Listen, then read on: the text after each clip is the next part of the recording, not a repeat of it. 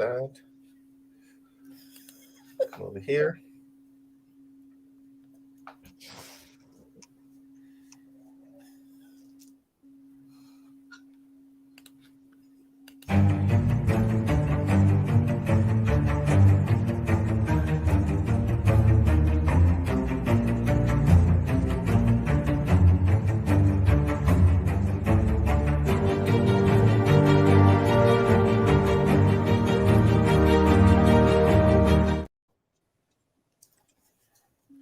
Happy day and happy day, everyone. Happy day. Thank you very much for being here. My name is Omar, coming at you guys from the west coast of Turtle Island, designated British Columbia under the illegal doctrine of discovery. Coming at you guys from the ancestral lands of the Shuswap peoples of British Columbia, right in the middle of the motherland here. I hope you guys are doing well. I got my feather right here because it's Earth Day, and we are going to spread the love today. Happy Earth Day, everyone. I am joined by the Watchers Talk team, Kathy Mason from Mason Works Marketing, Stone Hobbit. You guys know Stone Hobbit really well. We love Stone Hobbit. And of course, Leanne Curtis, our in-house movie star. Of course, you guys know her. Who doesn't know her? And our rest of our team should be coming in as the day progresses. Rob Yox from Full Spectrum Universe. And yeah, what an incredible Earth Day this is going to be. It's going to be a little bit different than our traditional Earth Day celebrations that we normally do, where the Earth is the focus of all things. And not this year. This year, our focus is going to be the mammal that is called Homo sapien, the human, because it seems the human needs more help than currently the Earth does. The Earth is 4.5 billion years old. It's seen far worse than us, and I'm sure it's going to see far, far worse than us in the future.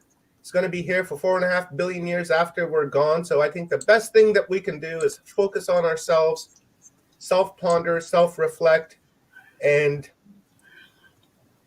try to carve out a position for ourselves here on this world where we can live in harmony with the earth rather than being a programmed consumer on a daily basis. The idea for this conference is to take the ways of the ancestors, take today's technology, incorporate that together, and try to live in harmony with one another, and especially all the animals on this world. And, my message for this Earth Day is really, focuses on animals, because as you guys know, we just came out of this, the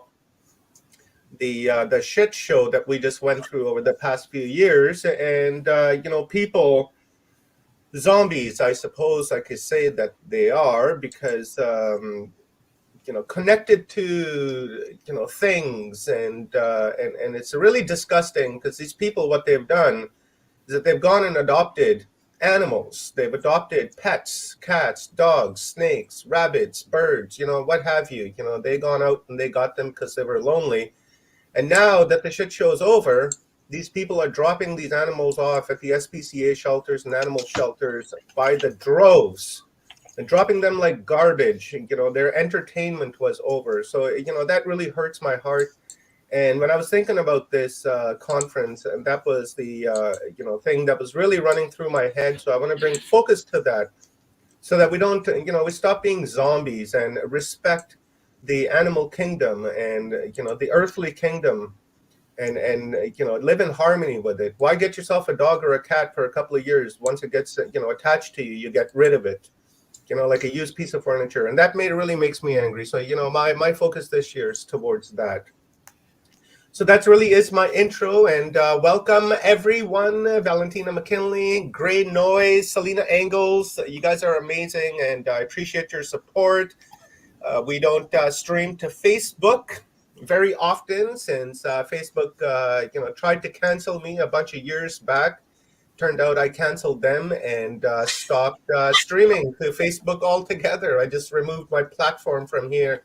Boom, just like that. Just like, okay, Zucky, You want to play around, fuck around, find out. Is how we roll around here. So welcome, Facebookers, to another Watchers Talk conference, and a little help from my friends. And yeah, so let's go around the room here, and we'll get some opening statements from everyone, and then we will share our day schedule with you guys, and show you who's coming on to drop us some amazing and beautiful downloads. So share this out with friends and family with whom you'll think will benefit from this, and share this to people who you may feel will get triggered from this as well, because people that get triggered are the ones that we are actually trying to contact, because they're offended, and we want to take that offendedness away from them and let them know that you don't have to spend your entire life offended. So, Kathy, go ahead, my star sister. Well, I want to say hello to all the other projections. Welcome. This is going to be an amazing day, because not only are we going to bring beautiful energy through, we're also going to give you resources to help you as all of this energy brings up all of our shadows. Because if you're still here, you still got stuff going on. You got stuff to learn. And so I'm just thrilled to be a part of this. I love doing projects with Omar and the team. And I don't get to see Stone Hobbit or Leanne very much. So this is really like homecoming for me. But I do hope that the audience gets a chance to, if you can't stay for the whole day, if, instead of watching other YouTubes or Netflix or something, you watch the rest of these, because each one of these people are a genius. I mean, the gifts that they share are quite remarkable. So I'm just excited to be a part of it and get part of the buzz myself. I'm still cooking. I hope you guys are too. So, Stone, do you want to go next? Yes, all right. Hi, everybody, all you fantastic frequency signatures out there. Well, everything's vamped right up and we're on full speed ahead. So this is going to be absolutely fantastic. Once again, we're going to clear some energy, some negative energies out of our systems, and we're going to allow that new flow to come through, and it's going to bring us to that higher peak, and we're going to continue on raising that frequency. So I'm looking forward today. Yes, I haven't managed to catch up with everybody. I've been very busy doing books and land out there, cleaning, dagging, chasing, falling in mud, got to keep boots on the ground, practice every day, practice what we preach every day. Do something, get out there, communicate with what your environment is sharing with you. So with that, jump over to Leanne. I'm looking forward to today. Well, hello from New York City, live from New York. How y'all doing? All right. Well, so as Omar was talking, the words connective tissue came into my head, which makes me feel like the animals, the plants, the humans, we are all connective tissue. We're all connected. What I think affects everybody. And it's so subtle. We don't all feel it in that moment. But let me assure you that it's felt. It's permanent. What you think, what you do, what one thinks, what one does. It's all connected. So for me, walking my talk would equate to, how do I feel? What am I thinking? How am I seeing things and making the choice to incorporate myself into a whole and see what that feels like? Because you can always go back to the other if you want to.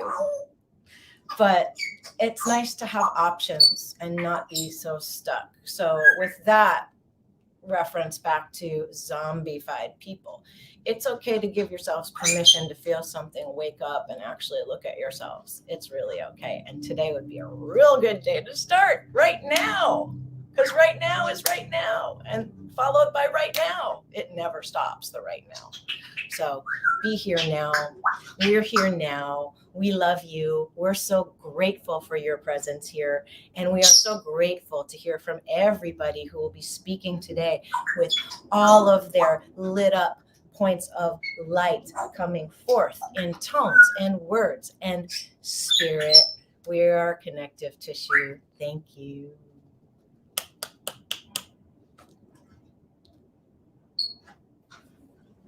Beautiful. Thank you, ladies. And welcome, Denise Vertucci, my star sister from Facebook. She's been supporter of Watchers Talk, well, since the birth of Watchers Talk. So a longtime supporter. Thank you, Denise, for your support. Really appreciate it. Ronnie, welcome. Love Ronnie. She's our moderator on YouTube, and so welcome, Ronnie. Thank you very much for being here. Now, just a quick explanation, guys, as to why we are not streaming this to Watchers Talk on YouTube. Is guys, remember what happened back in December when they tried to cancel me on YouTube, and it was a couple of days before our 3-day conference, the Timelines conferences that we did, and Kathy ended up doing the whole thing. But they banned me and they blocked me, as you guys remember, just a couple of days before the conference, so I wouldn't be able to stream that to my channel. Well, guess what? The same thing happened this time around on Thursday. Opened up my email and I had an email from YouTube telling me that I'm banned for 7 days because that video that I put up, guys, remember the Jason Momoa unleashes his creepiness, where he was feeling up some little kids, and the little kid was fighting back. So YouTube went ahead and said, well, that goes against their terms of service and their community standards. So they blocked me for 7 days. And, I kind of find that to be a little bit suspicious because, a day before a conference, boom, you're blocked. And then last time, a couple days before the conference, boom, you're blocked. This video is like all over YouTube, like literally it's all over YouTube. That's where I found it, was on YouTube, but yet they still banned me. But I can go and Google that video on YouTube and I will find that video still playing somewhere, and they decide to take it off mine. But again, this is an attack against Watchers Talk, and again is attempting to cancel us because of the message that we put forward, message of love and hope and unity and harmony and of oneness. And YouTube does not like that because, as we know, YouTube is run by Satan and demons and such, right? So if we were promoting hate and telling everybody to go out and kick everybody's ass, I bet you we would have 1 million subscribers here on Watchers Talk, because that's how these guys rock and roll. So thank goodness to the universe that I have some good friends who have offered to stream this on their channels, and so I decided I'm going to put this on my backup channel just to bring some attention to that channel, as you guys are watching right now, Watchers Talk Network. Subscribe to that, please. It's a very small channel, so I'd like to increase the numbers on that. So maybe throughout the day, if you can share that out, that would be wonderful. So Kathy, let's bring up the schedule here. I'll bring it up, and then maybe you want to walk us through the morning, and then I'll walk us through the afternoon, and then yeah, we'll just do it like that. And guys, I've got a special coming on, and the design needs a little bit touch-ups and such, but this t-shirt is coming, and I'm going to print it out and I'm going to put it up as merch. So here it is. If you guys can figure out to what this is, let me know in the comments what this is, and if you want one, let me know and I'll put your name down, and we will connect a little bit later. And as well, this conference here, the EarthDay 2023 SOS, is being brought to you by Paul Anthony Wallace from the Eden series, and the latest installment of the Eden series, the Eden Conspiracy, is out today. In fact, the rollout began yesterday all across the world, so it's available for order on paperback and Kindle. So if you haven't gotten yours, get yours now. Go to paulanthonywallace.com or go to Amazon or Goodreads, or go to your local chapters and things like that, and place your order of the Eden Conspiracy, and let me know how the book goes. I've already read it. I got a copy. Thank you to Paul Wallace, and what a wonderful book. I am in that book. I'm referenced and spoken about in it a number of times. So get your copy of the Eden Conspiracy, and this is brought to you by Paul Wallace. Amazing guy, and he will be with us later on today. So here is the schedule, guys, for today. So Kathy, go ahead, please. Well, the first one up is Kiara Winrider, who is a amazing author, teacher, spiritual guide, and you'll love him if you haven't met him before. He's a brilliant speaker, but very deep spiritual teacher. I mean, amazing. Next one up is David Maria, and David Maria is one of my teachers. I should be taking a class with him today, and I'm not. I'm skipping class to do this, but he's going to be on, and he does a process in the class called the Freedom from the Known, and that's what we're doing, is we're freeing all of our programming. Hi, Stone's over there. Okay, and then Patricia Grabow is another author. She's a near-death experiencer, and during her near-death experience, she experienced love to the millionth power, and is going to talk about that and her connection to the earth. And then Angie LaRue is another one of my dearest friends. She is a priestess, a reverend, a Reiki master, intuitive healer, Christologist, and she's going to be talking about organite and how she makes organite so that you can get a feeling for how you can protect your environment in these changing times. Susanna Kennedy is another one of my dear friends. She's for past 25 years, she's been teaching reality crafting and Paradise Codes. She lives in Hawaii, and she is quite amazing. She is a referred provider on Bruce Lipton's website. So she is amazing. Do you want to keep going now, Omar? Because Eleanor Bain, I don't know her. Okay, I'll pick it up from here. Okay, thank you. And here, let me bring myself up. So we got Eleanor Bain. She is a quantum consciousness, guys. We've had Eleanor on Watchers Talk a number of times. She's an amazing lady. Very soft-spoken. You probably remember, I've done a few talks with her. She's participated in a number of our conferences over the years, and she's got a wonderful download that she's been working on to give to us. So looking forward to that. And then, of course, Michael Feely. Michael fucking Feely. That guy's amazing. Michael fucking Feely. I just love that guy. He's a brother from another mother. There's no introductions needed there. I've been working with Mike for I don't know, 7 years, 8 years, 9 years, something like that. A very long time. And he's a brother from another mother, a brilliant author, a brilliant speaker, and the information that he has is by far next to none. And then after that, we've got our brother Agi Nost. Do you guys know who Agi Nost is? We just did 21 sessions with Agi on spiritual science, and that continues next Friday once the ban is lifted.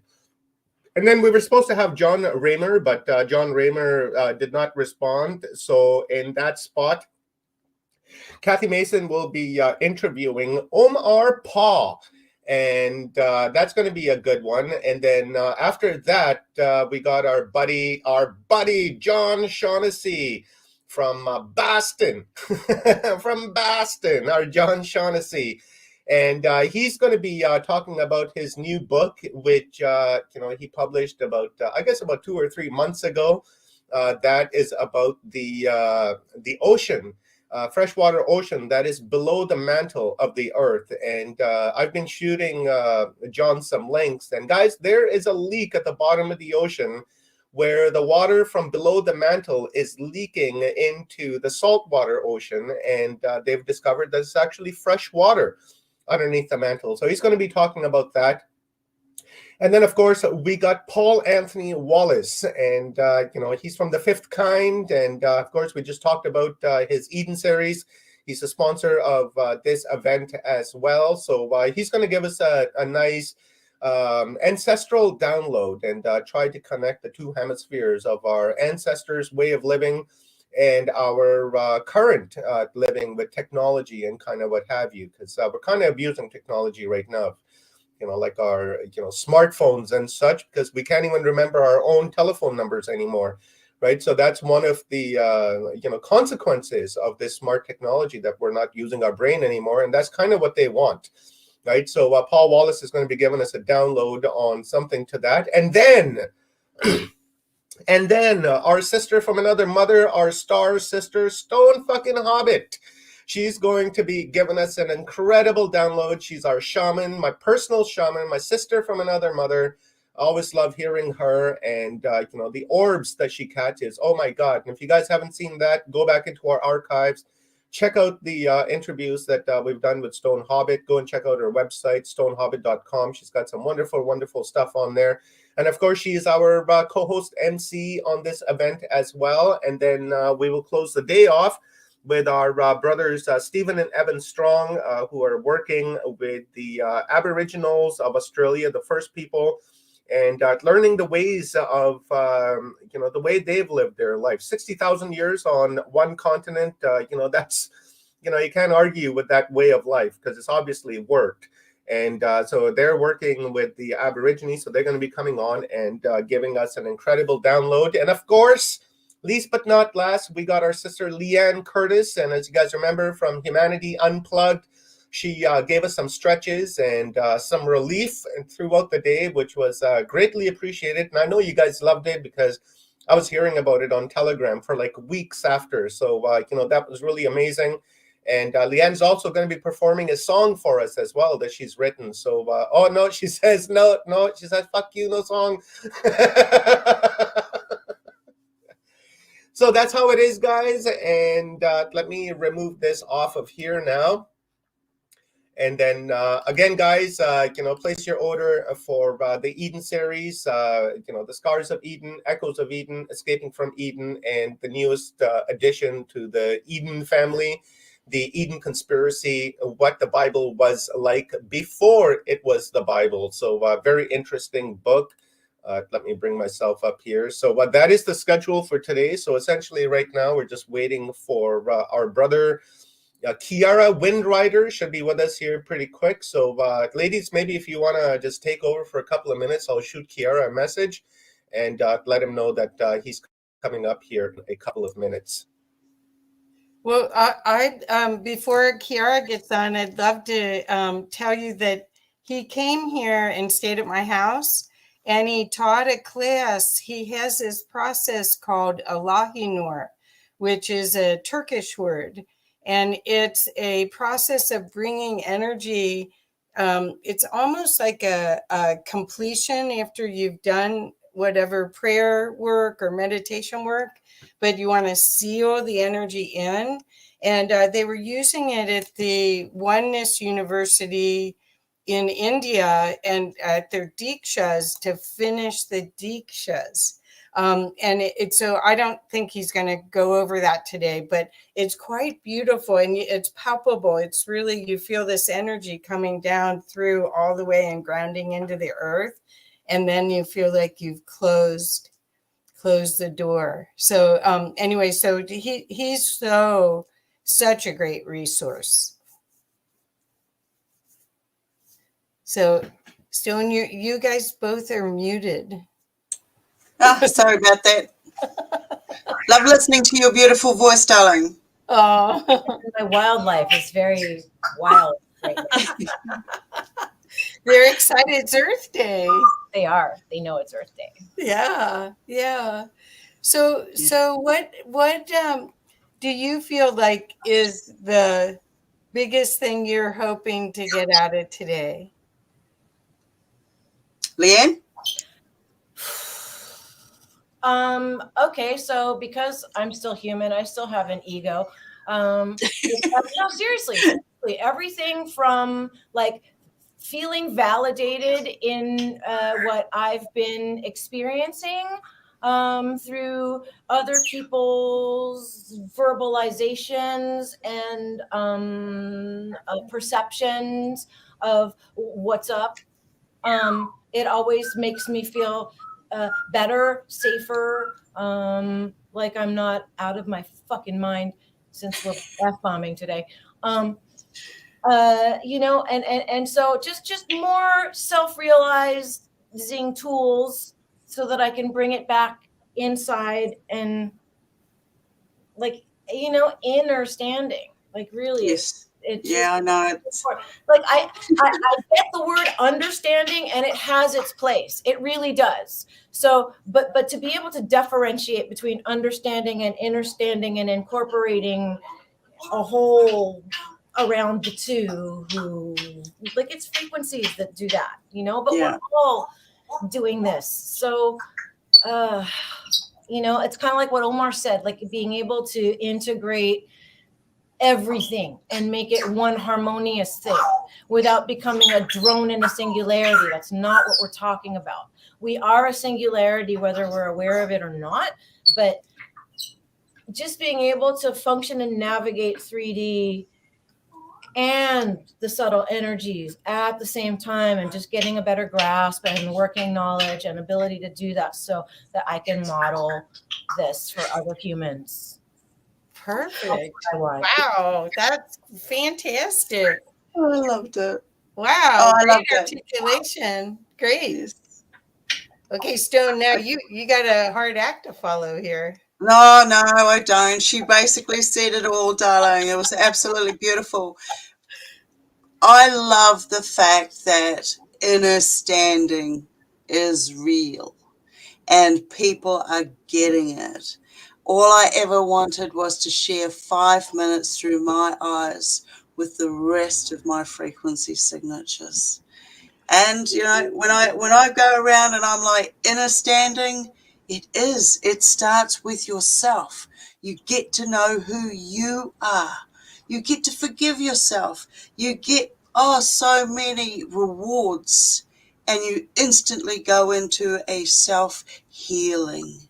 And it just is magic after magic after magic from there on. So I appreciate today, and I'm expecting to levitate by the end of today. That's my goal. That's my goal. My body started vibrating, and the outer vibrational skin all over my whole vessel just went cuckoo while you were talking. Thank you. Oh, beautiful. Love you. Toning. We're all toning into it together. It's perfect. When is it that we don't levitate by the end of the conference? Man, we were flying after Humanity Unplugged. Holy shit, that was amazing. If you guys haven't seen that, go back into our video archives on Watchers Talk, on Mason Marketing Networks or Mason Works, and check it out, because we streamed 11 days of 12 hours of just incredible people. Grandmother circles, we had panels. It was an amazing conference that we all put together. And in fact, it was the biggest conference the Earth had ever seen online. 122 speakers. So, that was the record, and no one's beaten that yet. A few people have come close, but not close enough. Well, and you guys are so right. Yeah, you guys are so right. It's all about inner standing of the self, inner reflection, inner pondering, and and the love vibration. Love is the only vibration. Everything else is just an illusion. And once we begin to love ourselves, and once we give gratitude to ourselves, then it just becomes easier to love everyone else and everything else. Because if you can't love yourself, if you can't give yourself gratitude, then no one else is going to give you gratitude, and no one else is going to give you, because it's the law of attraction. Everything is the law of attraction. When you're in love, then everybody is in love. When you're in hate, everyone is in hate. And that's kind of something that we want to avoid altogether. right? Love is the only thing, and it's the only way to go. And that's why, I was saying earlier, the animals, and Kiara and I had this conversation before, animals are unconditional love, absolute unconditional love. And then when we treat them the way people have treated them over the past couple of years, few years, by adopting them and then getting rid of them when there was no need for them anymore, and they just dropped them like garbage. And that really pains me, and that hurts my heart, because I look at my cats and I could never imagine just dumping my cats. I'm done with you, Lord Gilbert, little Miss Daisy, you're out of here. No. Right? No. That doesn't jive with me. And my message for this Earth Day is to reflect within. Look at your animals and see the value that they're giving you.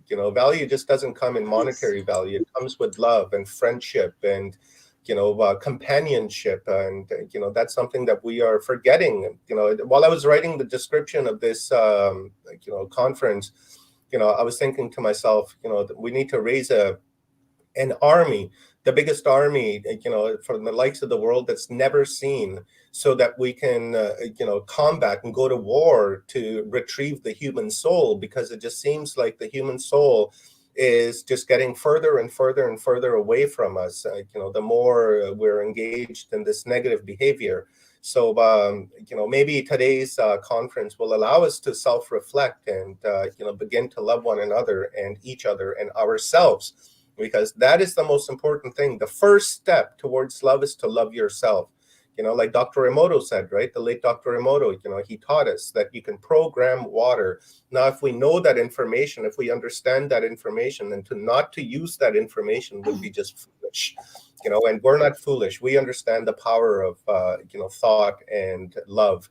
So say, I love you right now. When you're sitting there, say, I love you. And it's easy as that. So speaking of love and I love you, let's bring on our brother, Kiara Windrider, our dolphin whisperer. One of the, I love Kiara. Kiara, welcome, brother. Thank you very much for, giving me your time here today. And especially, being 9 o'clock at night in India. You've had a long day, so I appreciate you coming on and raising our awareness and anytime, right on, brother. Thank Good you. to see all of you. Yes. Long time no see, will- Kiara. Yeah. You look I'll like give you're you- simply glowing. Oh, it's the heat. I heard you say that before you said it. Seriously, the glow is very bright. It is, isn't it? All right, Kiara, I'm going to give you the stage, my brother, and in about 30 minutes, I'll give you a 5-minute heads up, and then we'll take questions for about 10-15 minutes. So, guys, if you got any questions for Kiara, toss them into the comments, and if you can cap locks them, that would be wonderful, because then they're easier to stand out for us. And then we can address those questions to our brother Kiara. So I will see you guys in a half an hour. And Kiara, it's all yours, brother. And if you need anything, just shout out, and one of us will be right here. So here we go, homie. Oh, great. So it's Earth Day. Happy birthday to Mother Earth. And it's really the time for all of us to wake up to who we truly are, which we haven't really paid much attention to lately. And I think the programming that drives us, the matrix that we're immersed in, has basically trapped us in this idea of the self, this idea of who we are as human individuals, which is really a disservice. And my hope, my dream, my prayer is that this is a time for all of us to truly break out of that matrix, to unplug from this matrix, to remember who we are, to activate the potentials within our bodies, within our DNA, within our hearts, our minds, our spirits. Because this is what Mother Earth is needing at this time to make this transition. And I think it's going to be right around the corner. And I've been doing a lot of research on magnetic fields, and the shift in magnetic reversal that's taking place, and it's affecting us in ways that we can't comprehend yet. You know, how many of us are feeling like we're losing our minds, can't think, can't remember, we're getting sick for no reason at all, emotional stuff is coming up like crazy. It's not just something that is harmful and hurtful. It's also part of this transition, this dark night that we need to go through in order to remember, in order to break free, in order to let go of the conditioning from the matrix. So this is a good time, you know, as we get ready for this Earth Day. What is it that keeps us conditioned? What is it that keeps us trapped? What's the belief systems and the ideas about who we are that limit us? And the truth is, we are totally, absolutely unlimited creatures. We are creators living inside of creation. We can access ourselves and experience ourselves from both sides of this veil. We can experience ourselves as creators within creation, extraordinary creators, if we can remember, if we can let go of the limiting factors. And maybe that's one thing we can focus on. What are the limiting factors that have held us in this trance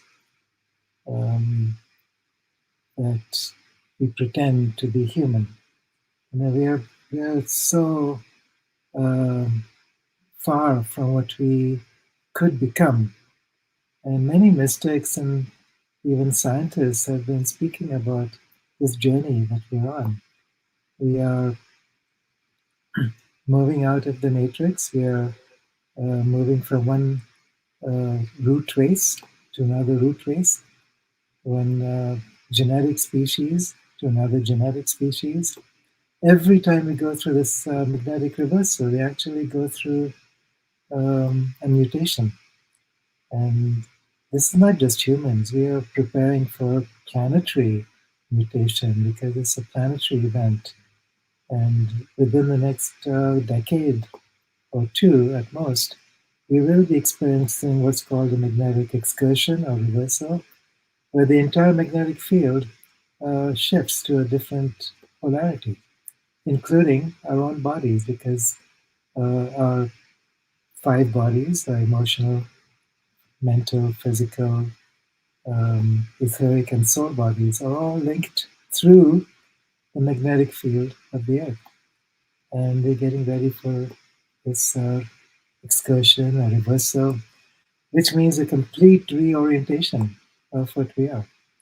So the question is, can we reprogram ourselves in such a way that the soul consciousness can enter all the way through into ourselves? This is what I call embodiment or descension.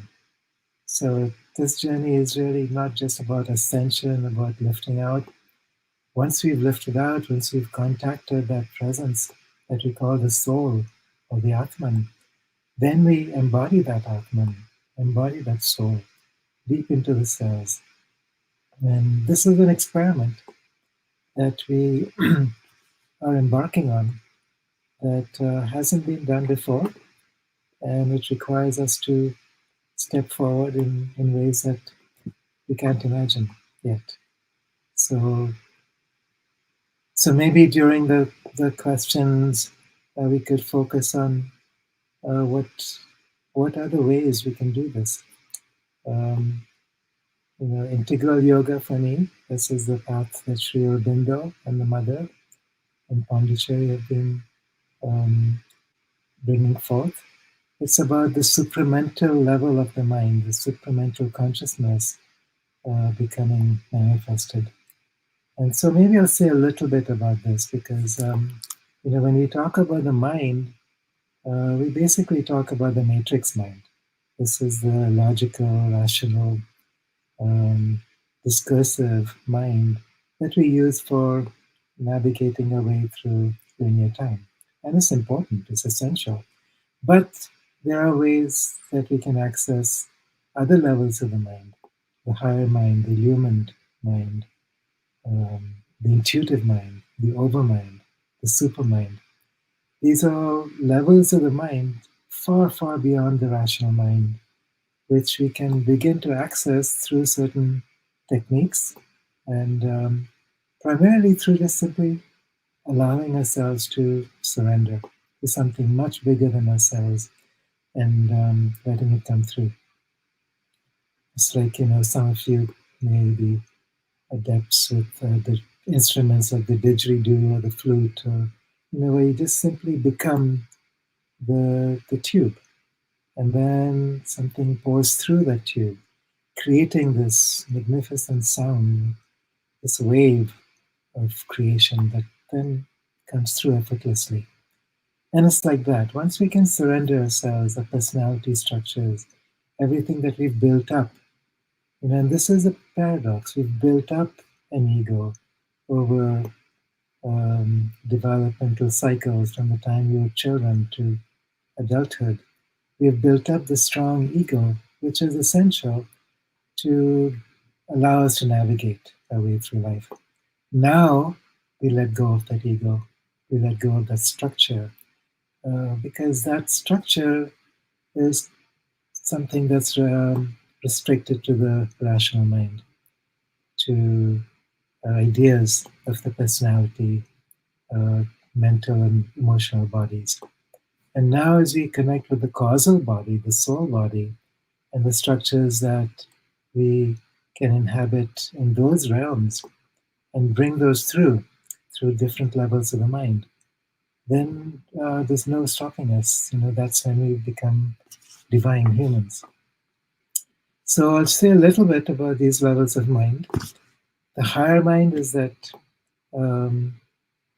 eagle mind.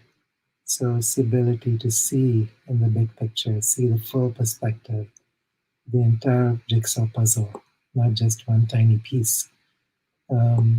So it's the ability to stretch ourselves to, it's a different vibrational frequency that we begin to attune to, where we can surrender the personality structure, surrender the ideas of human self. Then we open to the illumined mind, which is now where the senses become alive. So we're talking about the five senses expanding. We're not just talking about the normal bounds, the normal limits of our vision or audition or sensory perceptions. We're actually going into those realms that we call clairvoyance, clairaudience, clairsentience, and so on. And these then begin to impact upon the rational mind and open up a space where we can connect with something beyond. Beyond that, there's the intuitive mind. And this is where it becomes even more special. It's like I'm talking with someone and I become that person. Or I'm watching a tree and I become that tree. I'm sitting by the banks of a river and I feel myself as the ripple of water flowing downstream. I become the wind. I become the eagle. I can experience myself through the eyes of that eagle and watch myself as a human Kiara looking back at itself. So this is where the idea of self and other begin to break apart. Beyond that, again, there's other levels of mind where we haven't even begun to dream. It's the overmind, this archetypal consciousness, where we experience ourselves as gods and goddesses at play in this field of third dimensional reality, where we can connect with archetypes that we've forgotten. Look at some of the archetypes lately, the X-Men, Harry Potter, what are some of the movies, the Avatar movies, the Na'vi. These are beings that are experiencing aspects of themselves that humans have dreamed, that we have neglected or forgotten. These archetypal realms are now coming back in.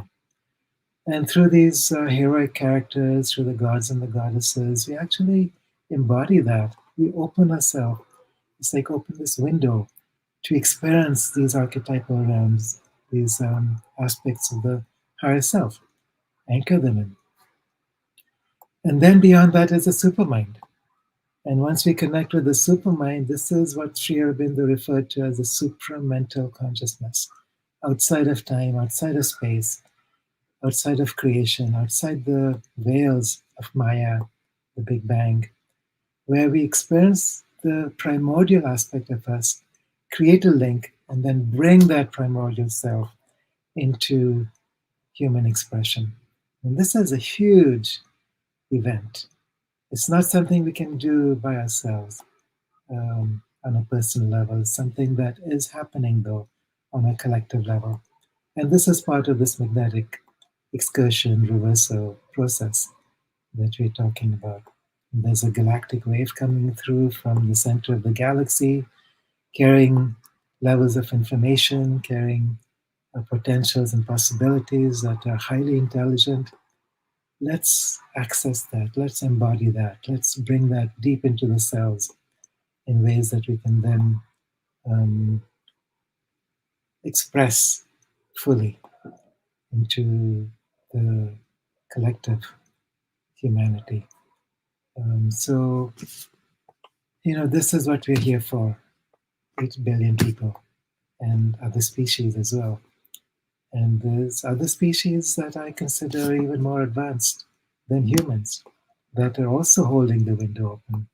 And we can work with them, the whales, dolphins, dragons, species that on a physical level have become extinct or have become fourth dimensional.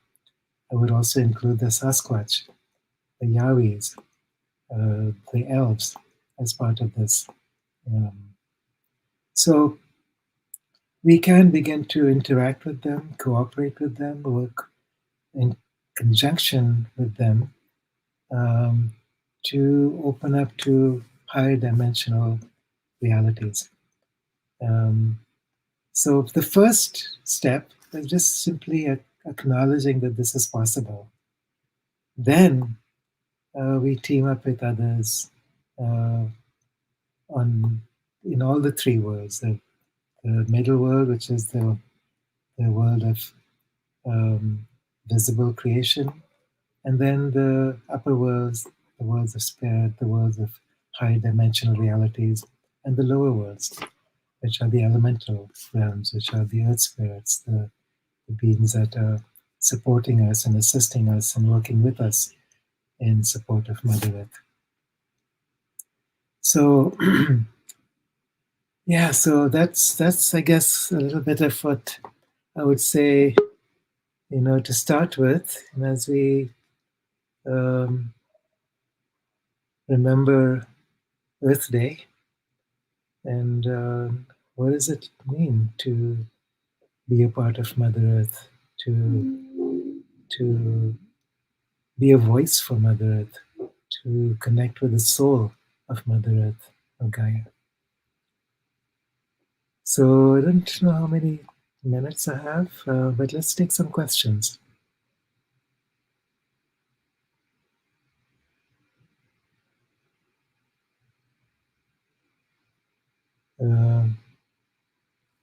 Okay, so let's see. I'm looking at the chat room here. Sorry, Kira, I was muted as usual. Right? Go figure, right? It's always muted. Guys, got any questions for our brother Kiera out there in the YouTube world and Facebook world? Please post them, and we will ask Kiera. But Kiera, I'm interested in understanding about the dolphins, right? I know that you're a dolphin whisperer, right? That's what we'll call you, the dolphin whisperer, because you're talking to dolphins, my man.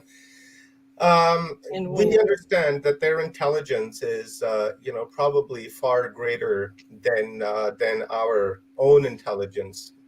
Well, in the 2020s, anyways. right? What is the difference in between the dolphin consciousness and the human consciousness? What is it that separates them, in a league of their own, so to say? What's so special about them? Are they even from Earth, for that matter? Because I keep hearing that dolphins aren't even from Earth, and that they may possibly be from the Pleiades somewhere. So maybe you can touch on that a little bit. Yeah, sure. So I wouldn't say that their intelligence is more or less. It's just different.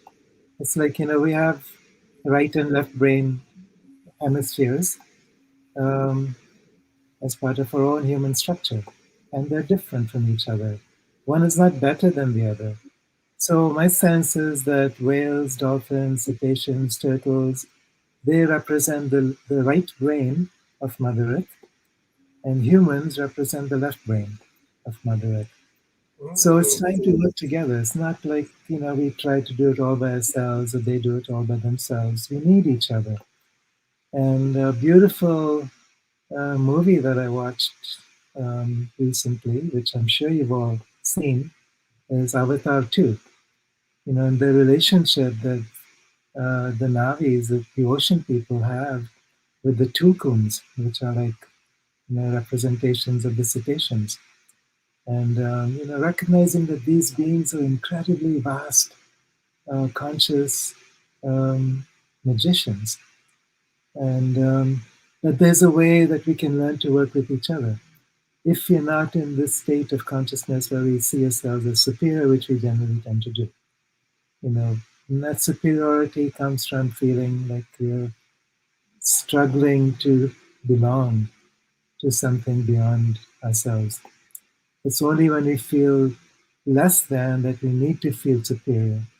But the truth is, nature doesn't work that way. Nature is like symbiotic. And that's where our relationship with dolphins, with whales, with other species, every species on this earth has this function as a gift to offer to the whole. And so, part of the Inca path for me has been about opening myself to experiencing other species by entering into their consciousness. And so whether it's a whale, whether it's a dog, whether it's a bumblebee or a butterfly, or a human, what does it mean to enter into that consciousness and experience myself through their eyes? This is the intuitive mind that I referred to earlier. And we can do this. It's not just a few people. We put people up on certain pedestals and call them, whisperers or special or channelers or whatever. But this is something that each of us carry within our genes. And for many of us, it's not even about discovering something new, but remembering what's already there. It's like a process of unlearning what we've been taught and forced to condition through childhood, through school years, through, just ways that we're taught to relate to each other, to the world. It's a top-down hierarchical structure. And we're breaking out of that. And I think that's why we're being challenged so much right now. Because the way we're going, there's no way that we're going to survive as a species, as individuals, as societies, as countries, as economic entities, because it's forcing us to break out of that illusion that we can make it on our own. So, and dolphins know that. There's nothing they love more than be in celebratory play. By the way, I take people out to swim with dolphins in Egypt. There's a special bay where they live. And so if any of you listening or watching wish to join me, I'll be going in September, mid-September for a week. So, but yeah, this is something that, once we begin to remember, it's so much joy.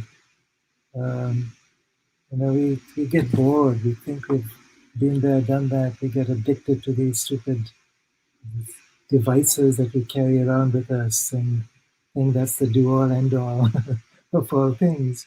And it's like our knowledge doesn't come from any of that. Our knowledge comes from tuning in to this multidimensional universe on higher levels of the mind, the subtler levels of the mind, and letting go of this illusion that the linear mind is the only way that we can access truth or reality. Sometimes even our spiritual journeys, we have an idea of what it means to be spiritual. We have an idea of what it means to be enlightened. We have an idea of what it means to let go. But it's like it's still an idea. It's still trying to do it from a certain level of mind. And so how we actually move from the rational mind to the higher levels of mind, it's an initiatory process. It's a process of surrender. It's a process of opening up to something bigger than ourselves. So that bigger than ourselves is every species on this planet, everything we encounter in every moment of every day, wherever we are. We're walking down the path, we talk with the stones under our feet. Let them speak to us. Feel the contours, the connection. Take time, slow down, be barefoot. And even when we're going through the dark night, celebrate that. It's like there is no such thing as darkness and fear. It's only an illusion based on the linear aspects of the mind, which needs to divide things up into good and bad, and right and wrong, and positive and negative. That's the illusion. Once you break out of that illusion, you're out of the matrix. Then we're into the higher mind, the illumined mind, the intuitive mind, overmind, supermind, where there is no duality, where we become creative consciousness, where we allow that fullness to move through. And I think that you asked, this is a huge, it's a long-winded answer to your very simple question.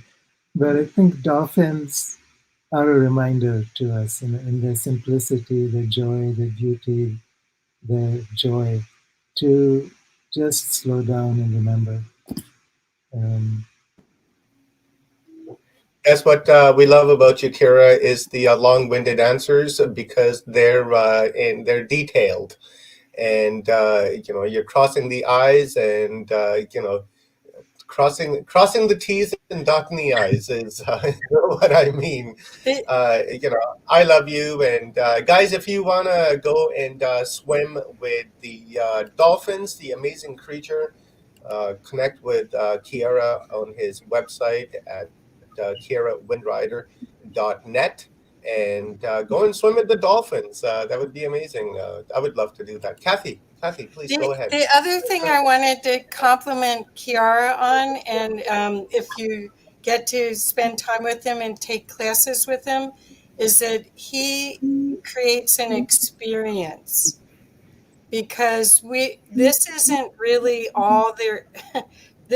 We've been relying on this, and we really need to rely on this. And Kiara has a way as a teacher and a guide to bring those two things together, so you viscerally feel and experience the expansiveness of yourself. And so I want to make sure that when you were explaining even your answer, it was experiential. So thank you so much. Well, thank you, Kathy. I'm actually thinking of coming to the US at some point later this year. Trouble again. Oh, good. Okay, well, we'll talk then, because that would be a blast. Maybe I'll have to fly down to the States for that occasion. Yeah. Absolutely. Let's connect again.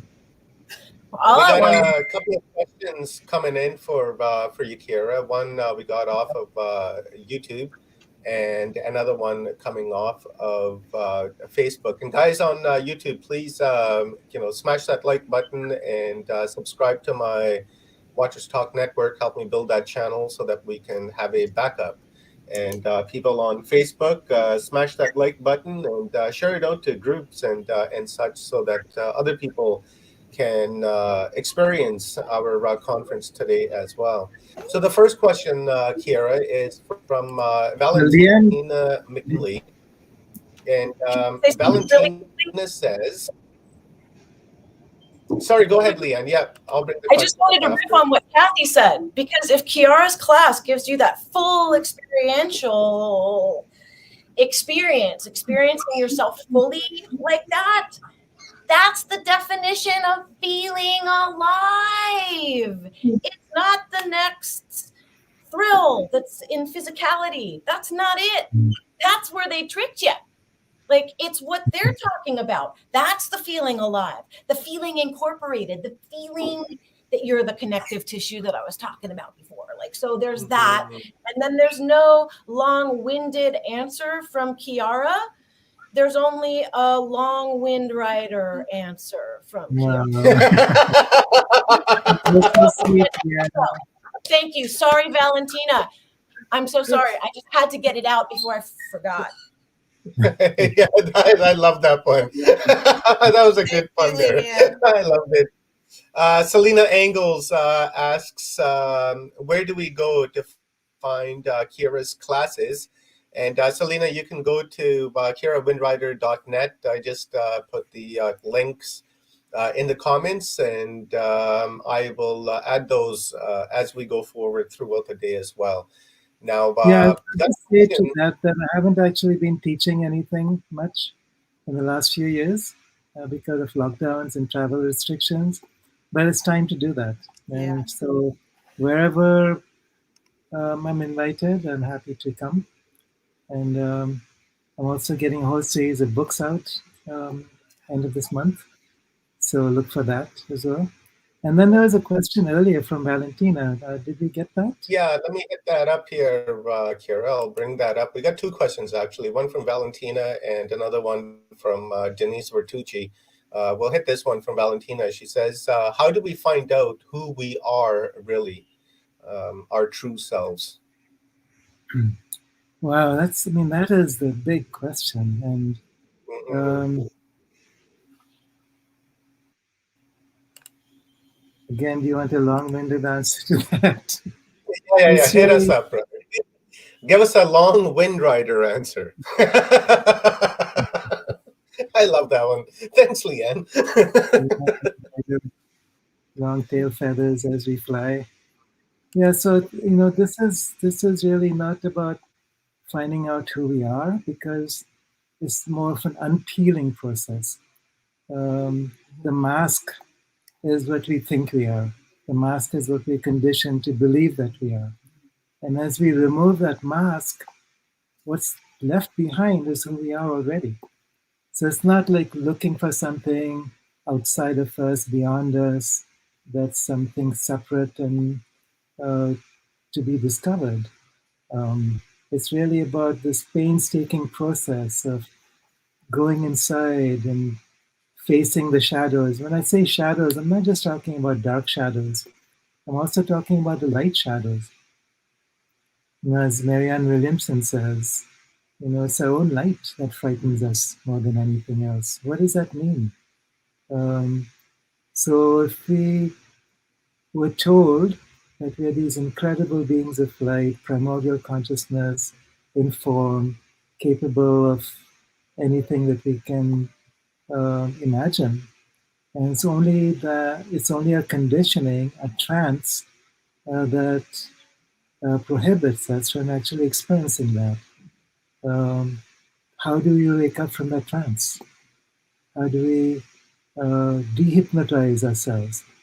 And I think that's what this is about. It's like dehypnotizing ourselves from this illusion that we are less than everything.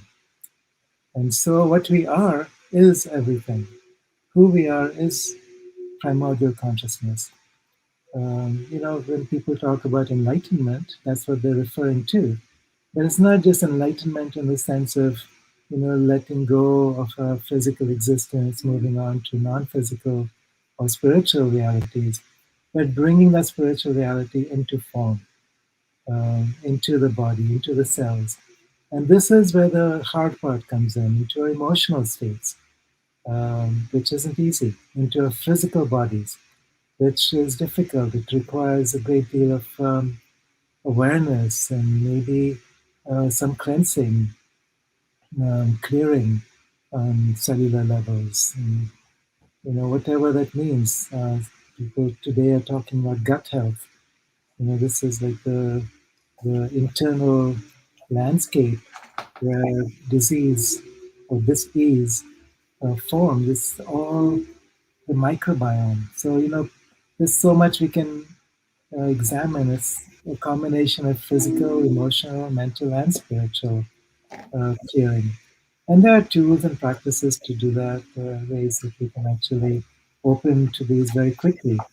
So some of the yoga practices that we've been doing is really about connecting with the flow of the universe, connecting with the flow of nature itself. So nature is flow. When you look at the way that the river carves itself through a valley, it's a flow. It moves through its in its own way, without pushing and without resisting. It just happens, and that's the way we create a flow, following the path of the heart.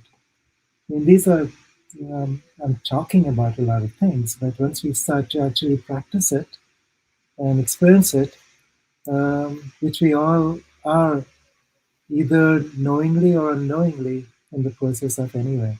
We cannot be on this planet right now without, on some level, going through this process of transformation. Either we transform or we die, and death is also a form of transformation. So it's all okay.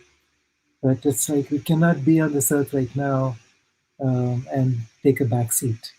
We're being moved, we're being pushed, we're being supported. Um, so support each other. I think that's a big part of it too. It's very, very difficult to do this on our own, and that's where this community, the, the networks, the family is so important. Wow, beautiful, beautiful answer, Kira, brother. This final question before we bring our next guest on. And this is from Denise Bertucci on Facebook. And is it popping up? Yeah, she says, are dolphins higher than the third dimension? Okay, so that's a great question. So I'm going to clear up a little bit of confusion that people sometimes have about dimensions. There's something called dimensions, there's something called density. And I want to talk about the difference. Density has to do with vibrational density. It's something that has to do with the body and with matter. So we live in what's called third dimensional density.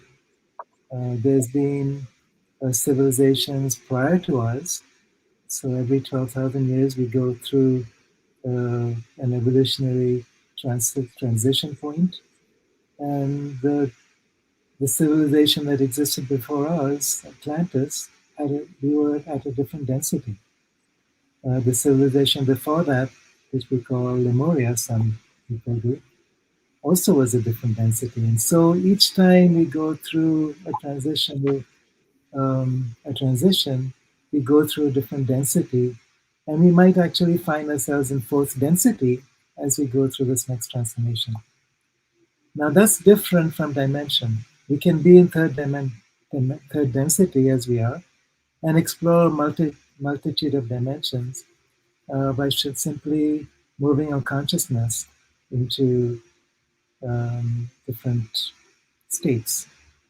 So dolphins are in third density, and they can explore multitude of dimensions simultaneously. So when you're swimming with them, they entrain you into subtler dimensional frequencies. They also are maybe fourth density beings. Now, I don't know for sure, I won't say that every species of dolphins is fourth density, but there are certainly some that are. And this has to do with not just dolphins, but other species that we call interdimensional. Um, the Yeti, the Sasquatch, um, elves, dragons. There are some species that may show up physically in front of you, like an ascended master might, and then they simply dissolve, fade away, and move on to a different density. Humans will, at some point in the future, become interdimensional or interdensity in the same way. As we shift to the next species through the next root race, we will actually become fourth density beings that are capable of traveling through multiple dimensions and multiple densities at the same time. So when you're with dolphins, and especially for me when I'm with whales, it becomes so clear. It's like they just embrace the entire planet within their being, and you become the planet. You experience the planet as an entity um, that's not separate from you. I am the planet. I am all of that. And so um, becoming a planetary being is the first step towards this initiatory journey where we are passing out of third density into fourth density. We become planetary, we become solar, we become galactic, we become universal beings where our consciousness can expand to embrace that, where we experience ourselves as the earth, as the sky, as a galaxy. And it's not just a mental idea, it's a natural physical experience, an energetic experience. This is what shamans are good at. Aboriginal um, people and indigenous people from around the world. They've been doing this for generations. And so when we talk about the relationship that the Australian Aborigines have with whales, or which the Dogon people have with dolphins, this is real. So when the Dogons talk about dolphins arriving from Sirius, this to them is a real fact of existence. They can go back in time, they can remember, they experience their own memory of what it was like to arrive from the stars. So this is part of being multidimensional. Even though we are in third density, we can still be multidimensional. We can still remember the past. We can still go back into a racial memory, into a collective memory, into the Akashic memory of the earth. This is what the whales hold. When I found that when I'm in the presence of whales, uh, the ocean is like the Akashic memory field. The entire ocean becomes an Akashic record, which can be accessed. And this is memories of the past, memories of the future, because you're not in linear time. You're not in a one-dimensional arrow of time. So yeah, so these are all things that we can explore together, we can have fun with, and support each other to become. It's like the earth is ready for us. Are we ready for her?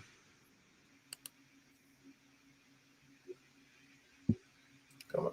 Beautiful. Thank you very much, Kira. I am ready for the earth. I made a post there, what was that, about a week ago. And I guess I had an understanding in one of my Zen modes. And I realized that, we're not here to have a human experience.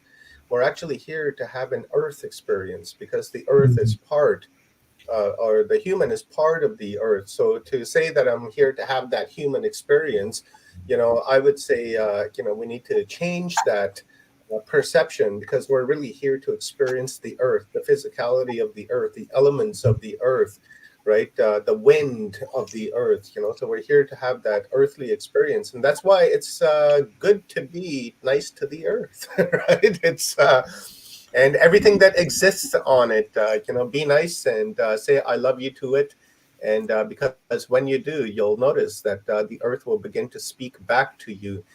Like Kiara was saying, listen to the stones that are beneath your feet, become that tree and put yourself into that tree's position and be that tree, become that owl or that eagle or that dog or the giraffe, whatever it is, a dolphin for that matter, you can be it, you can experience this consciousness, through your own vessel. So, have an earthly experience, my beautiful projections. And, you know, don't worry about the small things in life. Don't be a magnet, right? Don't let shit stick to you. Just allow it to just slip off of you, and down it goes into nowhere. So Can I thank you, share Karen. a quick story? Oh, maybe we don't have time. Okay. Next time. No, go ahead. Go ahead. Okay, I We was got a just couple going to minutes. share a quick story, but I was doing a shamanic journey where I connected with the soul of the earth, and we were having a great time. Looking at, okay, what do we want to create? Where are we evolving towards? And as the hours went by, I was thinking, okay, let's get rid of, let's see which species we may not want to be in partnership with in the new earth. How about we get rid of the mosquitoes?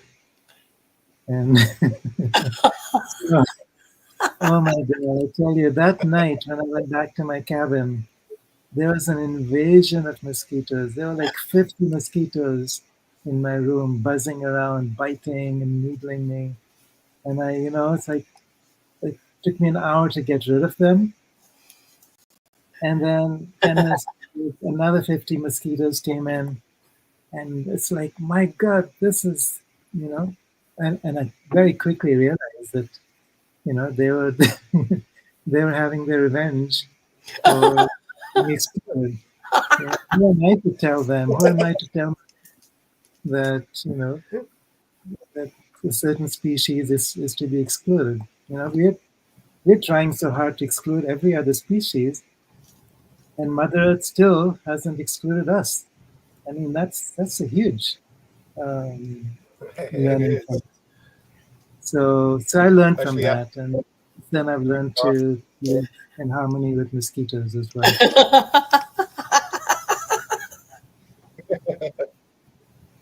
Yeah, I'm surprised we haven't been wiped out yet, especially since we've dropped, like, what is it now, 2057 nuclear death on this planet. I'm surprised that we're still here. But here is an interesting fact, guys. The mosquito. The mosquito is the world's second most dangerous animal. It is responsible of killing over 10 million people a year. So here's a little bit of a fun fact as Kara was talking about the mosquitoes, that kind of useless data just came running through my head. And I thought I'd share that with you guys because I'm not a big mosquito fan, but I can learn to live with them. Thank you, Kira, my brother. I love you and I appreciate you. And, we've developed into a wonderful relationship and a friendship. And I so appreciate you, your wisdom, your knowledge. I just have nothing but good things to say about you. So, thank you very much for being here.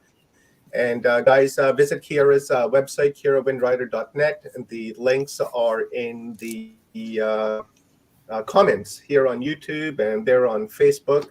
So go and visit. And also, Kiara's got a number of books that are published and some coming out. So before I let you go, Kiara, just give us a quick download on your books and where they can get them and things like that. And then we'll bring David Marie on. Okay, Gaia Luminous is about the journey of high-dimensional experience on this earth. Homo Luminous is about developing faculties that have been forgotten or neglected. And then I'm writing a trilogy on the life of Jesus, or Isa, as he's known in India. And I just finished the second book in the trilogy, which is about his Kashmiri wife, Miran. And it's an extraordinary story. There's very little information available, but I've been gathering some of this together and putting writing it as a historical fiction. So I'm looking forward to having that out, and then seeing, it's like, what is truth? Is it historical or is it mythical? Maybe it's got elements of both. Maybe it's an archetypal experience. So that's what books are about. Um, so they should be on Amazon this month. I'm hoping to get 4 of them out to be republished. So look for them. I'll be getting all of those. I'm a big fan, big fanatic. I guess that's what it is. I'm a Kiara Windrider fanatic, guys. And there we go. Let me bring. Those are 2 old ones. These are 2 old ones. So, and I think I have more of them in my house. Okay, here's a couple. Oh, there's okay. So show Kiara now. Now let's bring. Oh Kiara yeah, see, on. I don't have the new ones. Right? Oh, I want those. Kiara, can I order those directly from you so that they can be signed by you with like a little message, or do you just do Amazon? Well, why don't I bring them when I come? Okay, all right, cool. Maybe I'll PayPal you and then we'll work something out, because I'd love to have them with a message from the author, and that's how I have all of my books, actually, the ones that I've been getting. I'll bring a few with me when I come to the US. Cool, brother. Cool. Thank you very much, my brother. And everybody was resonating with you, and everyone is saying giving gratitudes and love to you. So thank you. Really appreciate it, and have a happy Earth Day to you. I know it's towards the end of the night for you, but still, have a happy Earth Day. Be in love, and I love you. And that's it. Thank you, my brother. Talk soon. Bye, brother. Guys, go and visit KiaraWindrider.net. Again, that's KiaraWindrider.net to connect with him. If you guys want to go dolphin swimming, or take some of Kiara's classes, or anything like that, just go to his website, shoot him a message, and I'm sure he will get back to you. So with that being said, we are a couple of minutes ahead. We'll give David the time that we promised him. And then, we got David coming up, guys. But before we do that, let's go to our sponsor very, very quickly here.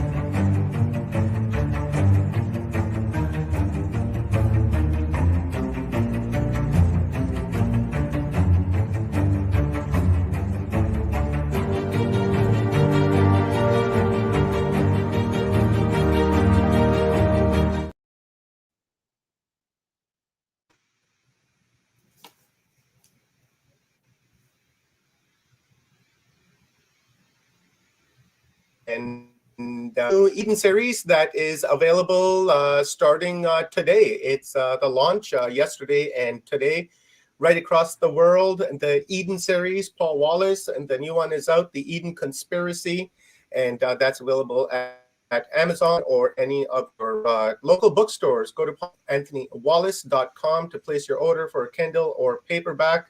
And let me know how it goes for you, because I've got all the books, and I'm ordering mine as well. So, let's bring our next guest on. I'll remove myself. And Kathy, it's all yours. I'm just going to sit back and listen to David Maria, because the guy is amazing.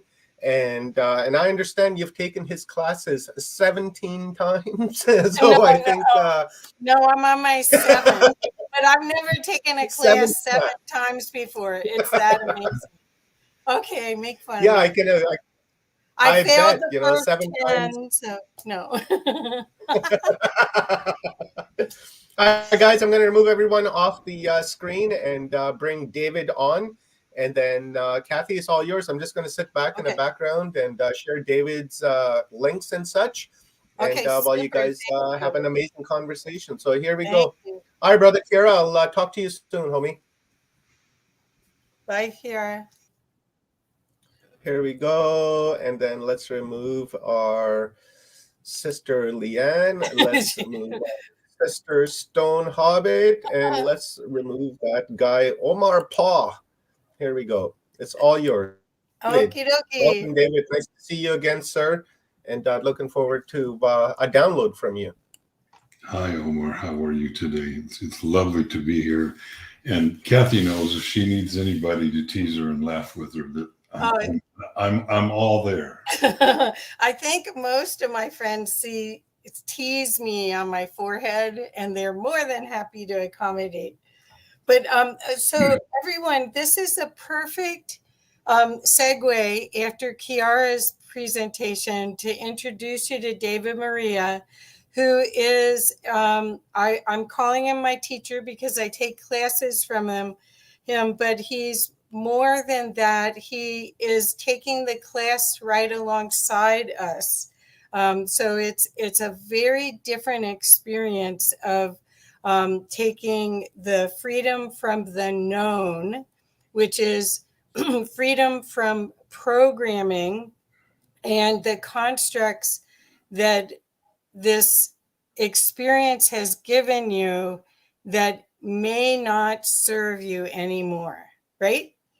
And don't serve you anymore. No. So and I've taken the class more than 17 times. I 7 times. He said 7 times. Like that sounds like, well, you guys, the thing that's amazing about this is every class you basically are sharing the past classes experience, and then there's a meditation, and the meditation, because it's on a Zoom call, is recorded, and you get to listen to it, and you can listen to it as much as you need to release whatever is the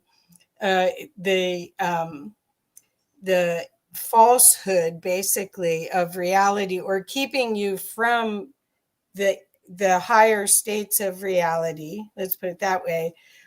You can listen to it over and over and over again. So, David, why don't we explain how? Thank you, Nancy, and thank you, everyone. I would love for people that don't know you, because there's probably a lot of people that haven't met you yet that are going to be watching this today and maybe in the future. Could you explain a little bit about this journey that you embarked upon to awaken and access this field of consciousness that you share with us in those classes? Wow, that's actually a very big question, Kathy. That's why I asked it. and to be perfectly honest, today is not about me. Today is this is about the earth. Well, it is. This is still about the earth. So, in just a really short synoptic version, in 2018, I started dreaming of Africa, and eventually came to know that I had a major dream that 3 African kings came to me and invited me to go out into the bush with them. And I knew that that was an invitation to Africa.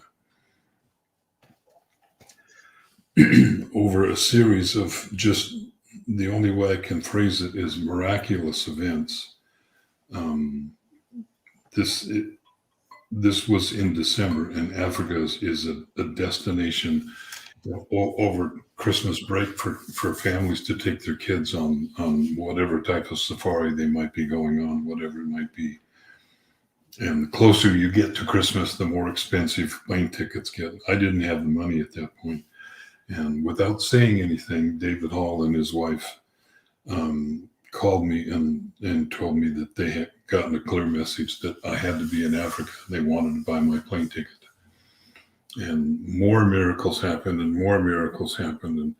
And even though there were, quote unquote, some hiccups along the way, as in we ended up being 2.5 hours away from where we were supposed to be, because what we eventually figured out is that there is an annual event that is prayer vigil that circumambulates around Mount Kenya. And we were on the northwest side of the mountain, and it turns out it starts on the southeast. So this is the day after Christmas, and we're driving there. We're driving as quickly as we can. We've been told the event is going to start at 9. And everybody actually left early, and they were all there and ready to go at 8 o'clock.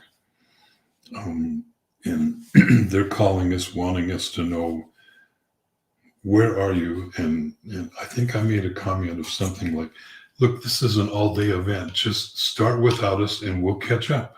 And they're going, no, you don't understand. You have to be here. So unbeknownst to me, they've already told all of the gathered people that I'm coming. I have no idea that this was, I didn't discover this until later, but it definitely was news to me.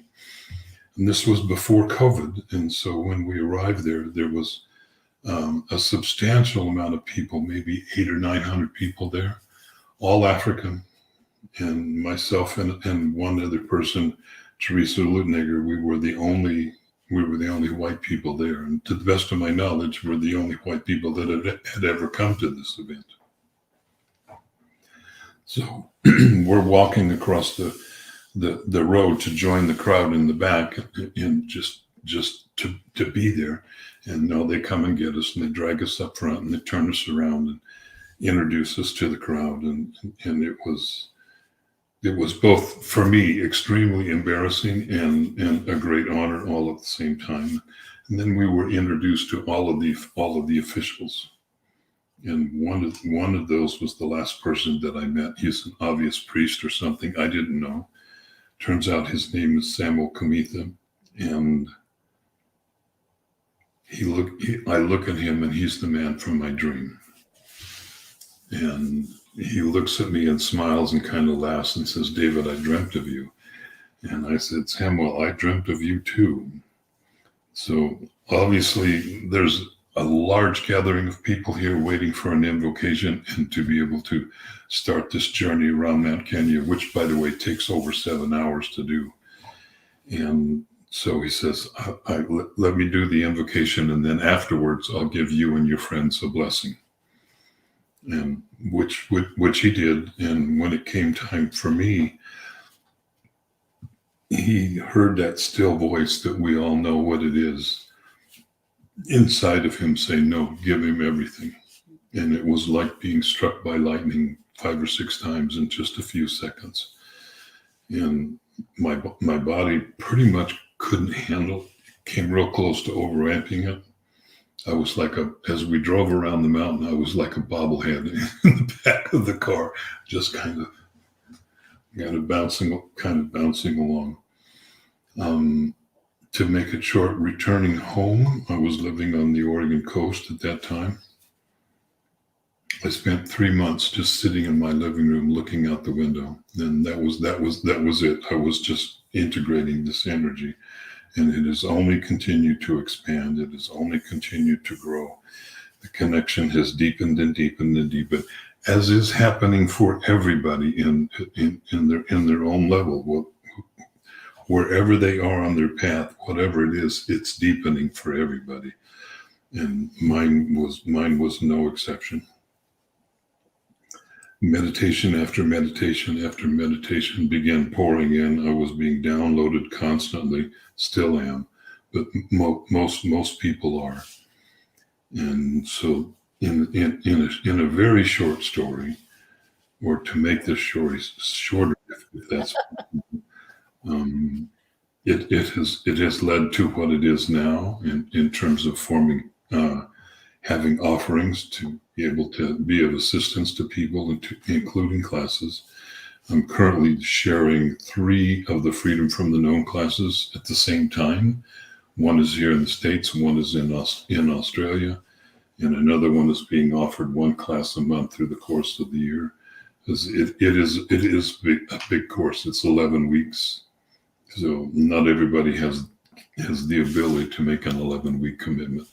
And I'm getting ready to start another one. The one in Australia is just finishing, and I'm getting ready to offer another one in that time zone. So that's the really short story of how I arrived here. It's Kathy knows I don't really like to talk about it, because that's not how I came here. Is not the point. The point is what is the consciousness that has come forward through me since that happened. That's an event. That's a destiny event. Most definitely. And it's, even to me, it's still pretty amazing and cool. And I was there, and I lived it, but still. Well, I just am so excited that I have gotten to spend the past year, almost every Saturday of the past year and something, doing this work with you. What I wanted to make sure that people understood is the connection that this has with Earth. That's why we wanted, I had invited David to be a part of this beautiful opportunity, because we are, as Omar had said, the Earth will be just fine. It's us. It's the human psyche and the programming that is out of alignment with truth and love. As Native people have said on multiple occasions, you can take any species on the planet and take them off, and humans won't survive. If you remove any of what we consider to be the food sources from the planet, we won't survive. Take us off the planet, the Earth thrives. Yep. And yet we're not even on the cusp right now. We're fully in it. We're fully in this major quantum shift in energy, that new energies are available. So just to digress just a little bit, historically, when somebody self-realized and they remembered who they were, they remembered that they are the creator. The most common thing that would happen is that they would drop their body and go back into the spirit world as an ascended master. That's not what we're doing now. Now the prevalent energy, which has never happened before, this is the first time in this universe it has ever happened, is that we are embodying our souls in our physical body. What that means is that we are living on the earth as divine beings. Even the opportunity to do this has never happened before. And is it easy? Is it simple? What's the expression? If it was easy, everybody would do it. But even though it may not be easy, the energy to do this, to be able to fulfill this grand dream, it's here, and it's very, very possible for anybody that wants to move in that direction, that makes the decision that you can do this. It's not an exclusive club that's only available to a few. There's a wonderful African proverb that says, if you want to go fast, go alone. But if you want to go far, go with others. And it takes all of us to do this work, even though the inner work that we do, that's just for us. We can still do it in the presence of a group. We can still receive support from a group energy, from a group of people focusing in a certain way together, in a synergy. But bottom line is, it always comes down to each one of us. And do we do that? Do we allow ourselves to transform ourselves? My expression, and I'm sure it's others too, is that if you remember, one of the books that was just showed through your sponsors was Homo Luminous, and we are making a shift as great as the shift from Cro-Magnon into Homo sapiens, and we are transforming into luminous beings. I think personally, I feel it's the transfiguration, which is what Yeshua underwent when he went out into the desert for 40 days and 40 nights and came back to Christ. And that energy, that transfiguration that transforms every single cell in the body and releases every programming that's going on, every trauma, every distortion, whatever it is, that's available. And not only available, but supported, amply supported, enthusiastically supported by the entirety of creation. It is supporting our effort to be able to do this. And part of that is also our relationship to the earth. Most of the people on the planet right now live on the earth. And what I mean by that is that the earth is available to use however they choose, because it's just another resource. And they don't live with the earth. And there's a big difference in terms of how we bring our consciousness to that. So, and there is, in terms of globally, you look at the patterns of what it is that we have adjusted to, what have we normalized for the vast populations of people on the planet in terms of materialism, in terms of wanting more and more and more and more and more, of which there's nothing wrong with that. It's another form of consciousness. But when the wanting that you want has deleterious effects upon the overall planet, which is our home, and we need, just like spring cleaning our houses, we need a healthy home.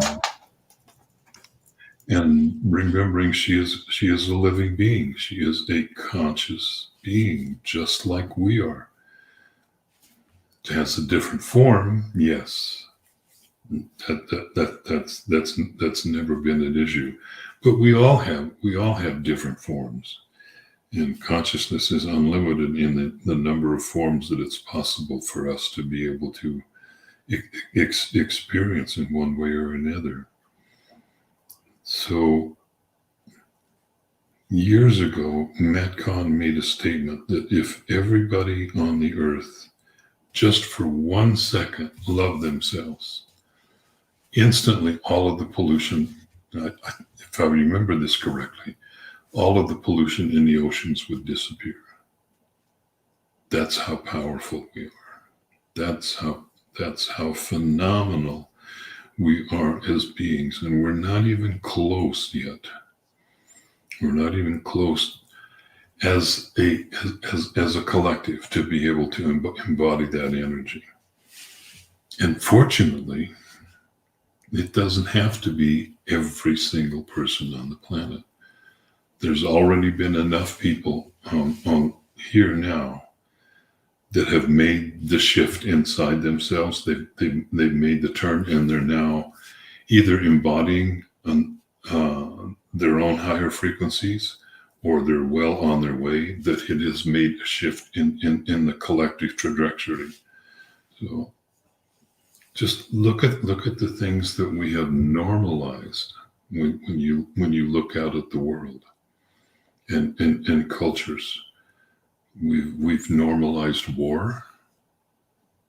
I mean, war has been constant on this planet, and people are making huge amounts of money through that.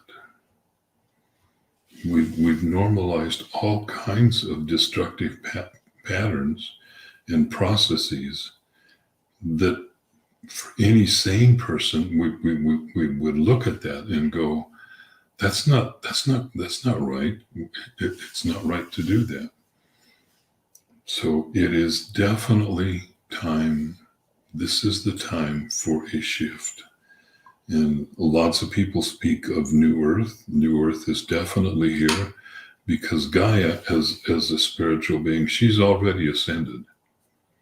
Now for us, if we want to continue to live here and call this our home, we have to match the frequency that she has become. And it's not just a single, we're going to live here or we're going to live on New Earth. There are multiple versions of what we call New Earth, and they're all frequency based. So your energy field is what creates them. And not just your individual energy field, but all of us. And they're all available simultaneously. For me, it's one version of multidimensional travel. It's one version of everything, everywhere, all at once, all the time, where we start experiencing multidimensionality on an almost constant and regular basis. And we're able to travel to the other realms.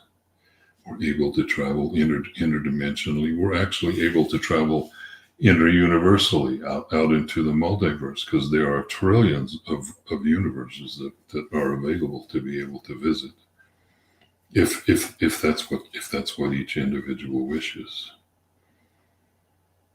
So what I'd really like to do is to share a very short meditation, if that's okay, Kathy.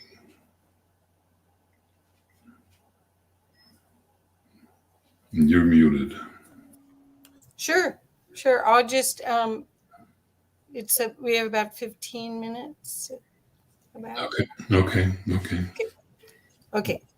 This will do it. See, it's not even really a meditation as much as it is a form of creation. So wherever you are, I'll ask you to make yourself comfortable, whether it's sitting or laying down. If you're laying down, try not to fall asleep. And of course, if always going with what is, if you're falling asleep, that's okay. Or if you fall asleep, that's okay. So just come into your body. Just begin to kind of concentrate the energy that's in your auric field around you, and concentrate the energy in your body, condense it, and bring it to your root. Remembering that men and women ground at their root in different places in the body. And if you haven't done this before, it's not that difficult. Just really come into the body to where you're completely and totally grounded.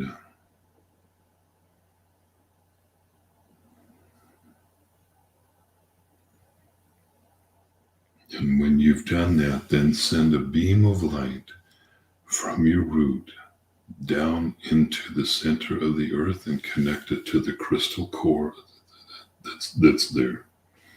And then bring another beam of light back up from that crystal core and connect it to your root,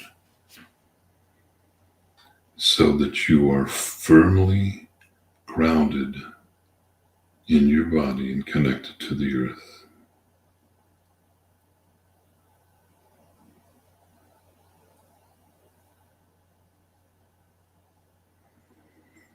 And then, however you imagine what it might be like to be on this earth, and know that it is reflective of divine consciousness, that it is a divine being just like you are. Envision, if you will, or imagine, if you will, what that earth is like. No pollution of any kind. Clean air, clean water, clean earth. Animals living freely and in balance and harmony, to where we're not interrupting their systems. They have their own consciousness. And all of life on the earth is thriving, including humans. We have discovered what it is to live in harmony on this incredibly beautiful, beautiful jewel that we call Gaia, that we call Earth.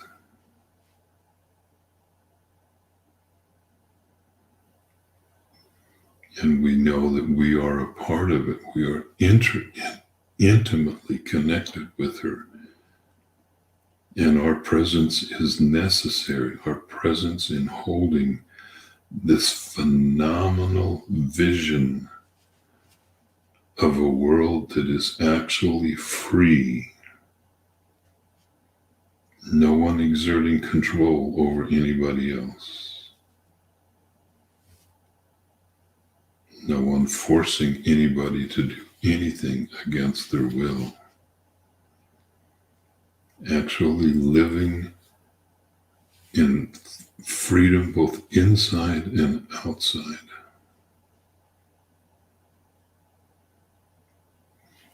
Just really hold that vision, and not just hold it mentally with your mind, but feel it in your body. Feel what that would be like. And the deeper the feeling that you have, that is what brings it into being. It doesn't have to be forced. In fact, it can't be forced. And then to really ground and anchor that, find yourself standing somewhere on the earth that is a sacred spot for you. It doesn't matter where it is. It could be in the middle of Manhattan in New York, if that's a sacred spot for you.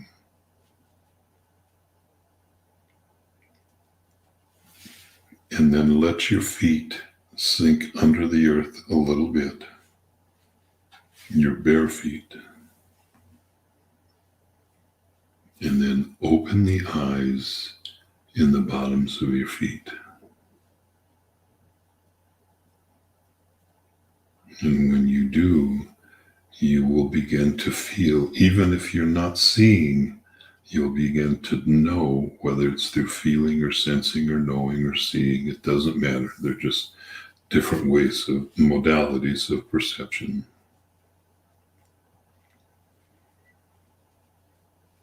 You can begin to see the mycelium, the thread network of the mushrooms underground that connect everything, connect all the trees together. You'll begin to be able to have awareness of the elementals, whether they be gnomes or fairies or sprites or whatever they happen to be. But you'll have an awareness of the Fae, and that they're here, and they love to be with us. They want to be with us. They want to work with us. Feel how you can now have a deeper understanding of the elements of the earth. And they're not just elements, they're living forces, they're alive. And they all interact with each other. And they're meant to interact with each other in harmony and balance.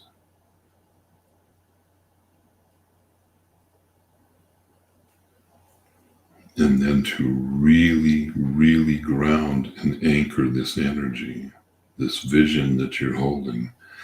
Let yourself sink into the earth up to your waist, up to your hips, and let your legs extend and grow in length until they reach the very center of the core of Earth. And you're standing on the very core of the crystalline center of the earth. And simultaneously, you're standing on the molten core of Earth. And that fire, that energy is coming up through you. And just in the same way that you have a spine and that there is an energy flow, sometimes called Kundalini, sometimes it's your life force that flows through your spine, the earth has a spine too, and it has an energy flow just like you do.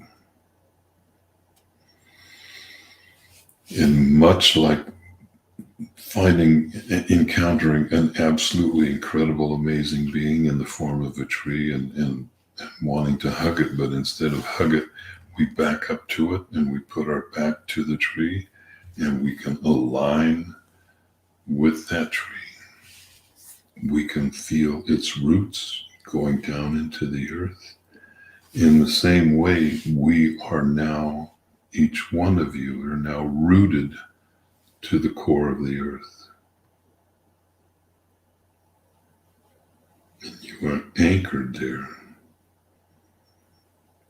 And then the part of you that is not in the earth, that is above the earth, it has also grown larger.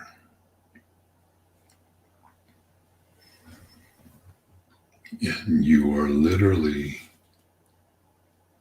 able to be in with your head in the stars, with your consciousness being able to access everything in the universe, and your feet in the earth. If you're just having access to traveling the universe, then you're like a kite without a string. You're just you have nothing to ground yourself. And this is a way to embody your spirit, your soul, your high self, your I am presence in the body and anchor it in the earth. As we do this work, as we transform ourselves, everything around us begins to transform.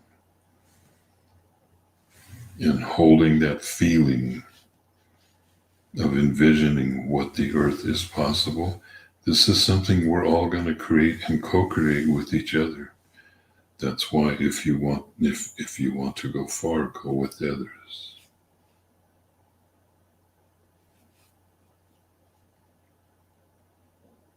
And when you're ready, you can come back to your normal body and waking consciousness.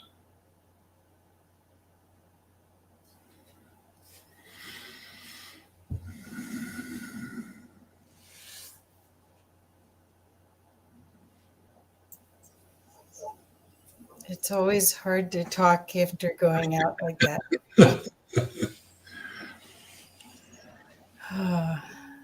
Right, I was just thinking the same thing. I was like, oh man, how do we proceed forward now? I kept David's advice in mind. Don't fall asleep now. Well, he doesn't watch you, so you're off camera when you're doing the class. So I get a good snooze in usually, and the all the processes work without me getting in the way. They always do. Yep. Thank you. So Selena said that was so beautiful. So David, you said, there we go. You said about us being a kite without a string, and I'd love. We're really at a point now where the energies, the people that are sensitive, or the people that are starting to become sensitive, are starting to have experiences, whether it's empathic experiences or out of body experiences or a quantum awareness experience. Could you talk just a little bit about grounding or ways that people can embody this work without fear? Living without fear is phenomenal. It sure is, because I can attest to that. I live my life with zero fear, and it is a phenomenal way of living. It really is. Nothing can stop you. Absolutely nothing. And the awareness that there is nothing to be afraid of, including death. There is no death. It's one of the greatest lies that has ever been fostered on humanity. That somehow we die. Personally, this is me personally, I feel we have it backwards. That taking birth is a form of death, because we're these unlimited spirits, Right. and now we come into this contraction, into this density, and we forget who we are. We disconnect from all of our abilities and be able to connect multidimensionally and have awarenesses. And yet when we do die, we go back into the phenomenal expansiveness of spirit. So that's probably one of the biggest fears that people have is the fear of death. And it's also the fear that we're separate somehow. We think we're individuals, but we have no awareness of feeling how we are all intimately connected with each other. And it goes so deep when you realize that this is not an intellectual exercise, that you are one with everything. And you are, paradoxically, at the same time, we're still our individual selves. You know, I get to be, the quirky personality that I am, and with a sometimes unbelievably strange sense of humor. And at the same time, we are these phenomenal divine beings that nothing is able to contain us. Perfect. And it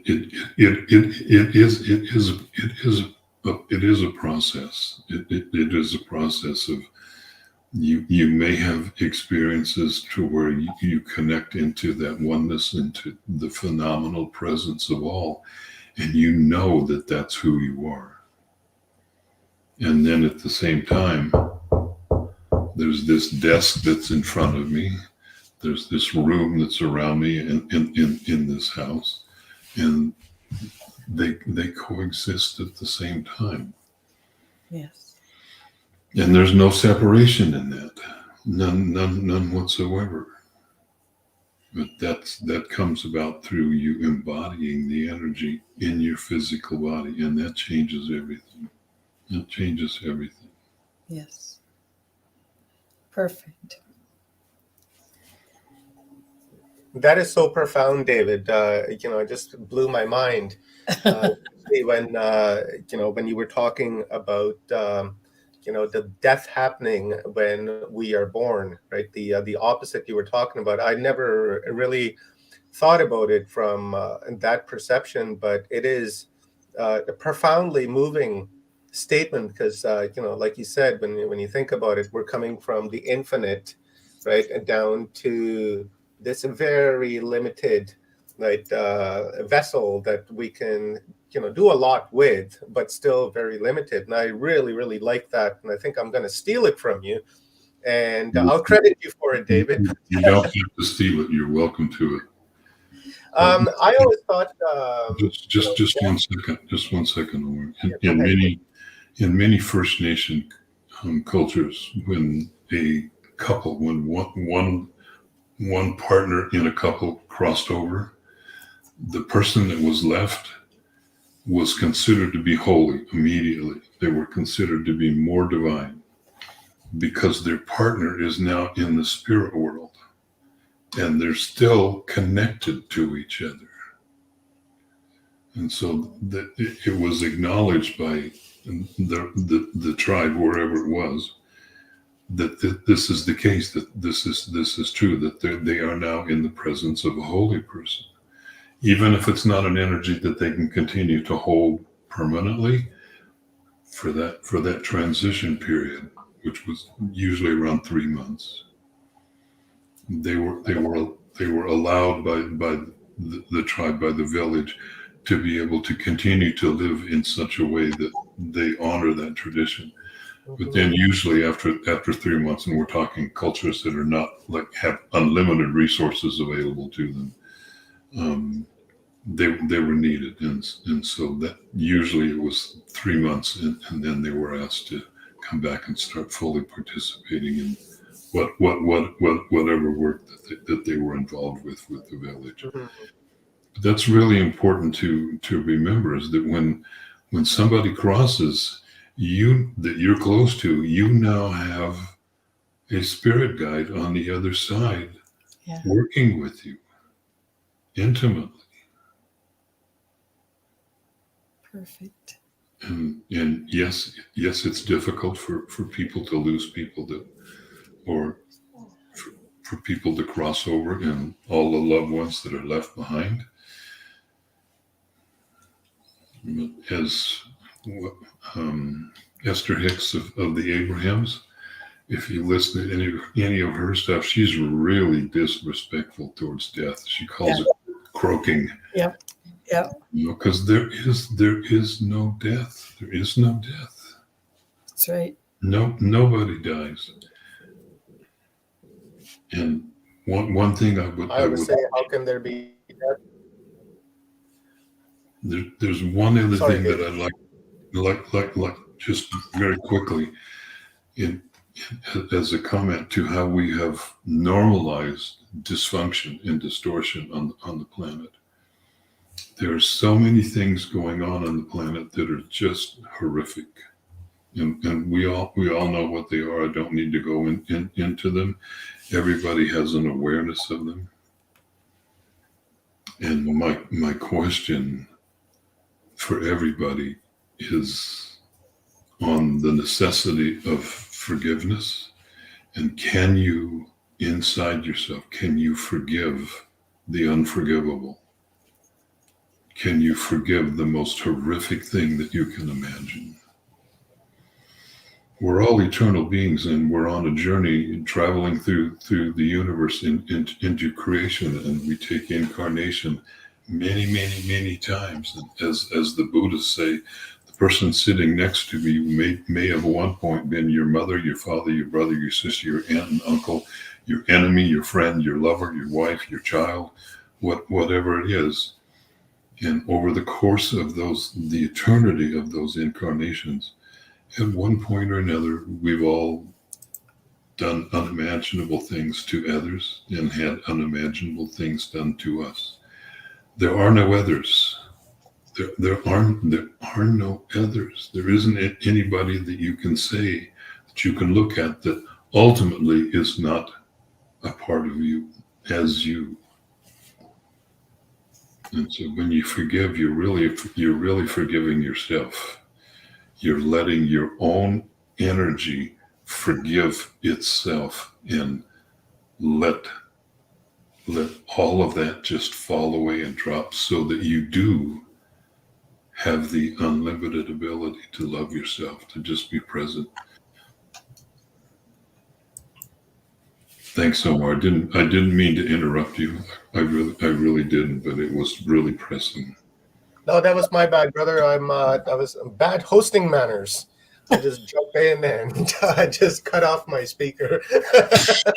No worries. I'm not a professional, right? I'm a drywaller that moonlights as a podcaster every once in a while. You play a podcaster in my free time. Yeah. David, I was going to say, I heard David Icke say once, talking about death, and he said all it is the point of attention has been lifted from this point to that point. You still exist. You were before, you will be after, and all that's happened is the point of attention has just shifted from you to somewhere else.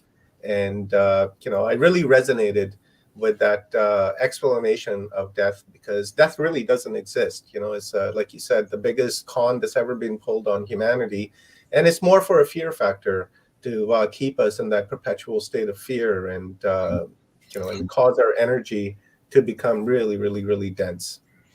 As Kathy is aware, because I've mentioned this in class, most of the time, most days, it may be really common that I don't know who I am. I don't know where I am. And something new is that oftentimes I don't know when I am. Oh no, another part of it. Oh my gosh. It's really interesting to watch how we awaken to who we are. Wow. Wow. And by the way, just as a complete segue, I really, really, really want to meet Kiara. Yeah. Okay. Yeah. Yeah. I'll be glad to introduce you. So, okay. So I'm afraid we are at the end of our session. I know. Well, we'll do this again and again and again and again, because you guys, the thing is the opportunity for us to live a life of joy, be courageous in our sharing of our gifts is right around the corner. And not even around the corner. It's here. Excuse me. Okay, so for us mere mortals, it's here. Okay. Well, anyway, you can see we have fun. We're not taking life too seriously, and we're co-creating the new world and a new way of looking at humanity as co-creators at a very high level with spirit. So I invite everyone to go to the EdenTemplate.com and see David's site. The course that I've been taking is called Freedom from the Known. And again, it's been over a year and something that I've been taking it almost every Saturday. So I recommend his work highly. I'm a big fan, and I'm not the same person I was before I took the class. And I've done a lot of wonderful things before. So I highly recommend that you check it out. Thank you. Thank you, everybody that's joined us today. Thank you, everybody that's listening. And whatever it is that you want to create or co-create, whatever it is, the energy here is here to be able to, for you to be able to do that. That's right. It's here, and the energy is yours. It's yours to use as you with. So dream big. That's dream right. Bigger. Wonderful. Perfect. Thank you, dear. Thank you, Kathy. Okay. Talk to you soon. Pleasure to be here with you. Thank you, David. Really appreciate it, brother. And I'm hoping to have you on Watchers Talk once my, ban is lifted once again, and maybe we can engage in a one-on-one conversation. I've been talking to Kathy actually in the background for the last several weeks to get you on, but my work schedule is just killer, right? Working from pretty much 5 o'clock in the morning to like 4 o'clock in the afternoon. So one of these days, I'm going to reach out to you and see if we can get ourselves into a deep conversation. Thank you, my friend. Many blessings. Yeah. Be prepared to put your seatbelt on. That's all I can say. That's on right now. What's the expression? Keep your arms and hands inside the rug. Thank you, dear. Bless you. Bless you. Thank you, David. Bye-bye. Bye. And guys, go and visit David's website. Thank you very much to Valentina for posting the link. Go and visit the EdenTemplate.com and connect with David, take his classes, learn from him, and raise your awareness. And maybe in the comments later on, let us know how that went for you so that others can follow and reap the same benefit as everyone else is, because as we know, we're in that time now where timelines are shifting, and this is a new timeline, the new reality that we are creating for ourselves. So visit theedentemplate.com, and thank you very much to David and Kiera before him. And guys, once again, this is brought to you by Paul Anthony Wallace. The new book in the Eden series is released today and yesterday. The Eden Conspiracy: What Was the Bible Like Before All of These Stories Were Put Together? So that is available at Amazon and any other bookstores that you go to. So order your copy and let me know how that goes for you. So it's time for us to bring on our next speaker, or should we bring Stone and Leanne on really quickly and just get their thoughts about David, and then we'll bring whatever you think, because you know how the schedule's to be. Yeah, we are. We're running about 15 minutes behind, so just 3 minutes, ladies. Just quick thoughts on your reaction to David, and then we will bring Patricia on. So go ahead, Stone. You're muted.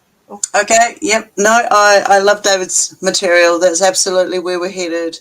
It's and it is. Wherever you have put your work and your energy into it, there is so many others that were doing this beforehand, have gone through the real dark, horrible stuff so that others don't have to.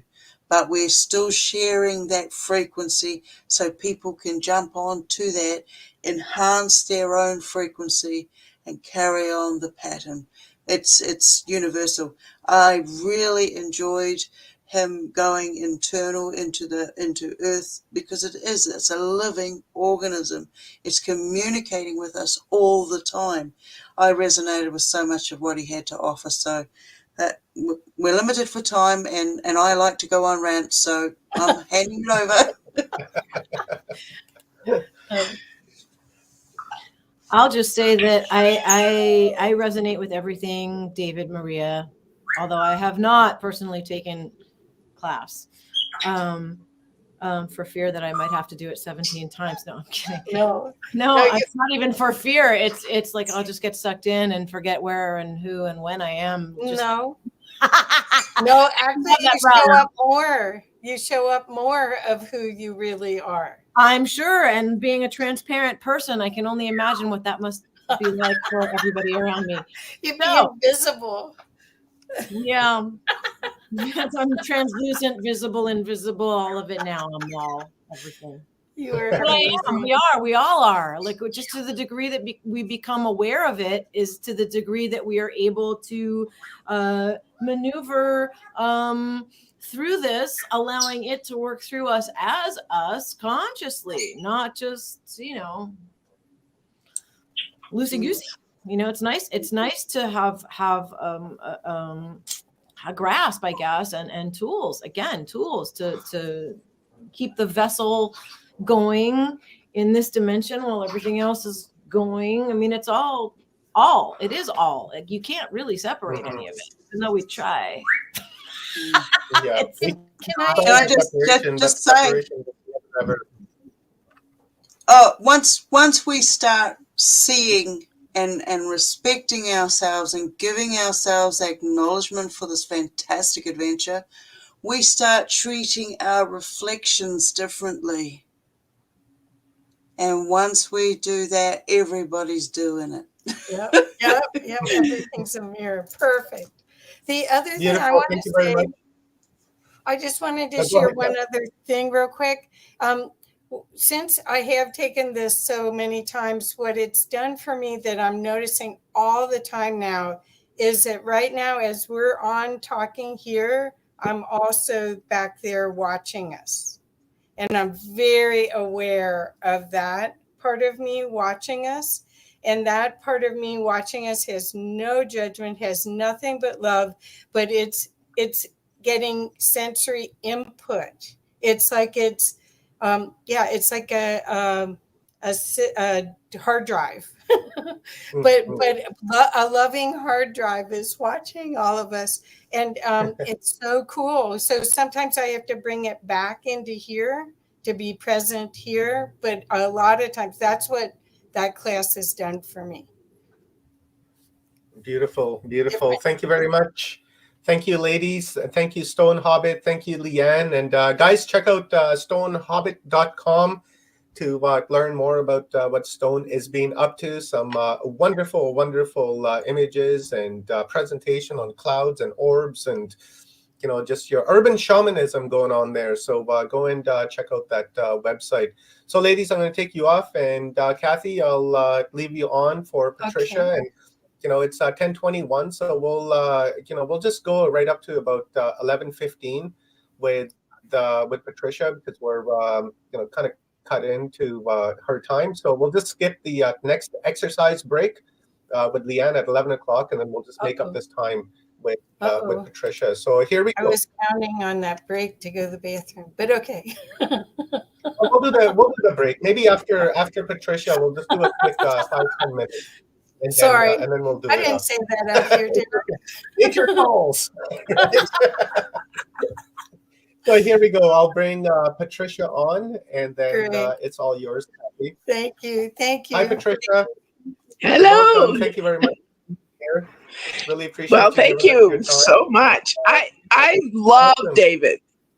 I loved what he had to say. As a near-death experience survivor, I can underscore everything he had to say. Yeah. In fact, and then some. Right. So, for those of you that haven't met Patricia before, she is a very prolific author, and this is one of my most favorite books I've ever read. It's called The Immortal Now. I'm on my third time reading it. And it's almost all the material. This is the book about her near-death experience, and it's Love to the Millionth Power. So today we're going to be talking about Patricia's experience with the field out of this reality into the love that we really are. I don't even know how to say it. You always correct me, so I'm gonna. but when you're with Patricia, I got to meet her at the Ions event in Salt Lake City last year. She had an exhibit, and she was on a panel, presented on a panel, and the energy and the love that she is palpable. She is radiating it, and she is bringing it through. These books are just part of the conversation, and they are an activation. If you are sensitive at all and you get these books, you will have them by your bedside, just like I do, because you remember who you are and where you're from. So, Patricia, do you want to? Because a lot of these people are new. I haven't met you before. Would you mind? I know we have some sort of a system that we're doing, but could you talk a little bit about your near-death experience so they could have a feel for how you came upon this amazing connection? Sure, I'd love to. Thank you. But it'll go back to what David talked about. Okay. Over and over and over again. So, David, thank you for being there when you were. You don't die. It's as simple as that. There is no death. David said that over and over. I'm going to say that again.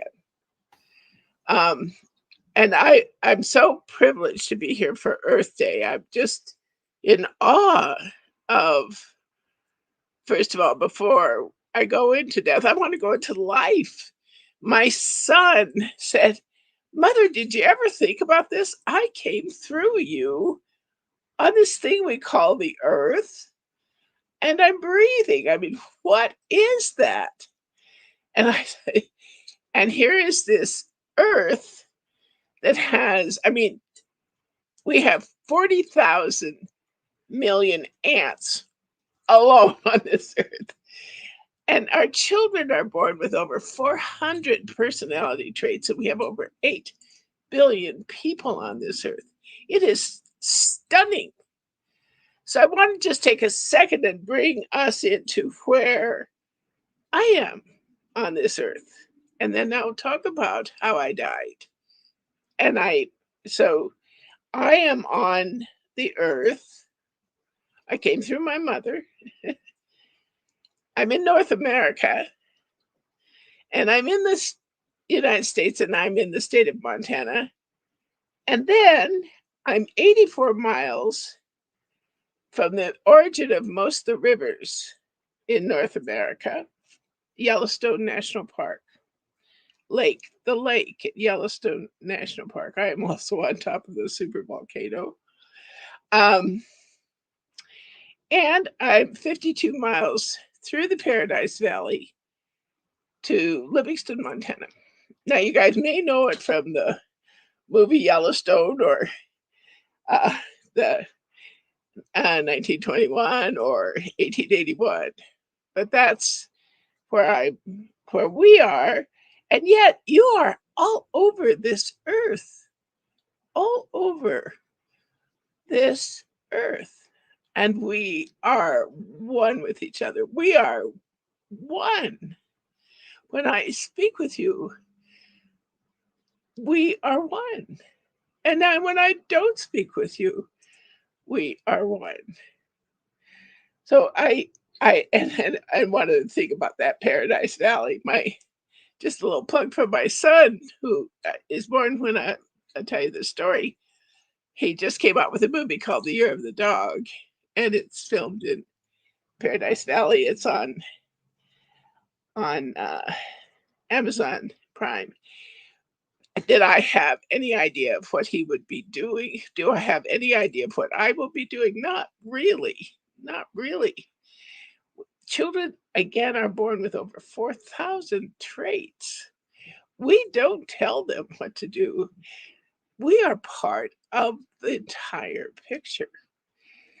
So, all this journey began when I died in London. I never thought I'd die in London, but that's what happened. And I was declared dead. I don't know if you have a picture of what that car looked like, Kathy, but I sent you a little thing about pictures. But I'd like to take you quickly on a journey with me, because I was you can't imagine me. I'm 6 feet tall and not slender. I was pretty slender then, but I was in a Mini Cooper, and my son Chris, who is now in his 50s, was 15 years old, and my son Tim were in the car with me, and I had decided that I was going to bike through Europe, and I was determined I was going to have fun. And so I tried to put my life back together again. See, I figured out what was going to happen. Lots of luck. Okay, so then I had just experienced a devastating end to a relationship with a man that I thought I loved dearly. And he walked out of the door for the life he had planned and told me that his relationship with me had been for revenge. And he wanted to be in a position where I'd lost everything, and I had. And other than the fact that I couldn't speak for 3 days, I knew I had to start over, and I was going to take this trip, and that's what I was going to do. So we began an excursion in England, and we just come from Stonehenge and Salisbury Cathedral, and it was late at night. And we were in this Mini Cooper we fondly called Bilbo Baggins. And it was just sheets of rain coming down. And I would there was exhaust fumes in the car. And I would try to open the window, and then the rain would come on in, and I'd close the window and open the window and close the window around 8 o'clock at night. And suddenly, I just lost consciousness. And it turns out that our car was headed toward gas pumps. And it's actually fortunate that we were head on by a Mercedes Benz. So I, and I don't know if you have pictures, Kathy, of what that car looked like. I had it on. I didn't get them from you. They aren't attached to that email. Okay, So I'm sorry, I don't have them. It looked like a crumpled piece of paper. It's hard to imagine that anybody lived through that. And I was declared dead. And I can't even imagine what my children went through as they tried to get their mother.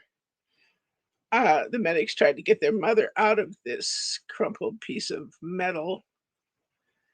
But, and my guilt following that is enormous. But I didn't know that because I wasn't there. There was no I.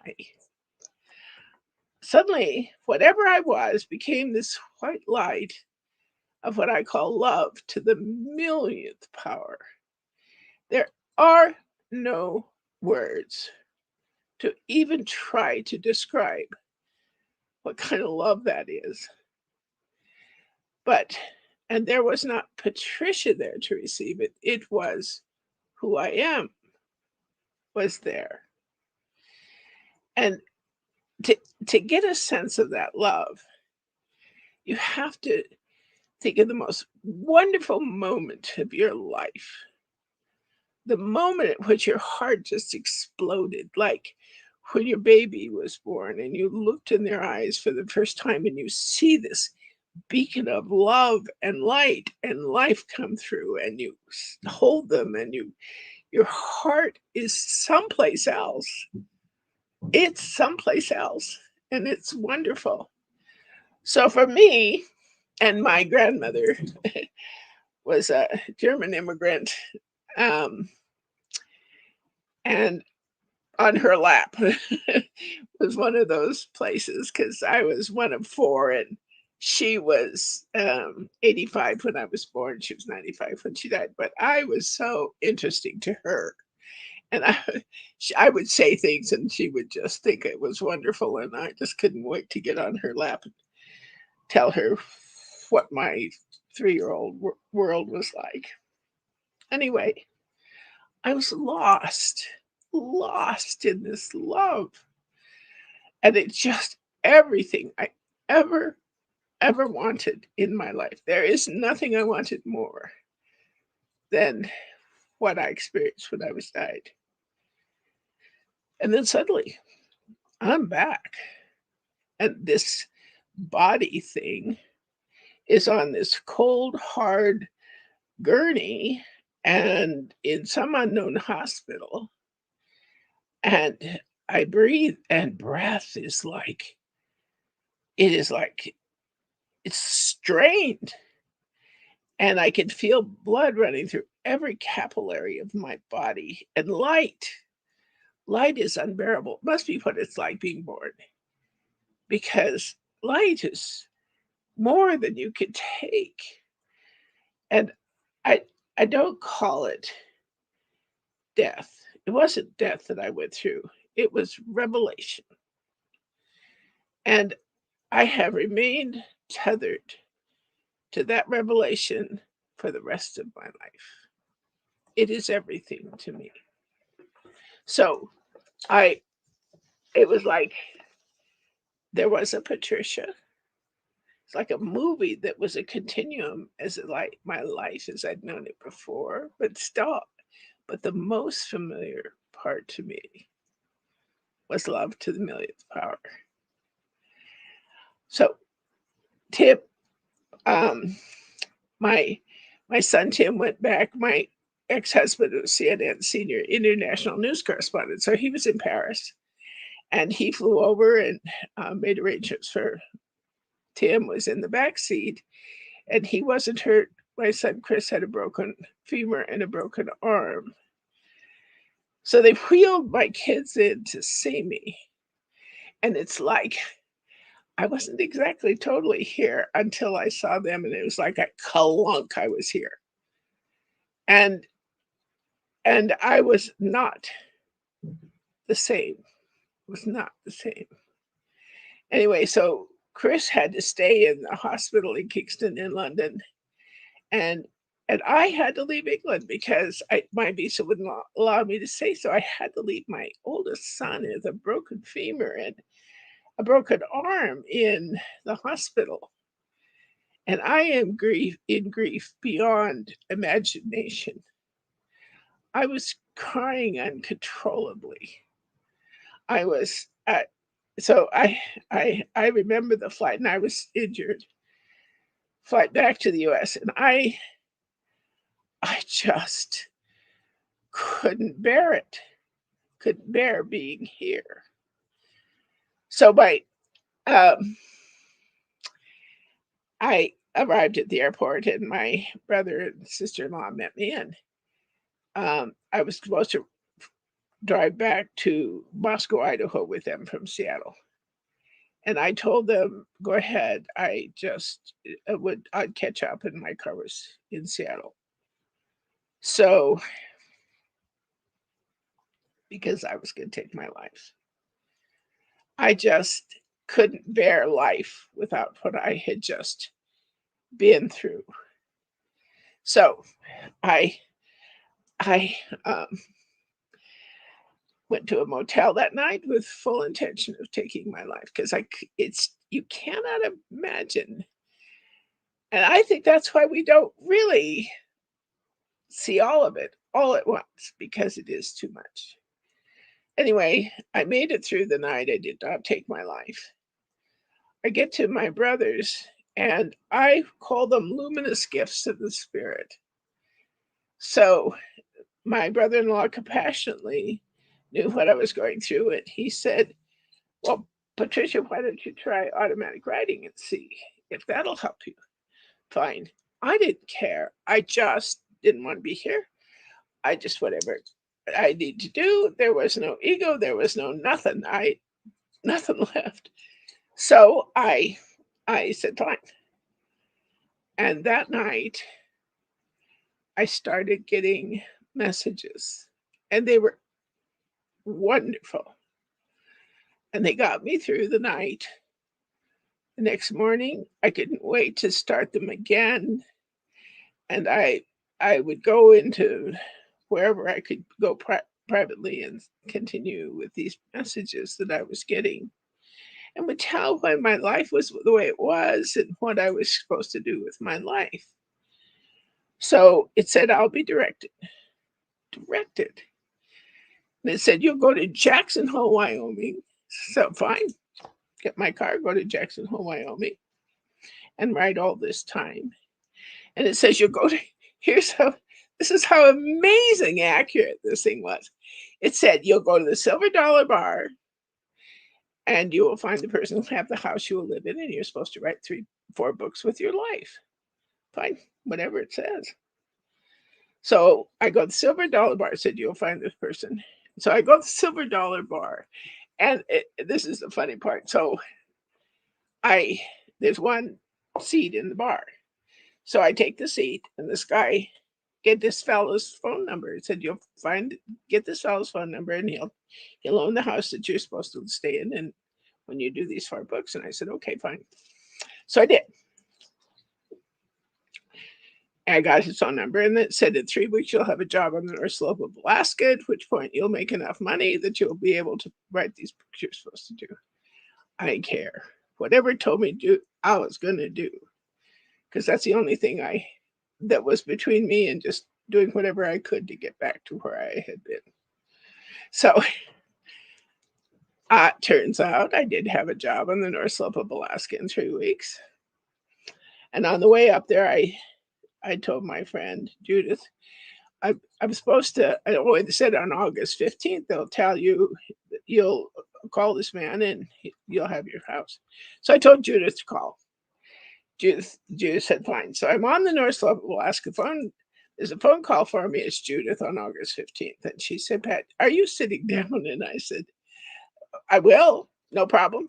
And I And she said, not only did that man, and one other thing, when I was in Jackson, I went out to Wilson, Wyoming, and I saw this cute little log house, and I said, um, "Oh, that is just a darling little log house." And the writing said, "The man at the Silver Dollar Bar owns that house. That's the house you're going to be in." So when Judith called me, she said, number one, that man owned that house in Wilson. Number two, the people that lived there gave notice 3 days ago that they were unexpectedly leaving, and the rent was $400 a month, so $390 a month, and it was $10 off for the rent, but it was incredibly accurate. So I did whatever I was told. It said so. I ended up at the house. My son Tim came out because he's a skier, and it allowed him to ski for his 8th grade year, and I was pregnant with my son Rob, who did this movie, and it I whatever. So it guided me to the MacArthur's, and that it said you'll go to a Casey meeting, so fine, no problem. And I come with 17 notebooks filled with automatic writing, and I said, I'm here. You'll think I'm nuttier than a fruitcake, but I'm here with 17 books of automatic writing. And I'm supposed to do 4 books. So here I am, and I'm supposed to meet the person who's supposed to help me. And my friend was there, and she said, boy, I have been waiting for you. Where have you been? Anyway, I met Barbara McCormick, and then I met Bruce and Charlotte MacArthur and their son David. David later became, he has his own story. His wife was killed. He became a Unity ministry. He became head of the Unity Churches International and have been my other family. And they helped me through this whole thing.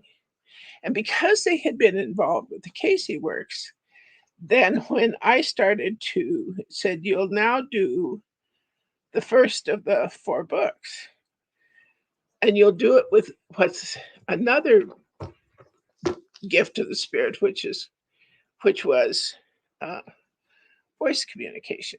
So fine. So Bruce knew all about what Casey had done. So he told me all of these things that I needed to do. And we started the book, Passage from Fear. And I was still crying. It took me almost over a year to not grieve the way I was, not want to go back. Part of me just couldn't hardly stand being here. Part of me wanted to go back to where I had been when I died. But I did what I had to do, was a mother to my 8th grade skiing son, pregnant with Rob. And so we finished the first book, Barbara and I. I would go into a meditative state, and the books were amazing. They gave the number of pages, they gave the number of chapters. When we'd stop off one day, then the book would start for the next day. And it's the whole story is in this book, Love to the Millionth Power. The whole story of my death and what happened. So Rob was born. And I suddenly, before I came through that whole milieu, I was crying. And I'd look at the Teton Mountains, which are stunning, and I couldn't see beauty. And because beauty is a feeling. And suddenly I could feel beauty. I wasn't crying like I was.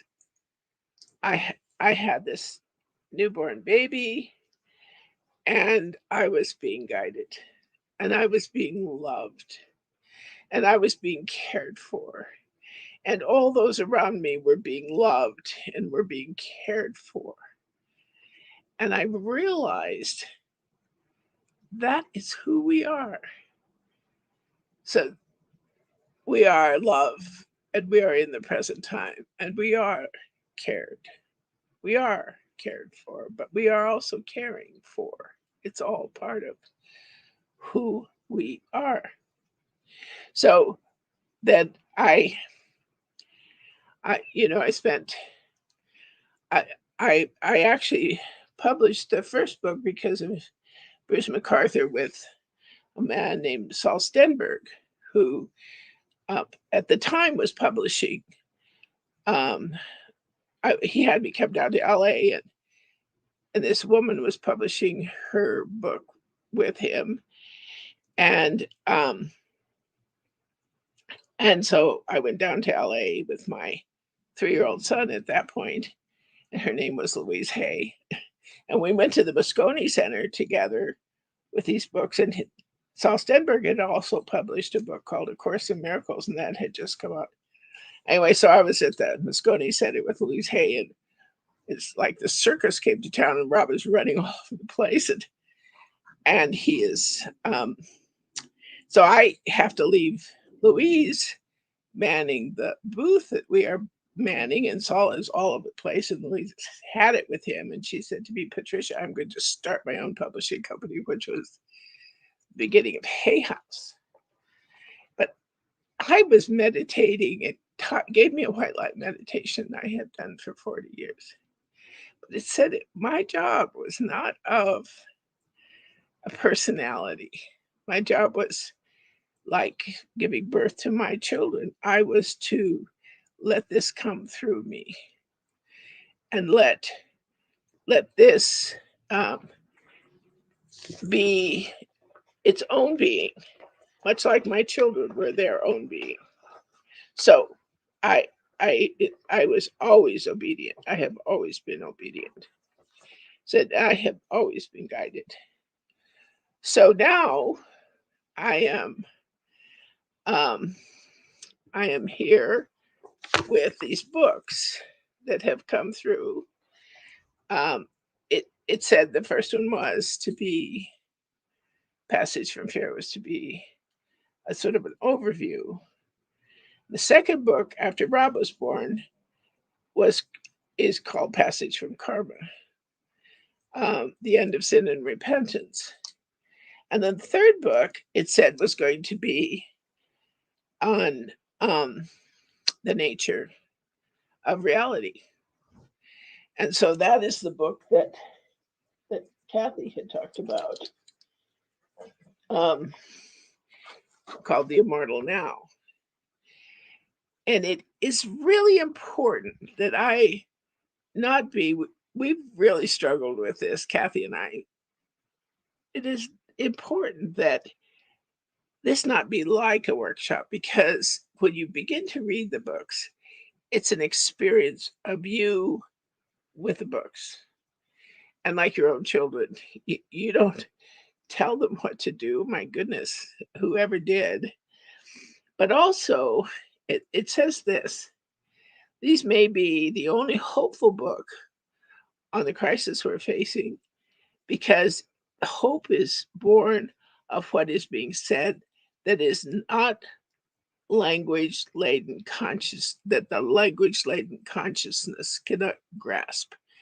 Our language laden consciousness does not grasp really what we're going through right now.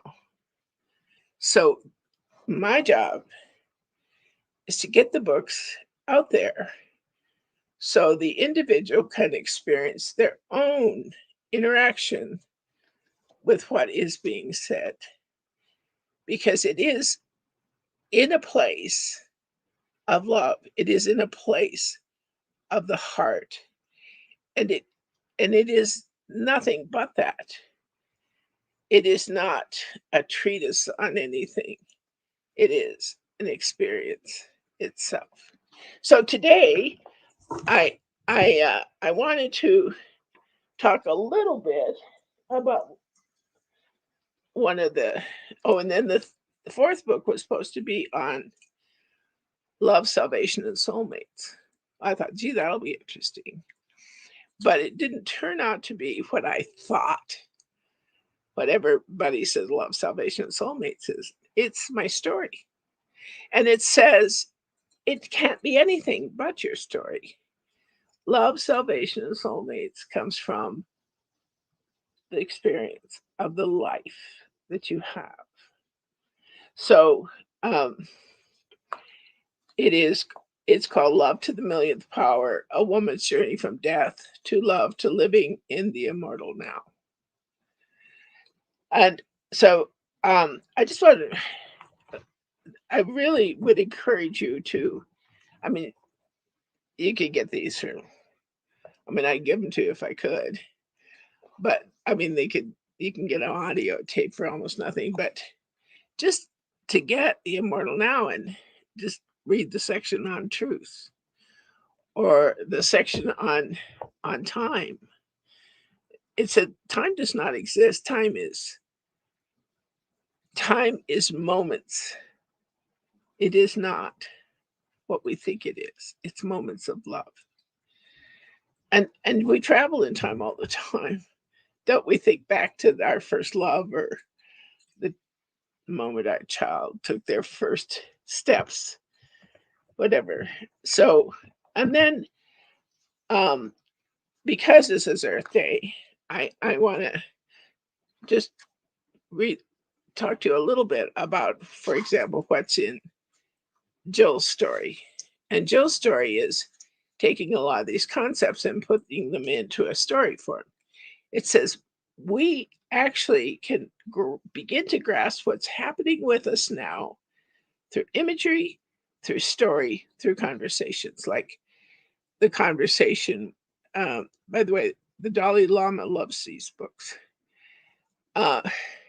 These are conversations that we can't, because the heart hears all this. The heart is really important, that is where the communication is taking place for us to even begin to understand what we're talking about, what we're going through right now. So this Joe's story, it says, for example, it talks about the earth, and it says the earth is the climate of the earth is an ethos, almost like a membrane surrounding the earth. But when one looks at that membrane as love, as mass, as spiritual mass, as opposed to material mass, and as existence in all place, all time, everywhere at once, we begin to see what we mean, for example, by the earth. It is a sense, it is an understanding, it is a movement of the heart. It is contained within the heart, and the heart is not what you perceive it to be within the mechanism of the body, because the heart is the oneness of all life, and the earth is the same oneness. It is massive beyond comprehension. So that oneness that you perceive as beyond comprehension, it is beyond any kind of perception of what you have if you use your five senses. It's expansive beyond anything you can explain. If you use your intellect, it's beyond anything you feel. If you use your body as a mechanism. That is why now it is a change of perception into that oneness, into that love, into that freedom of the heart that we are all going through. And it says what is important is that humanity see through the veil to the nature of life itself. How life heals only through love. Love is immobile. Cannot be changed. It exists within its own being. Humanity is now within the place that it enlarges to its own being. So we are in that point where we are enlarging to our own being. And this is what, like David was saying, only it says it such interesting ways. It is not like the books, Jill's story is kind of my experience, but it's a story of a 14-year-old girl who goes through a near-death experience, and she gets all this teaching as she goes through this experience. And it talks about atmosphere. It talks about the atmosphere is everywhere. It is not what you think it is.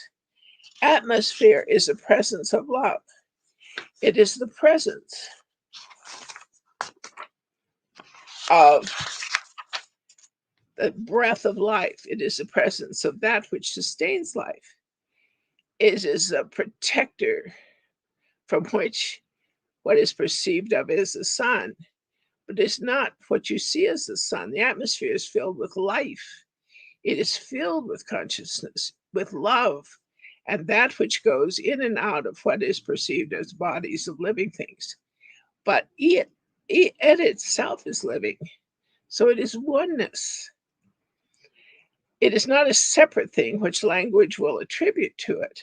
So language evolved and said, this is atmosphere, this is dirt, this is human, this is planet, this is the case. That is nowhere even close to the case.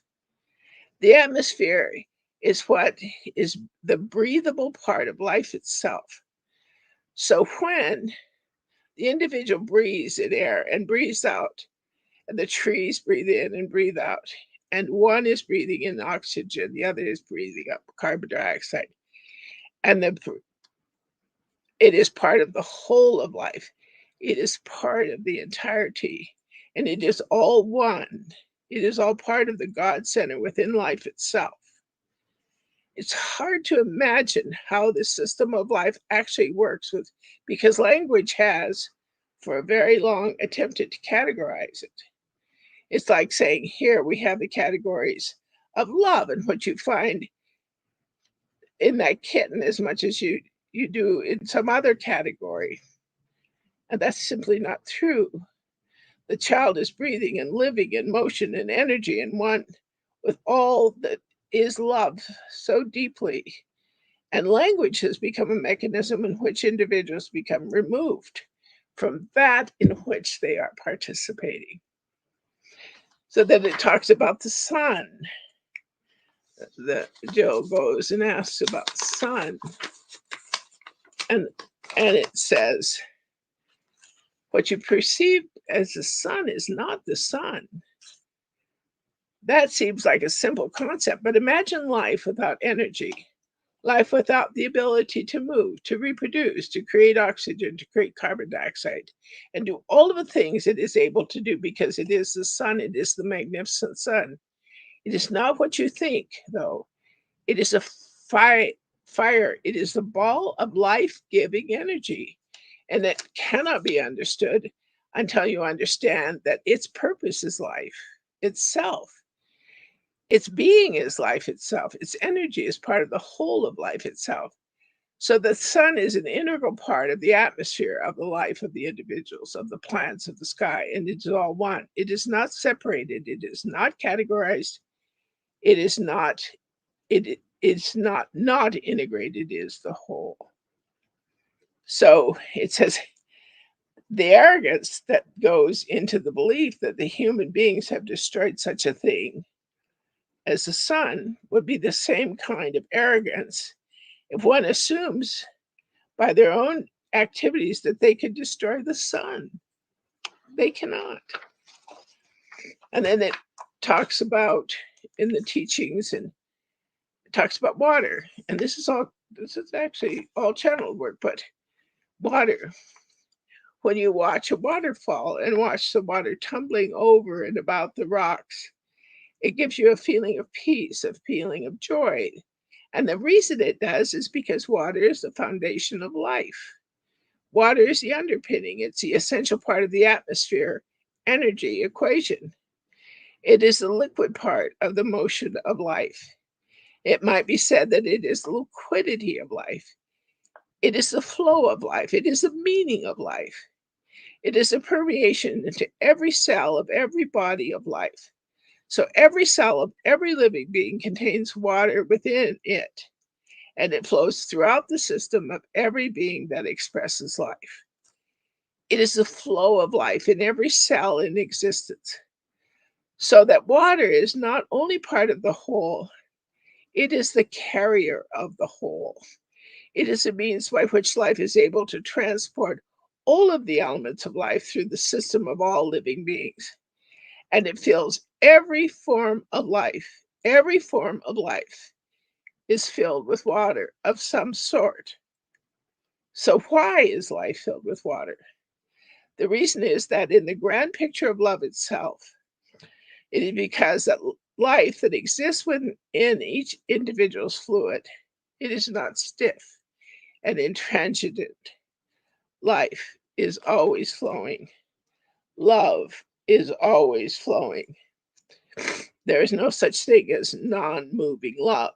There's no such thing as a love that is not able to permeate everything.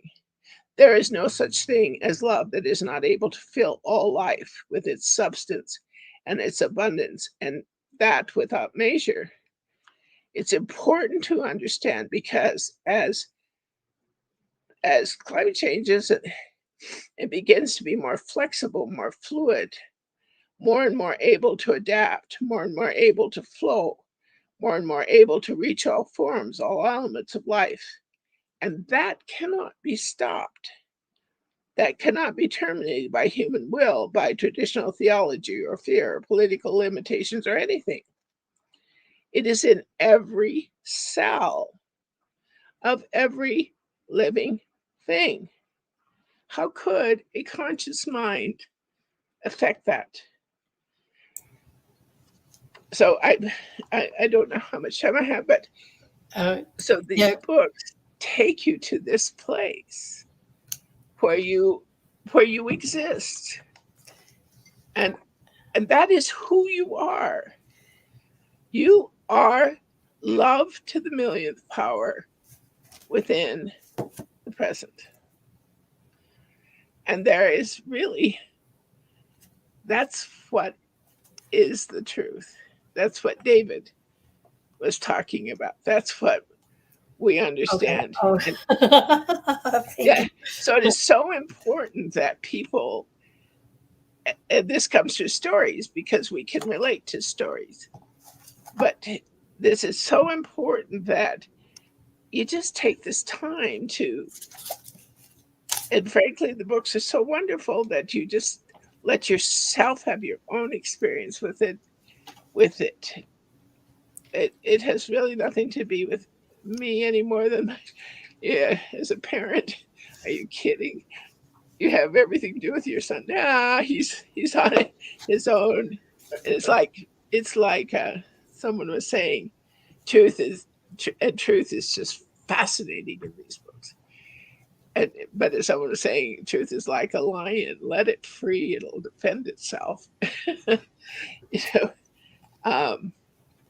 So Yes. I Well, don't know how to.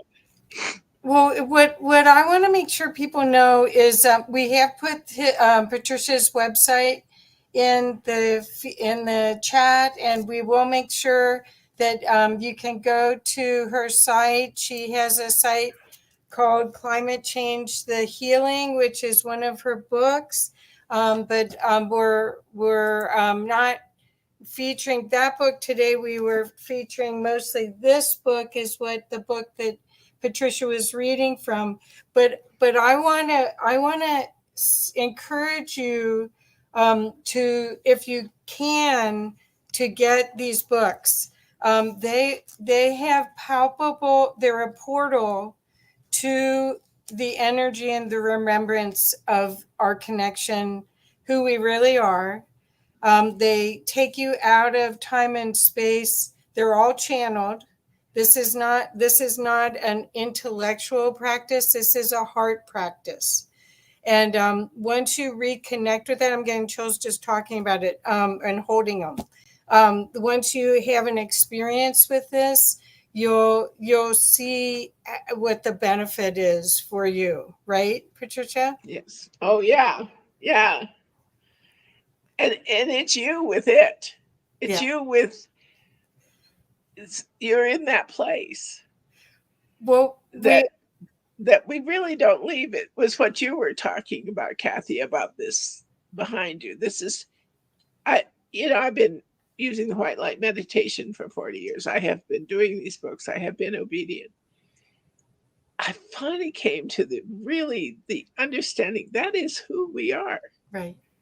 And it is almost like a movie that has a script that is language laden, that we are beginning to release our own selves from, Right.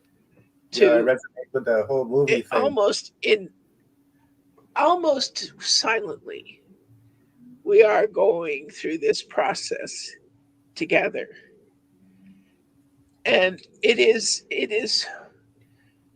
us, one being, doing this beyond comprehension, just like the earth is beyond comprehension. We are doing this together. And I have really come to, I would notice it as time went on, but now I understand it. And so my all I am to do right now in my life is to get this out there Right. so people can have their own experience. Right. Mm. Well, the thing is, what I want to encourage people about this too is that once you have these books are experiential, and so it's not just this; it's the road from here to here.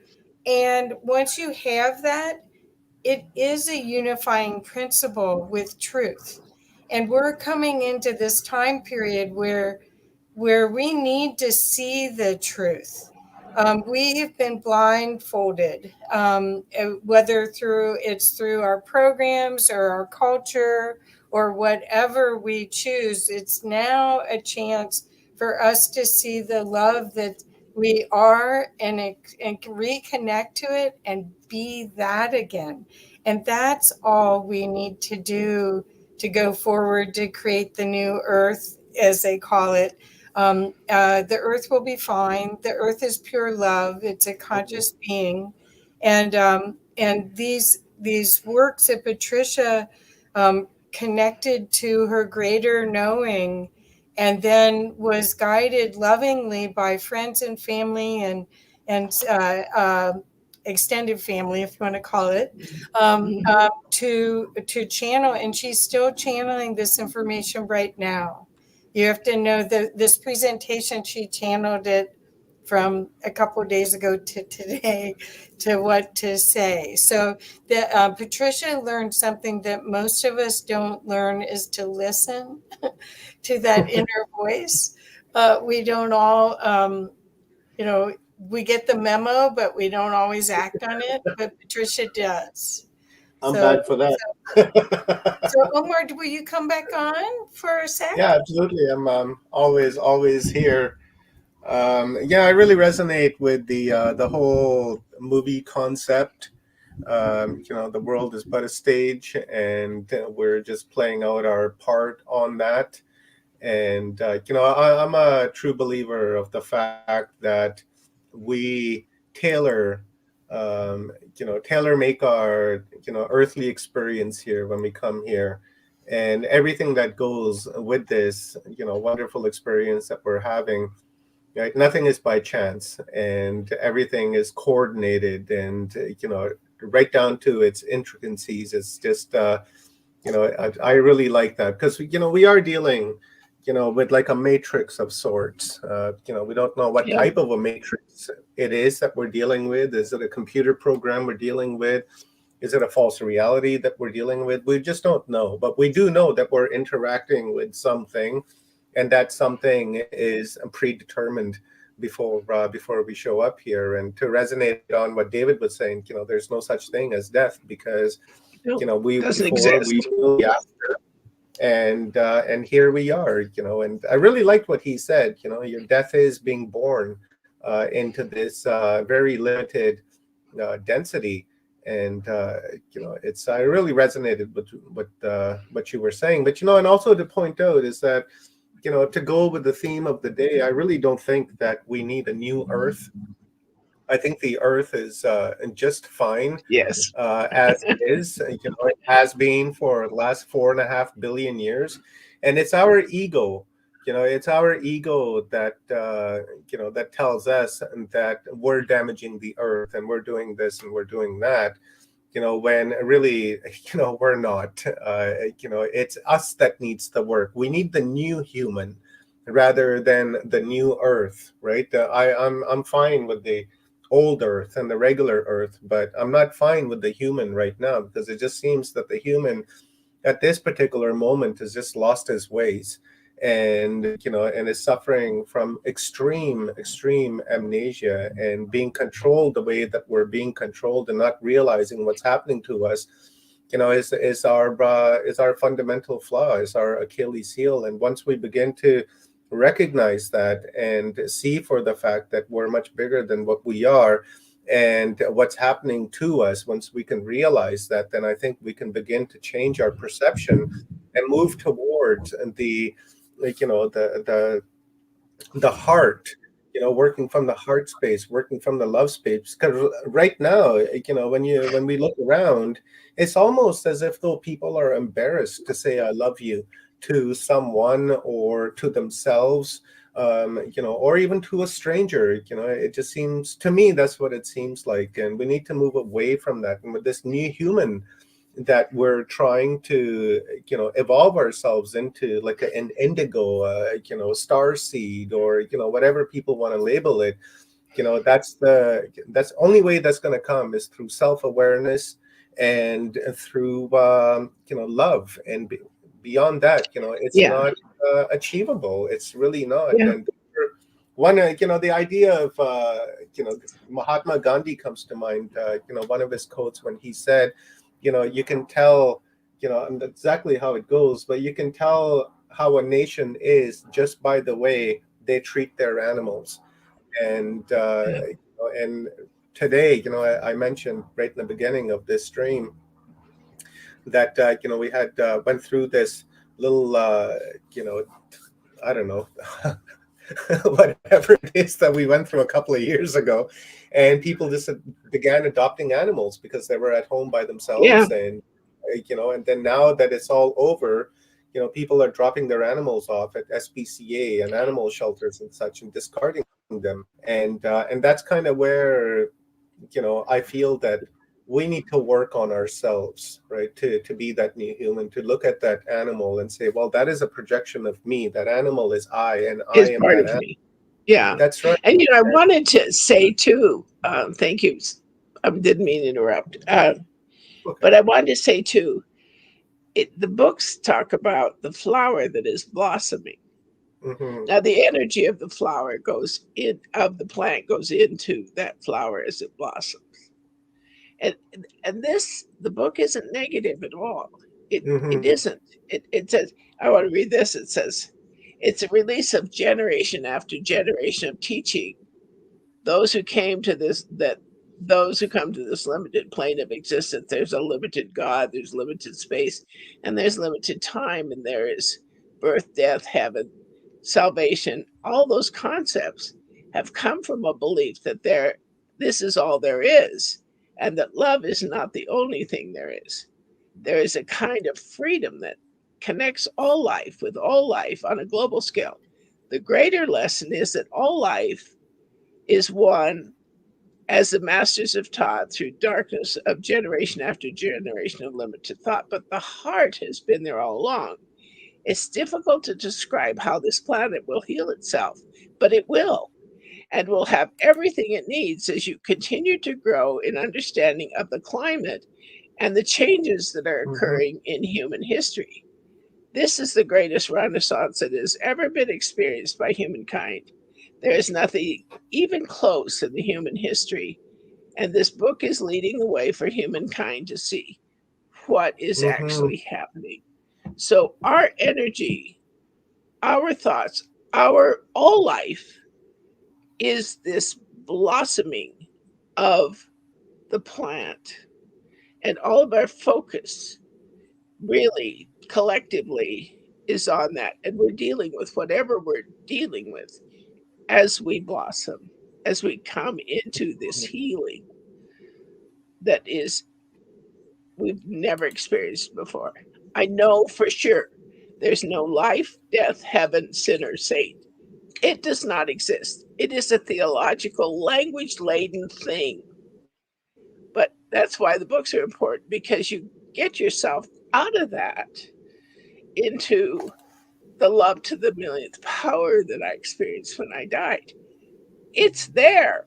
all the time, and the healing is there all the time. So this is such an important thing. I'm so grateful, so much, Omar, for what you're doing and what is happening globally on this. So appreciated. It is love. It isn't the love we it is inside all the time. So I'm sorry, didn't mean to interrupt, but It sure is. it's so much. It's fun to read. It's fun to allow yourself just those moments of clarity as to who you are, and and and it's here we are together. David just talked, and we have all these people over what you're saying, what we're all saying together. It's undeniable. Right. Yay. Yeah, we are in sync with one another, and it's good We to be on the are. same page with everyone, so that we can brainstorm and Yes. come up with ideas on how we can make this experience a better one, not only for ourselves but for everyone on this Yes. planet, What a including the ride. animals. Yeah, exactly. It's a beautiful ride. I always say this is a vacation planet, and we came here to experience the physicality, the density, and everything that comes along with it. Be it good or be it bad. At the end of the day, it's all an experience that we came here for, and it's a wonderful experience, because when we think Yes. about it, in our natural state, we're energy, right? We are We light, are. and there's no We're atmosphere. We're substance. water. Exactly, and then when we incarnate into this realm here, we have 360 senses that we get to experience. We have taste buds that we get to experience. There's just so Yeah. much that we get to experience, even though all those experiences have already happened and there are memory in the mind, right? But Yes. There it's you kind go. of like reminiscing on a campfire that you sat around last year, and then remembering it, and Yeah. remembering it is not the Yes. same as sitting there and feeling the heat, listening to the sparkles and watching it Yes. There pop, you and are. the There you experience are. is different. That's what I look at the earth as ourselves, because in our natural state, it's just a memory, and it's beautiful to be able to come here and to experience all of this physicality, but especially love, right? Is Especially experience love. love from everyone, and in particular the animals, right? Like my cats, for Oh, instance, they wonderful. just give me so much love that I couldn't Oh, really beautiful. imagine, my life without them. It's kind of like Leanne with her birds, and her praying mantis. They bring her so much love and joy that I'm sure she wouldn't want to be without that. So it's that unconditional love that we get to experience in this physicality that really makes it worthwhile of having to All of it. deal with the weight of it, right? It's worth it. And the So thank you encumbrances very are much, going. Patricia. I really Yeah. appreciate. Yeah, Thank you. absolutely. So thank you, Patricia. I really appreciate you, and Thank you. your wisdom and knowledge that you shared with us and raised our awareness on matters that concern our hearts. I really Yes. appreciate you, and maybe in the future, you and I, we can do a one-on-one talk and I'd go love it. deeper into this I'd subject love and it. explore that. Yes. We can do it. Awesome. I'll talk to Kathy, Wonderful. and then we'll see what we can work out. And guys, go and visit the website. The links have been in the comments the whole time that she was talking. That is climatechangethehealing.com. And you can find Patricia on YouTube at The Immortal Now. So just toss that in the search bar and go and subscribe to her channel. Right, like the videos, share them out with friends and family with whom you'll think will benefit from the information that she's sharing. And also, if you guys want, head on over to Amazon Prime and check out Patricia's son's video, "The Year of the Dog." It's a trailer that's placed there, so have a boo. and see what you think. And if it resonates with you, check it out. If not, then maybe share it with a friend with whom it does resonate with, right? Because it's all word of mouth, and that's how we have to do it. And that's the old school way of marketing, and it's just how it is. Perfect. So thank you, Patricia, and Thank you. thank you, Wonderful to Kathy, be for here. bringing Thank you so much. Really, really appreciate it. Yeah. I appreciate it. Thank you, love. And guys, we got our Reverend Angie LaRue coming on. She was here with us last year as well during Humanity Unplugged, and wonderful woman, wonderful downloads, and really looking forward to hearing what our Reverend has to tell us today. So before we do that, let's take a quick commercial break and give you guys a download from our sponsor, Paul Anthony Wallace. The Eden Conspiracy is out today and yesterday across the world. Paperback and Kindle is available for order now. So let's check this out really quick, and then we will bring Angie on.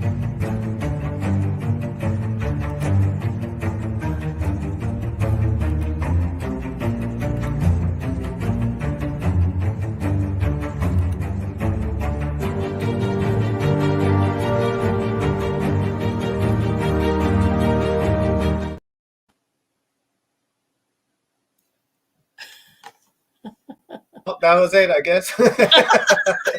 Guys, go and check out paulanthonywallace.com or go to Amazon Reads or just to your local bookstores, the Chapters or something. I'd prefer if you guys went to your Ma and Pa bookstores and ordered the book through them because, it helps them and it keeps everything local. But if not, then check it out on Amazon and paulanthonywallace.com and check it out. I just did a talk with Paul I guess about a week ago on this book, and wonderful conversation that was. If you guys want to check that out, check it out. And so Kathy, it's been a go.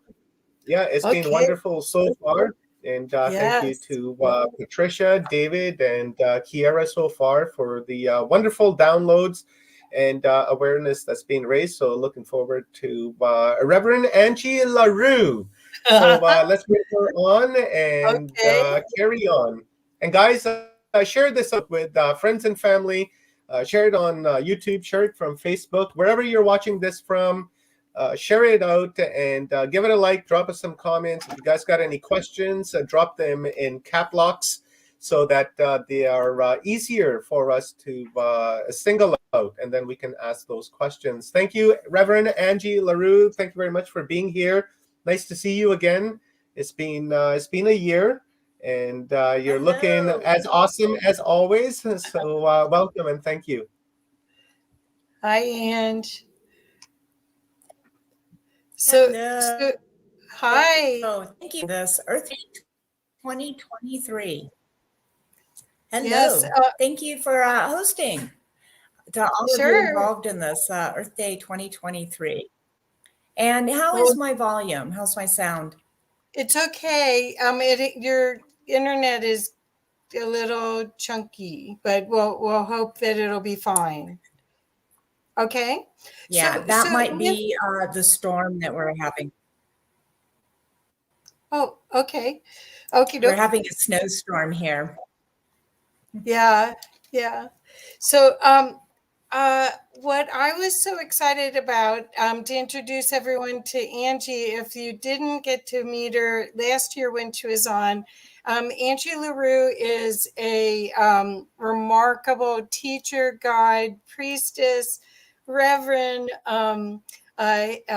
healer, Christologist, Reiki master, etc., etc., etc. And today we're going to talk a lot. Well, she's going to share a lot about some of her products that can really help you because it is Earth Day. Help us with all the energy changes that we're going through right now here on the earth. Right, Ange? Yes. Can you hear me? Hear you. Yeah. Is that bad? Yes.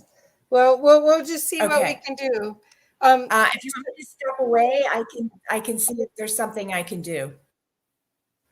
Okay. Okay. Well, if you want to come out and come back All right, in, I that's can. true. Sure. Okay. Okay. In the meantime, I can show Locally and Okay, I'm going to take Angie off of the screen for now.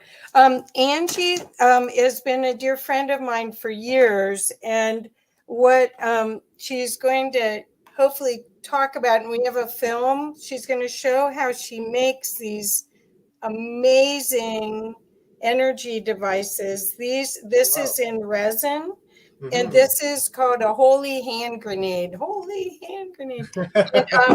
And then this is, it's a little dusty. Here, this is another one. I have these right by my router on my computer. And then she also makes these, here's the mama one.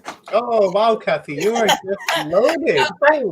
She only made a few of these, and I couldn't help it. But look at this. Look at how cool this is. So this is baby. This is what will protect you from your router. And then this is, I've got this in a copper ring, sharing the energy in the neighborhood. Good on you. Here, anyway. And then she makes these, and we'll see how she makes them. She'll actually, the video shows her making them. These are each, they fit in your palm. And they actually, each one of them has a different frequency embedded into them. So they're healing. Is that one upside down? Maybe it is. Here, sorry. Can you see that? Yep. So this one's 852. So these have crystals and metal, and it's called orgonite is what this is called. It's actually well documented since the 1800s, I think, that it works. And I just love it.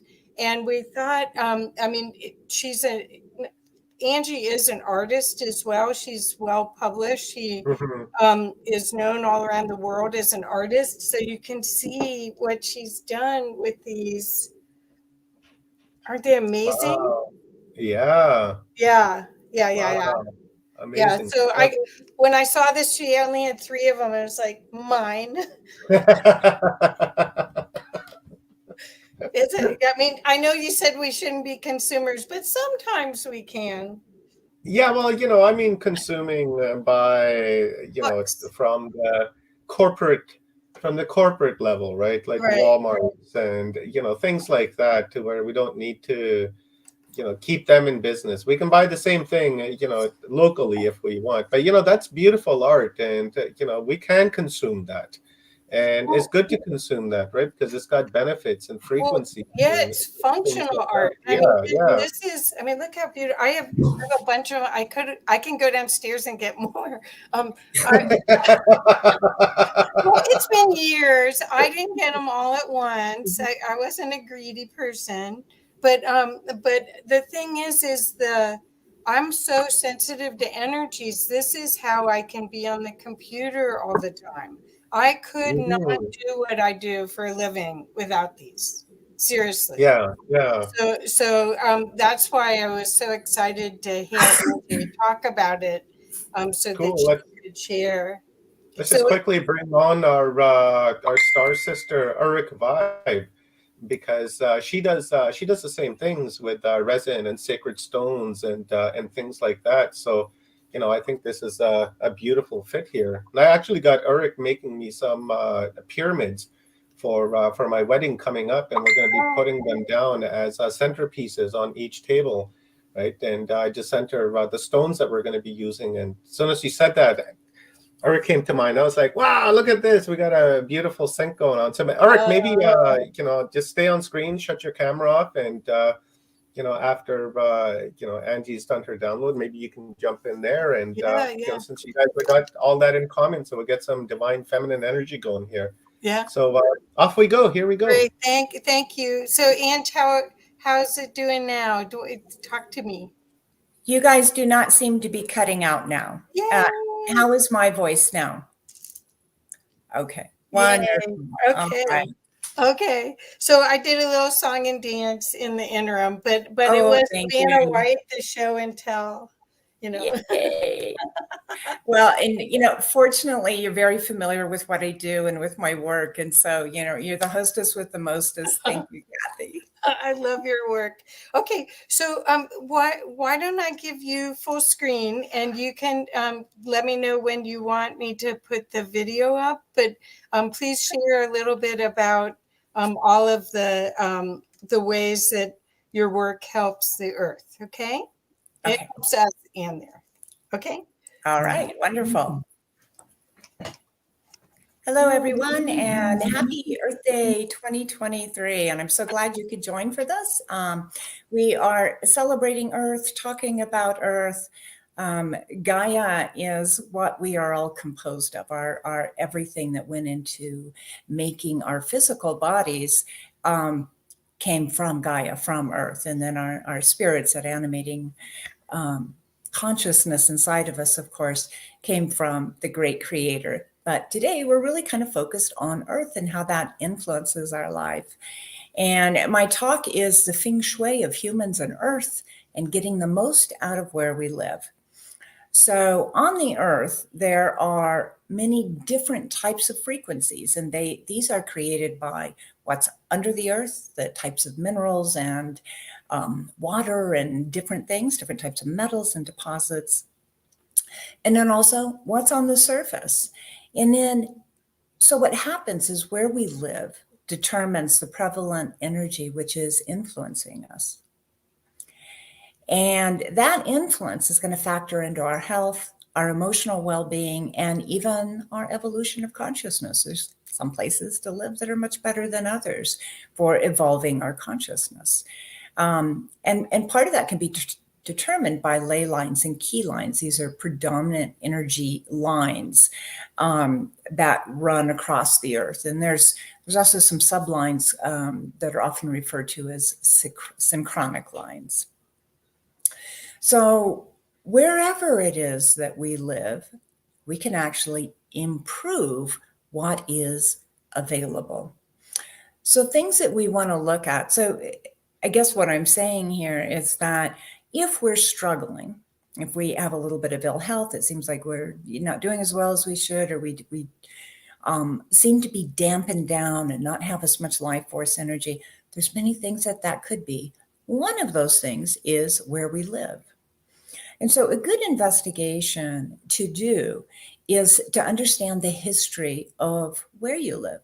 Was your neighborhood or your, where you live, was it built on maybe a burial ground? Was it built on a battleground?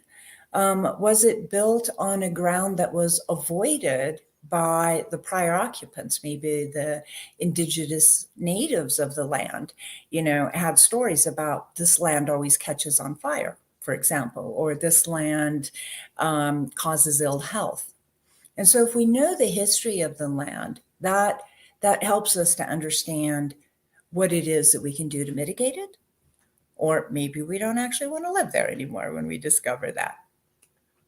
So the current layout of the land in terms of what humans have built is also going to be an energetic influence on where we live.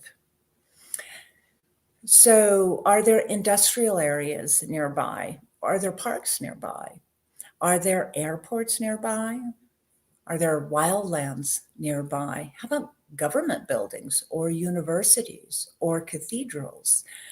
All of these are going to emit a very loud, energetic signal, which is going to influence and impact our lives. And maybe it's a good thing and we really like it. And maybe that's something we're going to have to work with so that we can have a higher quality of life. Other things is the natural layout of the land, the feng shui of the land. So, for example, the energy, which is produced out of the earth, it's coming out of mineral veins and just all types of things produce a field around the earth. And that field will move with the lay of the land. So, if we live up on a mountainside, for example, the energy moves very quickly. It flows a lot. And, depending on the flow of that energy, that can either revitalize us and refresh us, or if it flows too fast, it can drain us and be sucking energy out of us. The same if we live at the bottom of the mountain. How is that flow influencing? Is it adding to, or is it subtracting? Gently rolling hill areas tend to be really good. The chi of the land, the feng shui of the land tends to be really good with that. Living near rivers, again, it depends on the flow of the river, but it can be that it's pulling out the energy in a really good way, leaving us feeling refreshed and revitalized and lots of energy for living life. But maybe it's flowing in a stagnant way and carrying a lot of industrial waste, and we end up feeling slightly toxic, slightly poisoned, right?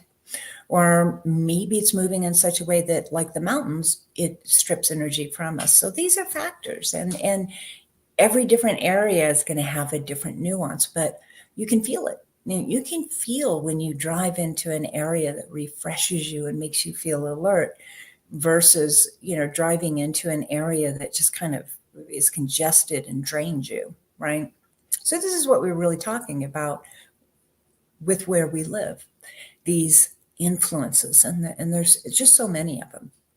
So swamps, for example, have a very distinct energy, which can be a stagnant energy, and again, that's going to determine what the flow of water, if it's more towards like marshlands and there's a little bit more flow, that can actually be very invigorating, very life-filled, right? Where swamps tend to have a lot more rotting vegetation and stuff, which has a distinct frequency, energetic signature. One of the things that we deal with the most as humans is very congested areas which have a lot of EMFs, right? So cell phones, power lines, microwaves, Wi-Fi, routers, Bluetooth, computers, appliances even. And then things that are not even in our house, like x-rays and CAT scans and magnetic resonating imaging, right? So a lot of the imaging stuff, those signals leave the labs, leave the doctor's offices, and they just keep traveling, right? And it could be they're traveling right through our body. So basically all electrical and magnetic fields, or EMFs, are produced anywhere electricity is used. And then if we have devices which are kind of faulty, my laptop that we're broadcasting from today, for example, puts out if you hold a EMF detector up to it, it red zones. It's high in the hazardous thing. And right now, depending how many inches I am away from the bottom of my laptop is going to depend where on the scale that red line is at, but it's extremely over in the unhealthy. And right now it's actually pointing at my heart. So that's a bad thing. And so I've done a lot of different protections, tried to make a Faraday cage, and I have some other things to kind of protect myself. But the bottom line is I can't be on this computer very long. It actually creates a burning sensation in my body. So if you're working on a laptop a lot or a cell phone and you notice burning, cell phone, it could be a burning feeling in your head, or laptops, it could be if it's in your lap, the lower gut or the stomach area, which keep in mind, that's, baking your innards or killing off the flora and fauna in your gut, leading to digestion and gas and flatulent problems, right? So these are all things that if we bring consciousness to, we can solve, right?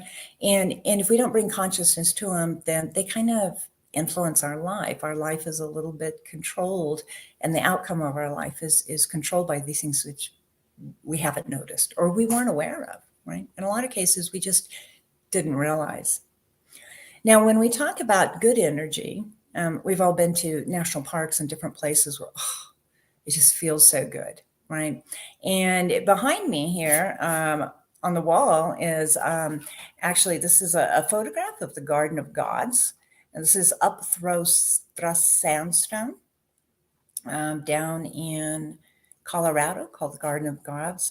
This is a place that has amazing energy. It just feels so good to be there, just walking around in it. And it's used to be something that was more local, but the last time I was there was people from all over the world there. So it's that energy and the vista and the stunning beauty of the place is really starting to attract a lot of people. But living near the Garden of Gods, you get the effects of that energy. And there's places like that all over the world. So, wherever it is that you live, is going to be a upwelling, from Earth herself, a gift to you. And, even if you can't live near it, in it, on the edge of it, you can go visit it, right? And a lot of times just spending a half a day in an area like this will replenish you on a cellular level. And there's also things that we can do in our homes. And I suspect a lot of the listeners out here are pretty knowledgeable. And so you already know about the effects of having different types of crystals in your home, right? So things like big chunks of rose quartz, big chunks of smoky quartz. Smoky quartz is very grounding. Big chunks of amethyst, right? And there's different places you can place these in the home where they become even more effective. Another thing, if it's not so big that you can't take it outside, or maybe you have it on something with wheels and can roll it outside and sun it, that charges it, right? Kind of like when we eat, it charges us and gives us energy. Photons give crystals energy. And then when we bring them back in the house, the field in which they radiate from is much, much larger. And so crystals is a way that we can mitigate the energy in our house. And another way that we can do it, plants. You go into a botanical garden or somebody's house that has a bunch of plants, or a nursery. Delicious energy, right? Or sitting under a big tree, very delicious energy. So that's an easy thing you can do in your home is, bring in crystals or plants. Crystals are much more low maintenance, except you do need to sun them every now and then, and maybe even clear them. Lots of things online about how to clear crystals. If you can't find anything or don't know, please contact me. I'm a crystallologist and I can tell you how to do that. You can also use Reiki symbols, or, if you know other traditions that have symbols that have certain intention, you can do those symbols on the walls or around the perimeter of your house, the perimeter of your land. And that's going to change, affect, and mitigate some of the bad influences. And another thing is playing solfeggio music in your home, right? Just in the background. So 528 hertz music, you can find this on YouTube, you can buy it, is a beautiful frequency that you can put out into your home to start overriding any influences in your home from electronics, prior occupants, things happening in the neighborhood, big cell towers. Well, it's not going to mitigate the cell tower, but it makes the cells of your body healthier.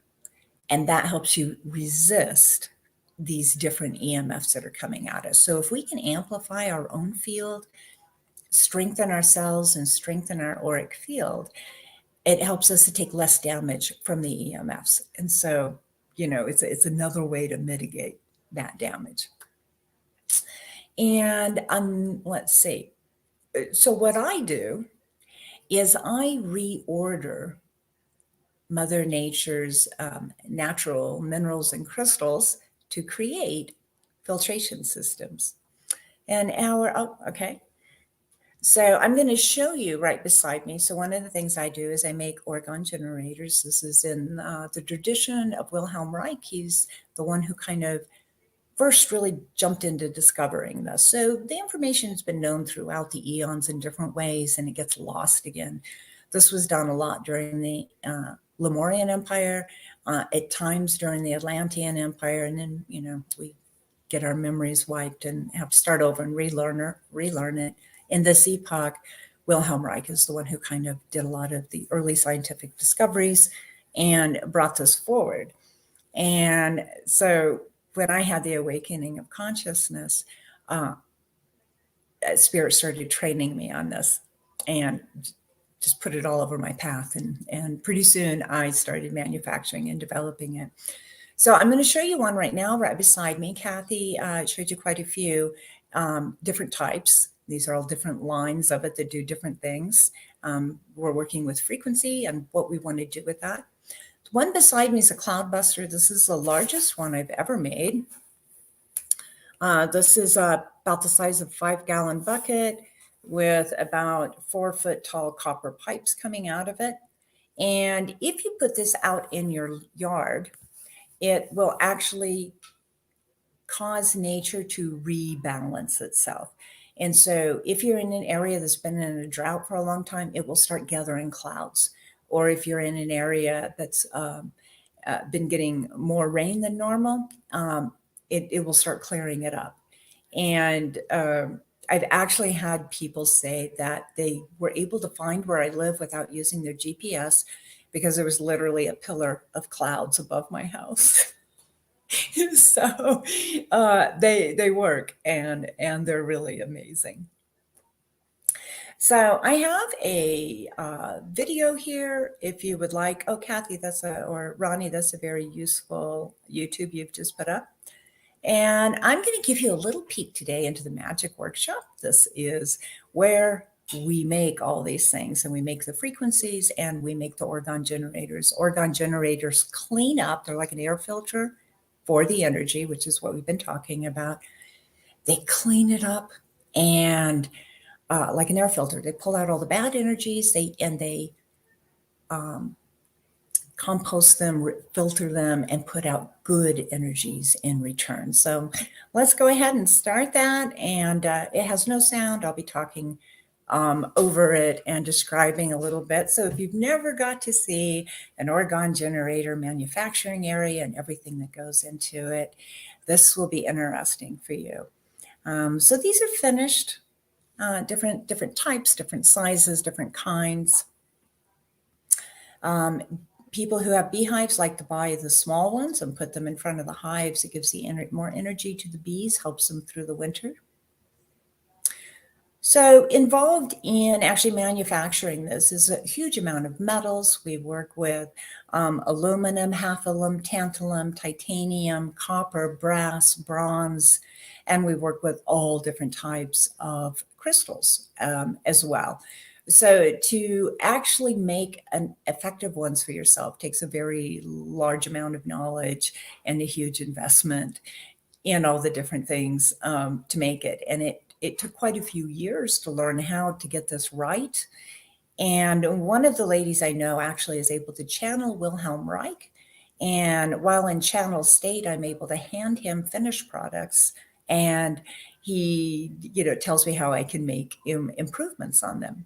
So what I'm working with here is a series of crystals put into a tube and wrapped with Tesla type wrapping.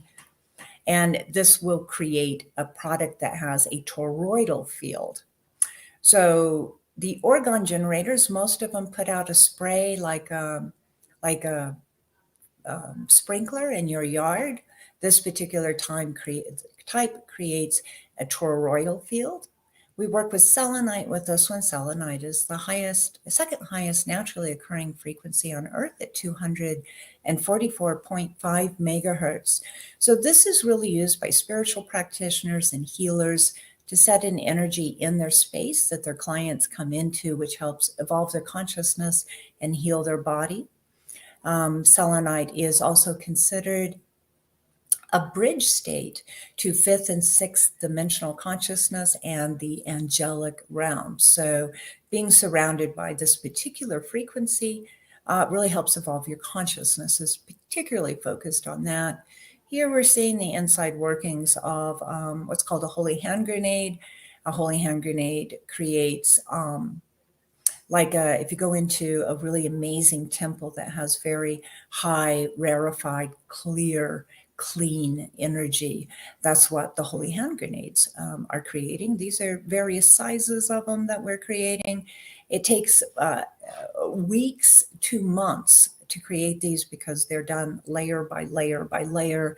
And we have 24 or more hours for the resin, which is actually based on a tree resin, for it to solidify and form. Now, our different layers of metal here act as antennas. So different lengths and types of metal will pull in different types of emotional frequencies and different types of EMF frequencies. So if there's been a fight in the house or a lot of discontent or illness in the house, there's going to be an antenna and a holy hand grenade that can pull out that frequency. So a lot of a holy hand grenade is just a big antenna system pulling out all the types of frequencies and energies we don't want. Now this work right here, the mixing of the resin, this is where we make it or we break it. If it goes wrong with the resin, we lose the entire batch. Resin is about $100 a gallon or more. And so Mr. Gar here in the background in the blue shirt, he is the resin master. It's taken him about a year to really feel and connect with the resin. And we don't lose batches now. It's wonderful. So you can see behind a lot of the stacks of different metals and different types of crystals. This is a fully functioning manufacturing area.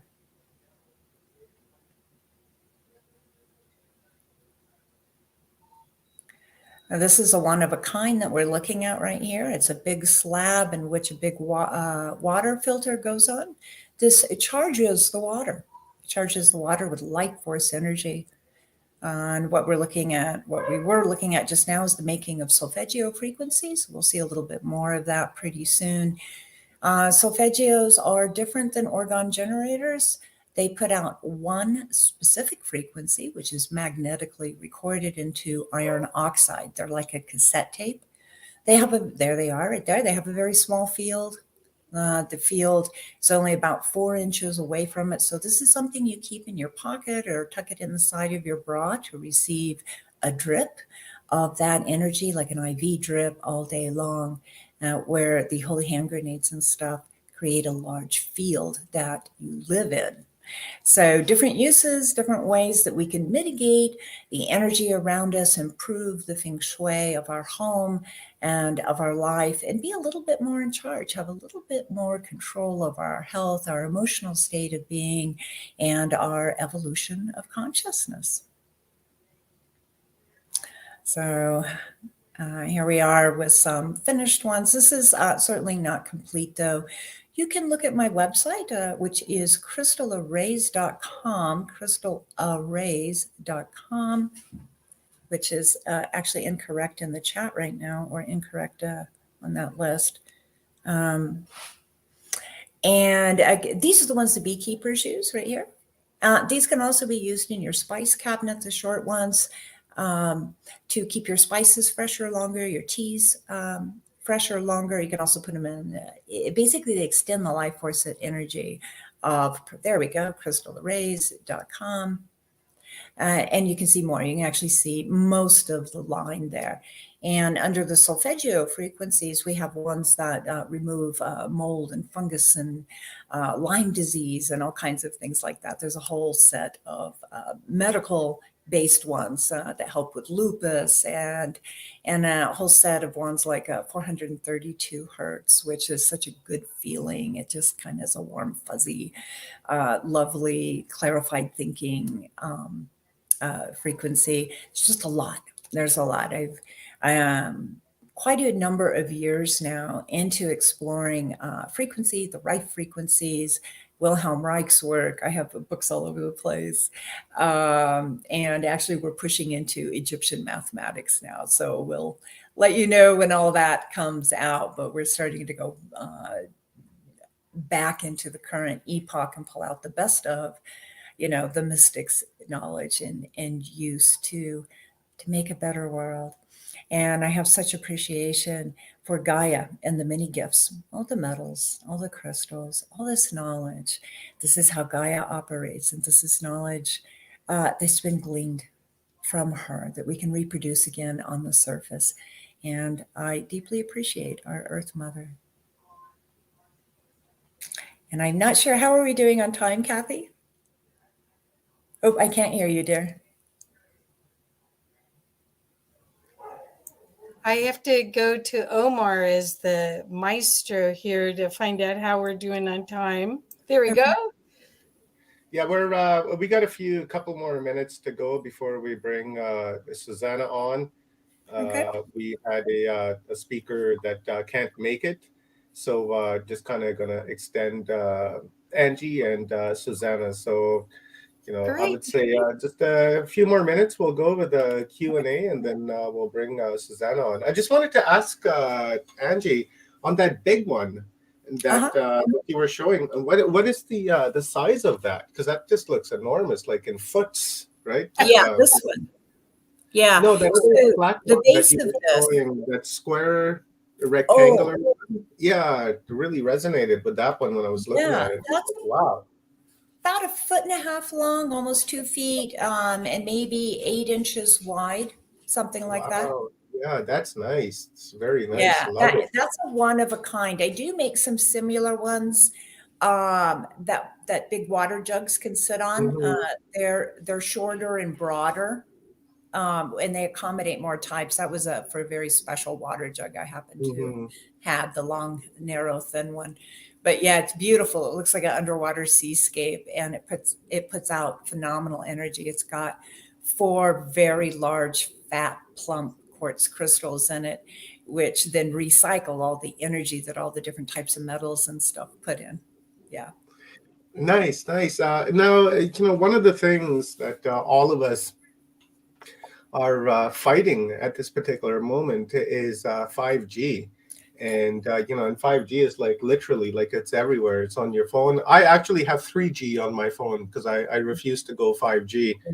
And, so how can, people work around that with crystals and such? But not only that, Angie, but if we look a little bit into the future, by perhaps just a couple of years, 5G is going to be the thing of the past, and they're going to be bringing in 6G, right? So can you give us a quick download and as to like how people can work around that and keep themselves safe while operating with this type of technology? So right now we don't have a really great mitigation for it. I am working on some stuff. I have some prototypes going right now that I'm building, and we'll be testing that. We have instrumentations to test it, and we've isolated antennas, 5G antennas in this area, and we have EMF detectors and stuff, and we should be able, once the prototypes are made, finished, I should say, to be able to go out and test that and see if we're starting to hit the neighborhood of something that is going to help with the 5G.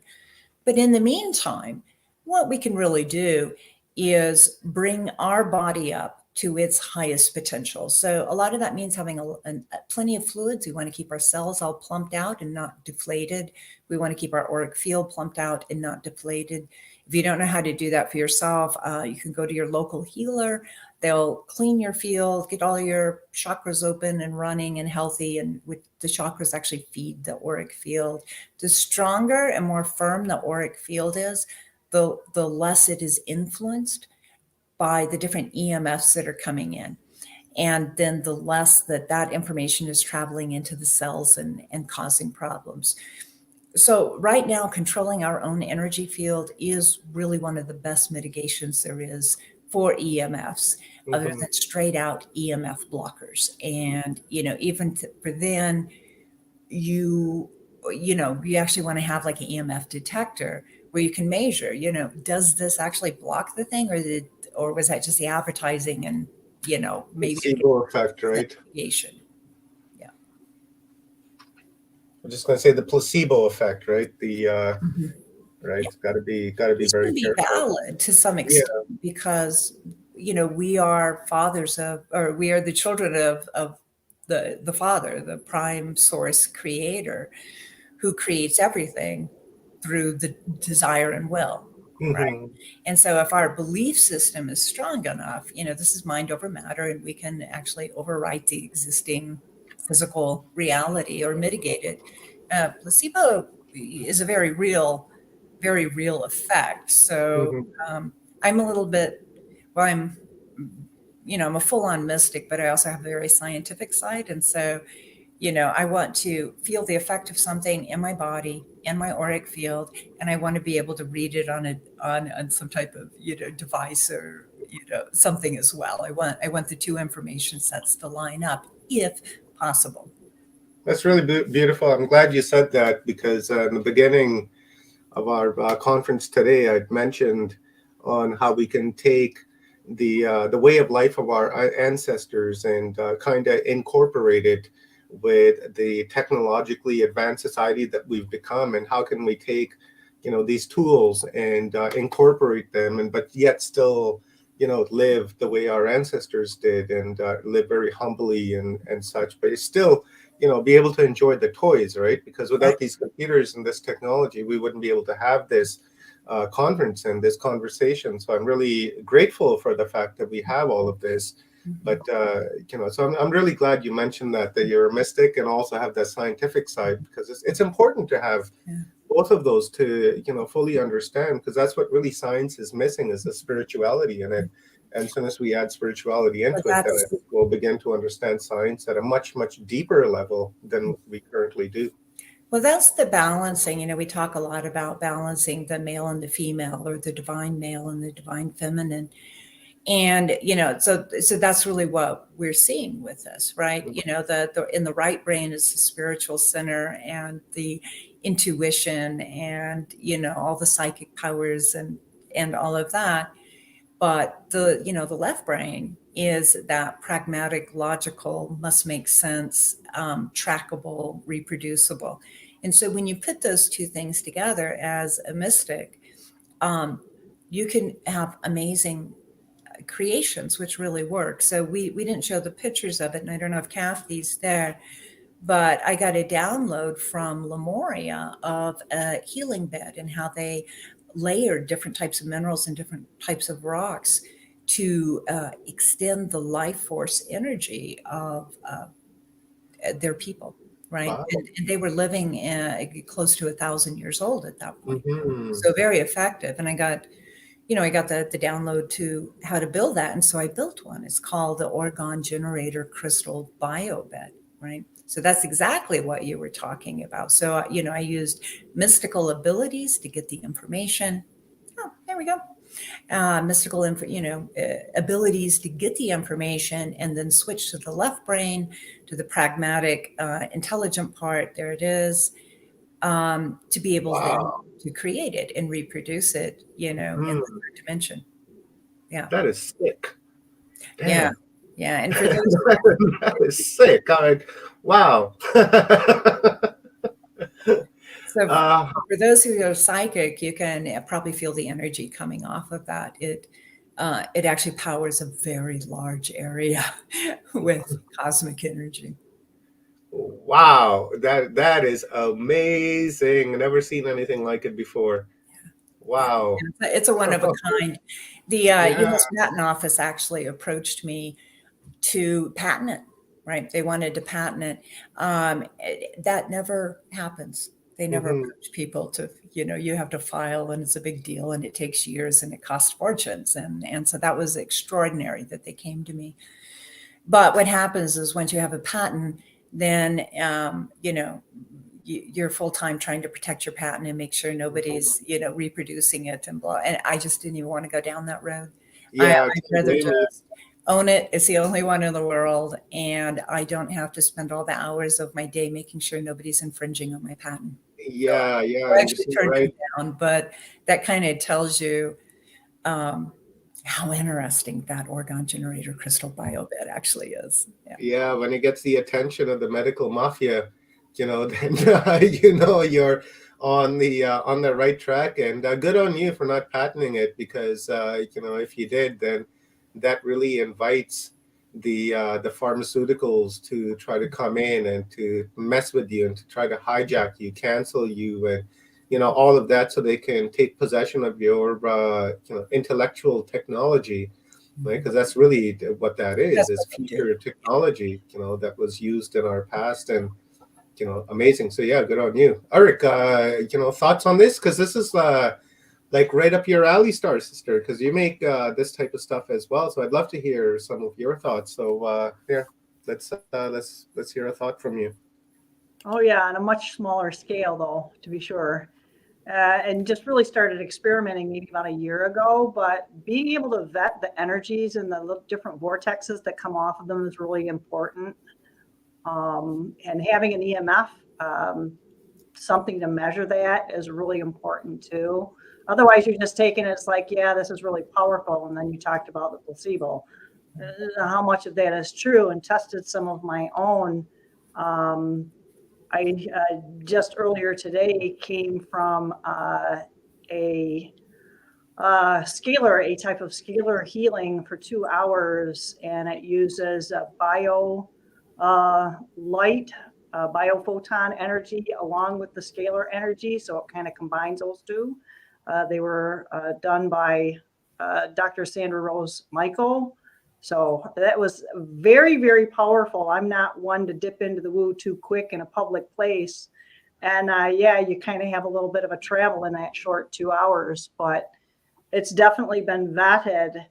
And making sure, like you said, making sure that you have the right combination of the type of crystal and the type of metal.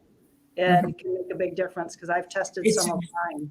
It's very specific. It really needs laid down in a very distinct order, and all the metals need cleaned energetically and physically, and all the crystals have to be cleansed and blessed and charged. I mean, there's a huge amount of details. The difference between a lot of the orgone generators, orgonite, that we're seeing available on the market, built by craftsmen, albeit very good ones. Some of those are so beautiful and amazing, versus mine, which put out just a lot of power, is palpable. And I've had, orgone generator makers come and feel my stuff and go, oh, wow. Okay. Yeah, that's a huge difference. Even the image of the bed, even the images of those have an energy in and of themselves. And if you have an image of that, you can you can even transmute. You can pull that through just on the image. That has a resonance all of its own. So right. Yeah, that's very powerful. Yeah, psychic people can read the energy off of it just off the photographs. And in fact, I shop online a lot of times for some of the metals and some of the crystals, and I read it online with my hand. I can scan the energy of it. Wow. Determination. So what about overlaying some of the metals, because like copper and sterling silver have kind of relationship. So when you have like silver jewelry on, that's actually got a bit of copper in it, right? Is that accurate? Or I know there's like, it's like an alloy. It's not just silver because it's so soft. So there's sterling silver. Sterling silver is an ally, or an alloy. I'm sorry. It might be an ally too. So. Tantalum and hafalum, which are actually used on laser lenses, it has to do with some of the flash layering that they do on the laser optic lenses and stuff. That's an aluminum ally, but an extreme hybrid. And it does have a different energy flow and a different effect than straight up aluminum. And then when you get into the brasses and the bronzes, there's thousands of recipes of how to make brass and bronze. And that all of those, like my favorite brasses that I can get for the orgone generators, I'm actually getting scrap from the British Naval Shipyard, because they have the highest vibration frequency brass that I can find anywhere in the world, right? And for my copper, I like India. India really has a beautiful way of working with copper that's very high frequency. So all these recipes on the different metals and how they're processed and how they're used has a frequency and a clarity or muddiness and lack thereof. Mm-hmm. Right? Wow. Just cool, a yeah. closing question, Angie. I wonder if you do this. We're all individuals. We're all different. Each and every single one of us have a different, um, frequency code, so to say. Now, because we're all different individuals, do you make these, devices tailor-made for each individual? Like, like for instance, you would like read my energy and say, okay, well, I kind of feel that this will work best for you, and then just individually tailor make something directly for the person instead of I like have a under general special, approach. yeah, I have under special circumstances, but it's hundreds and hundreds and hundreds of dollars. So I'm a psychic. Mhm. I'm a psychic surgeon. I regularly see clients, and I'm also the founder of the Inner Passage Mystery School. So, in addition to the manufacturing, which is what we highlighted today, I only do manufacturing one time a week. And so custom made pieces are going to be costly. So, but yes, if somebody really wants to go that way. Now, the holy hand grenade, which is, Kathy will show us one. There we go, the holy hand grenade. I've actually done a lot of testing with the crystals and stuff that are in that one. And that one is very very generic in that it's great energy for all people. I haven't yet run into somebody. I've run into people that it was too powerful for. And I have one person who has it locked in an ammo box in their garage and still can feel the energy in their house. That's an extreme case, though. Not Wow. true for most people. So Yeah. it has been too strong for a few people, but the cocktail of crystals that are married together in that has been very good for everybody. This is the baby and this is the mommy. Yeah. So the one that the big one Kathy has, only 4 of those were ever made. That's a specialty. So every now and then I will do a specialty one, and usually the local people here grab those up. But people have called me, on the phone and say, "Hey, do you have anything special? A specialty one sitting on the side," and then I'll ship that to them. So yeah. So that's a brilliant piece of, and it puts out amazing energy. Yeah. There you go. Wow, beautiful. Thank you, Reverend Angie LaRue. Thank you very much for this amazing download and awareness-raising session that we just had here. A lot of things that we just learned. I myself just learned that with the metals and such that can be involved with crystals and that they can energize off of one another. So that's very cool. I like that. I like the fact that my own awareness was raised. Yeah, there's a level on the path of consciousness that we sometimes enter in some lifetimes where we go into alchemy. And apparently this life was my time to go into alchemy. So that's what we're seeing here. I also want Maybe to we're all say gonna. I wanted to say something about Go ahead, Kathy.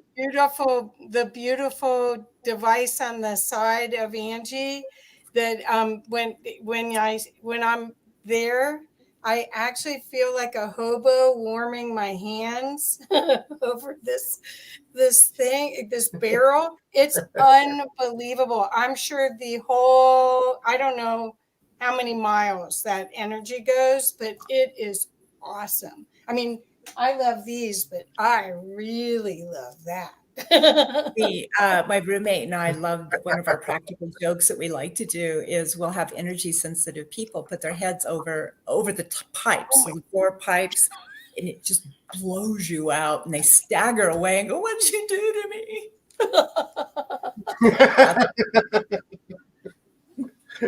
It's that strong. Awesome. Thank you, and thank you very much, Reverend Angie LaRue. Guys, go and drop a visit to crystalarrays.com.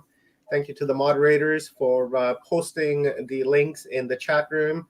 And the links are also available in Facebook, where we are also streaming. So check that out. And so thank you, Angie. I really appreciate this awareness raising session.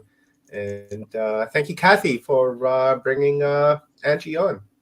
Yep, I'm bringing my playmates. Happy Earth Day! Happy Earth Day! Happy Earth Day. See you later. Bye-bye. Bye-bye. Thank you. All right, guys, let's we will bring our next speaker on, and we will keep her until 1:15. That's an hour, and so we should have a little bit of fun there with with Susanna and Kathy. Maybe you want to take that video out of the Okay, our sure. studio, because I think that might be causing a lag as well. And so Okay, yeah, so- this is wonderful. Hi, Susanna. Thank you very much for coming down to play with us on this Earth Day 2023, where our focus is on humanity and how we can shed some light on our essence and go back to the heart space from where we can operate and be in love with everything and everyone, in particular the animals of this world, because we're not very nice to them. And maybe in this new human that we're creating coming up, we'll have space, lots and lots of space for love. And so thank you. And guys, again, don't forget, this is brought to you by Paul Anthony Wallace, our good buddy with the Eden series, and that is available at Amazon starting today and yesterday, and also in Kindle. So get your copy at paulanthonywallace.com. So thank you, Paul, for sponsoring this. And Kathy, I'll leave it to you, and I'm going to kick back and enjoy this download. Right. Well, Susanna hasn't been on Watchers Talk yet, so this is her first time on. I'm really excited, and I'm really excited to introduce her work to you, because if, as Angie, everyone that's spoken has said words, or everything's cascading into the next speaker. So basically, Susanna, for over 20 years, has been doing a thing called reality crafting and teaching people how to do it. And she is a master architect of this reality crafting technology that she's created. And it's quite visionary, and she's a pioneer. She's created it from downloads from when she awakened.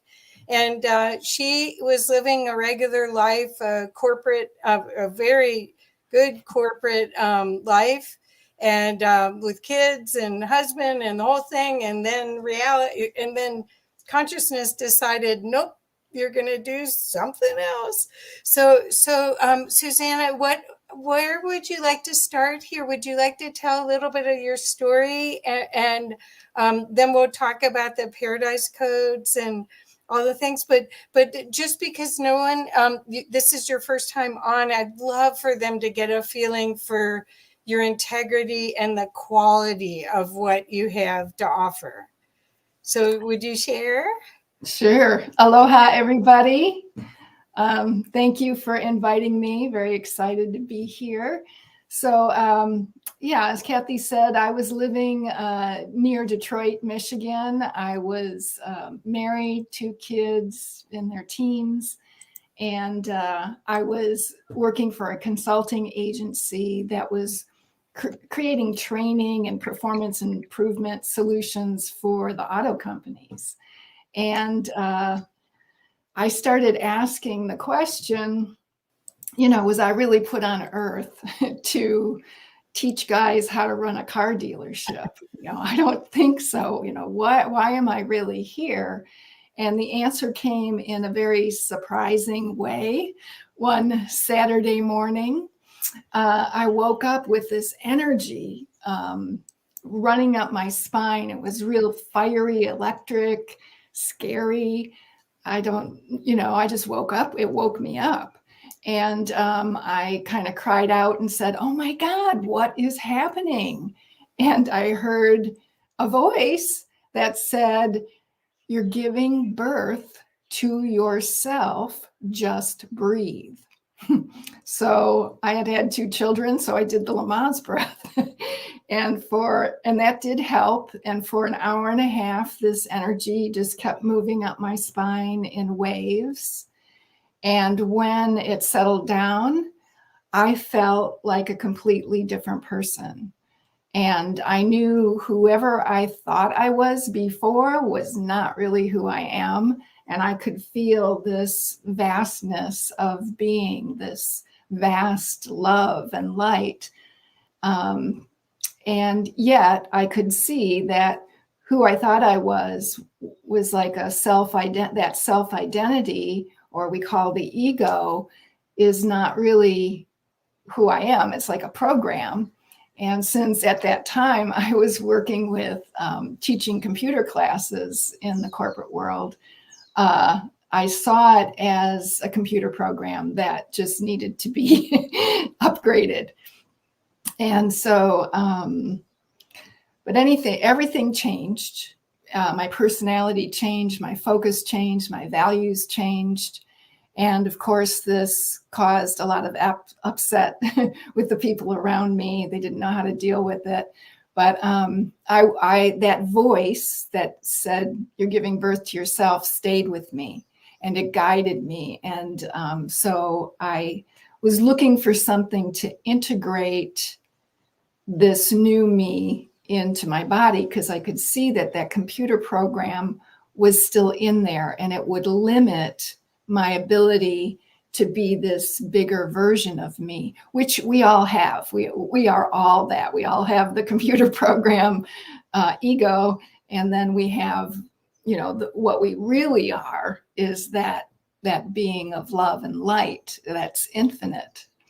So I was guided to a workshop where I was able to integrate and ground that new part of me into the body.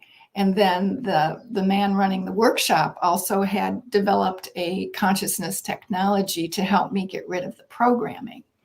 So I did that, and that really helped.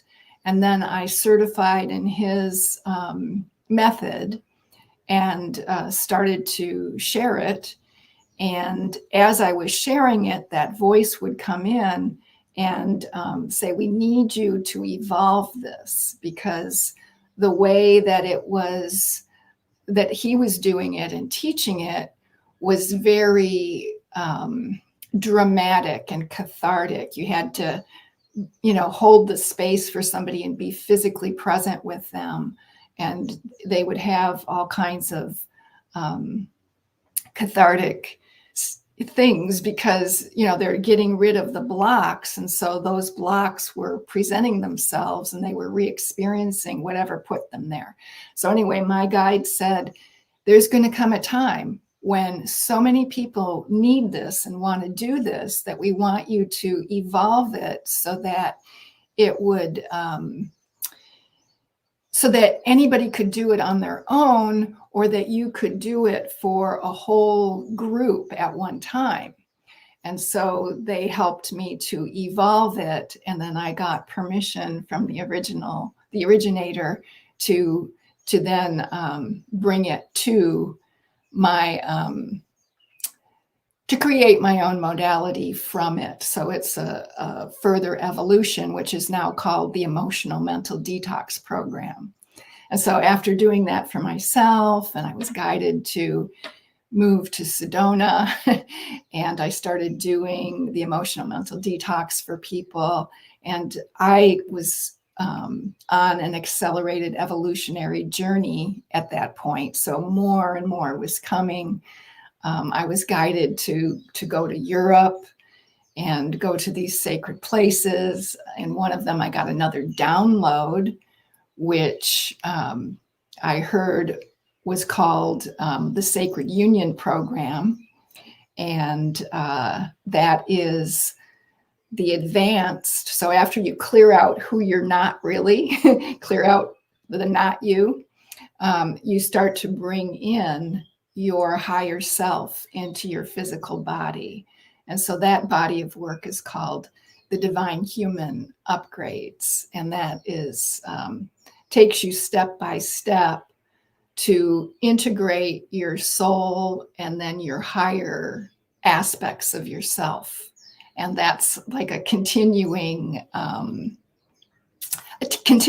gift, because there's no limit to how much we can evolve and how much we can expand. And so as you integrate one level of frequency bandwidth and expand another level of consciousness, you integrate that, and then the next one becomes available. So that's the divine human upgrades. And then from that, I then got involved with the Paradise Codes. So, yeah.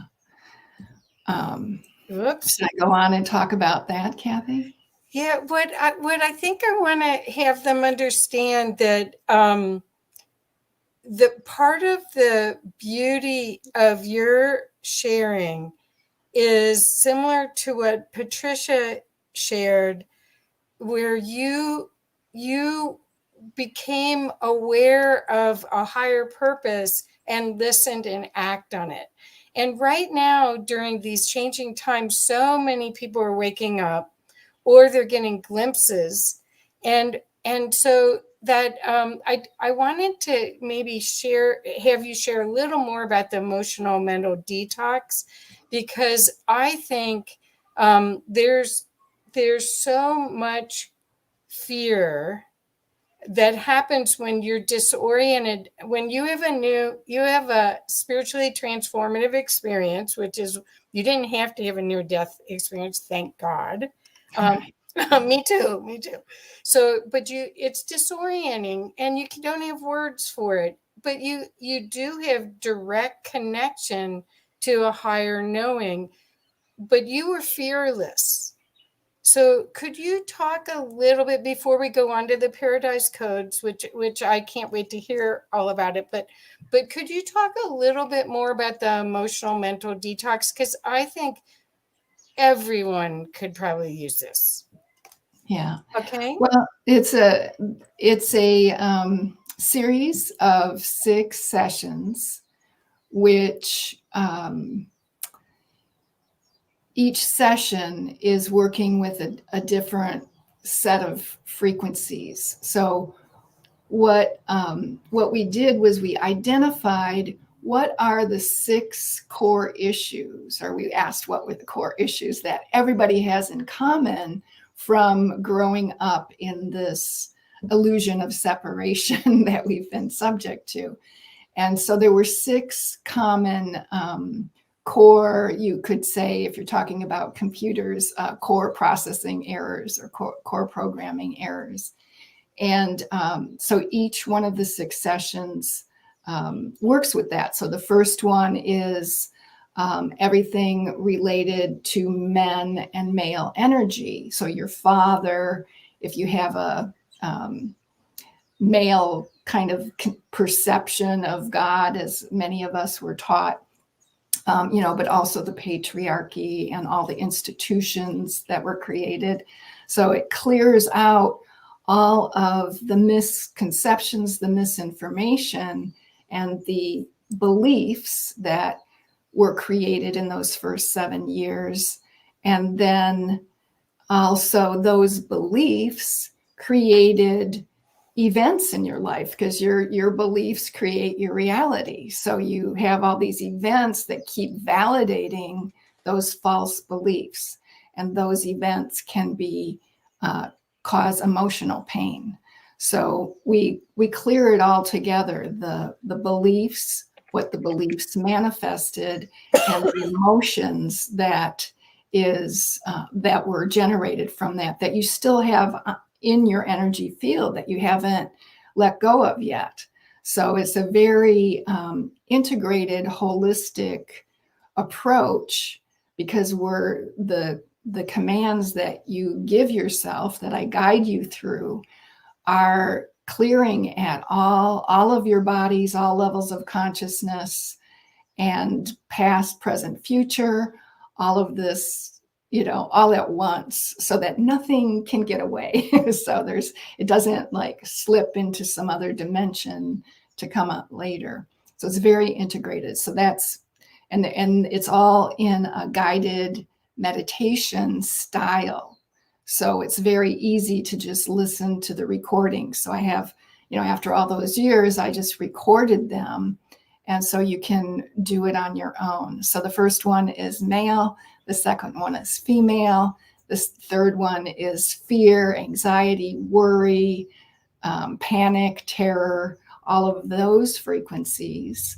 The fourth one is pain, sorrow, grief, all of those frequencies. They're similar, and they're in a similar bandwidth. So we're going through the layers of the onion to the core, and that's the most graceful way to release, because if you go to the core right away, then all this other stuff gets pulled up into your conscious, and which could be manifested. So it's much more graceful, and everything that I do is grace is at the foundation. We're going to do this in the quickest, easiest, most graceful way possible.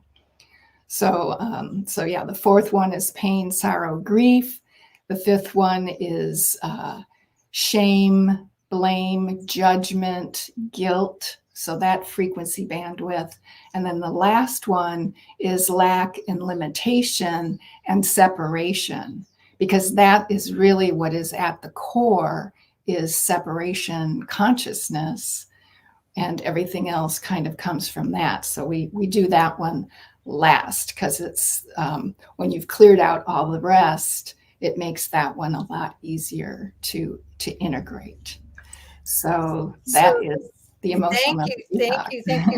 Well, I wanted people to understand about this, because number one, this is really a great process for people that are fairly left-brained, that they're going through expanding to be whole brain, but they don't know how to do it. Susanna's process is even referred by Bruce Lipton on his website. So she's been doing this she's perfected a way for people to fairly quickly release the layers of the onion and get to the core of who they can be, so then they can craft reality, right? Right, exactly. Like Omar has a good question for you, I think. Okay. Yeah, let me just turn this down, because it's going ding, ding, ding, ding. I wondered what that was. So two things really quick here, Susanna, is, one, you mentioned, about the awareness of the higher self, becoming aware, that there's something beyond this physical body avatar. Now, I was wondering if, when that happens to an individual, are they operating in 5D? People are always saying that they want to go into 5D, 4D, 6D, and such. I'm just wondering, because, if we look at consciousness as like a dimension, like a master dimension, and because we have such limited, bandwidth or connection to consciousness, once we become aware of ourselves, obviously that connection gets much higher to consciousness. Now, I wonder if that would be considered operating at 5D rather than, operating on like a 5D world. You know what I'm saying? That you can be in 5D but still remain in the 3D world. And then the second question, right? I'm going to bombard you all at once. And the second question is, when you were mentioning separation, right now, what happens to me personally, and I've been practicing this for quite some time now, is I go into what I call an observer mode, to where, I separate myself from my physical body when I go to work, and I like literally watch myself working from a third person view. I can see my physical body, and I can, I can observe my, it's kind of hard to explain, but, I'm wondering if, and that's what you mean by separation, to where you can separate yourself from, this physical body, but still be tethered to it, and, and still be separated and experience this reality from, I guess, an observation mode. Yeah, that's not what I meant by separation consciousness, because you've mastered the ability to consciously do that. What I was referring to is the programming that we have growing up, where we perceive, or we are programmed to believe that we're separate from our higher self, that we're separate from source, that we're separate from each other, that these bodies are all we are, and that we're, even our mind and our hearts are separate, because we're programmed to put that wall up. So that's the kind of separation I was talking about. What you do is, after you've, worked so hard on yourself and done, mastered the ability to direct your consciousness and to have your awareness be in more places than just in the physical body. So that's a level of mastery. And then the first question was, if you become aware of your higher self, are you operating from that? And I would say not automatically. So people will have peak experiences, but then, maybe at a workshop or doing yoga or something like that, and then they go back to being their old self, and they're always wanting to get back to that peak experience. Mm-hmm. So what we're doing is clearing out, with the emotional mental detox, clearing out all the obstacles so that you can be in that higher consciousness, and you integrate it. You've got to embody it in order to be it. So that's the process that we're going through right now, is you clear out what you're not and bring in who you are, and really integrate it and embody it. And then you live from that. Mm-hmm. That's very interesting when you say that, because, I've said it for a long time that, our parents program us and their parents programmed them. And that's kind of how it's been going on for millennia now. And, when you were speaking about the 7-year-old part, the Jesuits came to mind. And the Jesuits say, give us your child until they're 7 years old. And after that, you can have them back. We don't care, because they're going to be what we want them to be for the rest of their life. And that's kind of the shedding and the detoxing that you're talking about, right? To where, we, get rid of the idea that, you're going to be an engineer, you're going to be a lawyer. My daddy was this, your daddy was this, so you're going to be this too. So you're kind of just separating and getting rid of that, right? If I'm understanding this correctly. Yes, exactly, correctly. And the Jesuits knew this, and they've used it. and it's various ways too. Yeah, it permeates our whole culture.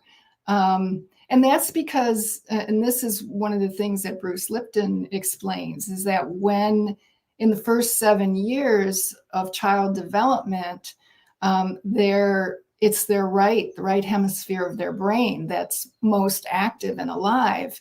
And it just is downloading everything without any filter. And then around 7 years, and this could be changing now with our new children, it could be earlier, but around 7 years is when the left brain comes online, and everything that it was downloaded, during the first 7 kind of goes into the subconscious. So that's when your self-identity is constructed. So yeah, the Jesuits knew that, and so do a lot of other people that have, created our public education system and all kinds of other things. So yeah, so we can undo it. That's the great news. We can undo all that and get back to a blank slate where we're consciously choosing what we want to believe in order to let those consciously chosen beliefs create the reality that we want. And guess what? We know there's secrets too now. So it's out in the open, and we can correct our ways. As I said in the opening of this conference, that we need to go back to our roots, and we need to go back to the way our ancestors lived, in harmony with the land, in harmony with each other, and to teach our children, the proper education and the real education that they need to be taught.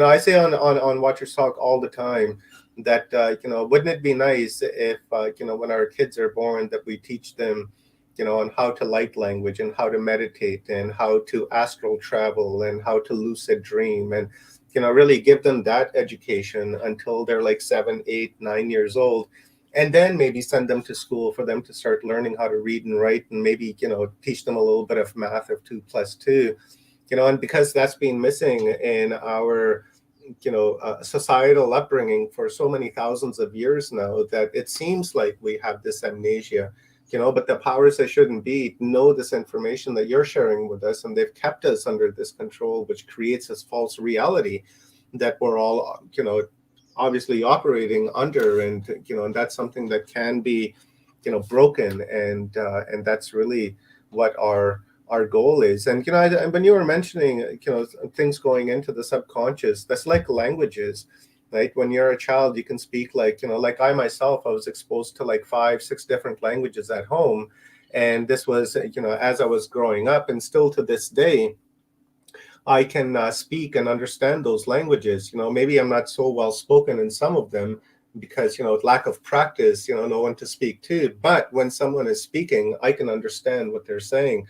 And that's the subconscious programming too, right? To where that information planted itself in my subconscious, and now it's there indefinitely. But what about like bad habits that people pick up over over the years? How what type of discipline is required for an individual to to like shed those bad habits, right? It's almost like an addiction, right? Be it whatever it is, bad habits are bad habits, man. Some people spitting down the street. It's Yeah, well, I've never really been good at self-discipline. Me neither. So, but with the emotional mental detox, what you're doing is you're going to the level of where the program was created and clearing it. So habits are programs, and so are triggers, emotional triggers. So that's one of the things that I hear a lot with my people that do the emotional mental detox is, I'm not triggered anymore. I can. So in what that does, it takes away the trigger, it takes away the program. So then you're able to be present in the moment and consciously choose how you want to respond. And so that's true responsibility, the ability to respond consciously and not get triggered into an automatic response. Mm-hmm. So it takes away those programs, and it makes it easier for you then to create new habits that are healthy.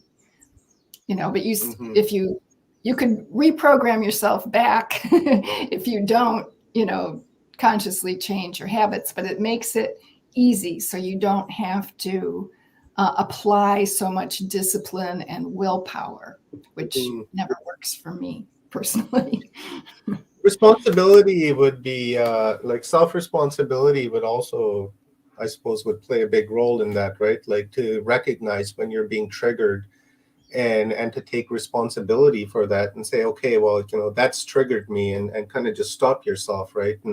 And not just react, right? Emotionally reacting, just actually stopping thinking for a moment and then doing what you need to. But I feel that self-responsibility would play a huge part in this, because one, you would have to accept the fact that you have all of this going on within you, and then once you've accepted the fact that you have all of this programming, and taking responsibility for it, then you can begin to easily shed and get rid of it. Well, what I am hearing from my clients is, things like, oh, I've done, X amount of years of therapy. And so I'm very much aware of why I get triggered. But that awareness doesn't make me stop that reaction. So because the trigger makes you go unconscious, and it makes the subconscious program respond. So clearing out the triggers and the reaction that you usually have is what the emotional mental detox does. So you don't get triggered anymore. And so, you might, a good example is like you're with your family for, Thanksgiving dinner, and your siblings usually, your older brothers are teasing you, and they're trying to poke you and get you to react. And you used to react, and you used to go, whatever you did, cry or lash out or whatever you did.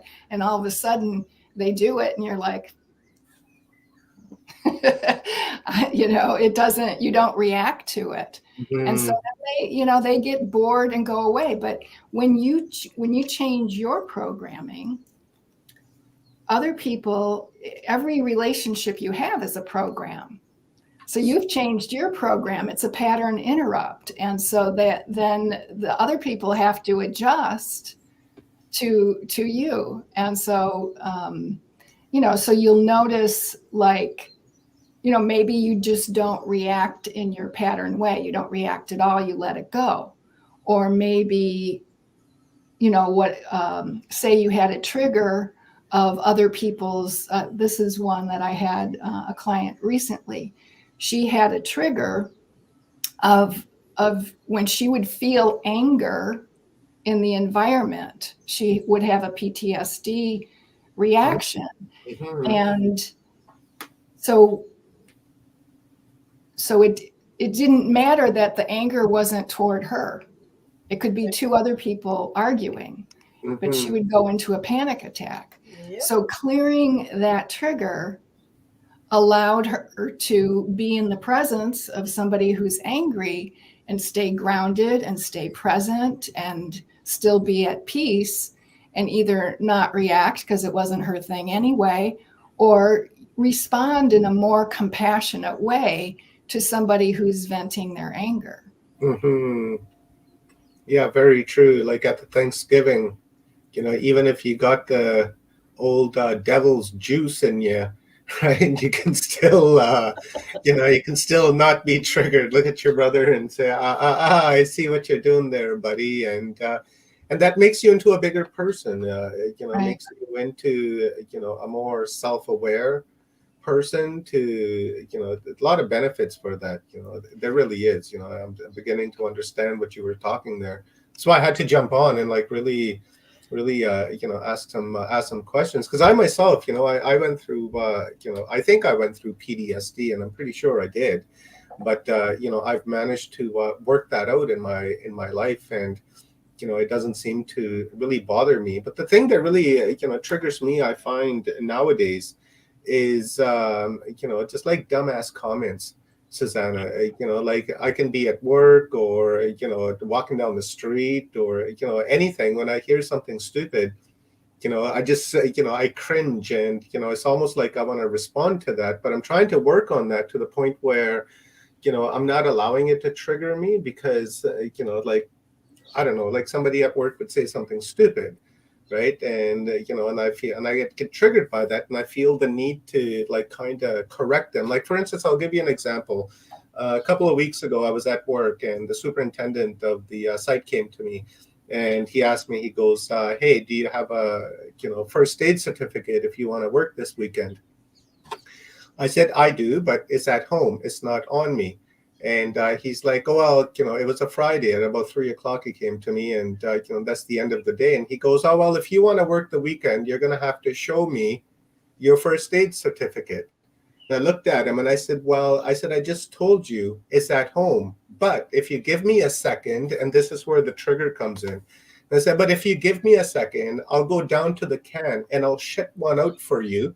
and you can put that on your desk, because I just told you it's at home, and then I have to stop myself because I'm like almost just ready to aggressively go at this person, right? So that's kind of, things like that, trigger me, and I'm kind of wondering on how I can stop myself from doing that, because it almost feels like second nature, to where I just want to, just respond to it, right? And it's almost like I can't help myself. Could have lost my job, but thankfully they need me more than, I need them. Yeah. Well, oh, go ahead, Kathy. Well, the reason why I asked Susanna to talk about this is I think this is going to be what, if people that are following the astrology, astronomy, the energy that's hitting the earth right now, they're saying April is going to be amazing. And a lot of what's coming up are all these triggers. And one of the things I listened to yesterday, they were talking about, be careful because it's coming out of here before you even get a chance to think about it. It's like what you're talking about is they hit something, you don't think about it, and some wound is just showing up and being amplified and usually to the detriment of everyone. It's not a conscious communication model. Mm-hmm. And so that's why I wanted her to bring it up, because I think that first step, if you can't at least be aware and start peeling the onion without having to re-experience every single one of these things. What Susanna's thing is it's a meditation that, so you're in theta state, or you're in a meditative state while these things are lifting off without you re-experiencing the pain. If you go to therapy, you re-experience the pain over and over and over again without getting off the treadmill. This is a whole different way of peeling it all off so that you get a chance to go, oh, I feel lighter. I'm so much happier. I'm looking at this as a comedy skit instead of a serious. Well, it is. I mean, I think God has a sense of humor. For sure. I really do. He does. That's why laughter is the best medicine, right? God's a comic. Well, anyway, so that's why I do think that this is the time that everyone needs to have an experience and learn what Susanna is teaching, because it'll help everyone. It'll help us because we can't blame all of everything that's happening in the world on out there. It's in here. Mm-hmm. And until we clear this and our stinking thinking, well, to me, I'm not sure that we'll get to that new earth that everyone's talking about, no matter what dimension you're in. I mean, third dimension, fourth dimension, fifth dimension, whatever dimension, if you want to be in 12th dimension, you can't reach the higher dimensions without joy. Right? Right. Well, I guess the thing that I really want to get across is you can clear your triggers. Yay.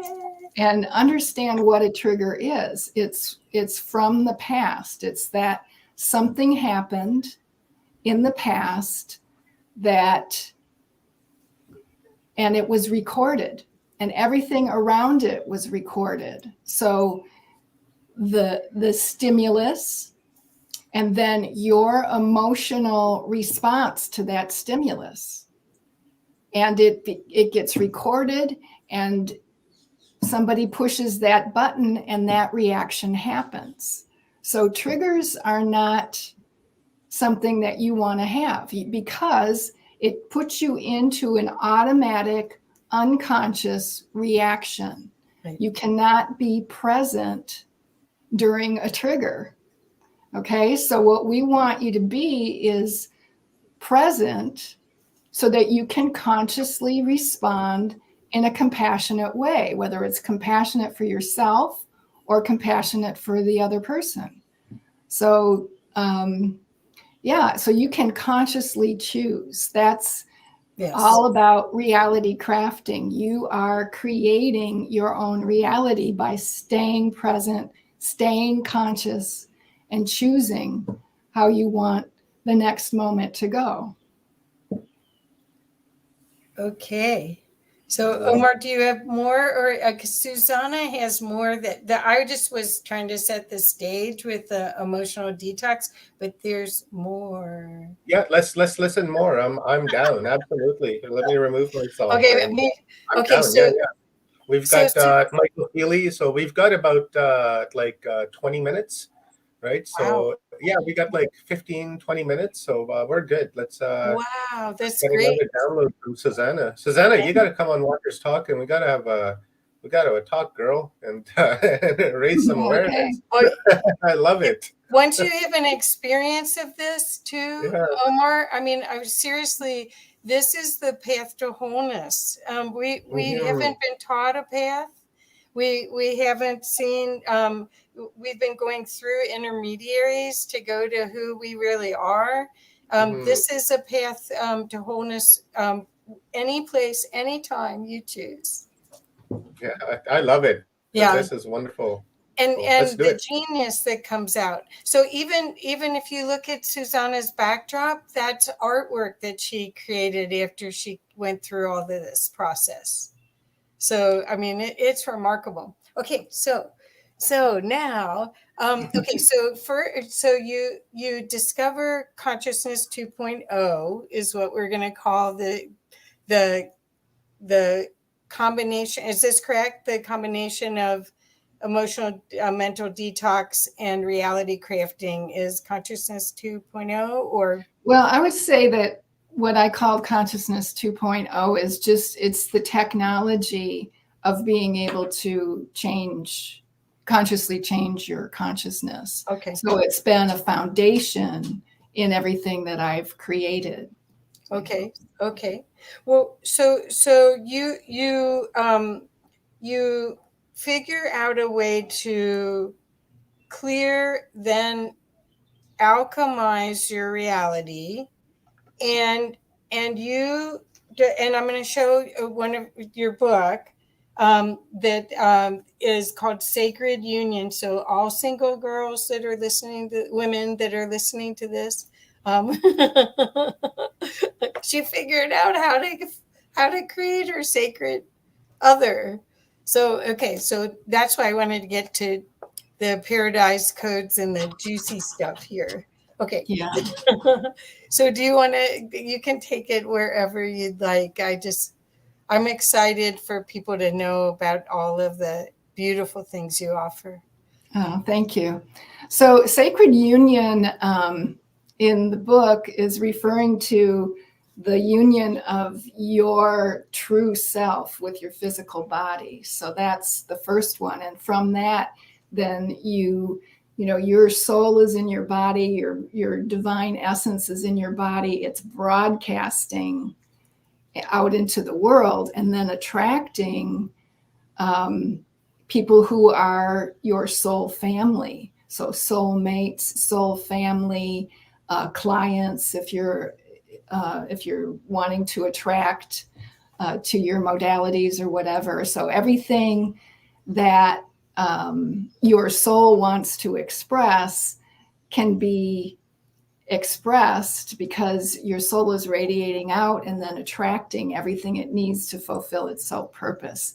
So that's, and including a partner, if that's what you chose for this lifetime. So that's the book. The Paradise Codes came along. That was really interesting. So around 2004, I was leading an 11/11 Stargate opening in a teleconference, and I heard, your congratulations, your mission is complete early.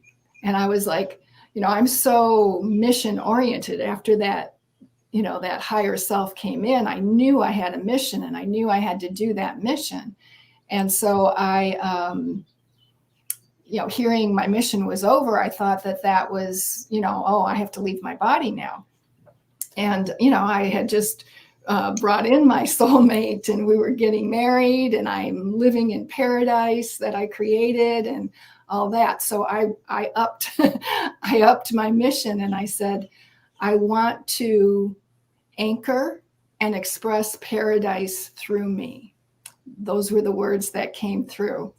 And so a few months later, I got a call from this woman. I didn't know her. She had just moved to the island. I'm on the island of Kauai in Hawaii. And she said that she had gotten a request from Mother Earth, from Gaia, that the Paradise codes, the Paradise blueprint was ready to be downloaded, and she wanted it downloaded through Kauai first, and then it would be distributed. And Mother Gaia wanted a group to help anchor it, and apparently asked for me by name. So, I did, and my partner, we went and we had a gathering, and we did a ceremony to anchor the Paradise blueprint. And then I already had like a following in that I was doing teleconferences with. So I brought it to them and did the ceremony with them online. And then they came back to me and said, I always knew that I was here to help restore paradise to Earth, but I didn't know how. And you just gave me a way to do it. Can we do this on a regular basis? So I created the Paradise Builders team. Now, these were all women who had already gone through my emotional mental detox program and the Divine Human Upgrade program. So they were to that point and they could hold a frequency. And so every week, every Monday for 4 years, we got together, we connected with the Paradise Council, who were beings from lots of different races, and the archangels and angels and all of that. And for the first year and a half, they guided us on what to do. First thing they said to do is we have to get rid of the enslavement grid, that there was actually a grid of enslavement on the planet, and then get rid of that, and then create a safety net so that when the institutions that the enslavement grid created start to fall away, which is what's happening now, there's a safe place to land. And so we created I think we first called it the Emancipation Matrix, and then it evolved and became the Sovereignty Grid. And the Sovereignty Grid was, it wasn't like a rigid grid like what was on the Earth at that time, the enslavement grid. It was more like a net, and it was flowing, but we could plug it in to the points where the enslavement grid were anchored in the Earth. And so anyway, we were getting all kinds of, it was so much fun, because these beings who were on the Paradise Council, they were for all different races. And for the first part, each week, we would have a different race that would come forward and introduce themselves and give us gifts. And sometimes they were teachings, sometimes they were energy tools. One time they took us to a universal peace conference where it was all these, anyway, it was so much fun. And yet we were, following their guidance. And then about a year and a half into it, they said, okay, you remember how to do this. Now you lead it and we'll support you. So then for the next, 2.5 years, it was 4 years altogether, we were inspired, and then they would support us. And then it came time where that mission was complete. And so the Paradise reality, which started from the original paradise reality, the original creation, and then it was evolved further. And so that was done. And then they asked me, because, you know, working on it like that, I embodied the codes, the paradise codes. And so they asked me to take the paradise codes and place them into the power spots in the world. So I did some traveling to do that, but of course there's a lot of power spots, and you know, travel is not fun sometimes, especially these days. And so I asked if they could upgrade me so that I could do this in my light body and stay here and place it around. So they did that, and then I was invited to have my own radio show on the World Puja Network, and every 2 weeks we would place the paradise codes in. We were guided to do the headquarters of some of these, these controllers.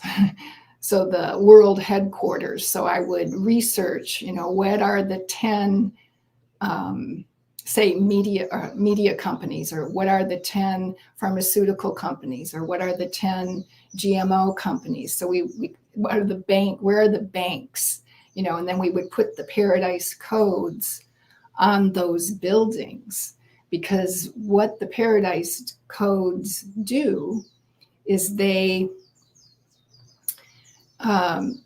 clear out all of the third and fourth dimensional stuff that's recorded in the earth. Okay, it's all recorded, and that's why these controllers would build their headquarters on these power spots, because their intention would be empowered by the earth energy coming through there. So they knew that. But when you put the paradise codes, all of their programming, all of their intentions gets cleared out. And then also what gets cleared out are anything in the fourth dimension, like disembodied spirits, or I found that it was like nature spirits, elements that were enslaved by their intentions. So they would be set free. And so once everything was cleared from the third and fourth dimension, all the way down, on that property that we would place the codes, all the way down to the center of the earth, clear out everything else, and then it starts to download the fifth dimensional paradise codes. And then that's when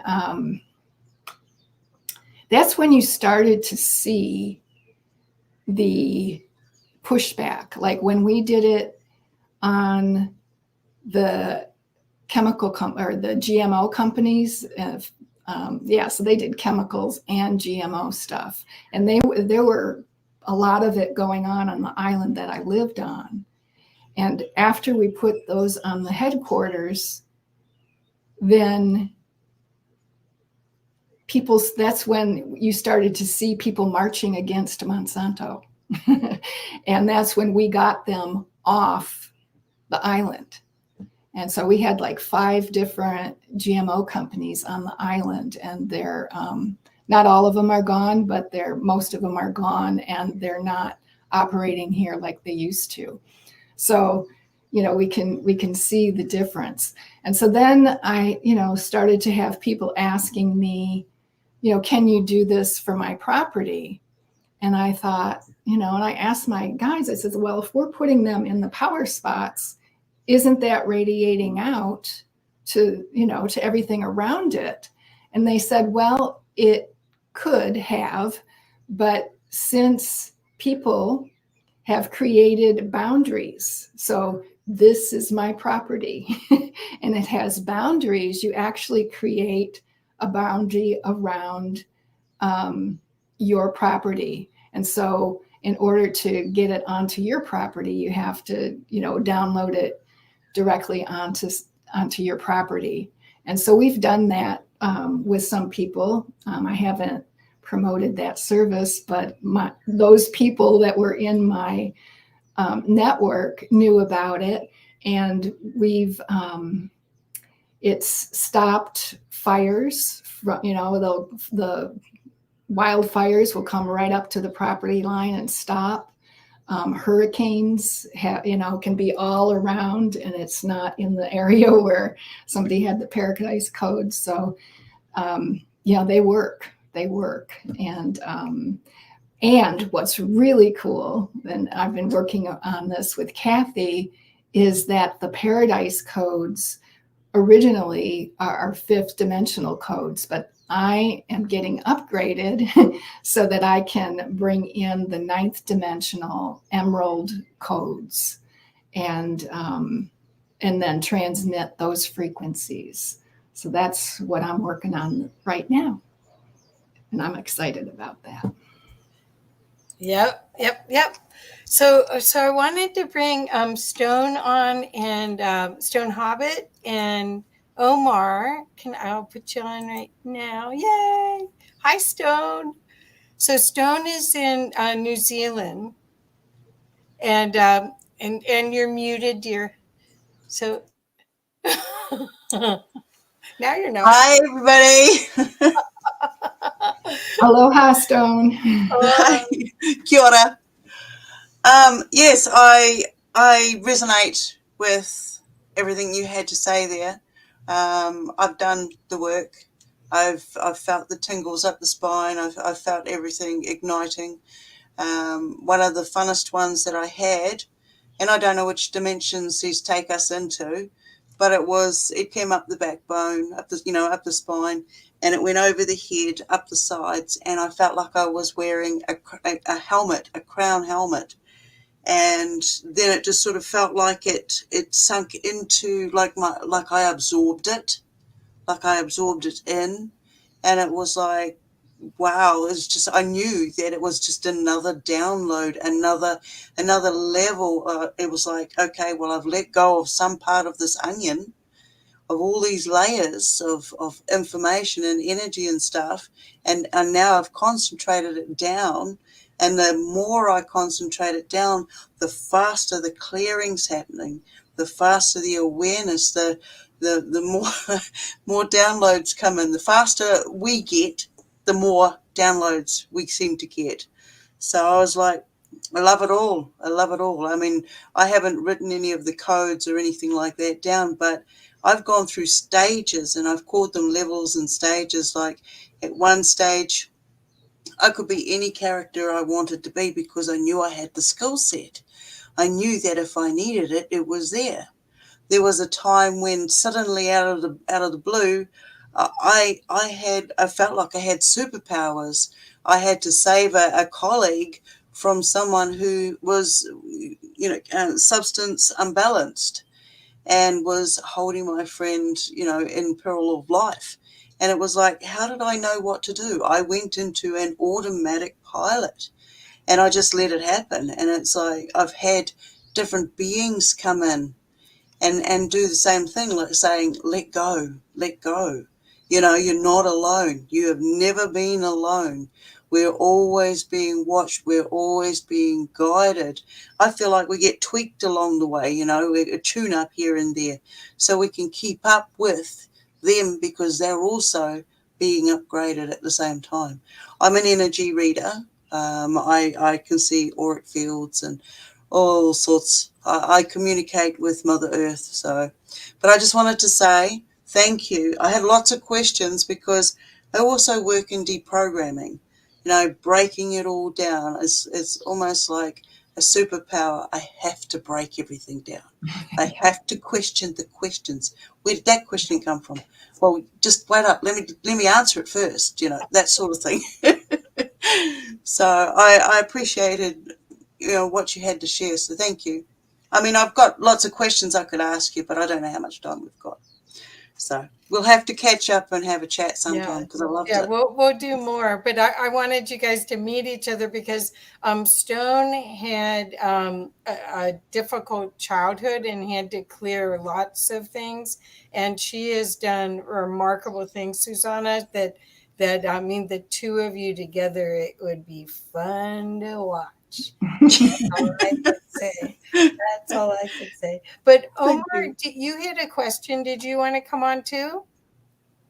Yay. Oh, 4-pack. Yeah, look at this. absolutely. I've never Yeah, look seen at us- this before. Look at us go, right? Yeah, it's changing just up like the the studio. Brady's Bunch, only sideways. You know, I was wondering, Susanna, if like you were mentioning about Monsanto buildings and things like that, you know, can we place those codes on bloodlines as well, like say the Rothschilds and the Rockefellers and Disney and things like that, to make them more compassionate, right, towards humanity than what they're currently displaying? Well, the paradise codes are for the earth. So that's Mhm. why we put them on the buildings.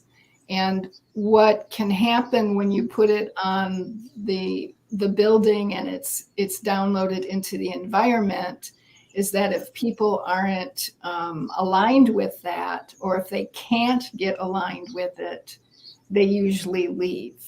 And we've seen this happen, like say with apartment buildings, where there's this big changeover of you know, people leaving and then other people who are aligned coming back. As far as, you know, these people that you mentioned, yeah, I think that there is, just like we have those type of bloodlines, we have the other type, the white hat type of bloodlines. And I'm sure that we're all part of that. And so we, you know, we're all playing out this play, you know, and this is the time of integrating polarity. Right. So when we go into the higher dimensions, there isn't duality. So, and I want to just make a distinction between polarity and duality. So polarity is like if you put on polarized glasses and you see that the blues are bluer and the greens are greener and the clouds, the outline, they're just like so much more popping out. So we love polarity because that is what gives us these sensual pleasures, you know, sight and sound and whatever. Duality is when you put a judgment on top of the difference. So it's the judgment of, well, you know, the sky is blue and that's the only way it should be. And if it's not blue, it's bad, you know, so that's duality. So that's what we're rising above. And the time that we're in, the cycles of the universe, it's time for those bloodlines who were given the ability to be in control for a while. Their time is done. So it's our time now. Yeah. And, you know, that's all going to, we can see it's all crumbling because they're all being exposed. And so what they did in secret, that was how they stayed in control for so long, because it was secret and we didn't know about it. Nothing can be secret anymore. And so it's like a big planetary detox. So we have high frequency energy coming through the sun onto this planet, and it's detoxing. It's pushing up everything that's not aligned with unity. It's pushing up all duality. And that's why it's so in our face. And the old trying to hold on to that separation consciousness, but it's not working. So it's all good. We're winning. We've won already this battle of light and dark, and it's our time now. And so that's what's so exciting, is when we clear that all out, what do we get to create now? Now we go into reality crafting. What do we want to create? How? And that's what I learned from the Paradise Code work as well, is so many of us incarnated on this planet at this time who hold the higher, I call them the Paradise technologies. They are bringing through all of this, and it's ready to go. They've been working on it all their lives, and it's ready to go.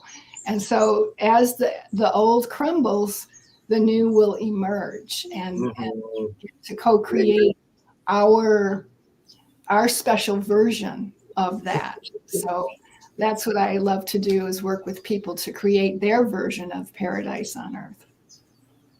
Amen to that. Definitely amen to that. I say we put these codes on the White House in Washington and the Parliament in Ottawa, so that we can get a little compassion going on in those two locations, and maybe this inflation will come down a little bit. Well, we've done a lot of work with making this transition as graceful as possible. I did a Paradise Code trip in 2009, and my intention, knowing that all of this was going to come to an end, is like, how can I make it more graceful? So that was my intention that I worked with, the Gaia Sophia with. And she said, okay, if that's your intention, then you need to go to these places. And we did put the codes we didn't put them on the White House. We were guided to put them on the monument, the Washington Monument, because everything was connected to that monument, and it went everywhere. It absolutely, and that is so true, Susanna, because from the White House, when the president wakes up and he looks out his window, he sees the Washington Monument, that great big obelisk that's there, and that's to remind the president of like who is really in charge, right? So what a great place to actually put it, so that it just has that spider web effect that goes to where all the center points of this beast is. And again, that's all we can call it, is it's a beast. It's coming from and it has been done. It's those Paradise Codes are there. They've been working, and that's the evidence that we know they're working is because all of that stuff is crumbling and falling apart. Beautiful.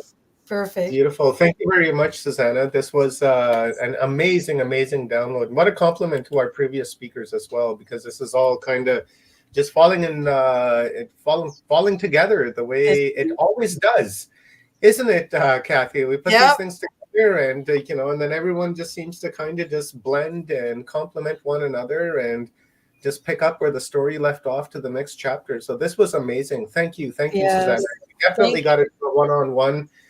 You and I, and maybe bring Stone Hobbit in on that too, and then the three of us can just have an amazing conversation. I want to watch that one. I can see the rabbit hole now. I dealt with a lot of shit in my life, and foster homes and group homes and prison and living on the streets, and just a lot of terrible things that I've overcome. Right, just through self-reflection and just pondering on the self. So I think it would make a wonderful, wonderful conversation. So really looking forward to that. And again, thank you, Susanna, and thank you, Kathy, for bringing Susanna on for this wonderful Earth Day download that really complements to what we are doing here today. Our mission is not for the Earth, but it's for humanity that lives on this Earth. And as we said, Earth has been around 4.5 billion years, and she's seen far worse than us. And we're here, and the Earth is going to be here in 4.5 billion years, but we're not, right? So it's best to become that new human. We don't need the new Earth. We need the new human that can continue to reside on this old Earth, right? Because the mother's old, so we got to take care of her, and the only way to take care of her is by taking care of ourselves. Because if we're living in harmony with ourselves, then that will reflect onto our surroundings. So thank you, Susanna. I so appreciate you. Love you, sister. This was wonderful. Thank you for your genius. Thank you, Susanna. Yes. Well, thank And you guys, for go and I love being with you all, and I look forward to more. Thank you. thank you. And guys, go and visit Susanna's website. Thank you to Ronnie for continuously posting the links in the chat room. So SusannaKennedy.com, guys, go and check that out. And yeah, the beautiful stuff, Susanna. Thank you very much. Really, really appreciate it. All right, thank you. Aloha. Aloha. Happy Earth Day. All right, guys, let's bring on. Let me go like this.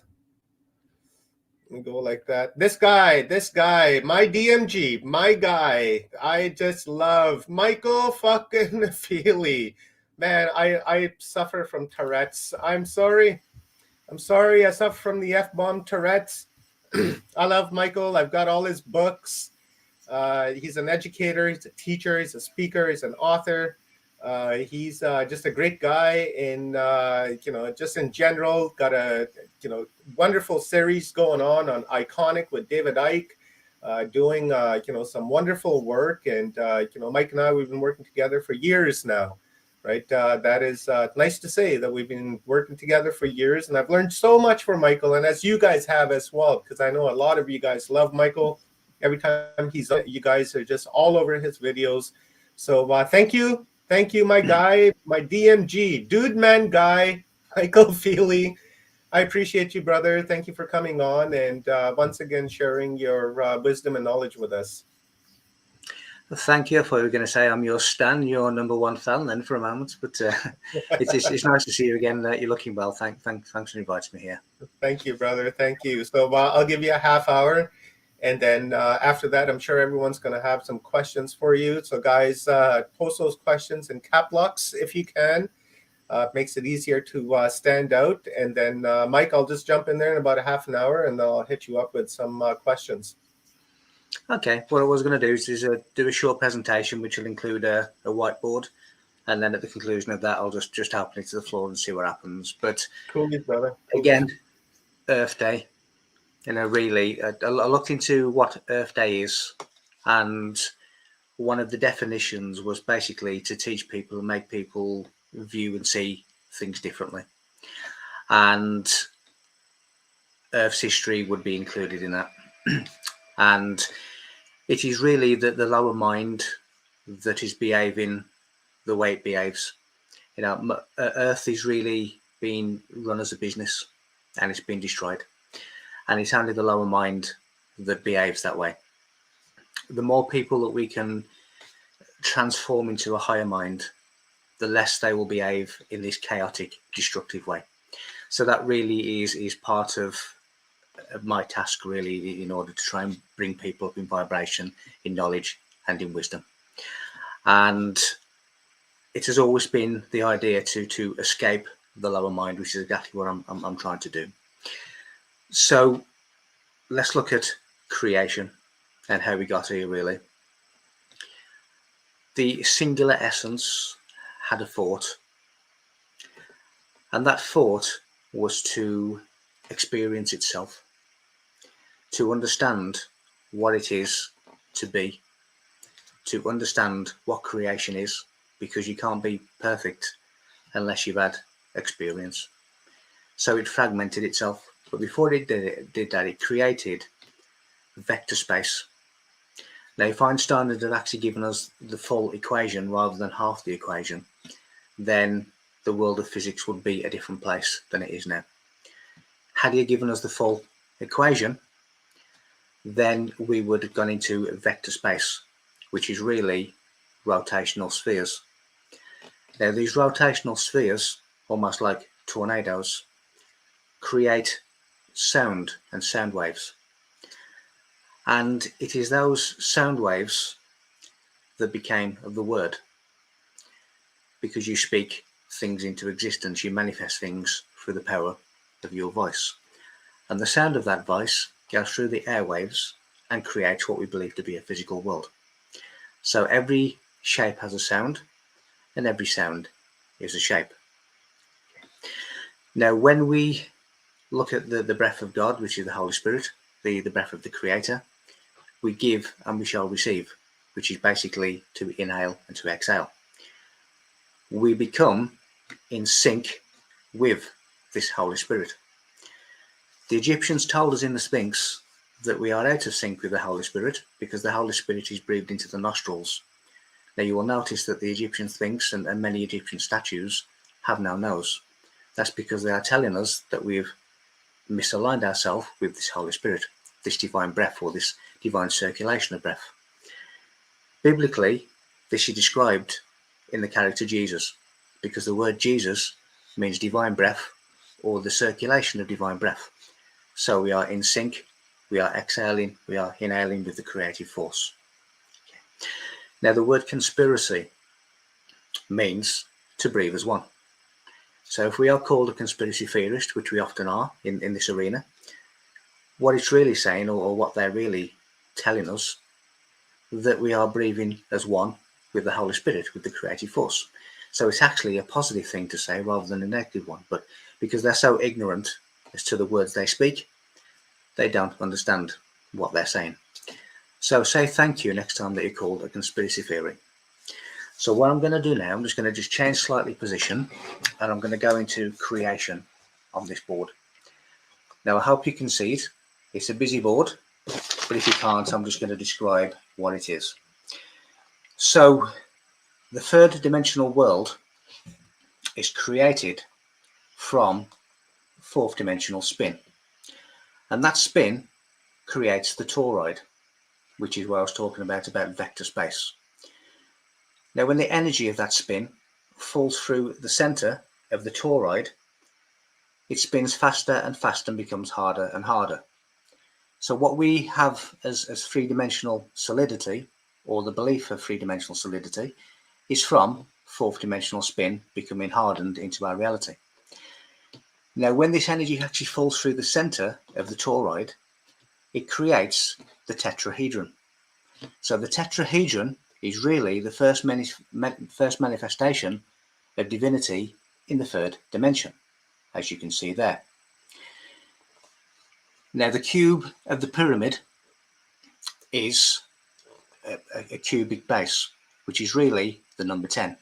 1, 2, 3, and 4, which equals 10. Now when you look at the pyramid from an aerial view, it is the letter X. Okay. So when you get the 10 of the cubic base plus the X, you get 20, which gives us the code 33, which is the resurrection code. So the pyramid is really a code for the return to the cosmic womb, where we are able to escape the mater X, the matrix. Now XX is also the female chromosome. When you reverse the alphabet, so Z becomes 1, Y becomes 2, X becomes 3. So XX is 33. That is the code 33, basically the resurrection code. That is when we're told that this character Christ resurrected. Now when we start looking at two X's together, then we start to get the Masonic square and compass. And in the center of that square and compass we have a diamond. And the diamond is really the conscious fusion of opposites, in this case the male and female, because the top of the double X is W and the bottom of the double X is M, which is woman and is man. So we have the union of opposites, the balance that we must achieve and we must attain in order to reach that resurrection code. Now when we look at Earth, the word for Earth really is Pandora and not Gaia. Gaia is actually Earth's ecliptic, but Pandora means the gift of all. Now George Lucas is telling us this in his movies Avatar, because humans go to planet Pandora and pretty much destroy the planet and cause war on the planet and cause destruction on the planet for what they believe to be a precious metal. Now what he's really telling us is that that is what humans are doing to planet Earth. We are destroying it. We are causing wars for things, materialistic things that we believe are of value. What we need to do on the planet, going back to the conscious fusion of opposites, is to create balance, to create a masculine feminine balance. And when we look at the left eye of Horus, which was lost in battle, the loss of the left eye is really symbolically telling us the loss of the feminine. Now, when biblically we translate the world of sin is really the left-hand path. Now, the left-hand path is the path of the feminine, the moon. The word sin gives us sinister. Now, originally, the word sinister meant lunar wisdom. So those with lunar wisdom, which is the feminine path, which is the feminine, the female, had to be eradicated in order for this patriarchal system that we still have today to take over and to take control. So they created the right-hand path, the masculine, the sun, which is the Christ. And Christ came to eradicate sin. So the sun cults removed the lunar cults. The sun cults, the patriarch cults, removed the matriarch. And that is why we have everything in society today is run by the masculine. Whether it's politics, whether it's religion, whether it's society, it is run by man. Because they wanted to eradicate sin, which was the feminine path. And that is exactly what they've done. And in doing so, they've created an imbalance, because you need 50-50 in order to reach that place of equilibrium. And you can't do that if your feminine side has been eradicated through false teachings. So that really is what biblical sin, original sin, really means. That these patriarchs wanted to remove the feminine in order to take control of the world, which is what they've done. So this conscious fusion is important if we want to become true Christians. Now, a Christian is not what it is purported to be today. People believe that a Christian is, you go to Sunday service, you read scriptures of the Bible, and you become part of that religion, and you become a Christian. Christianity was once a secret society. They met in secret, they gave secret symbols, and they didn't speak or didn't utter anything above their own voice until it was accepted as a state religion. But it was a secret society. Now, to be a Christian means to become a Christified being. And to become a Christified being means that you have to amalgamate your opposites. Now, the symbol of being a Christified being, or acidified in Egypt, was the cross. So those who wore a cross were marking, almost an emblem, a badge of honor, that they become Christified. That, of course, has been completely watered down in today's society, when everybody can wear a cross completely emptily for no reason. So really my talk is telling us about how we can raise our consciousness from a lower mind to a higher mind. It is the higher mind that doesn't behave the way in which the lower mind works. It is the lower mind that is destroying the planet. It is the lower mind that we need to surmount. And the previous speaker was talking about, we've already won. Yes, we have. We're just pretty much acting out the scene before the end credits arrive. But people are playing this game for real. And unless they play it for real, it has no relevance. It has no value.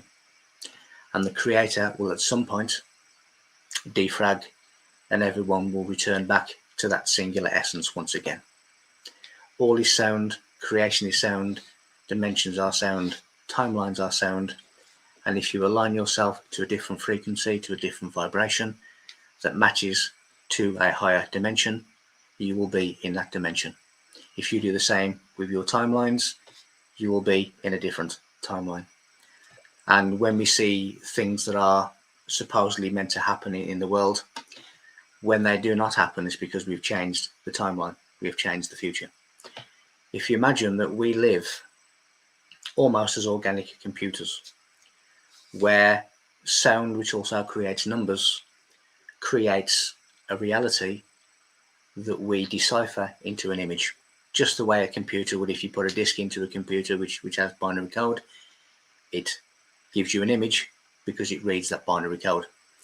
We are pretty much the same in terms of the numbers that are vibrations that are part of creation in the universal language. We decipher them and we interpret them, and we get a reality from that interpretation. And I know this for a fact because I've looked at the sky and I've seen clouds turn into numbers. And I have other different evidences that prove to me that this is how it is. But in order to become our fulfilled creators again, in order to become the higher consciousness again, we need to change our ways. We need to change our perspective. We need to begin to behave differently.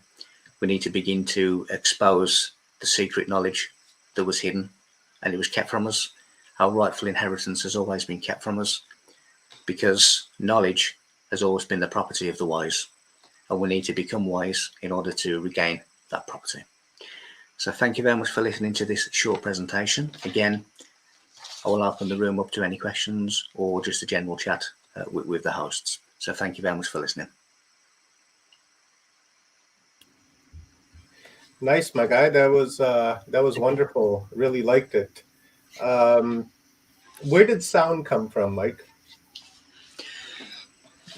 Sound comes from rotating spheres, which is vector space. When you look at vector space, you are looking at lines, you are looking at dots, you are looking at grids, you are looking at basically rotating spheres that create sound waves. And it's from those sound waves that shape begins to form, dimensions begin to form, stars begin to form and go an exact distance they need to be away from each other. And planets are formed, human bodies are formed, and so on and so on and so on. So it's really the spin of rotating vectors that create sound waves, which create the reality that we know. The reality that we know as well.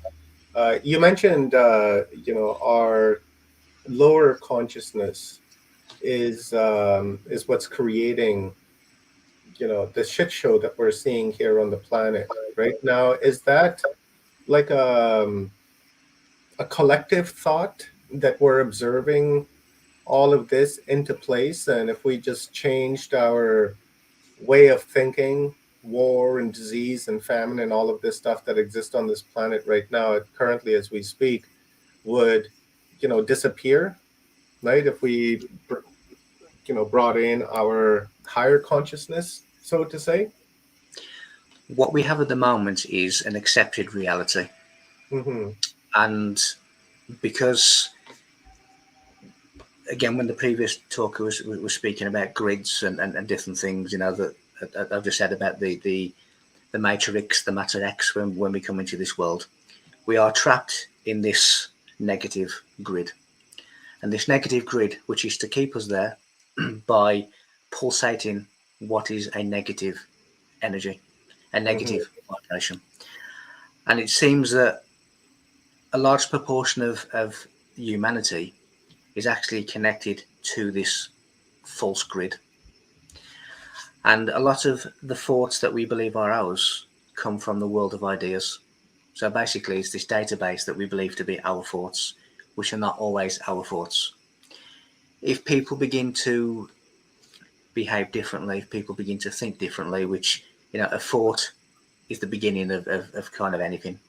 You think about a behavior before you commit a behavior, think about something before you speak. So a thought, as with the creative process, a thought, or Thoth of Egypt, is what you do first before you do anything else. Higher mind doesn't need laws. A higher mind has its own moral compass. It understands what it should and should not be doing, what it should and should not be saying. So it is not the higher mind that is the problem. The death and destruction and the way in which the planet is run at the moment stems from the lower mind, the materialistic mind, the satanic consciousness, which is really the law of matter, and the dark element of self. Our shadow self is this character that was created that we call Satan. So when we begin to think correctly and when we begin to raise our thought vibration, then we begin to treat the world and the earth better than we are. We begin to treat each other better than we have. And when we get to that stage, our problems will dissipate. But when you have people who are acting from their animal instinct, which again, what is the Sphinx of Egypt is telling us, that the lower half of the Sphinx of Egypt is the animal state, and the top half of the Sphinx is the divine state. So there are really two species of human on Earth, which is the beast man and the God man. And when we make that transition from one to the other, then a lot of these problems will dissipate, because the higher mind would not create such problems. The higher mind would do things differently. The higher mind would think differently. And as you know, it's like I always say, I don't need earthly laws as my moral compass to tell me what I can and can't do, what is right and what is wrong. I know, because that is operating from a higher mind. And so it would alleviate a lot of our problems if humanity, if you are able to lift, the mindset and the consciousness of the masses. And that's really is the challenge that we're confronted with, isn't it, Mike? Is to get people to move from that lower conscious thinking into higher conscious thinking and remove them from that materialistic aspect of their life, right? He who has the most wins at the end type of mentality is what we need to rub out. How do we do that, right? Like that seems to be our biggest challenge, because if we can overcome that, right, then we win, right? So how do we do that, Mike? Like how do we snap somebody, out of their, program?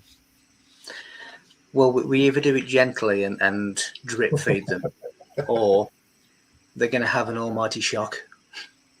And I would suspect that it may be the latter, because let's flip the coin the other way, the other side. We spend so much time doing these shows, doing these conferences, having lots and lots of people coming onto these shows saying we need this to happen, and yet people are ignorant and stubbornly not changing, and they're maintaining their destructive routine. So maybe they just need that to stop quite quickly. And I think that is going to happen. So looking at the other side of the coin, just ask yourself, why should the likes of me, you, your viewers tonight, your other speakers who are putting in the effort, who are trying to better ourselves, who are trying to better the world and better society, why should we continue to be held back by the ones who are not willing to do that? So you then start to have, and I'm physically seeing this on a daily basis now, you are beginning to have that consciousness shift, which is appearing like a Grand Canyon of a schism in between the old world and the new world. And the people who are of a vibratory compatibility with the new world will be leaving the old world. Not that it doesn't mean to say you're packing a suitcase and sandwiches and elevating somewhere, but you can actually live a reality within a reality. And we are creating our own world of a better and a higher vibration, and leaving the negative grid matrix behind us. Is it the new Earth that we're approaching, Mike, or is it the new human that we're moving into? Because the old human, right, is attached to materialistic things and thinks that death is real and that this physical body is it, and the new human is thinking radically different, understands that there's more to it than just this physical body, and so on and so on. So what do you think? Is it the new Earth, or is it a new human, or is it a little bit of a combination of both because of our, space and trajectory in space and kind of what have you? Yeah. When you look at ancient codings within the Great Pyramid, they mention the year 2001 of our time, which was gonna be when this ancient knowledge, which was time capsuled, was going to be re-emerged into the world. It also speaks of a seventh civilization. The seventh civilization are basically the light bearers of humanity, those who have the knowledge and have the wisdom with good intent. And they will basically take over from the sixth civilization, which is the Adamic generation, which is the mess that we're in now. Mm-hmm. So it is mentioned that there will be this transition to a new human. People have said to me before, to taking that macro into a micro. And people have said to me before about the UK, how we need common law courts and we need to build new courts for the legal system. And I've said to them in the same way, we already have the courts, we just need to use them correctly. Mm-hmm. It's the same as we already have the planet, we just need to treat it correctly, in the correct vibration, with the correct mindset of good. Mm-hmm. So we already have the facilities within us, what we exist on, in order to make it work and to transition into something else, which is a new human on a new earth, because it will be a new perspective, a new perception, a new vibration that we will fit into.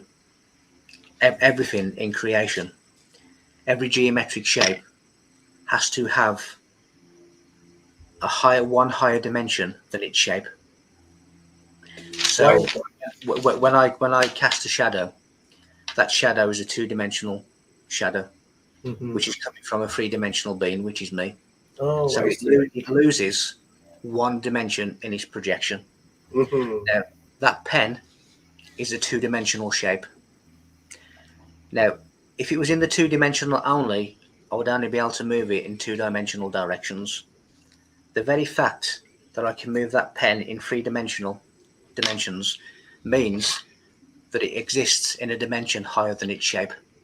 Mm-hmm. So there is Kind a of dimension. Yeah. So we have a dimension higher than us for us to fit into. I see. You need to have a space to go to, essentially. You do. Yeah. Otherwise, you can never evolve. You can never expand. Mm-hmm. You would always be stuck in the perimeters of the dimension that you're in. So you Yeah. have to have a dimension higher in order to fit into, to expand. Mm-hmm. That makes sense. Kind of takes me into like that 5D thinking that I had earlier, that I was asking Susanna, or was it Susanna? I think it was Angie that I was asking about becoming self-aware. When you become self-aware of yourself, right, would that mean that you're operating in a higher dimension than the one that you're currently in, because now you've become self-aware and your connection to consciousness is, gotten much higher? It's a more clearer telephone call, so to say, right, than your basic default connection. Yeah, but if you imagine humanity in general, Mm-hmm. we are out of tune. Mm-hmm. So when we retune ourselves, like the neck of a guitar, then you start to become more in alignment with all of the octaves and the chords of the neck of that guitar. Mm-hmm. So when you start to begin to have this kind of self-awareness of what you are and what your position is and where you're going back to, that in itself is a higher plane than those who just think that the material world is all there is. Mm-hmm. Because what you're really describing is simple ignorance and complex ignorance. Simple ignorance is you don't know anything. Complex ignorance is really ignorance of ignorance, which is basically, I believe that the physicality is all there ever is. That is complex ignorance. Mm-hmm. Now, when you start stepping outside of that ignorance and you begin to know what you really are, then you are operating from a higher mind, from a higher vibration, from a higher plane or a higher dimension. We are already operating in the fourth. We are nipping in and out of other dimensions. We are multi-locational. We are multiple awareness.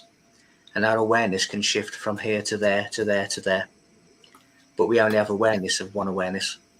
So we can go from any dimension that we want, from any position.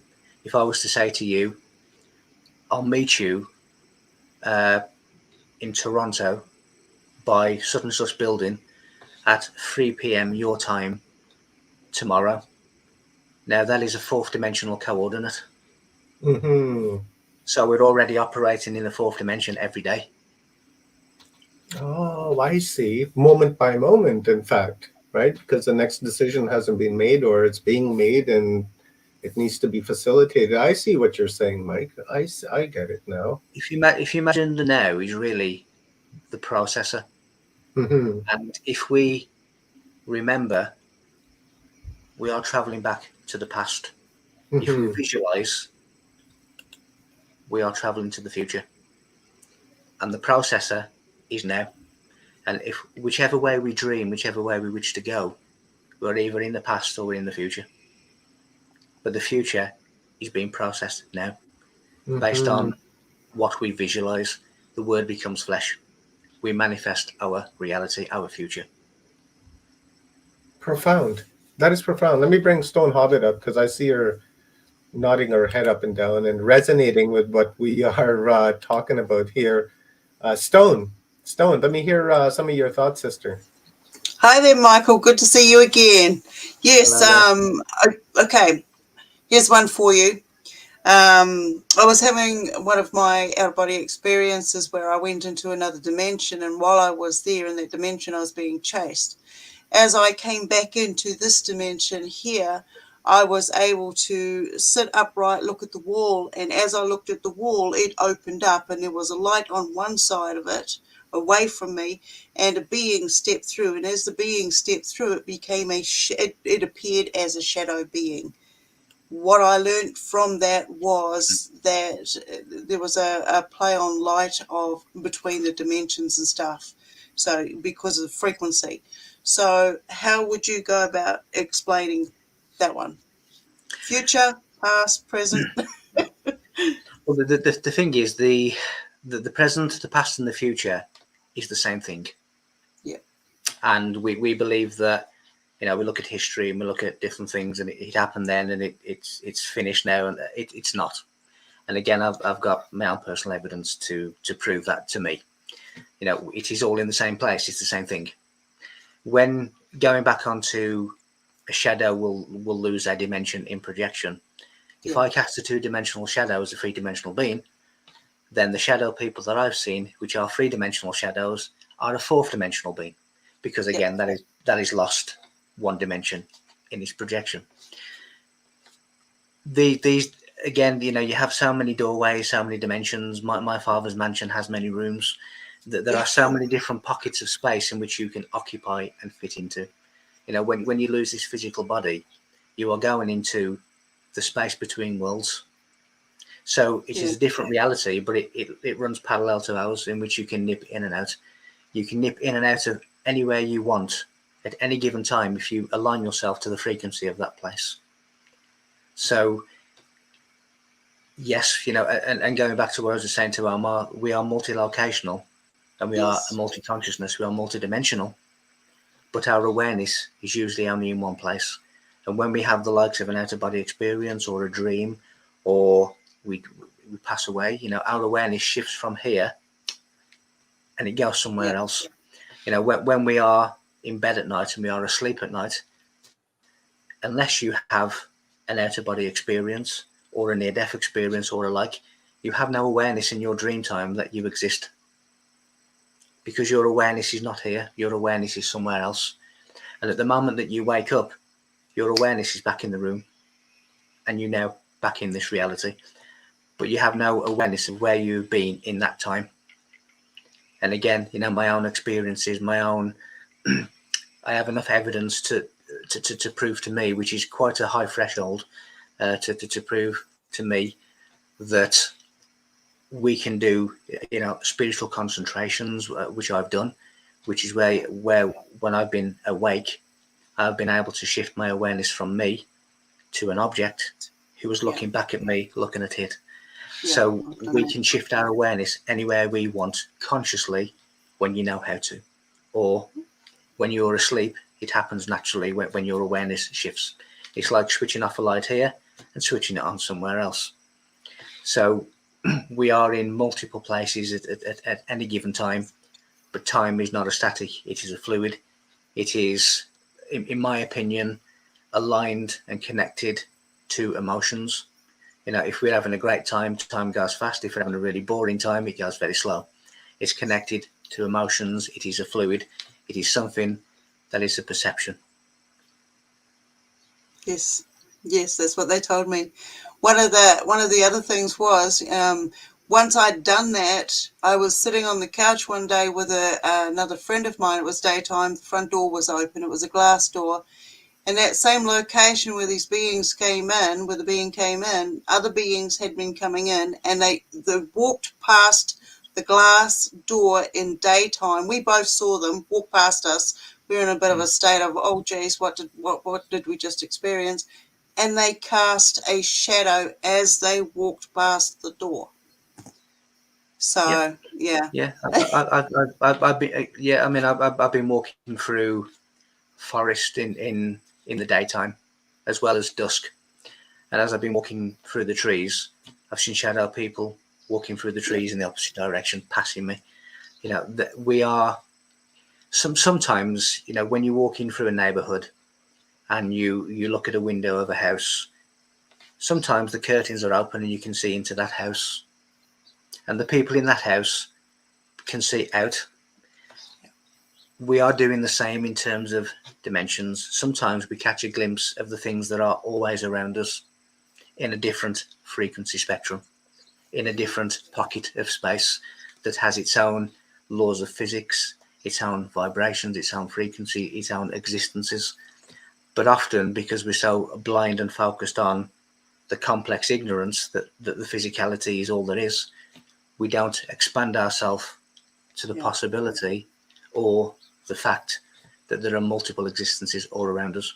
And when you align yourself with them, or they purposely align themselves with you, then there is an interaction that takes place. Sometimes we are drifting unknowingly into other timelines and other dimensions, and we are what is called a pseudo appearance. Yeah. So in other words, we are appearing as ghosts to other realities. So some of the things that we see that we believe are ghosts in our reality are other dimensions being a pseudo appearance in this third dimensional world. Yes, that resonates with me. That absolutely resonates. Yeah, isn't that creepy too? Oh, I have seen myself looking through the eyes of another vessel. I've had a shamanic journey where they showed me where I could be any kind of creature, predator and prey. It was the life cycle journey that they gave me through the eyes of each of these individual beings. And it was like an imprint, and it was showing me that each individual being also had access to these other dimensions. Now, I just wanted to quickly say, you were saying earlier about in and out of different dimensions, and they're not the same. I can say that I've got reoccurring dimensions that I go in and out of, and I recognize them through the different abilities. Basically, I call them frequencies. When I get there, I have a certain awareness of what my capabilities are. So, it's awesome. It's fantastic. You're operating under a different law of physics, which is theirs. When they come into ours, because they work under different laws of physics, it appears like they're absolutely obliterating our laws of physics as we understand them. But each dimension has its different laws, different rules. Yes. I have also caught myself, my higher self, looking through my own eyes into this world, and I knew what was happening. And again, as you said, I've actually looked through other people's eyes at me looking at them. Yep. So I know that it can consciously be done. And I really have a saying that the paranormal is normal, the supernatural is natural. Yep. That there's nothing, we see it as a phenomena because we don't understand it. But it's not a phenomena, it is completely natural, it is completely normal. And when we start, again, rising ourselves, there will be more and more and more interactions of this kind. There's so many different things that happen that can't be explained within this world, within the laws of this world. So you have to then start looking, what else is doing them? What else is coming into our space? And we've all had our own experiences again to evidence that there's lots and lots of things that are coming in and coexisting with us all the time. Oh, yes, Yeah, definitely. I was gonna mention, like, when you shut your lights off in your room, you get those black blobs of things moving around in the dark, which is darker than the dark. Now, would that be like coexisting with us here in this dimension, or is that like a crossover from another dimension to where these beings are coming in, or are they like interdimensional to where they exist in both planes at the same time and they're just transiting back and forth, kind of like Bigfoot, right? Yeah. Yes. Well, when you look at the likes of Loch Ness and these phenomenons, Ogopogo and such. they're basically river guardians, Mm-hmm. and they are dimensional travelers. So sometimes if you're at Loch Ness, you're either fortunate or unfortunate enough to bump into the Loch Ness monster, which is really not there to harm you. It is a river guardian. And there's many different cultures that have actually drew and recorded these river guardians who are in the two worlds. And there's a lot of sort of hinting in ancient monuments, such as the Great Pyramid, which has a double chevron above its entrance. The double chevron means where the two worlds meet. So there's a lot of interaction between different worlds and this one. And there are those with the ability to become in and out. I mean, I've done it. I've come in and out of different places. I've been to different places. So if I can do it, a murder like that. Well, right? yes, but it was a 150-year-old murder or something like that. Yeah. Exactly. So if I can do it, sometimes without trying, I don't have any more abilities than anybody else. I don't have access to places that other people also have access to. It's just that some people pursue it and activate it through self-awareness and self-activation, and other people remain shut down. That is the only difference. Yes. And if you again make the effort, if you put the work in, if you expand yourself, if you initiate yourself, if you allow these things to come in, if you have an understanding that these things exist, and if you are indoctrinated by a particular religion, you can never advance because you are shoved into a box. That is the truth. That is the whole truth. That is nothing but the truth, and you will never expand. But if with different information, with different things that come to you, that expands your mind, that expands your vessel, that expands your reactivated capabilities. And that is the only difference. Some people do it and some people don't. It's like all things, right? When you practice, you just get better, right? And then if you don't practice, then you don't get better. Nothing will happen, right? You remain stagnant, right? And that's it. Yeah. If you were to send me a drum kit through the post, and I set up the drum kit that you sent me in my room here, I would have to practice for a long time every day to become proficient in that art. The same with the guitar, trombone, anything. Yeah. You have to work. You have to work at it, in order. I mean, technically, you can go to a timeline where you've already mastered it and don't have to do it. But until you got to that stage, you have to put in the hours, you have to put in the effort in order to learn.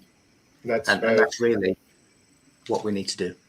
That's kind of where we're screwed here right now too, Mike? Because nobody wants to work hard, right? Everybody wants the lazy way out. They just want the quick and easy, and that's it. And especially with this new generation coming up, they all want to remotely work from home and don't want to come in to the office to work. And we got 155,000 people here in Canada that just gone on strike because they want to work from home. So they can watch the reruns of The View in the morning. No, that's right. And it's like we're saying, they can no longer be allowed to hold people back. That's right. They no longer can be held, keeping people in a false vibratory matrix that those who are aware of it no longer wish to be in, and they wish to step out of that. And those people cannot be held back anymore. So if those people want to go and watch a rerun of Cheers or whatever it is they want to watch. That's their reality. It's not mine, and I don't want to be a part of that. I don't want to pay for it though, right? My tax dollars, man. But it's all deliberate, isn't it? You have Yeah. the task. You have the taskmasters, which are basically those who set the task and those who commit us to hard labour. And task and tax are synonymous, so they're really tax masters. And everything that happens in the world happens to keep you in the false vibratory matrix. Every That's single right. thing that you see. Yeah. And when you begin to see it, that's when you begin to make moves to step out of it. That's when you become a blasphemous. That's when you begin to, you become a blasphemous and you wear that badge of honor. And if you guys don't know what a blasphemous is, Mike, please, raise some awareness on that, because I'm a blasphemous. I love being a blasphemous. So I am I. want to get a jacket that says, big fucking blasphemous on the back of it. Well, I'm a conspiracy theorist, as I've already said, because I'm in sync with the divine breath. But in ancient times, trees were very significant. You had the battle of the trees. You had different things. You have the bark, the branches, and the roots of a tree.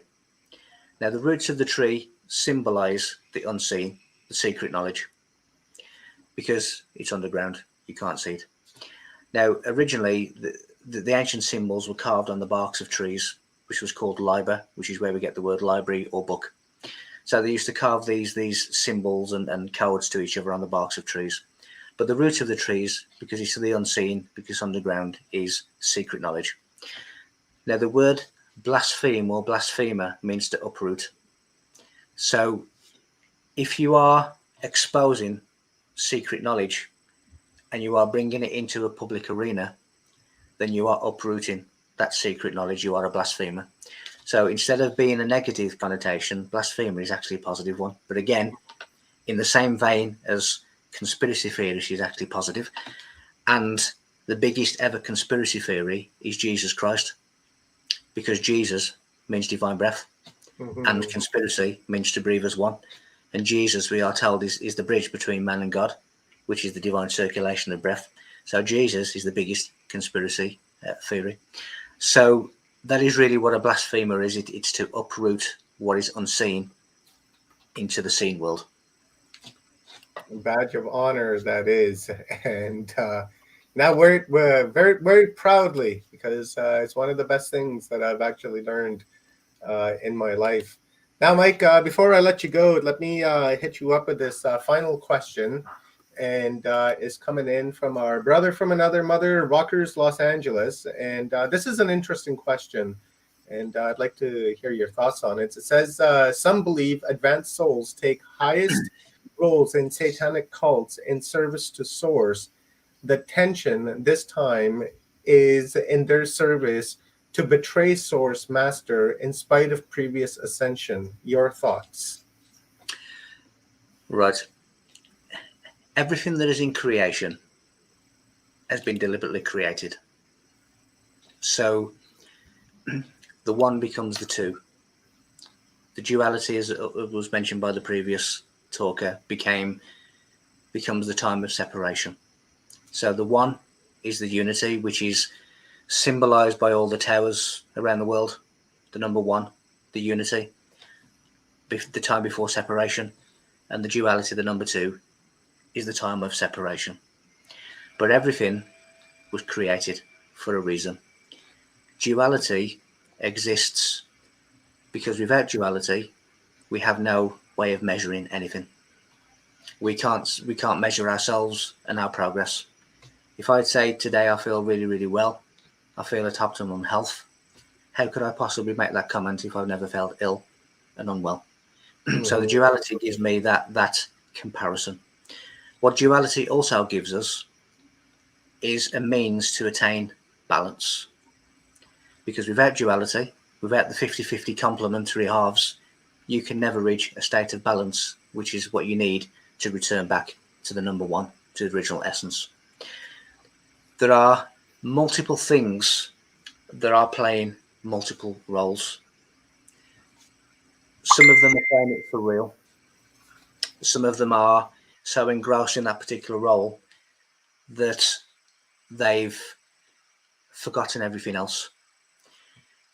Advanced souls have gone through so many experiences of duality, polarity, good, bad, all of these different things.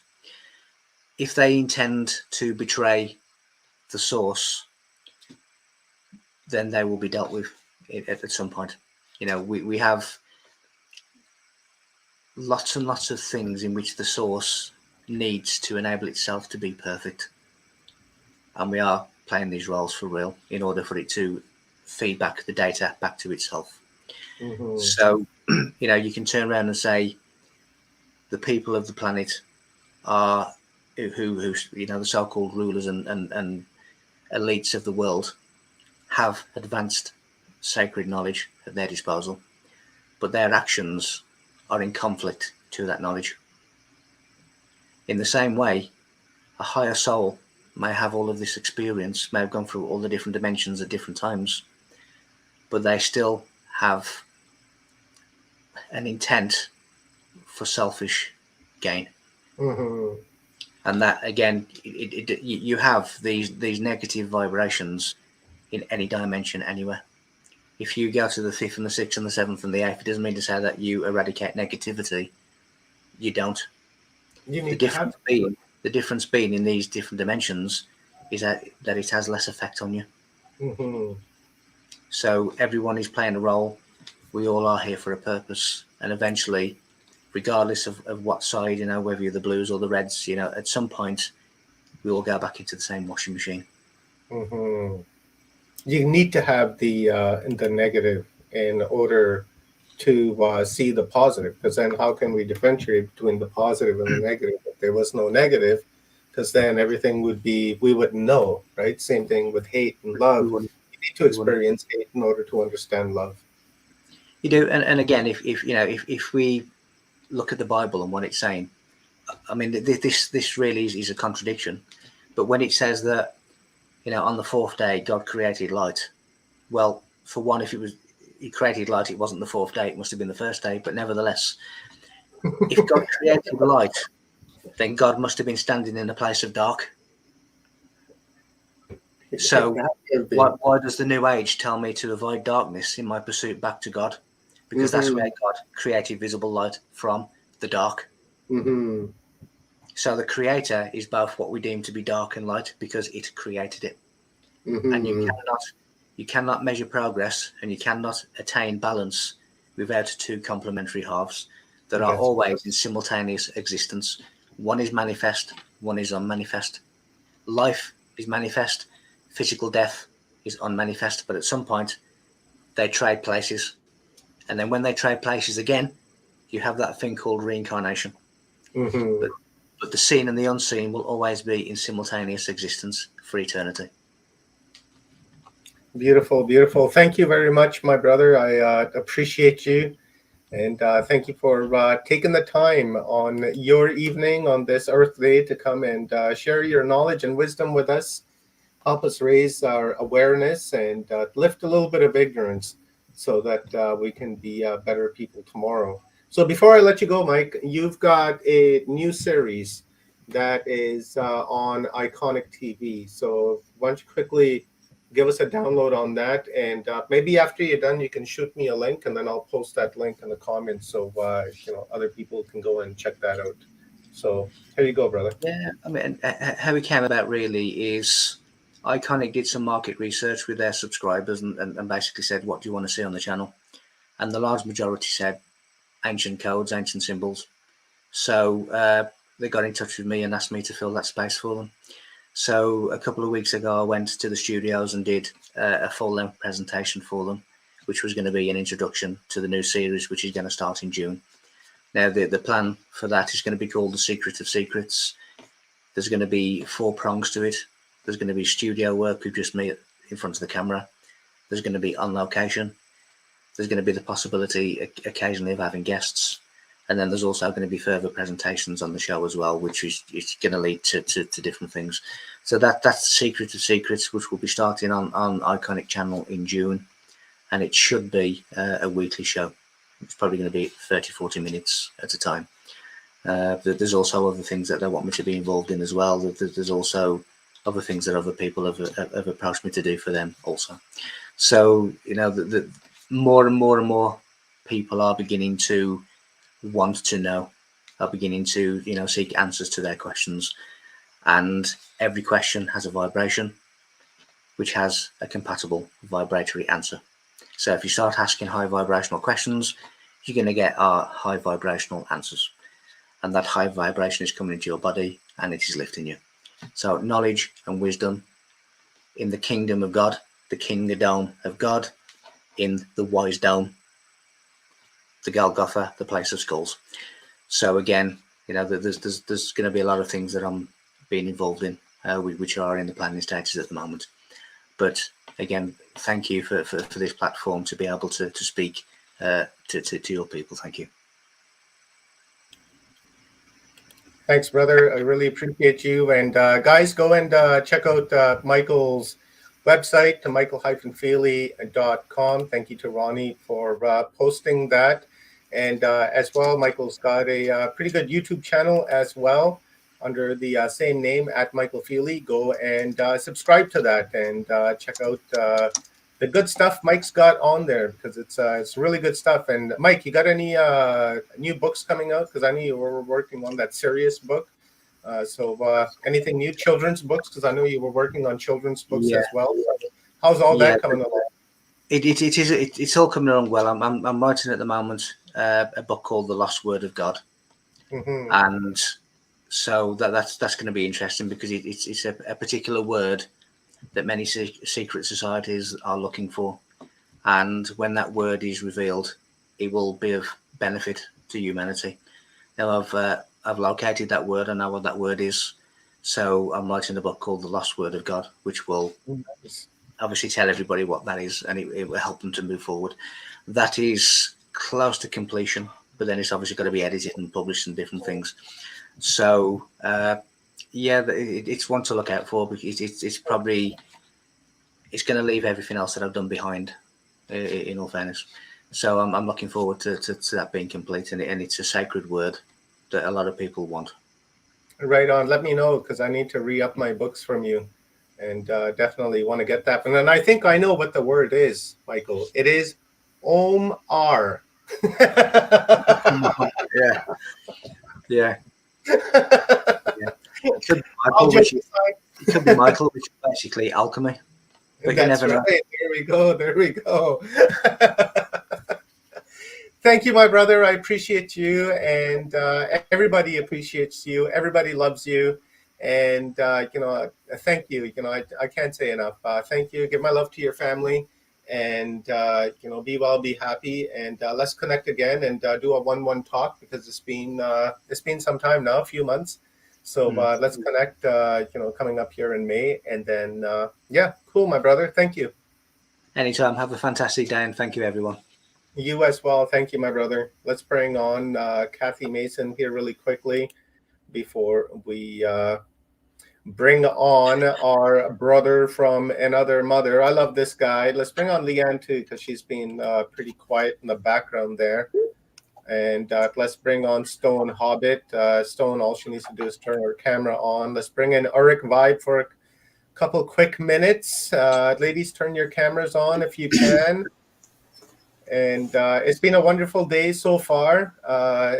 Everything has just come together so beautifully right from the morning until now. Started off with Kiera Windrider, then David Maria, Patricia Grabo, then we had Angie LaRue, then we had Susanna Kennedy, then we had Michael Feely, and now we've got another treat coming along, which is our buddy. We've been involved in a book study with him for the past several weeks, Ulrich and myself, with Augie Na, Spiritual Science.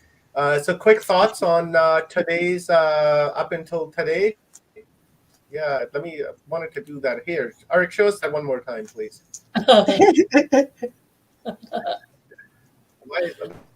There we go.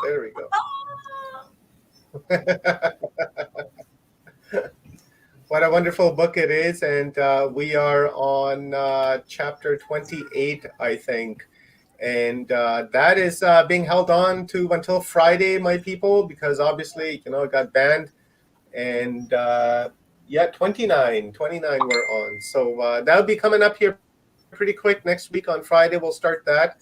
So before we bring on Augie, ladies, thoughts of today very quickly around the table, and then we'll bring Augie on. We'll go Stone, Kathy, Leanne. All right. Don't everybody start We'll do it speaking like at the same time or anything. Okay, I loved it. I loved it. There's I can't say anything else other than I'm resonating with it, and it's like what Kathy was saying earlier.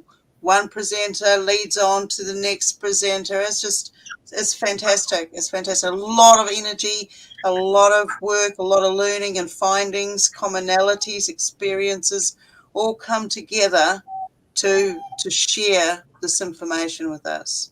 This is what it's about. This is us sharing our inner experiences together, and that's what's going to make it work. Cool. I wanted to show this cool Lemurian crystal that I got that has all these facets. And I feel like what we're doing is we're reflecting with each one of these presenters. They have a different aspect, like one of these facets that they're reflecting back to us. So depending on where you are on your journey, you may only be missing a couple of them. Or you might not recognize them, but they bring it up. Oh, yeah. This is I splurged on this one. Oh wow, those are beautiful. Yeah, those are more like Vogel crystals. Yeah. One large, one small. Wow, this isn't a real Vogel. This is a Lemurian. So, but same idea is, we are getting an opportunity to get ignited, just like these crystals, where every little facet can be revealed and energized. Because I still like that onion idea that we're peeling off layers, and it used to be like, oh God, I already did that. Why is that still here? It's like, oh God. But it seems like now you can really get rid of it or reframe your automatic response to it. Yeah. And I don't think we could do that. Well, I know I couldn't do that before. So that's the exciting part. Anyway, that's all. Leanne? I agree with that statement. I think a lot of people are beginning to be able to transmute rather than focus on what is not so preferable in certain situations. And I think that is a practice, and I think that is part of our own slow drip self-remembering, because sometimes, as much as we want to remember all this stuff right now, I want to know it all right now, no, your brain would explode.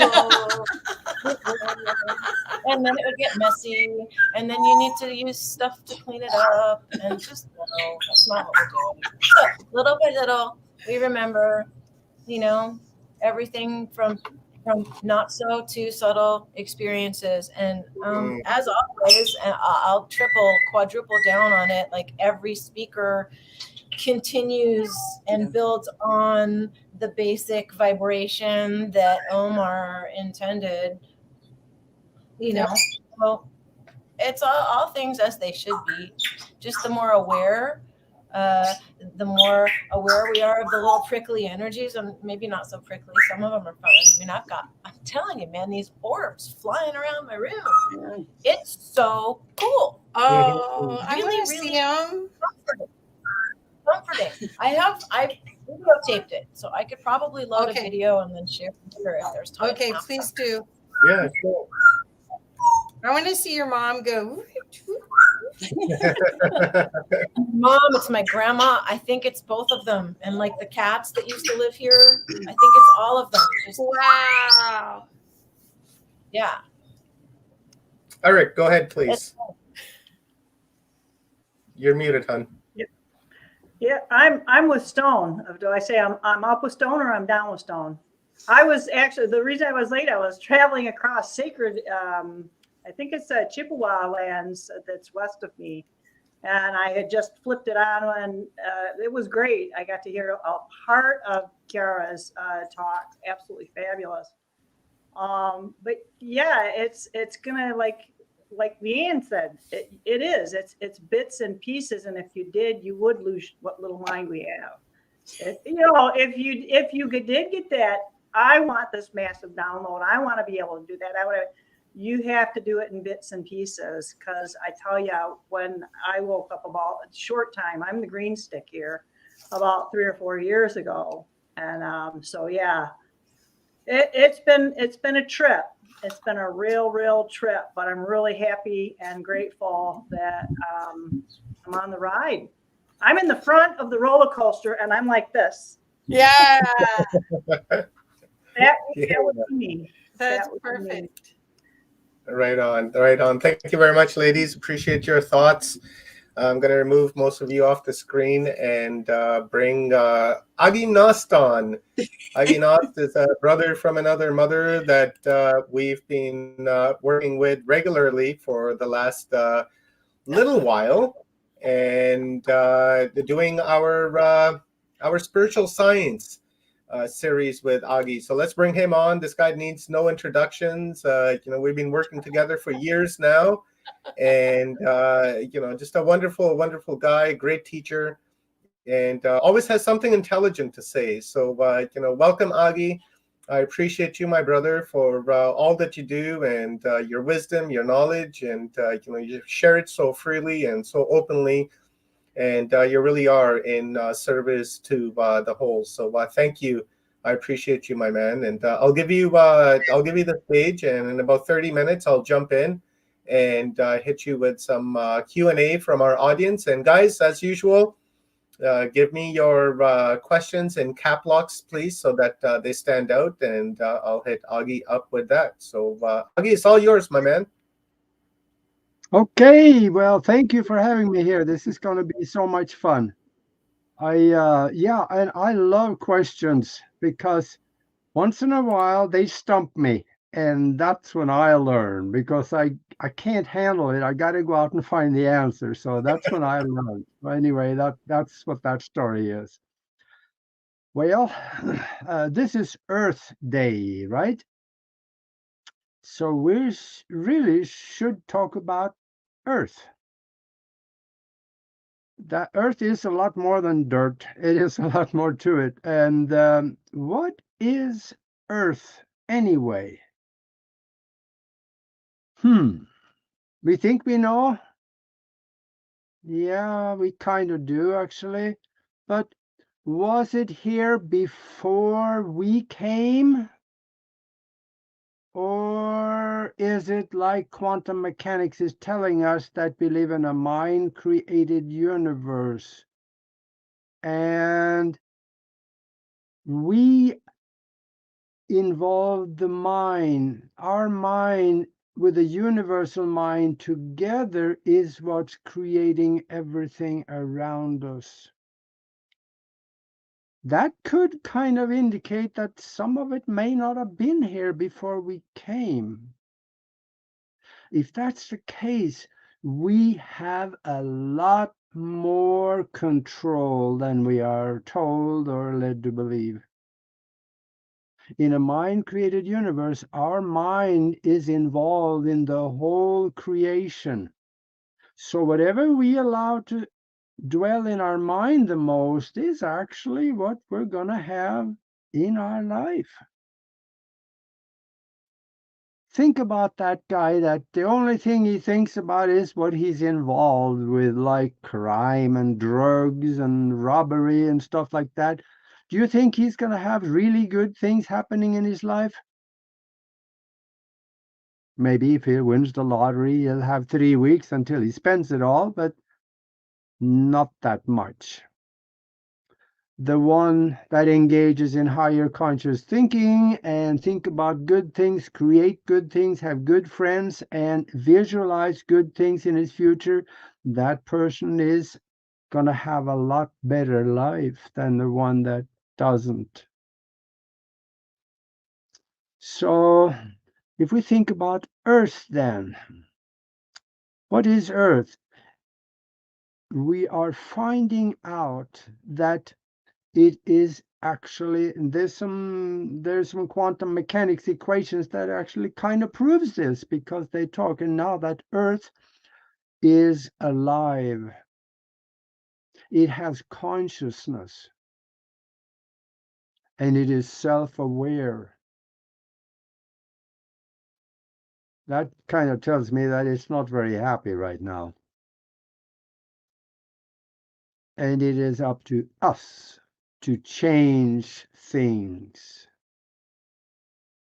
We know where a lot of the problems are, we know a whole bunch of them, but we don't really know the bigger ones that is yet to come, like the fake alien invasion and the shutdown of the electric grid and all that, those things, which they have planned for us. People are discovering this, but what are they doing about it? Next to nothing. So tonight, let's spend a little time or more time on the solutions. We know the problems. Let's spend a little time on the solutions. Plastics. That's one of the problems. Hemp can replace just about 90% of everything that the plastics are doing. So we should really concentrate a little more about that, learn about it, and talk about it. Get involved in visualizing our own existence with hemp in it. Same thing with oil. Electric cars, as of the present state of technology, is not the solution. It destroys. It takes more energy out of the earth to create the batteries than they can save by not using oil. So there is other technologies. There is free energies, a whole host of machines that is over unity that could be used, but there's too much money in oil, so it doesn't happen yet. That's our job now. Start thinking about that, learning about it, and talking about it. Like the guy in 1978 that created an automobile that ran on water. He ran from coast to coast on, I think he used something like 8 gallons of water. Maybe a little more. I forget what it was. We can start building our mind with those concepts in it. And then we have plutonium. That's a problem or a challenge. Whether if you absolutely had to have nuclear energy, then use thorium. Thorium is clean. There's no radioactive radiation. And it's not dangerous to people. Think about this for a moment. We have something like 12, 14 nuclear power plants in California alone. If they had one severe tsunami out there, every one of them would disintegrate. And you have another Chernobyl for each one of them. That would make California unlivable, and a big part of the rest of the country unlivable for 30-some 3,600, 3,800 years. Only a raving idiot would put something like this together. But it was done for profits again. There's so much money in nuclear. And they didn't want to use thorium because they cannot create explosions out of it.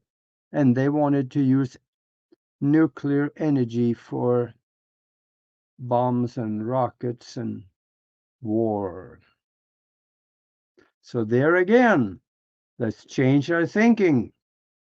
Research thorium. Know about it.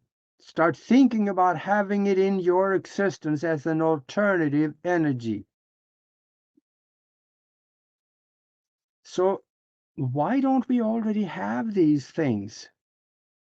We know they exist, but why don't we have it? It's because we have not gotten on the soapbox and talked to our neighborhood about it, talked to our community, our state, the world about it.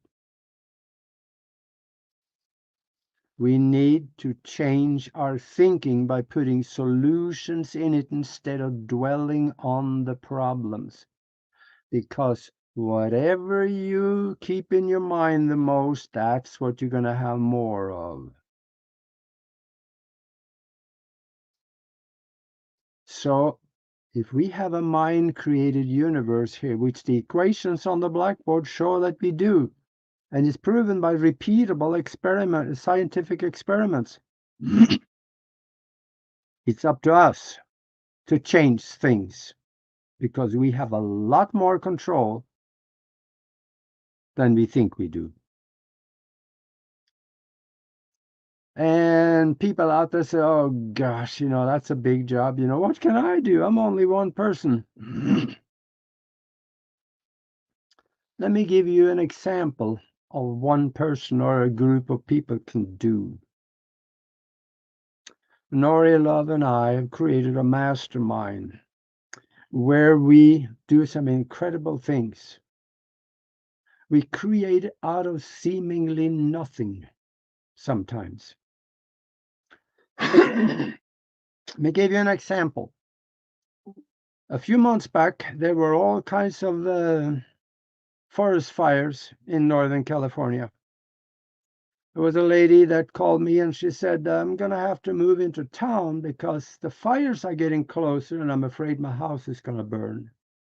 What do you, is there anything we can do with the mastermind? And I said, well, let's try it. So the next day on Sunday, we got together. Forest fires were raging and we got together. We visualized her. We wrapped our mastermind around her as a group, around her house, around Northern California. We were standing outside, visualizing ourselves standing outside with a howling rain coming down. Our hair were wet, clothes were wet, my boots were filling up with water. And we intended for all this rain to become real. We felt it. And we loved it into existence because we knew how good it would be for the land, for the community, for not being afraid of the fires anymore. Well, we went on with the rest of the mastermind session, and then about an hour and a half after we quit, she called and she said, it's raining. And then she sent me a short video, which I still have on the phone, about her standing outside, dancing around in her black backyard, holding the phone up, taking, movie of herself in the rain, and she was wet all over. And I could see the heavy rain coming down. Now, the thing is that it wasn't clear skies to start with. There was a few clouds out there. But in an hour and a half, it darkened up and turned into howling rain in an hour and a half. The weather forecasters said, we were dumbfounded. This shouldn't have happened, but it did. How did that happen? It's because of the mastermind principle. When two or more minds are united in harmony, they create a third mind. one that has the potential mind power of the two or more of them multiplied by each other. And that is, if you have 1,000 people get together, concentrate on one thing, directed attention, visualize it into effect, loving it, feeling gratitude for already having it, feeling it. Now you have the mind power, the creative mind power of 1,000,000 minds. That is powerful. And that's what we need to do. Everybody can create their own mastermind. Families should have it. Church groups should have it. Clubs, they do it all the time. Sports, yeah, they do it. They do some of it anyway. But a family should get together, decide on what they want more than anything.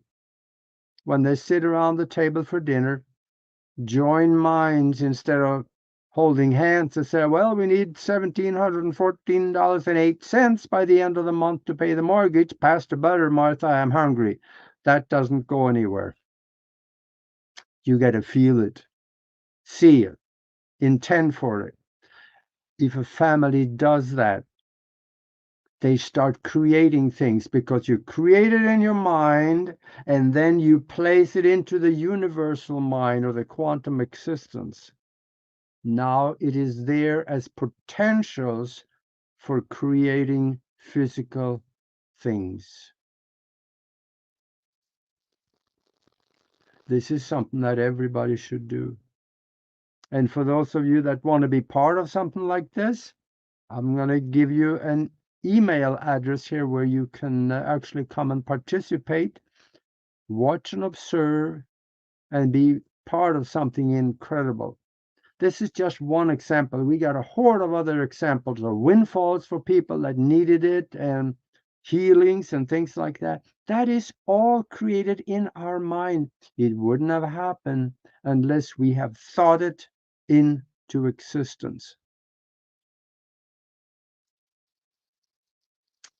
Now, think back to Earth. If all of us start thinking about solutions instead of thinking about all the problems, think about hemp, thorium, a totally revamped healthcare system instead of the disease care system. And other things that we want in our life that is beneficial to us, our family, our community, the country, and the world. How about start thinking about peace? That would be a novel idea, wouldn't it? Instead of thinking about all the wars and all the crap that's going on. Maybe we should. But for those of you that want to be part of and just come and have a look at the mastermind that we are doing, send us an email to themastermindconnection@gmail.com. And you can join Nori and me and a whole bunch of other people, tremendous minds, get together and you can create good things for you also.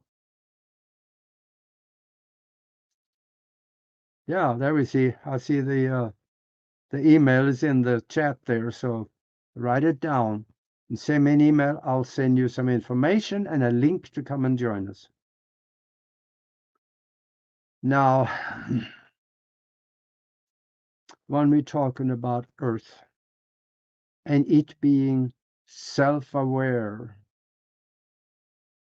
that involves everything on it and in it. That should give a new meaning to tree huggers, wouldn't it? Because trees can actually communicate with you. That's why the sages of old, they said, when you meditate, sit outside with your back up against a tree.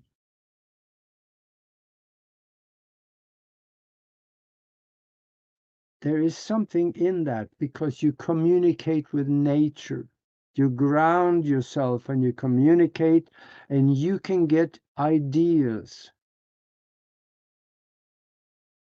As well as you also in meditation could tap into the universal mind and get ideas and concepts and inventions and thoughts that will benefit you and mankind. Higher conscious thinking usually comes through meditation. And we have classes on that on our website. Nori and I put it there, gosh, about 3 years ago. And along with other things like astral travel and so on, just go to broadcastteamalpha.com and you will go in there and you'll find out how to go about these things. These classes are for the people and the members of the mastermind. So you need to do that first and then go and look. So, yes, it is up to us to create a new environment with good things in it. And we can do that by higher conscious thinking. Thinking about the problems doesn't cut it. We need to start thinking about solutions, and the earth and the world will love you for it. Besides, you'll be more positive, you'll feel better, you'll be healthier. So that's one thing that I would highly recommend. I meditate every day, and that's one reason why I do what I do.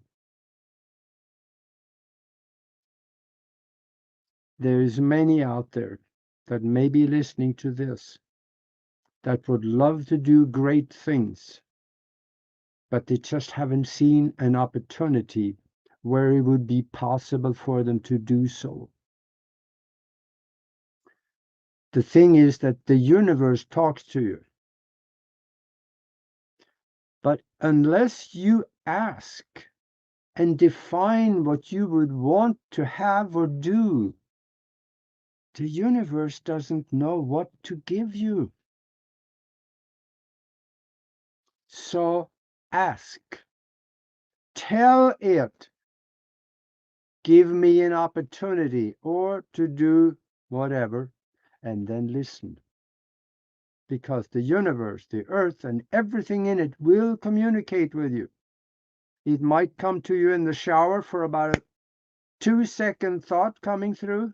It usually is very quick, so catch it when it comes. But it will come. It could be a thought of something that you should do that fly through your head and then it's gone. Or it could be a simple thought of, oh, I haven't talked to John for a long time. I really should call him. Follow up on those thoughts, because John might have an idea or an opportunity or something that will benefit you, your family, and everybody. Listen to the universe when it talks to you. Because if you don't listen, you're going to have what you always have had. A memory of the past is replaying itself in the present, and it will follow you into the future. Are you sure you want that? If you do, don't do a thing different. If you're perfectly happy in your life right now, don't change anything. Because life is about being happy.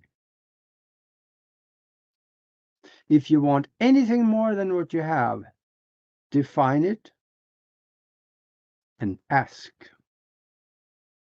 The universe will help you create. There are unseen influences living in that quantum existence that will help you create it. But you gotta ask.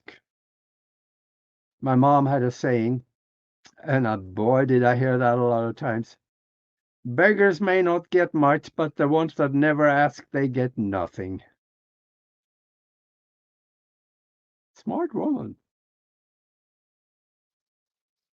She was right, because I asked a lot.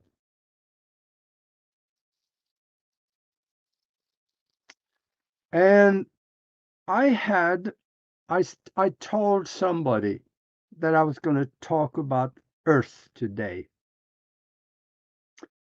And that person told me, why don't you explain what the Earth is? And I know what he meant. He's a flat earther. Do you guys want to I got about 4 minutes left. Do you guys want to have some fun for the last 4 minutes?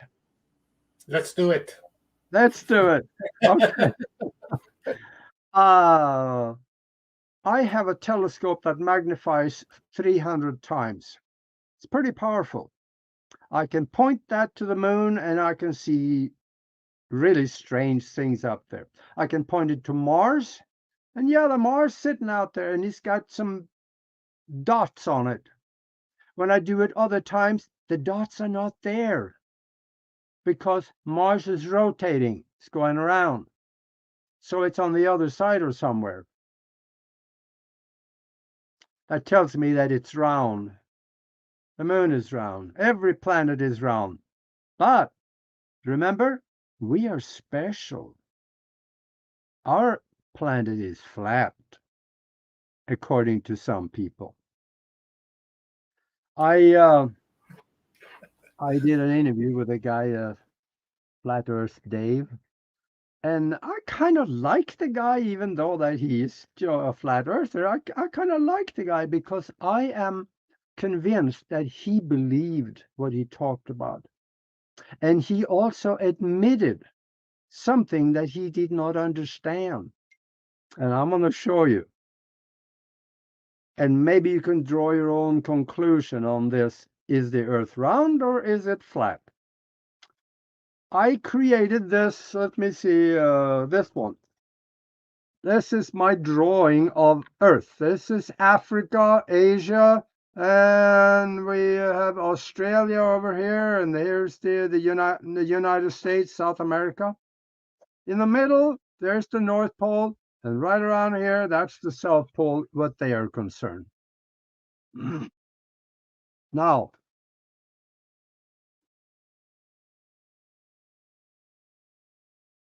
okay, I put 2 dots on here. This is the sun, and this is the moon. And they are going around. If you can explain to me how you can get this big pizza cardboard between the sun and the moon for the sun to throw a shadow, a curved shadow on the moon, then I will listen to you. All this is got to get between the sun and the moon so the moon have a shadow. Flat Earth Dave said, I don't know.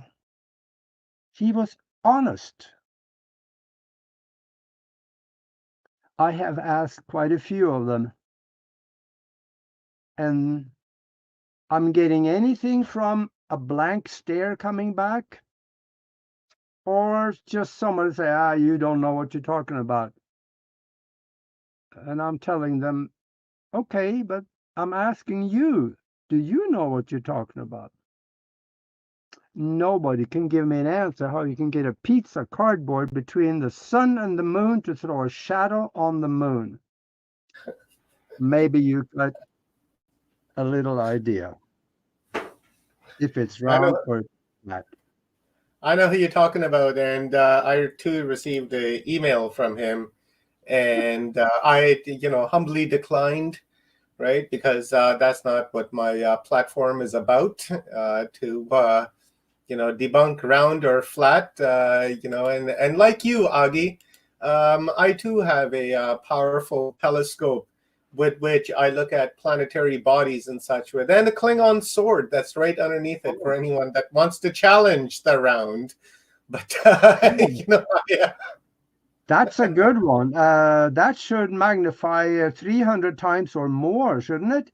More than that, I can see Saturn. I can see all the way to Jupiter, and I can see Uranus, and well, maybe not your Uranus, but I can see the. Yeah, I can well, see Uranus and stuff like that. We got to throw in some comedy in here and some laughter and fun in here. But I'm not done with that argument. I've seen the shadow of the Earth on the moon. It appears to be round. I've seen all the other planets in our solar system. They look round to me. I look at the moon. It looks round.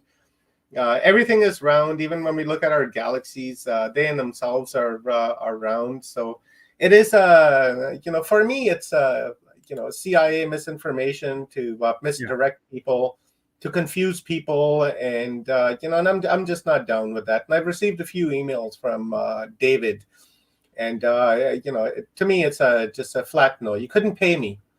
You simply couldn't pay me to put that type of stuff up here on Rockers Talk, because I don't think my people would appreciate that very much, like Rockers and Nancy and Ronnie. And they'd be like, Omar, what the fuck are you doing entertaining that shit? So, I just, I have no interest in it. So I just simply won't do it. But, to come back, Augie, to this, the mind created universe and the earth that we operate in, it is, it's a tough existence, right? But lessons need to be learned here. We take these, physical bodies so that we can experience some aspect of our memory that is, that's, just sitting there. And for some reason, for whatever it may be, we incarnate and we come here to experience that physicality. But beyond that, I'm of the school that nothing is real except strawberry fields, and that's it. Everything else is in the mind, and is how it's how we approach this mind created reality that we're observing into place, I suppose it would be, as as you talk in your book. So yeah, for me, it's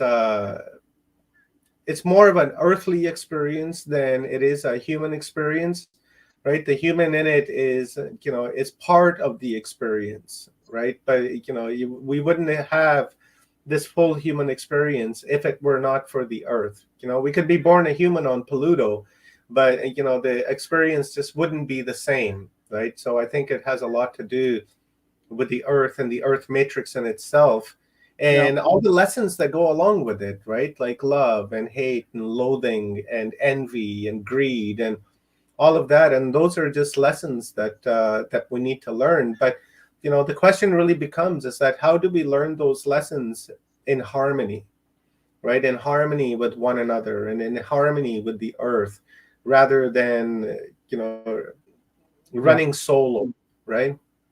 Yeah, we need harmony. We need to think with the earth and everything on it. Mm-hmm. Because if it is self-aware, that means consciousness, awareness, and we can communicate with that. I'm listening to you. I'm talking sign language, multitasking here, brother. Multitasking. Okay. Yeah. But it is our job to change it.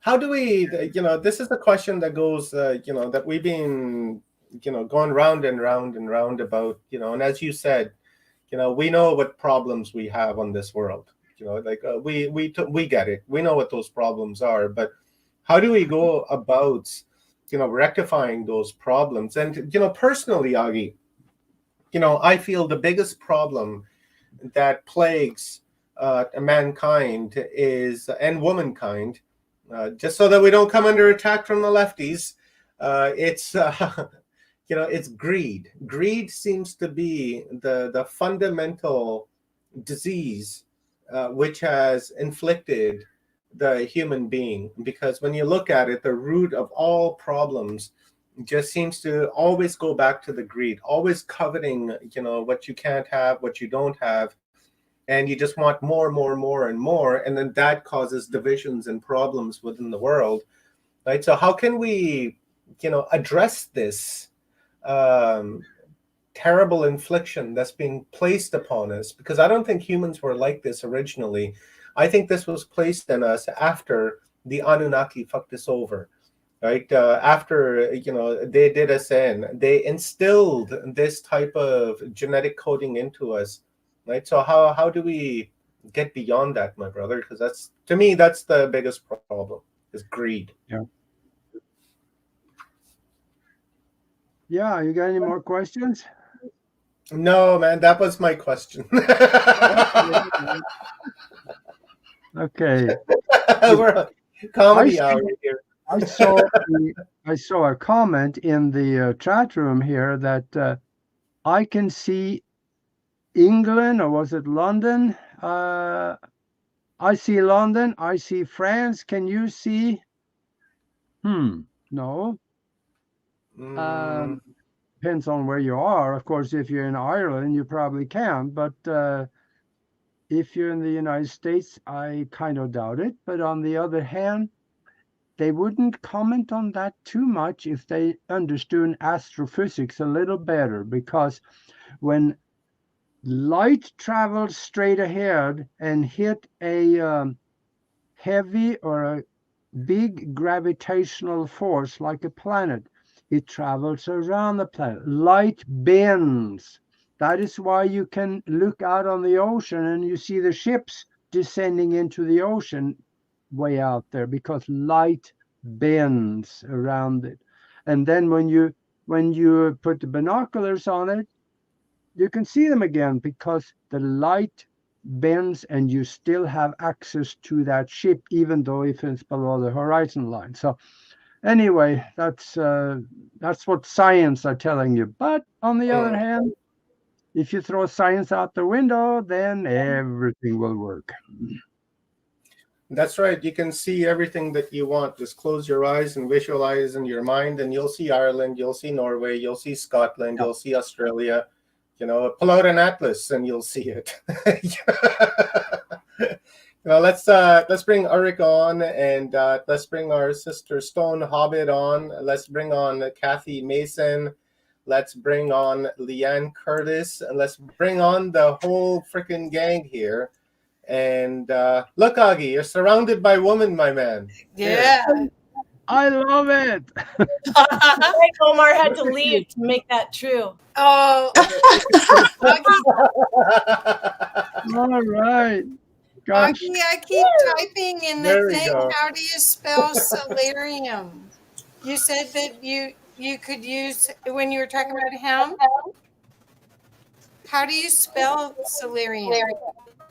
SOLAR. SOLAR. IUM. Yeah. Okay. Yes. Thank you. Yes, Nancy, overcoming greed has to happen on an individual level as well as business level. I know, I've been in the business world. I've run bigger companies and smaller companies. And I did one big one where greed got the best of me and I lost it. So yes, if you take the profit out of the healthcare system, we're going to probably end up with a somewhat honest healthcare system. But otherwise, forget it. Got to take the pharmaceutical out of the hospital, Yes. and then we'll actually have medicine going on. We need people like stone hobbits and shamans operating and working with, barks and leaves and roots and berries and trees and kind of what have you, and the elements of the earth to heal people instead of, sticking a pill down your throat and putting a Band-Aid on it and say, well, I'll see you next week. Right. Again, that's in the profit margin of it, right? But we have in today's world, doctors destroy, healthcare, teachers destroy education, lawyers destroy justice. It's just the type of a world that that we're in right now. But again, that's the old human. The old human is hanging on to that type of nonsense, and the new human coming into the future is going to be, a much different human than what we see currently, because we have the indigo generation coming in, and those guys are lucky because they're being raised by people like us that understand the nature of reality. So when these children are being born and coming in, they're actually being taught what I've been preaching, saying that, hey, it's our parents' fault that we're like this and their parents' fault that they were like that. But now no longer, because that wheel can be broken, and we can teach our children and say, okay, well, here's how you lucid dream, and this is how you meditate, this is how you zen, and once we begin doing that, then the new human will be born, and all of this that we're seeing, this shit show that we got going on, will just simply disappear. Yep. So with that being said, Augie, my man, my brother, my guy, thank you very much. I truly appreciate you guys. You make this world a better place, and you make it fun to understand and to learn and to raise the awareness, and that's really what's needed. That's what the doctor has ordered. A little bit of Augie Nost on this Earth Day and every other day, because you're really out there and you're teaching and you're raising awareness of people that need their awareness raised, and and you're tapping into some new lights as well. So I really appreciate it. And guys, go and visit Augie Nost's website along with this lovely partner, Nori Love, at broadcastingalpha.com, and as well subscribe to Augie's YouTube channel under the same name at Broadcast Team Alpha. And if you guys want to learn more about the mastermind program that Augie's got going on, shoot him an email at themastermindconnection@gmail.com.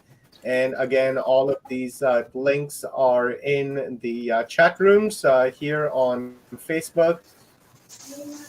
Sorry, here on YouTube, and as well as Facebook. So enjoy, and let me know if you guys go into the mastermind program. Let me know how that goes for you.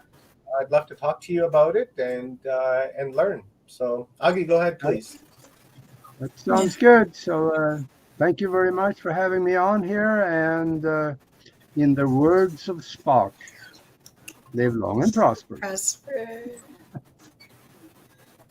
Thank you, thank you, thank you. Hey, there you go. If you want to learn how to use your mind in ways you normally would think would be impossible, it's in here.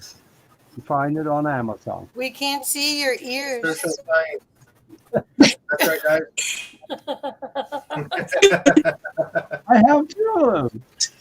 I know, but they're pointed like Spock. You did. Yeah. Thank you. Okay. And you guys want to see us go deeper into spiritual science, check out the series that we're doing with Augie. The playlist is on Watchers Talk. And we've got, 20, 21, 22 videos, something like that, each about an hour long. And we're halfway through the book, and we will resume that next Friday after I am out of detention. And then we will continue to roll forward. There's a lot of great tidbits of information in every single episode that we've done. We've talked about free will. We've talked about health. We've talked about consciousness. Man, we've talked about a lot of things, and I'm sure you guys will enjoy it. And if you guys have been watching it, awesomeness. If not, then check it out. So, Augie, thank you very much, my brother. I appreciate it. I guess it is my turn to be put on the spot by Kathy Mason. So, Omar Pa, the center stage here. And as you guys are seeing, I'm beginning to use my new name, Omar Pa. and that is going to be an ongoing thing. I'm getting married here in just a couple of months, and we'll be adopting my wife's last name of Pa to show honor to my wife and to her lineage and to her bloodline. So Omar Pa is up next, guys, and I'll remove everyone off of the Bye, Augie. screen, Thank and you. then Bye, Kathy and Leanne. I. Bye. Kathy and So, I will get into it. So here we go, guys. If you guys got any questions, toss them into the yeah. comments with cap lock. We will try to address them to the best of our abilities as we can. You guys on Facebook, the same thing. I've got it going. I've got it open, and I've been watching it all day. So if you guys questions, post them there, and then I'll read them out. I think Kathy can see those, and I don't think those comments from Facebook are popping up here on StreamYard. So here we go. Okay. So Omar, let's. Are you scared? Be scared. Be I'm so very scared. No, I think this would be a great time for you to share a little bit about your journey, because you are so generous, and I know that the donations you get certainly don't cover all that you do to do Watchers Talk, and you and Rob do so much stuff for everyone else, and you're really a connecting point for all of us. It's really a pleasure. But could you talk a little bit about the driver for all of this, because this is almost like a dharma, like a service project that you would do, like a monk would do, or like a spiritual man. Could you talk a little bit about that? Yeah, in the beginning, this wasn't supposed to be what it is, and in the beginning, a Watchers Talk was really opened up on Facebook about 9-10 years ago, and the driving factor behind that was to understand what was going on with my beautiful girl, Amy, because she tells me all these experiences that she's had of men in gray coats and standing above her, and weird looking ETs, and but she can never really put her finger on exactly what was happening to her.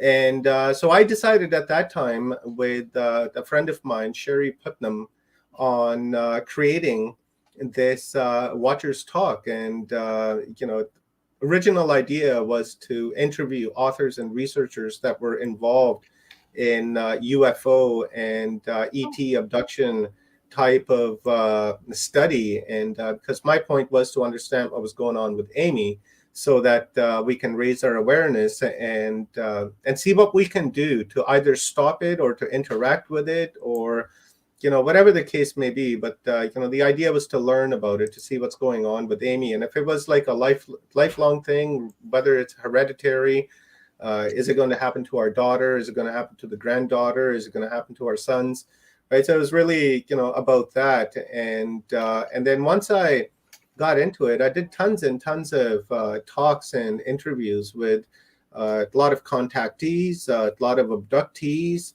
and a lot of UFO researchers. And eventually I found my answer.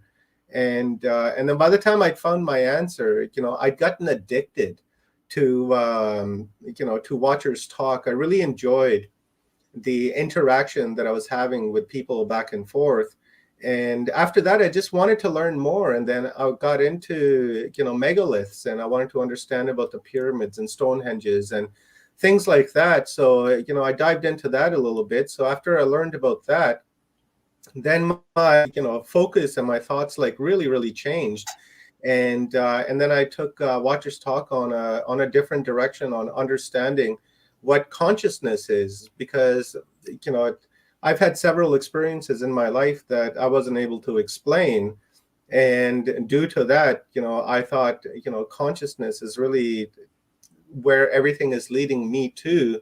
So I wanted to understand that, and then once I opened up that Pandora's box, then there was like no going back, because with every single interview I do and with every single presentation I do, I've learned something new. And because I've learned something new, now I want to expand on it. And that's really what the driving, force behind this is, when I learn something, then I want to learn it more.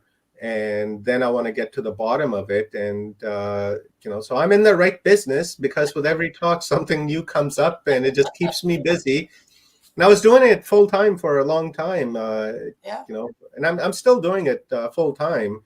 Right. But during the lockdowns and such, I didn't go to work for like 3 years. And for 3 years, I just really paid full attention to Watchers Talk. And then, obviously it was time to go back to work, because money isn't going to last forever. And so I went back to work, and, the donations and all of that, they're nice, and I more, I have gratitude for that. And I more see it, as,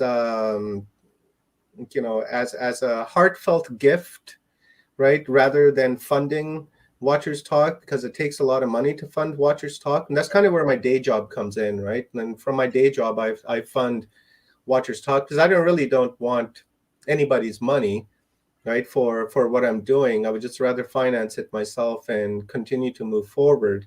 But I do appreciate the donations and such that come in, and and I love them each and every single time. So yeah, that's what my driving force behind it is, Kathy, is to understand the conundrums of this universe, and particularly of myself, and what I am, and who I am. Because I shared the story before of this woman who wanted to do a reading on me, and I avoided her like the plague for a long time. And then finally, I opened up to it, and I gave her a link to my studio, and she came in and told me things that she shouldn't have known. And at that time, I really wasn't sharing anything about myself online. In fact, when you go back and watch my interviews for the first 4 or 5 years, I wasn't actually even on camera. I was always like this. I was that voice behind, and I never showed myself. It was always the guest, and I would be the voice behind it. And then eventually, one day I just broke the ice, and I said, okay, well, I'm just going to put myself on camera, and that's become normal ever since. And and when I got that reading done, that really opened up a whole bag of things for me. And from that point forward, I was really driven to understand what my consciousness is, and what consciousness actually is that, am I, do I come with a default level of consciousness, or do I, call up consciousness? Do I dial into it because it's non-local, or is it local? Right. So that's, what I've been trying to understand. And, and then when I was told that I was an observer, just to simply came here to observe and to watch and to make a report and take it back to the Council of 13, then, that really, played with my head as well, because of the name Watchers. Right. And that just, it was never planned. It was just, we watch and we'll just talk about it. And that's kind of how it came about. But I never knew the depth of it until I spoken with this lady. And I've never seen her ever since then. Since that point, I've never seen her on Facebook, never seen her online. I've gone looking for the messenger conversations. It's disappeared. It's never there. It's almost like she just didn't exist, that this person just came out of nowhere to give me this tidbit of information. And they just simply disappeared. I've never seen a comment from them on my channel, never a comment on any of my posts. But I was harassed and harassed and harassed. And well, I shouldn't say harassed, but, I was, really pushed into meeting with her. And since I did, boom, nothing ever since then. So that's kind of the short and perfect. Short of it. Yeah. Well, I believe that your soul, when it wants to get you the message, it'll drop books off of shelves. It'll do weird stuff like that on Facebook. Like, I don't know how I found you. You came across my feed on Facebook. Well, you know how hard it is to get on somebody's feed in Facebook. So it's like, no, there's something else happening. Especially me. Yeah. Yeah. So, okay, especially now. Okay, so I got another question for you. And this is because I also have a show. Can you, and I don't know if you'll want to do this, but can you tell me the weirdest show you've done in all the years? And then we'll Yeah, get to do the best one. But could you share the weirdest one?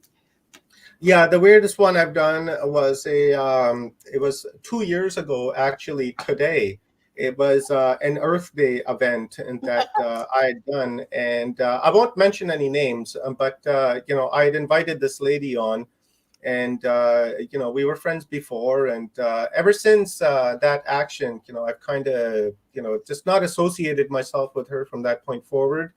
But she was on, and we were doing our event, and everything was just going fine. And her husband was listening in the background, and he wouldn't stop hammering the wall, even though he knew that she was live. And I kept saying, hey, can we easy up on the noise?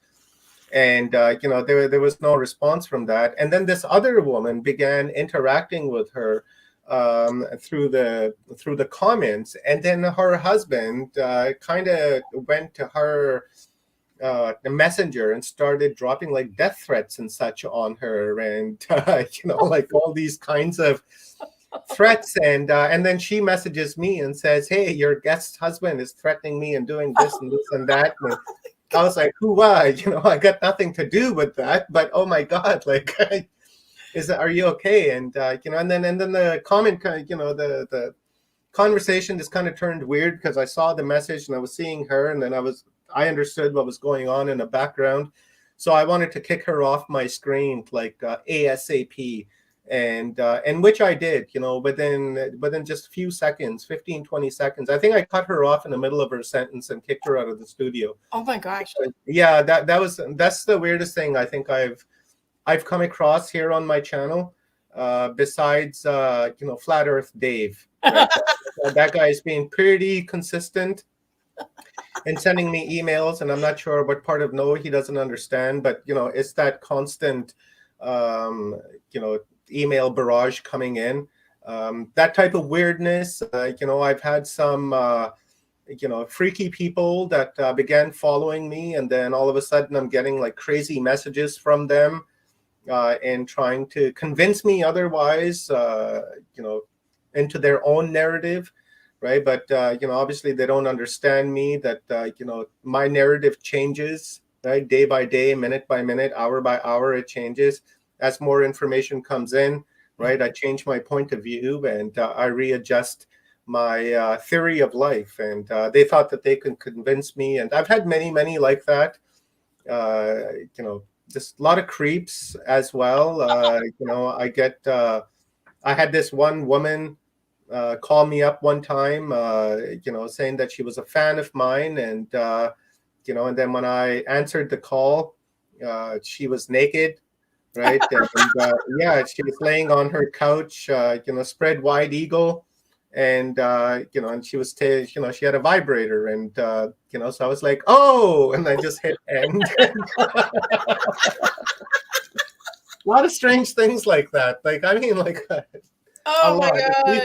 At least once a week. I didn't expect these stories. Yeah, something strange pops up every single week. And it's just part of business now. I just see it as that. And because I'm a public figure, I suppose I'm going to attract people like that. But I take it all in good humor, right? I don't get mad. I don't, get frustrated. I just see it as just good humor now, because, I'm pretty comfortable with what I'm doing. Yeah.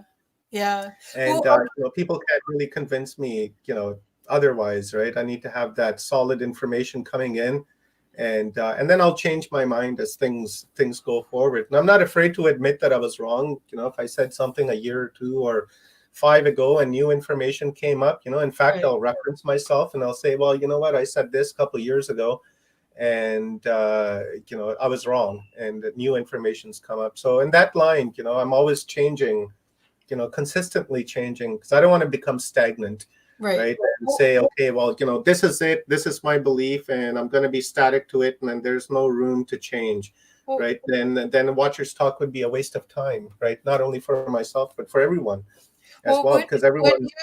You actually invite people, because you're so open, you invite people to share things that are on the edge, kind of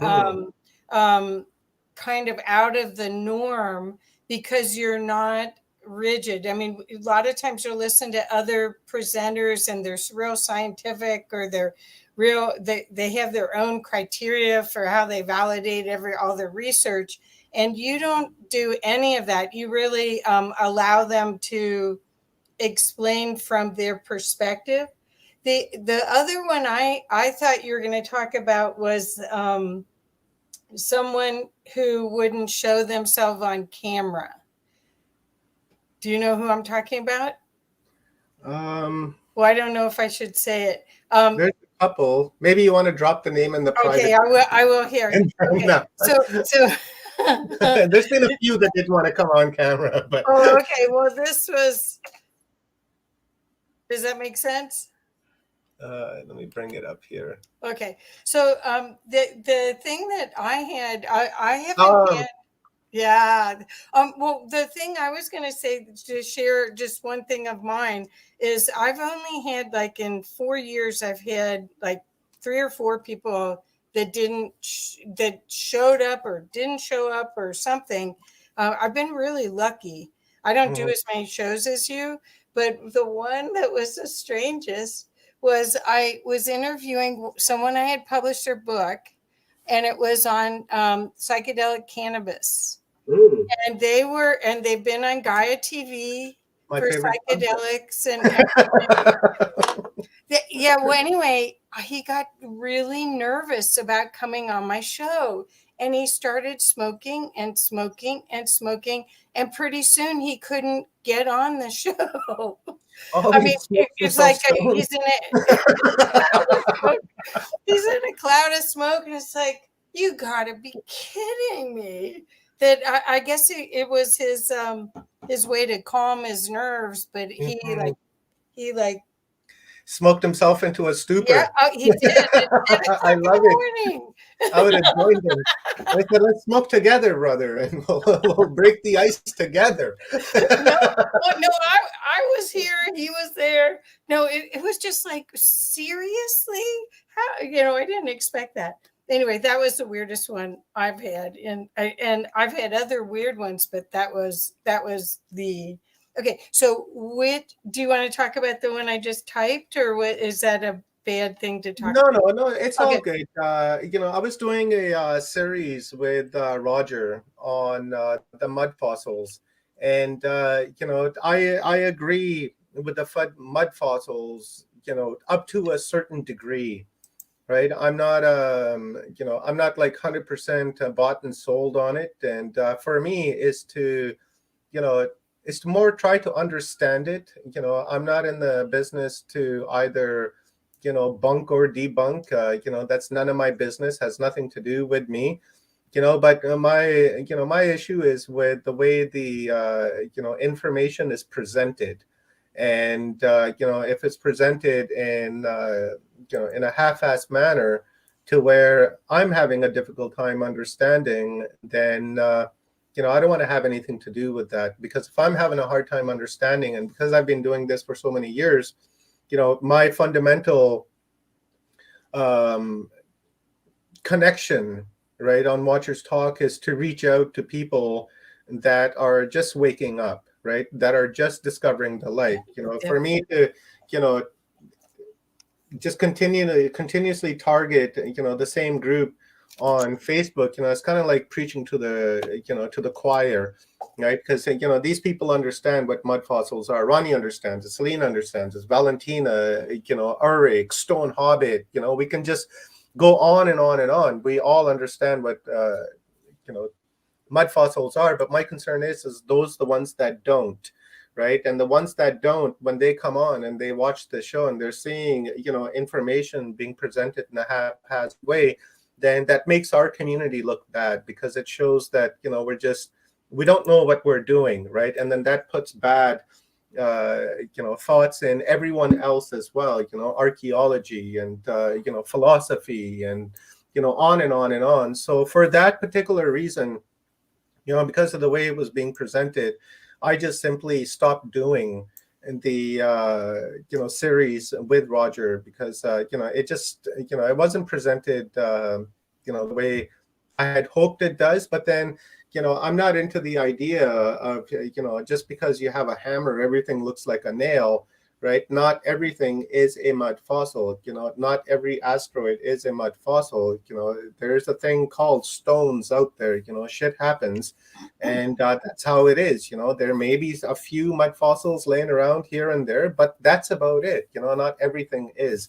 You can't tell me that the side of a mountain is a mud fossil, right? I'm not going to buy that, because at this particular moment and in this particular time, my awareness tells me that it's not. Maybe in a couple of years, my awareness will tell me, okay, well, that mountain is a mud fossil, and maybe at that time, I'll agree to it. But right now, the level of my consciousness is that that mountain is alive, and that mountain has consciousness, and I can communicate with that mountain, and that's it, right? So, that's kind of where we differed on our thoughts.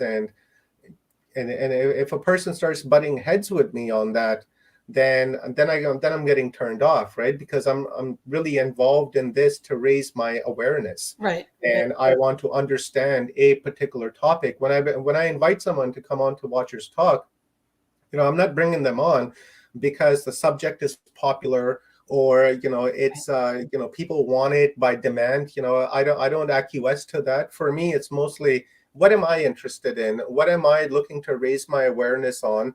And how can I lift my ignorance on a particular thing? So then I look and I find someone, and then if I resonate with what they're saying, then I bring them on, and then I want to learn more about that. Right. And then I just give them the platform to just simply, talk and present their information from a non-judgmental, perspective, because I'm not there to judge them. I'm not there to, say yay or nay and, cast off on it, say, you are correct, you got a check mark. No, you're wrong. You got a red fucking X. Get the fuck out of here. No, I'm not into that. I want to respect everyone at the equal level, Right. and take in their information from the same perspective. And I'm not going to deal with someone either who thinks that their research is the only research and everyone else's research is wrong, and then they're out bashing other people's information. That's right. I'm not down with that. I had one gentleman on, maybe you know him, something Myers, I forgot his first name, but it's like the pyramid water pump, right? That he talks about, and he's always bashing what's his name, Buval, for his Orion theory, to where the three stars are aligned, and that's where the pyramids are, and it's just constantly bashing. No, it's wrong, that's wrong. My information is the only correct one, and the pyramid is just a water pump, and that's it. No one else can have any say on this. And I refuse to deal with that individual, because to me that is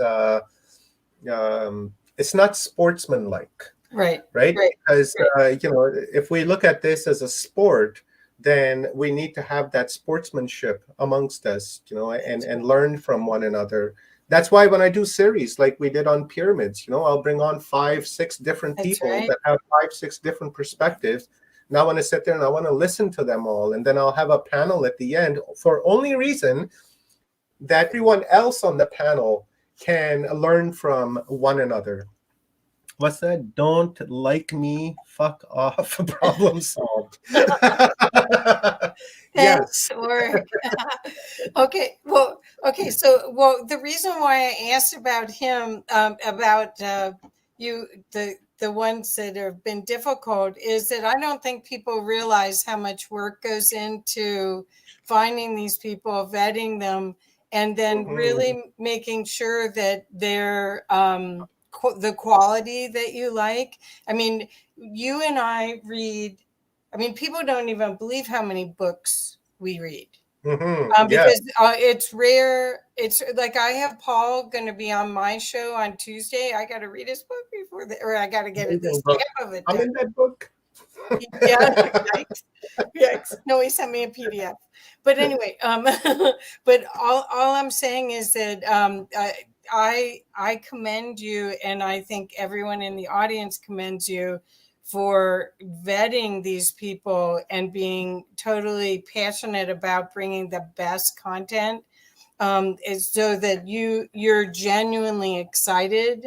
This isn't an actor kind of thing where you're acting it out. It's like, hey, this is really cool. I want to know more. Hey, get the person who wrote it or established the idea and bring them on and have them elaborate on it. That's a gem. I mean, that's golden. Yeah, this is a real reality show. Yeah. Whatever that is. Okay. So I do have one question from the audience, but I want to ask one more question before I do that, because it kind of flips aside. What is the best show you ever did? I would say the best one I've ever done would be Gary Opit. Okay. Gary Opit from Humanity Unplugged last year. He was one of our final guests. I think he was the second last guest, and I thought Gary Opit was amazing. And I love the fact that, remember when he started to make the sounds of the Sasquatch and the Yeti? Yeah. Oh, yeah. Yowie, and we were just all laughing deliriously because we had like 11 days of 12-hour-day downloads, and our brains felt like they were that big. And Gary began making those sounds, and it wasn't until the next day I realized what he was actually doing. And he taught us something that no other Sasquatch Bigfoot researcher ever does.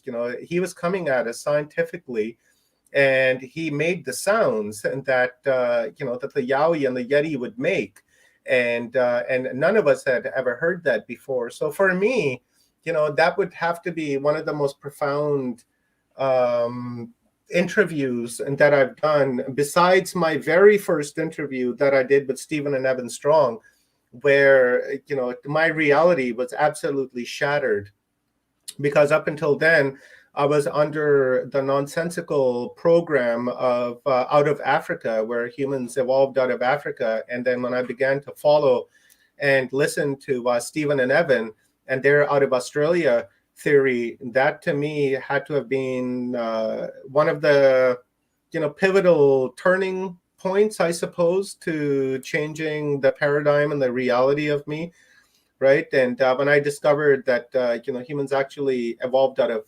Australia, and then from there they spread forth, because when you look at the DNA evidence, is by far none in South America, in Japan, in India, in Sri Lanka, and it just goes on. And now we got Egyptians, that possibly came from Australia to Egypt, and then started the civilization there. To me, that had to have been, one of the best. But guess what happened to that interview, Kathy? It never got published. Why? YouTube just kept on processing that video. Just kept on processing it and processing it and processing it, and it processed for 3 months. And then finally, I was like, you know what? This probably is never going to get processed. So I just deleted it, and I invited Stephen and Evan back for another conversation. But of course, it wasn't the same as the first one, where you're like, your jaw's dropping and you're like, genuinely like, what the fuck did you just say, man? So that to me had to have been one of the best ones I've ever done. And we've become besties from that time forward. And, and have communicated almost on a daily basis, or at least 3-4 times a week. Evan and I speak, and we stay very connected. And I'm glad that I met him through this. Well, I love everything that I've learned from them. I mean, I love UFOs and all of our origin stories, and they have some incredible resources, and they're going to be on in a little bit too. So thank you for that. Okay. And I didn't realize that you like that Sasquatch thing. It's Sasquatch. All I could do is laugh at that point. Oh my God! Here's this.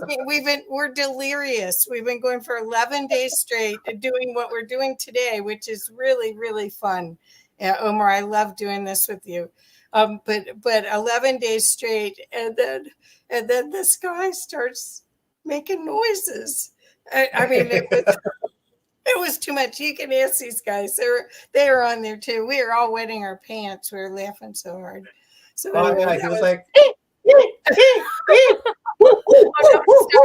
start again. I was like saying, Good. I was just drunk off information. That's what it was, right? Just so drunk off of No, information. and he was so serious. That Oh was yeah, he was dead serious. He's a scientist. See, Stone? Stone remembers that. Yeah, so yeah, I don't think I'm gonna forget that one. I believe we were all laughing in the background. I think we were even trying to mimic it at one stage, which made it worse. Yeah, I was so delirious. No, that made it better. That made it so much better. Yes, it did. It made the whole, I got to tell you the truth, because you know what happened the next day is the next day when I woke up, my head was like this big. And I remember posting a picture saying, hey, I feel like this. And my head was like, yeah, big. And I was laying here in my bed. Remember that post?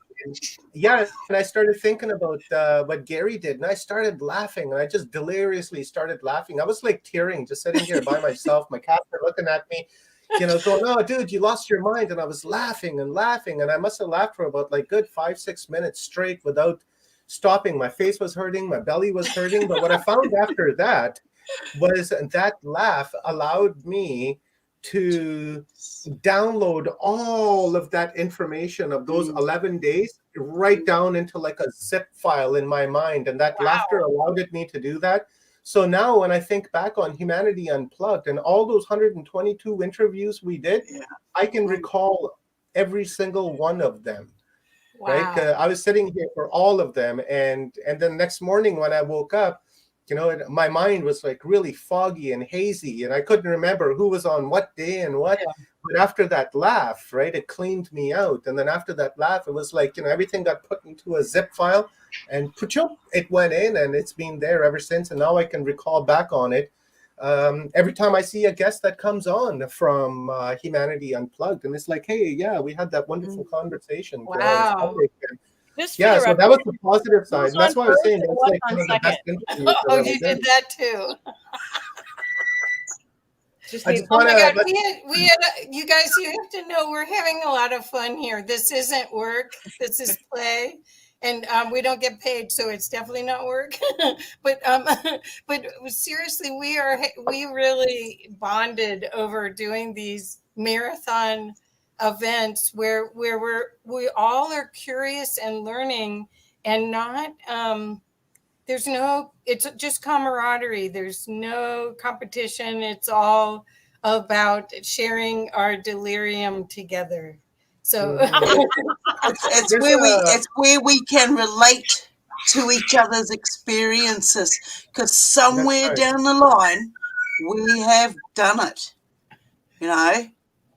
whether we've stubbed our toes, fallen over, we've all done it. That's why we enjoy, watching fails where people are falling over or crashing or hurting themselves, because there's a certain bit of us that can actually relate to that and get a good little giggle. And it is a release. It's a release of energy. So, it was fantastic.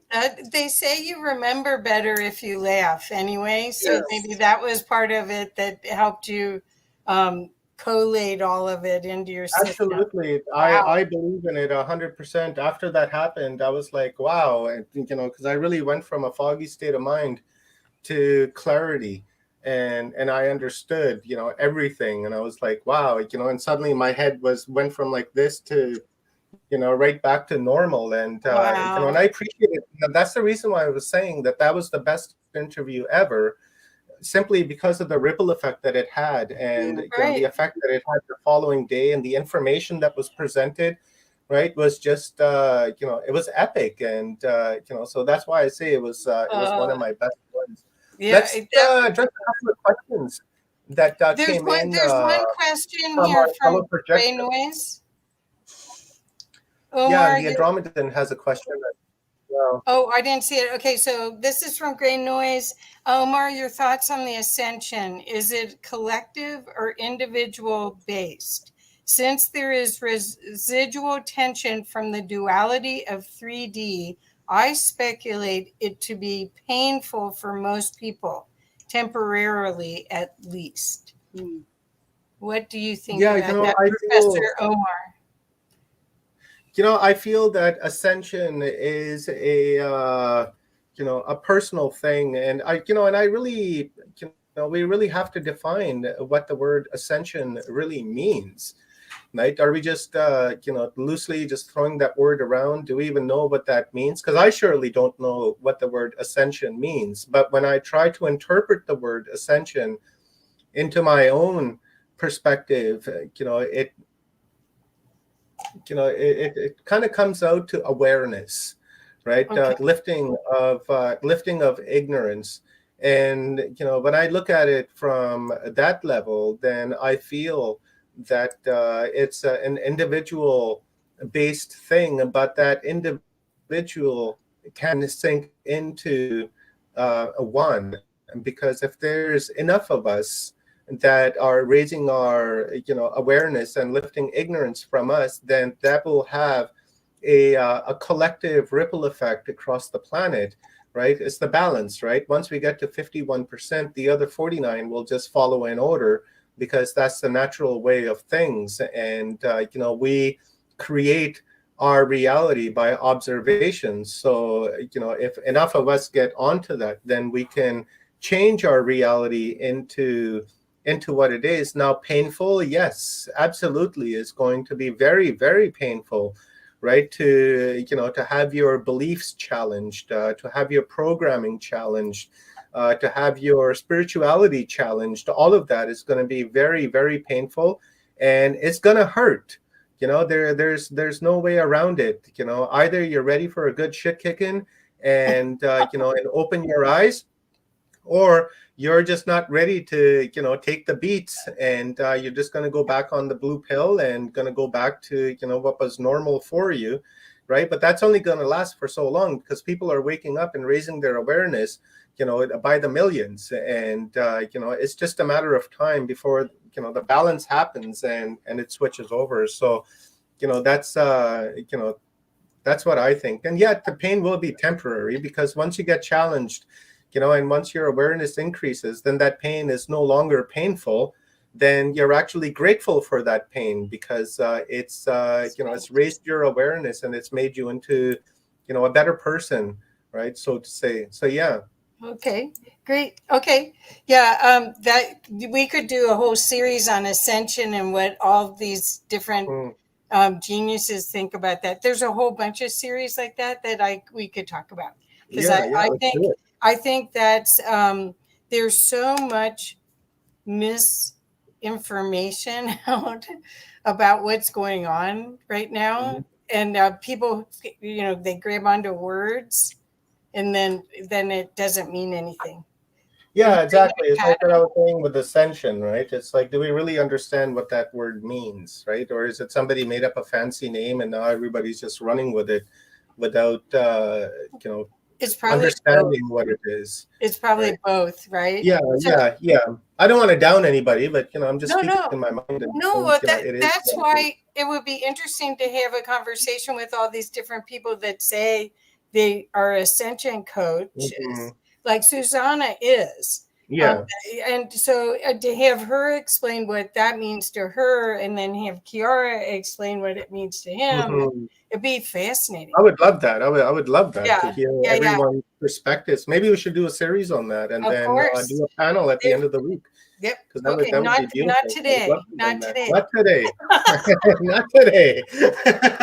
Oh my God! What am I getting myself into again? Okay, so then the other question was, "Hi Omar, do you cleanse yourself after an interview?" And I don't know if they mean sage or. Yeah, I think I know what they mean. Clearing the energy. It depends. It depends on the subject. It depends on the topic. It depends who I'm talking to. It's there's variables that are involved there, and and it depends on the energy of the show as well. So if I feel, that it was, tense energy, then usually what I'll just say to myself is, I relieve myself now, and and that's it.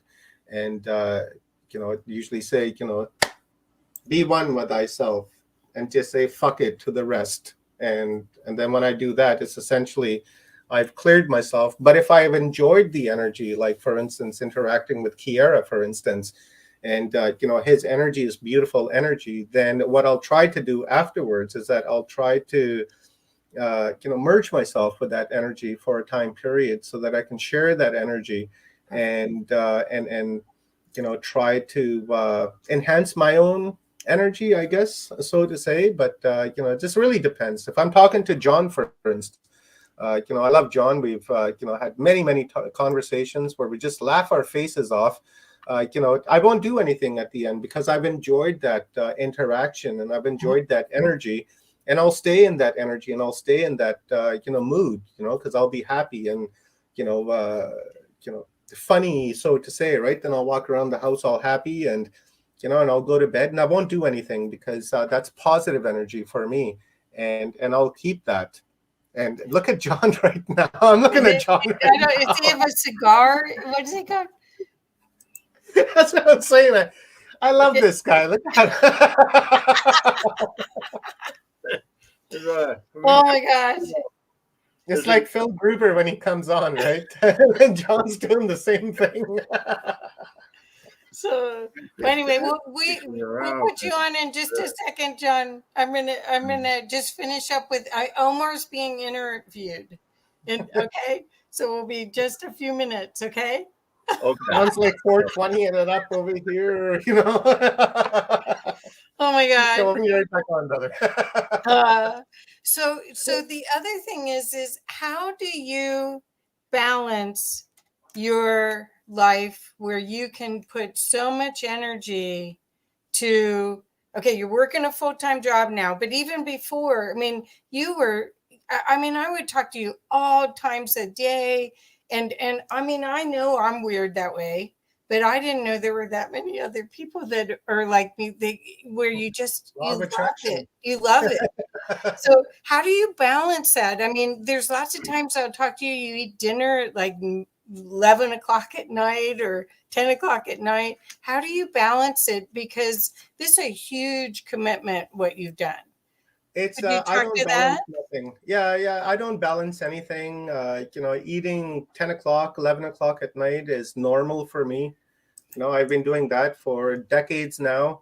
And, I eat one time a day, mostly supper.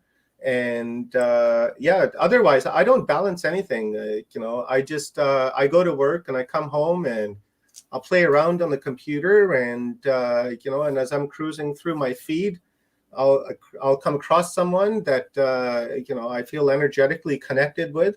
I'll reach out to them, and and I'll talk to them. But otherwise, I don't do anything anything special or in particular.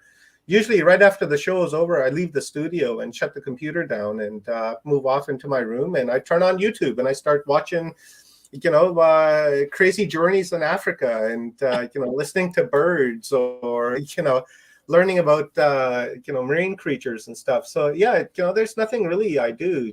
For like I said, it's a hobby, and when I do get my awareness raised on something, after I'm done the show, I'll usually go and I'll Google it or I'll YouTube it, and then I'll continue to watch it and continue to watch on that subject, and then I'll open up my video on another tab, and then I'll go back and I'll rewatch what my guest was saying. Normally, I don't like to hear myself when I'm doing my shows. So when I'm asking a question, I'll just fast forward that, and I'm just interested in the answer from my speaker. Wow. And then I'll listen to what they say, and then I go out and I watch other things, and then when it's bedtime, it's bedtime. I say, oh shit, I got to be up at 5 o'clock in the morning. It's bedtime.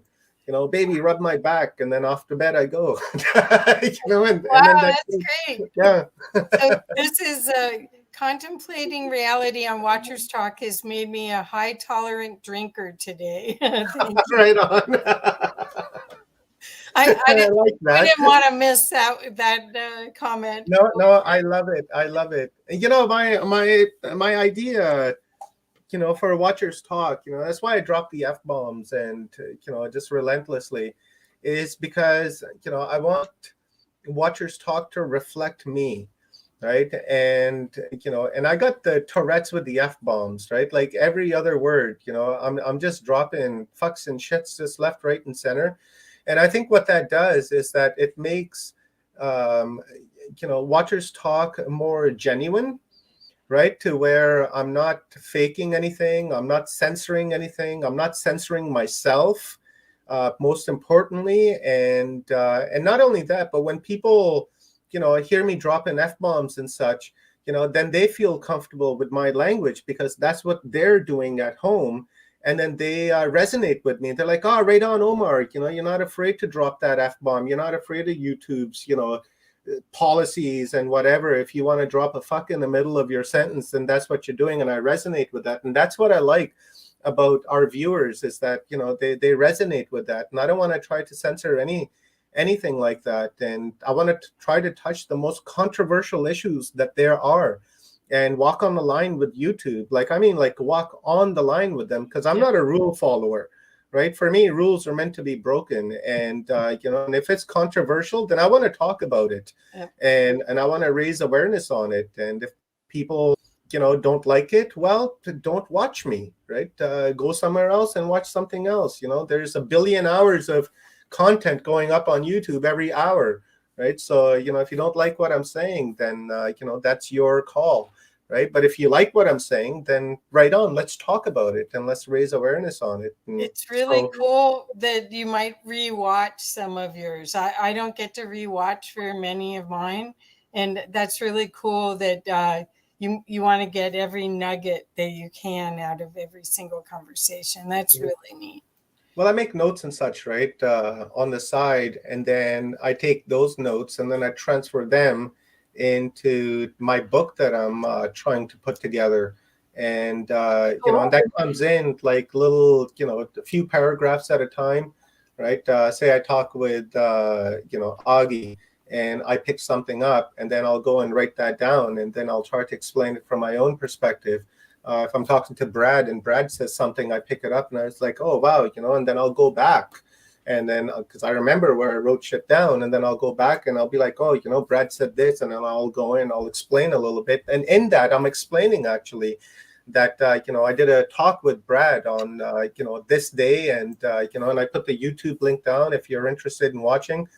And he said this, and then I'll break that down, and then I'll, and I'll discuss that. So that's why I like to go back and watch, reruns and stuff, because, as when you're in the middle of a conversation, not everything is syncing. Not everything is syncing because you're looking at the chat room and, you're busy sharing links. You're half-ass paying attention to what's being said and really running off of memory and picking out keywords, what they're saying, and then picking up on those and then discussing that. So, the end result doesn't happen until the replay happens. And then that's when things that you missed come up and say, oh, shit, I can't believe I missed that. I should ask them about this and I should ask them about that.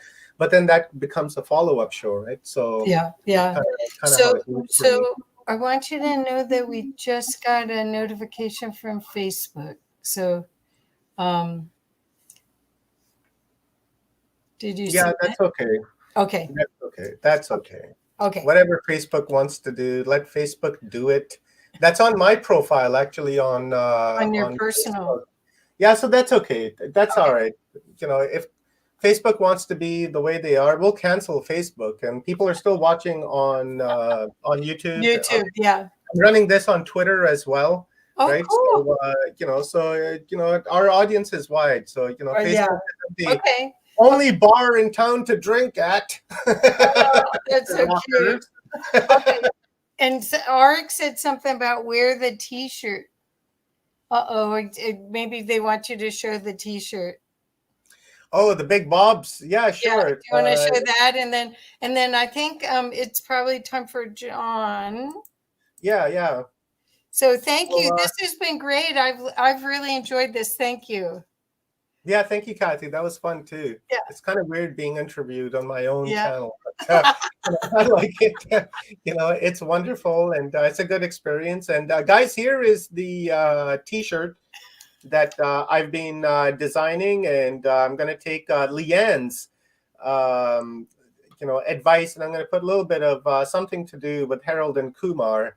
And if you guys have ever watched Guantanamo Bay, Escape from Guantanamo Bay, Harold and Kumar were busted, and they got sent to Guantanamo Bay, and they came across Big Bob, and Big Bob had offered the cock meat sandwich, right? So I thought I'd make a T-shirt with a rooster there, and so I'll be putting that together once I do little touch-ups on the design, and we'll put it out there for you guys. And maybe I'll give some away as fun, as giveaways and such. And if you guys are interested in purchasing one, I'm down with that too. But put up fun stuff, right? Funny stuff, because like we said, laughter is the medicine, and and if we can't laugh at ourselves, or if we can't laugh at what we're doing, then we're not going to really learn anything, right? So it's always great to add laughter in there. That's why John's information always sticks, because John's always laughing and making jokes as he's going along, and that really helps the information to stay. So yeah, that's it, guys. Okay, well, I think I'll get off, and we'll bring John on. Thank you. Maybe Kathy, that was fun. Kathy, maybe you want to stay on, because I got to drive Amy here to work right away. Okay. In just a couple of minutes, and she's just 5 minutes up the road. So Okay. I'll be gone for about 10-15 minutes. So if you want to interact with John, sure, then that'd be great. Sure. I'm going to run Amy to work. What shitty shift she has to work? From 4:30 to 8:30. 4:30 to 9:30 shift. What a ridiculous shift. But Johnny, my man. All right, man. Peace You're out. a thug's life, my guy. You are a thug's life. That's what I'm saying here. Agent Smith was just chasing me down the street with a hypodermic needle. I gotta wear this to hide from him. Oh, well, John, I'm lucky to get to meet you. I watched you guys on Watchers Talk, but you've never been on my show yet, so we got to find out how to do that. Yeah, well, first time's a charm, It's always good. You'll love it, Kathy. You will love it. Invite John. I'm sure it's a good time. Yeah. Oh my God. You will bring him back again and again and again. He's a great guy. Of course.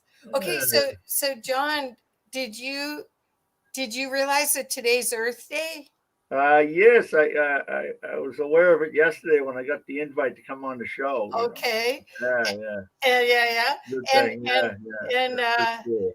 So have you I'd love to know what brilliance, what genius you're going to share with us about Earth Day. That's why I come on here. I'm more interested in what I want to say and interested in what I'm going to say. Well, first we got to get you on camera. You're almost off camera. Hey, John. Yeah. You're almost off camera. There you go. All right. Oh my God, that's much better. I want to steer everybody away, Oh, that's okay.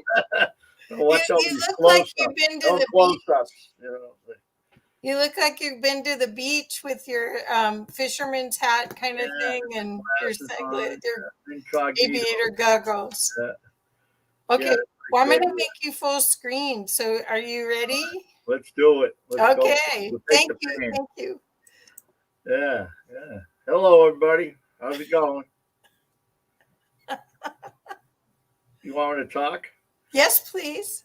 No, you could just stand there and look cool. Doing my Hunter Thompson. Yeah. Rocker's got it right. Fear and Loathing in Las Vegas. He's got going on there.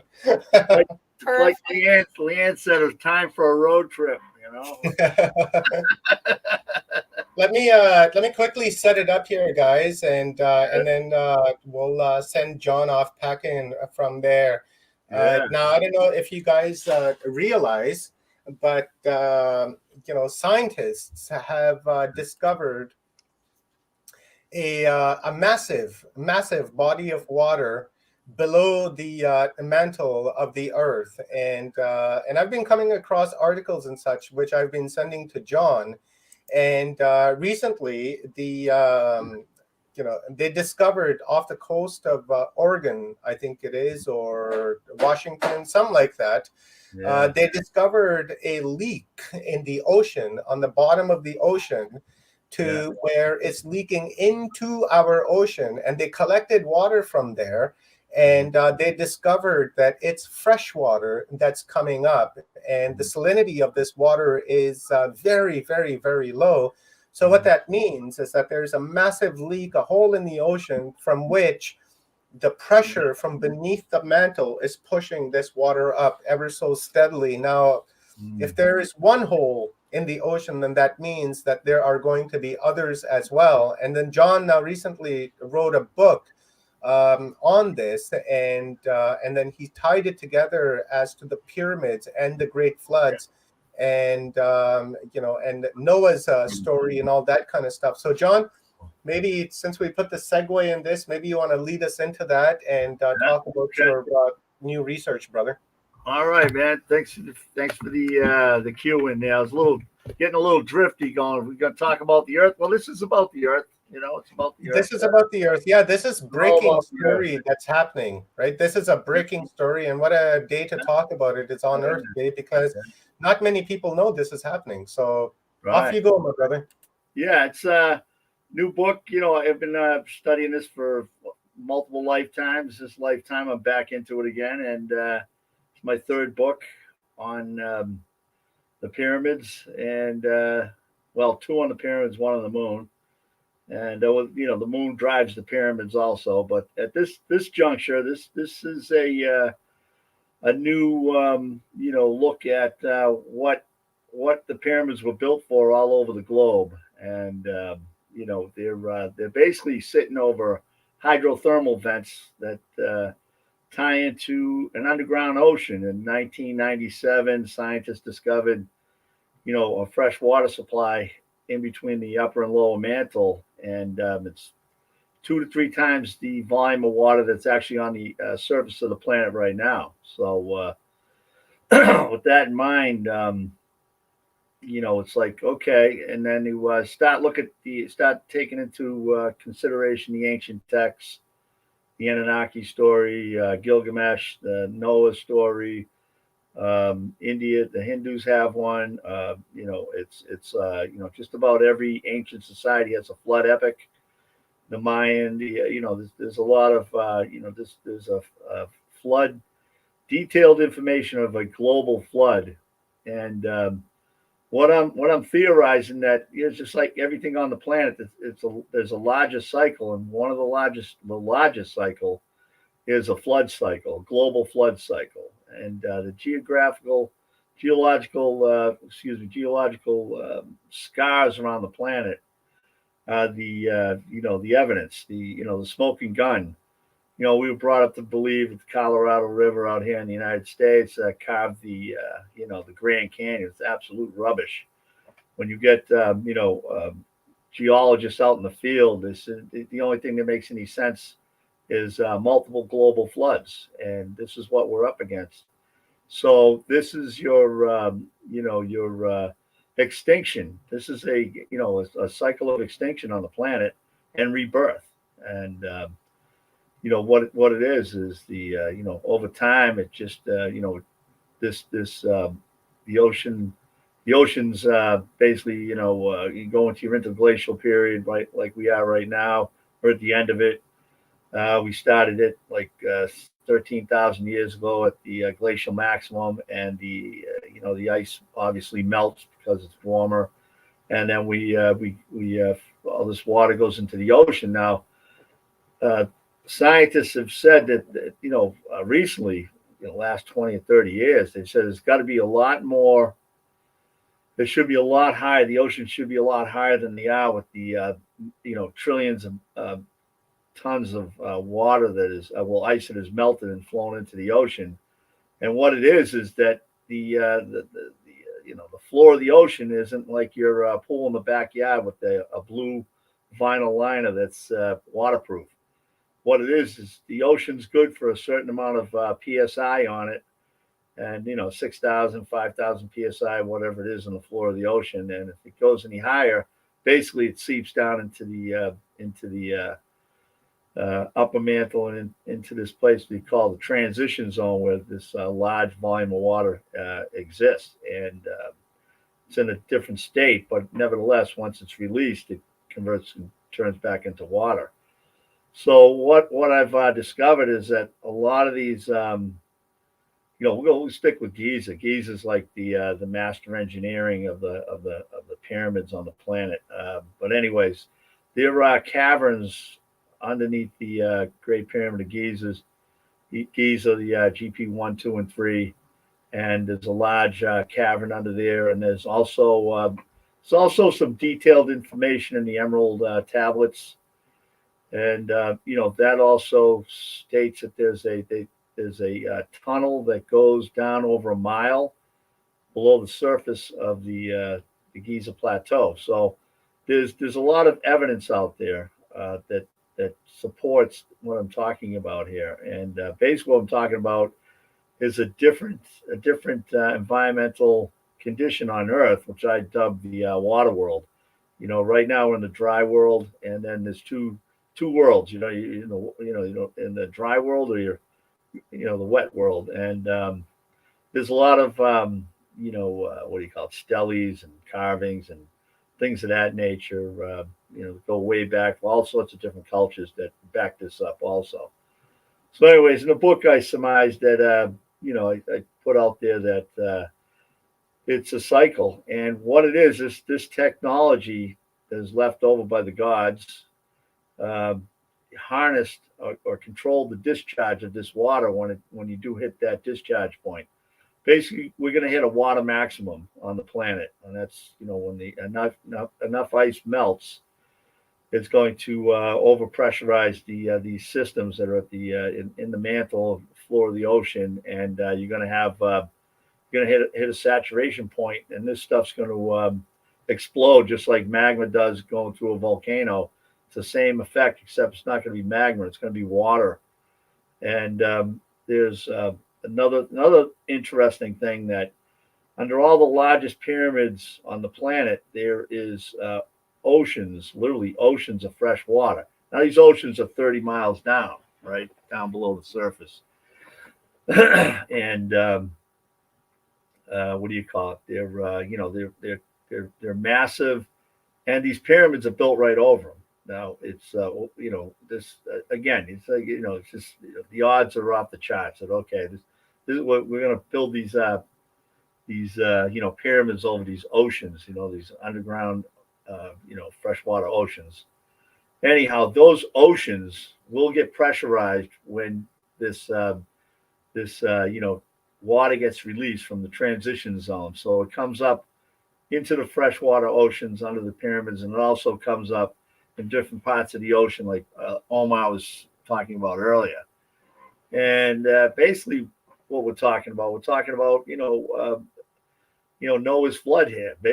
For the most part, this is a major release of energy, and we're talking about hot water, smoking, superheated steam type of temperatures of beyond biblical proportions. All right, and what we're talking about is a major disruption in the atmosphere. And this is, I believe, the more and more I study this. I mean, I put out a book, but it never stops. And it's like, I'm still waiting for my team of scientists to show up at the door from MIT, and we can go over this. So they said they'd be here soon. But anyways, I guess they got other things they got to finish up with. But anyways, long story short, the fact of the matter is, when this thing does discharge, it completely changes the environment. And what it does is that you go back to Noah's story. It's 40 days, 40 nights of rain. Well, that's a discharge, the superheated discharge coming up through the ocean, boiling the seas. And what's going to do is going to go right up into the atmosphere, and it's going to blanket the whole planet with the thick clouds, 20, 30, 50 miles thick. and it's going to rain. All right. And on top of rain, the water level is going to rise, you know? So it's like, I tell a lot of people, if you want to try to ride this thing out, you get used to living on a boat, you know, a big boat, the biggest boat you can get, short of building an ark. Now, anyways, all serious aside, this is what ushers in the ice age. Everybody's like, well, what caused the ice age? What caused the ice age? Well, this will definitely cause an ice age, and it'll knock you right back out.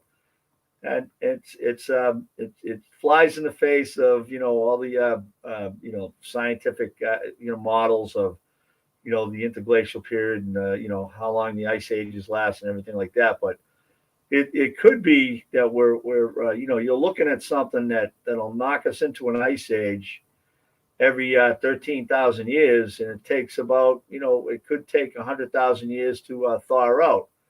But if you look at the Anunnaki wheel, it's like a Yuga wheel. You got the Anunnaki guy. He's got like three guys, three gnomes on the left, and he's sitting on the throne. And he's got another guy up at top, Enlil and Enki, rather. Just bear with me. The brain will kick in sooner or later. So I think, Enlil's sitting on the throne, and Enki's got a rope turning the Yuga wheel. And I managed to cut that Yuga wheel down to like 44,000 years. So I mean, there's the four. You got the Yuga wheel. The Yuga wheel in India that they surmise is a lot older than that. But the fact of the matter is, I mean, we're looking at ice samples that go back a million years or whatever. And we could be stuck. We could literally be stuck in a, 6,000 to 12,000, 13,000 year ice age cycle, and we don't know about it because by the time we regain our sophistication, our technology, and everything like that to measure the composite of gases, carbon dating and this, that, and the other thing, that ice is already gone. It's already melted. So for the most part, we're in it's like Groundhog Day, with Bill Murray there. It's like every day's you're just repeating yourself, but it's in a larger, instead of days, it's not in days, it's in, big chunks like 6,000, 12,000 years. And, it was a wild book to write. Like I was petrified. Usually I don't scare myself. Well, my brain scares myself a lot, but usually I'm not this petrified. But about the outcome of the the evidence that this book is written on, but for the most part, it's well documented. It's well researched. It's got a lot of photos in there, so it kind of it really tightens up with diagrams and a lot of data that pulls all this together. And the other smoking gun is I must have guns on my mind. Oh, I live in America. That's got to be it. It's time to go for a trip somewhere else. But anyways, the other evidence is that in the book I write down exactly what every part of the pyramid does on GP1, the Great Pyramid of Giza, Cheops. I write down exactly what everything is doing in that pyramid based on a hydrothermal vent discharging into the bottom of the pyramid. Now, every pyramid out there in the Giza Plateau, every pyramid around the world, has got a chamber on the bottom of it. It's got a dank, dusty place that just can't be cleaned because it just never ends. They try to clean out the pit on GP1. And the subterranean chamber, they call it. They got a bunch of names for it, but that's one of them. It just went on and on and on. It went down 37 feet, and there was no end in sight. So, I mean, it's a lot of work excavating in a tight little spot because there's no place to put this stuff. So they did manage to get out 37 feet, and it's just rubble. So what you have is this massive discharge of water pressure that might be in the region of maybe 50,000 psi, or spiked to 100,000 psi, and then dropped to like 20 psi. And different levels of pressure this thing is exposed to, and that's why you got to build a 6 million, ton pyramid to withstand this massive discharge of water pressure. Now, what these geniuses, these absolute, brains that built these pyramids, was what they wanted to do was regulate the discharge of this superheated water getting into the atmosphere and crashing us back into an ice age. So what they do with these hydrothermal vents that discharge water when this cycle starts, this Noah cycle, I call it, they built the pyramids over it and stop it from going into the atmosphere. Now, they don't stop it from, they stop it from going vertically straight up into the atmosphere. And they kind of cut it and do a right angle turn to it and get it, going straight out. All the discharges on GP 1, 2, and 3 are lined up with the Nile. The Nile is on the east of the pyramids, and then once it gets past the Giza Plateau, it takes a hard left, and then it goes all the way across all 3 pyramids and takes a hard right, going north to the I believe it's the Red Sea. I was in the Red Sea a few times, so I think that's what it is. Not the Med, it's the Red Sea. So, anyways, but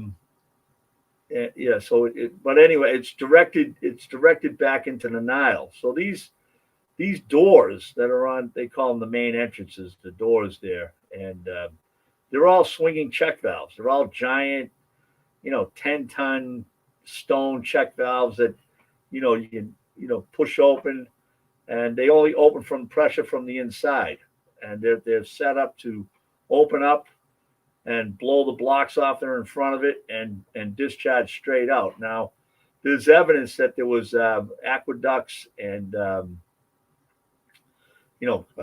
channels that lined up in front of GP 1, 2, and 3, so they would catch this water and send it towards the Nile. They just found another one. I think they theorize it's Cleopatra's tomb. It's not, but they can theorize that all they want. But that's also a tunnel that's underwater, and it's been partially investigated, and that goes right up to the Nile. So I mean, another the proverbial smoking gun, right?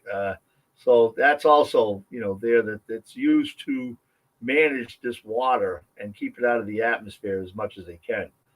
And what's the point? Like, why even bother, right? Because the point is, if you let this discharge just go straight up into the atmosphere of these underwater oceans, literally that go under like 4 countries, the Sudan, Egypt, and the 2 other ones there. And it's a massive oceans, hundreds of billions of gallons of water. Not even mentioning the water that's coming up from the transition zone in the below the mantle, the upper mantle. So, anyways, so basically, you want to keep this stuff from going into the atmosphere and driving you into a very long ice age, like turning the whole planet into one big giant ice ball. Okay, so this is in destroying, killing life from one end of the planet to the other. So it's a life-saving technology. It's part of the planet. And it's actually a beautiful design. It's like, imagine if you had a car that washed itself. Wouldn't that be wonderful? You don't have to drive down to the store. You know what I mean? Yeah. And and that's it. So it's got a self-cleaning system, and but there's some technology left over to manage the loss of life, and that's what we're talking about. We're talking about a system that was put in place to limit the catastrophic damage, the collateral damage, if you will, when this thing goes off. And it will go off. It does go off. Well, that's why I came on. I want to know when, how much time we got. Well, tomorrow at 3 p.m. Eastern Standard Time. How did you figure that out? No, seriously. I mean, I can understand that you might be able to find historical references because every civilization has a flood story. Right. But how do you know when it's going to happen this time around? And and how do you gauge that? Because you can't Yeah. really, I mean, how did you find out how much water is in the underground ocean? Well, the scientists use these waves. That's how they discovered the water Like was there. sonar kind of thing? No, they actually they have sensors on the planet, and they ping one side of the planet, and it comes out the other. They judge the speed of the wave and the frequency, and this is what they've come to figure out. And yeah, I mean, there's been a lot of loose theories that the water is going down below the surface of the ocean. It's been a big theory, but this one is real data coming back with scientific instruments saying, yeah, there is a huge ocean down there in between the mantles, upper and lower mantles. So I guess so that's the gist of it, really. I mean, it's kind of what how's it going to happen? I don't know. When's it going to happen? I mean, I still play with that. I think it's locked in the text, like the ancient text. They'll and the other thing is prophecy. Like if you look at the prophecy, and people like Nostradamus, Isaac Newton. I mean, Isaac Newton's got us down to 2060 when the world ends, right? He doesn't know what's going to happen, how it's going to happen, but he extrapolated a lot of the math out of the Bible, and that's that he came up with 2060. I didn't know that. Yeah, he's like he's my hero, but I don't think I'm going to be around in 2060. I mean, man, I have to start eating better, stop smoking. I don't know. I'm not smoking. I'm only kidding. But anyways, I'll just incarnate back. There she is. Hey, Leanne, how you I'm doing? trying to get her to Hold on, Hunter. How you doing? Hanging tough, man. Hanging tough, But what was the other question? I kind of stepped on. Well, yeah, I think Leanne had another question. I mean, I'm basically still, I've watched a couple of your interviews, but I haven't read your book, so I'm still learning. So that's why I brought Leanne on, because I think she may have some really good questions. Yeah, she's got something. Yeah, she does. She's so I'm going to give you the calm here. Leanne. So, Johnny, baby. Hey, what's going on out there in New York? In New York land. Yeah. Well, it was raining and now it's stopped, and now the sun is out. It's just, weather's doing its weather or somebody else's weather thing or something. So, but like, how does the moon? Where does the moon play into all this? Well, the moon's it's the heartbeat of the planet, gravitationally speaking, and the pyramids. For what it's worth, in my first book, I was able to. Actually, Isaac Newton and I both believed there was a gravitational theory locked in the pyramids, and I basically put that pyramid, that gravity, moon gravity pyramid connection together in that book, and actually all three books has a little bit of it in there. But so in essence, the pyramids are large lenses, gravitational lenses. Okay. And every time we run through it, every time we rotate through the moon, every 24 hours, we zip right through it. So we get it's a big pulse. And unbeknownst to everybody on the planet, except for a few people that read my book, the 3 people that read my book, there is a connection with every large pyramid 180 degrees opposed to opposite the pyramid on the same latitude is a volcano. So you have we'll look at the 3 big pyramid sites on the planet. We got the Giza Plateau pyramids. They're aligned with the Hawaiian hotspot, right? Now those are the pyramids coming right up out of the Sudan. They're Abusir, Saqqara, Giza, and latitude wise, they're not in the same latitude the pyramids are, for the most part, the gravitational connection between these two are also, in a pull between the core of the Earth. So you always have a lower latitude on some alignments based on where they're located on the planet. But longitudinally, we're talking 1 or 2 degrees off. Now, every one of these alignments between the pyramids and the volcano, longitudinally, which is the up and down thing, you're talking like right on it, dead nuts, like 180 degrees perfect, or 1 or 2 degrees just to the left and to the right, or east or west.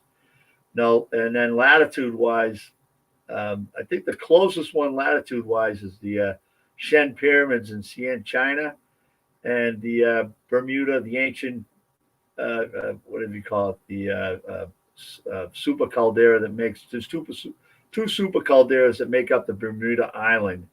And they're like almost on the same latitude. And again, longitudinally and latitudinally, they were 180 degrees opposed to each other. Like just, perfect. You can stick an arrow through it, right? So that's how the moon connects with these things. The moon's like I see an arrow here. You see an arrow going through? That's the arrow going straight through this globe. I took my bow and arrow outside and I shot the arrow through the globe while I was sitting on my son's head. Anyways, doing a William Tell. Right there, ladies and gentlemen, that is super caldera trust right there. Yeah. So, anyways, that's 180 degrees opposed to Giza and the Hawaiian hotspot. Now, this gravitational theory that I was working on, it's more than just pyramids lining up with volcanoes. You have, I'll just do one more. You have the Pyramid of the Sun located down in Mexico. That aligns with Mount Sigiriya in Sri Lanka.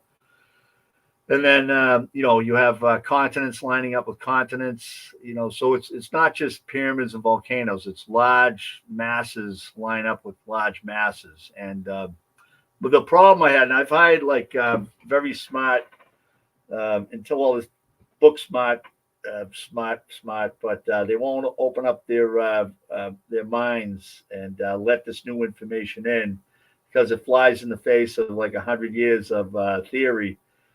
And that would be, getting rid of Pangea. Pangea's got to go. It's got to go. It's dumb. It's just got to go. It's stopping our ability to control and understand gravity on the planet, And so anyways, the pulse of the planet is the moon, spinning through that gravitational field. And when we spin through the gravitational field of the moon, we get that, it's a little torque between Earth. We got a little gravitational torque between Earth's gravity and the moon's gravity. And what that does is it flex all the tectonic plates 24/7, 365. So it stops a lot of earthquakes from occurring. Tectonic plate slips, which basically turn into, tsunamis and tidal waves and all sorts of disastrous, energies. So the exchange between the Earth and the Moon are a nice thing. Plus, it cleans the place. The odor down here on the planet, if you didn't have the moon, would be unbearable. Be like, fly me to the moon. You know what I mean? You'd want to live on the moon. So the ocean is like it's like it's like a jacuzzi. It keeps everything moving. All the water's a flush, a waterfall. It just keeps everything moving and grooving. It's a life force. It also affects every living thing on the planet. The endocrine system of women also. So it drives everything. So yeah. So I think that's basically that in a nutshell. That's kind of what the effect is with the moon on the pyramids, but. It's not just the one thing, like if you say that it's 1 million tons, you're going to have some, ramifications, just you're going to have an effect. Every every action has an equal and opposite reaction. So you're lowering the gravitational field out in the Hawaiian hotspot to allow magma to flow out, like we had in 2018. We had a massive magma discharge out in the Hawaiian Islands. And that was when all the planets were in alignment on one side of the sun. And here's the little moon just bopping in between these giant planets in the outer solar system. And what it is you're acting like a slingshot off the gravitational fields of like Jupiter, Saturn, Uranus, Neptune. I mean, these big monsters, and you're getting in between the pull between the sun and these planets. Remember, the sun drives all the planets. The sun's gravitational hold holds all the planets in the solar system. So when the moon and the Earth starts cutting in between these monsters, you have a huge gravitational increase in energy that affects the core of the planet, and that's why you have it's actually a 3,500% increase in volcanic seismic activity on the planet in 2018.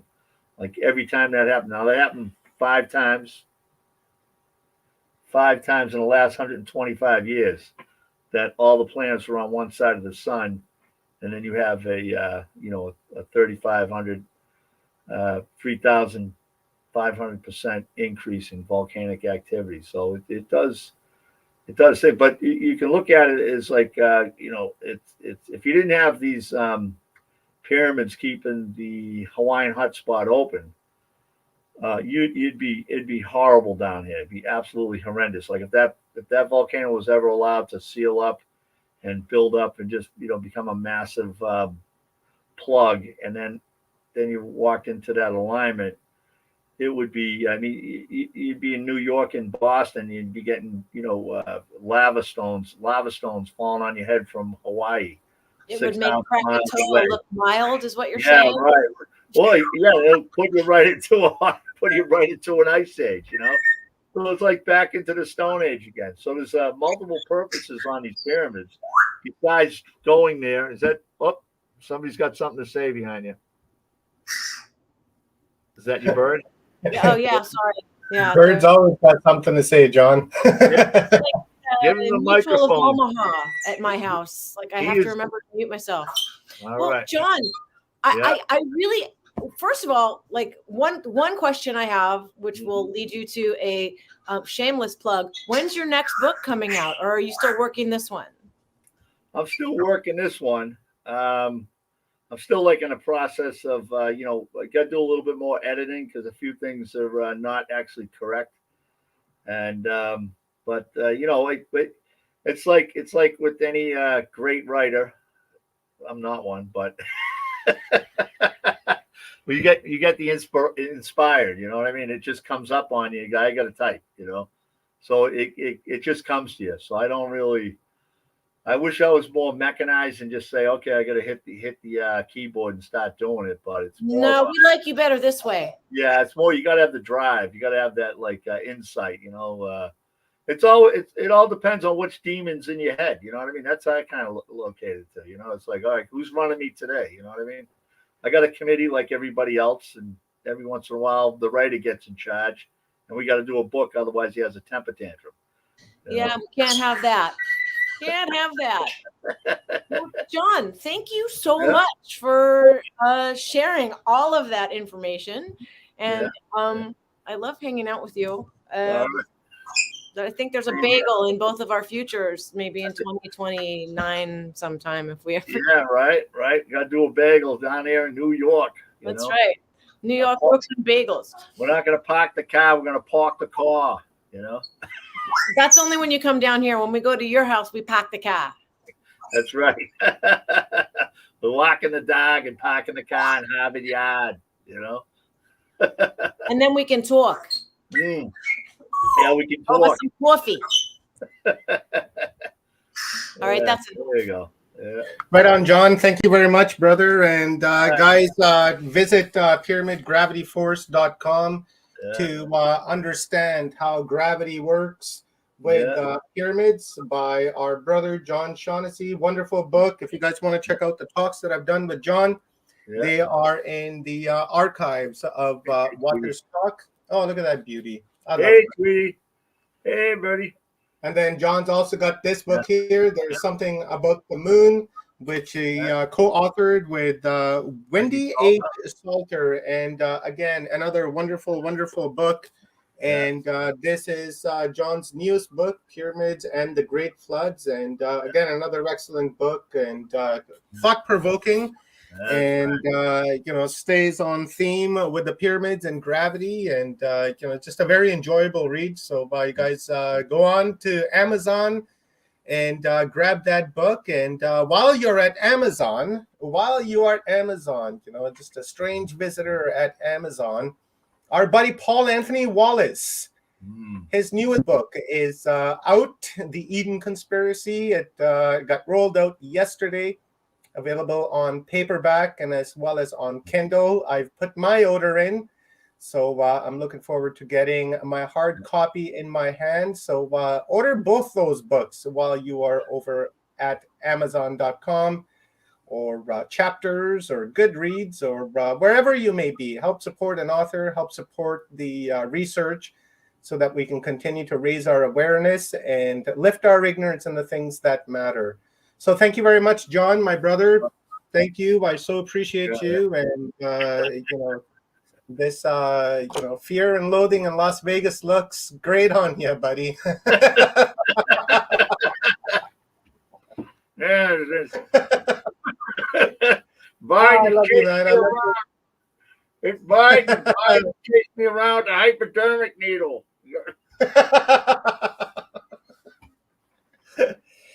Love you, brother, and thank you. And guys, head on over to John Shaughnessy's YouTube channel as well. Give it a subscribe. Hit that notification bell. John's got a lot of great videos on there. I mean, like a lot. Talking about Göbekli Tepe, talking about Uranus, talking about pole shift. There's all kinds of stuff on there. So they'll keep you entertained. It's been shadow banned. It's been shadow banned. That's how good it is. Yeah, that's right. It's good when you get shadow banned. Hence, Watchers Talk. We've been battling this battle for 9 years now, and we just keep the good fight going. All right, my man. Thank you very much, and I will shoot you a message, and let's get together and have another one-on-one talk. And until next time, be well, be happy, be in love, and take care of yourself. All right, bro. All right. We'll see you Thank later. you, my brother. Thank you. We'll talk to you soon. Thanks, everybody, for listening. Have a good day. Peace out. Thank you. All right, guys. A quick message from our sponsor, Paul Anthony Wallace, who's helped sponsor this event. And so let's get a quick.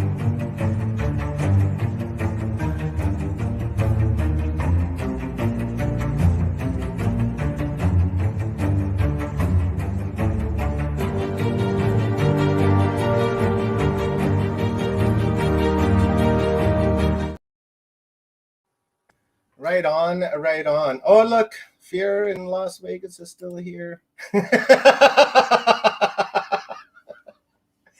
I love John. I love his sense of humor, and laughter is the best medicine that keeps you coming back again and again, learning and learning.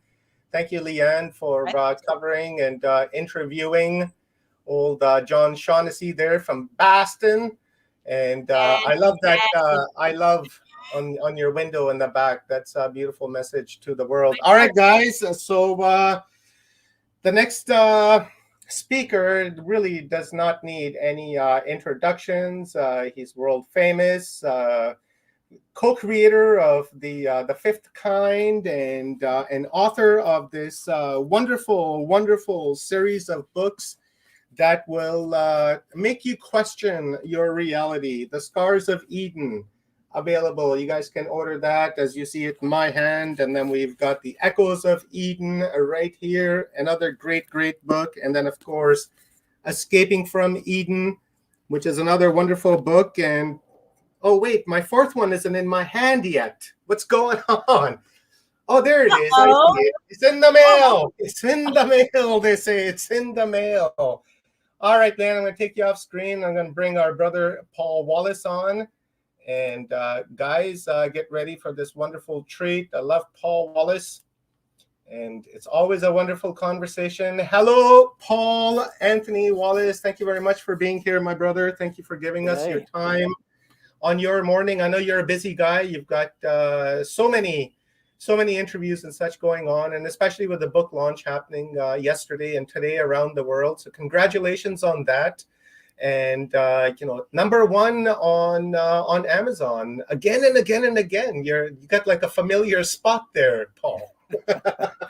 It's great. We are on a roll with the Eden series. It's wonderful to see. It's wonderful to see there is such an appetite out there for the kind of information I probe, from ancestral narratives, from the Bible, looking at who we are, our origin story, getting that straight, and getting straight who we think we are in the present. What's our potential? What kind of lives can we lead? What kind of human experience can we have?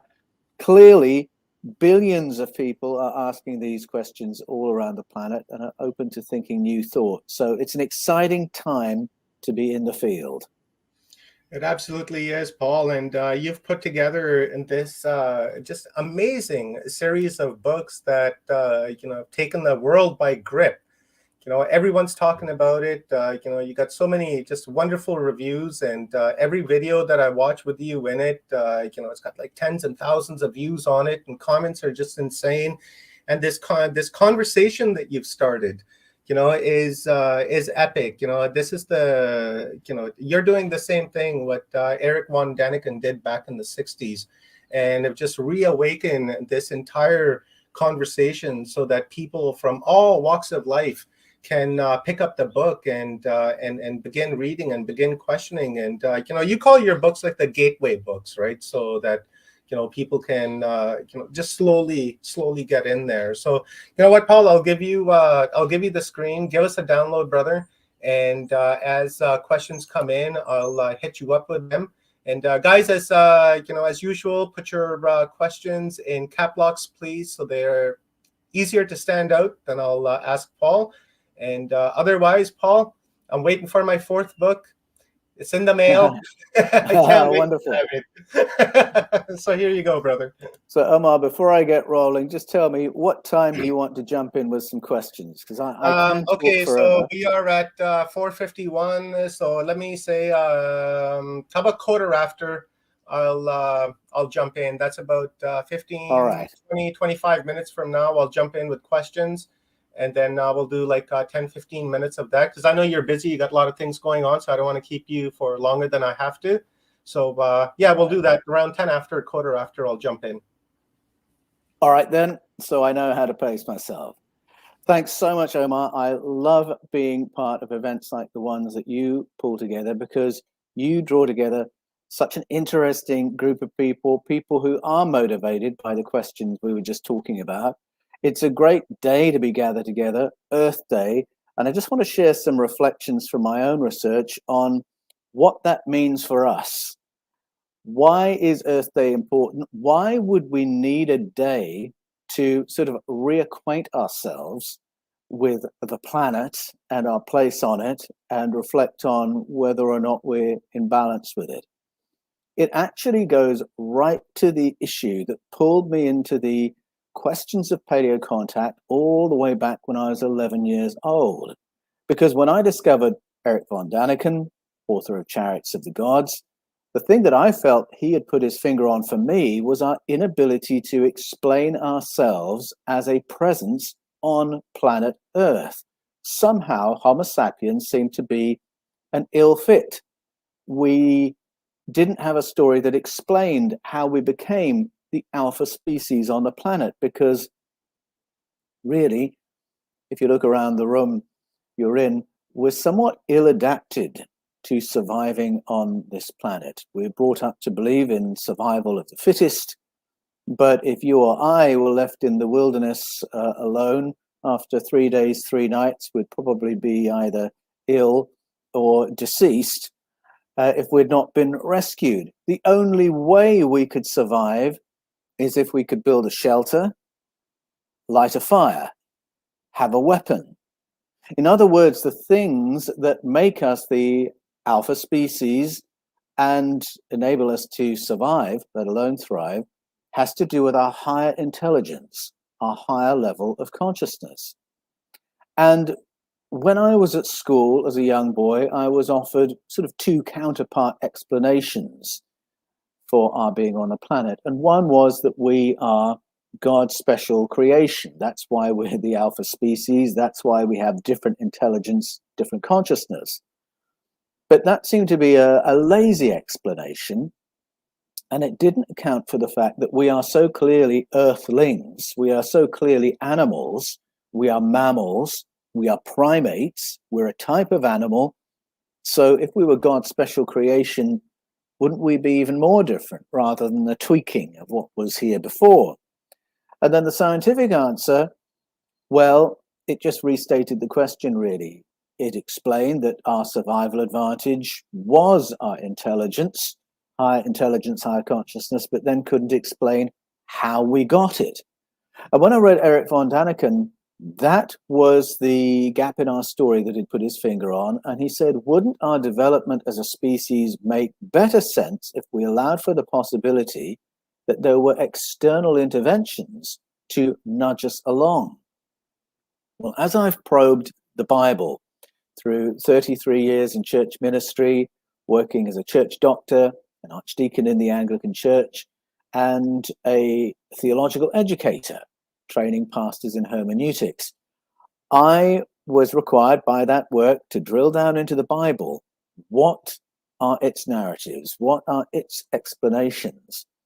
And as I drilled down into the root meanings of key words, I realized a few years ago that there is another less familiar story, almost, one could say it's hidden in plain sight in the Bible, just a translation away from being blindingly obvious.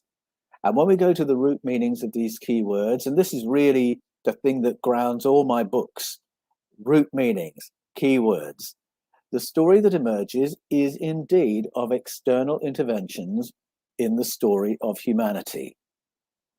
The story that emerges in the Bible is that powerful beings, Elohim, to use the Hebrew word, came and occupied our planet in the deep past and genetically modified our ancestors to be a useful working class. Now, this is a restatement of the story to be found in the source narratives from out of ancient Sumeria, Babylonia, Arcadia, Assyria.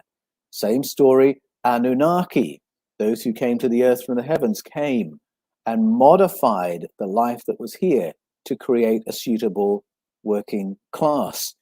And this story repeats all around the world.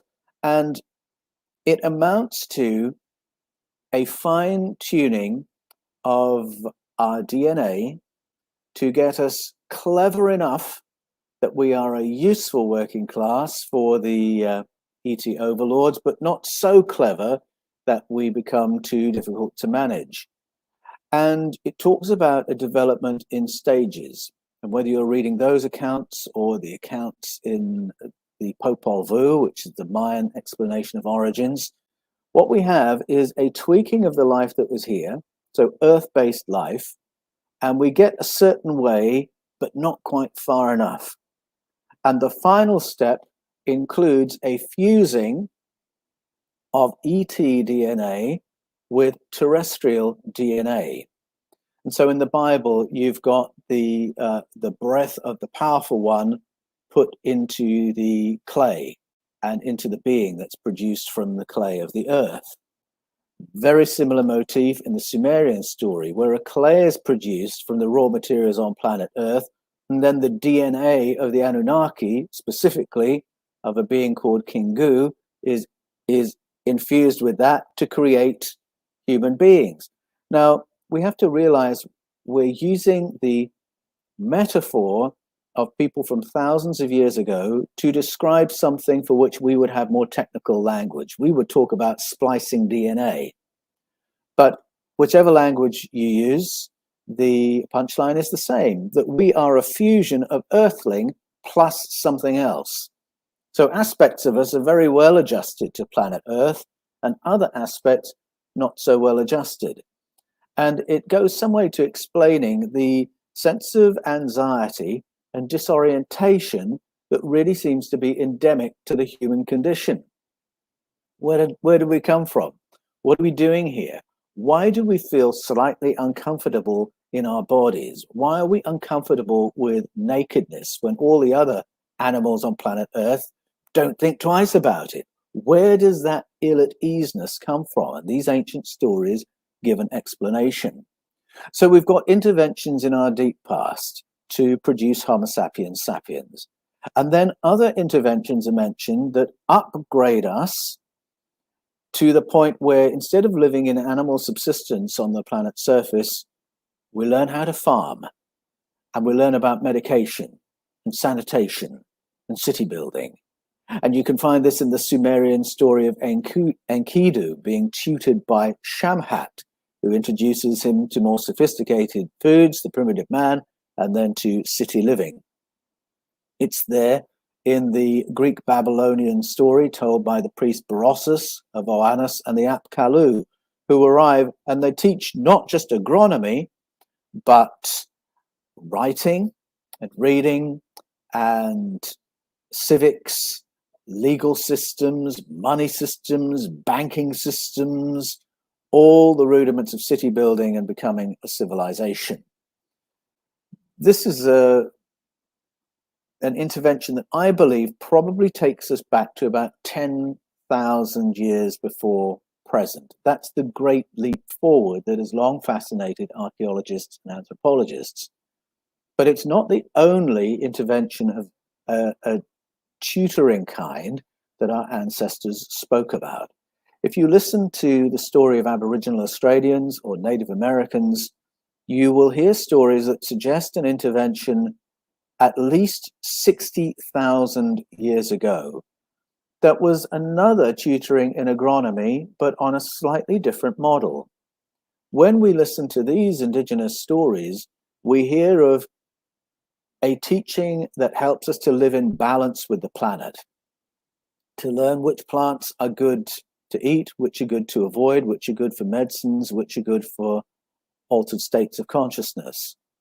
And I believe that these two interventions that had to do with agronomy and pushing us forward as a species on planet Earth came from different parts of the cosmos. And I argue for this in The Scars of Eden and in my new book, The Eden Conspiracy.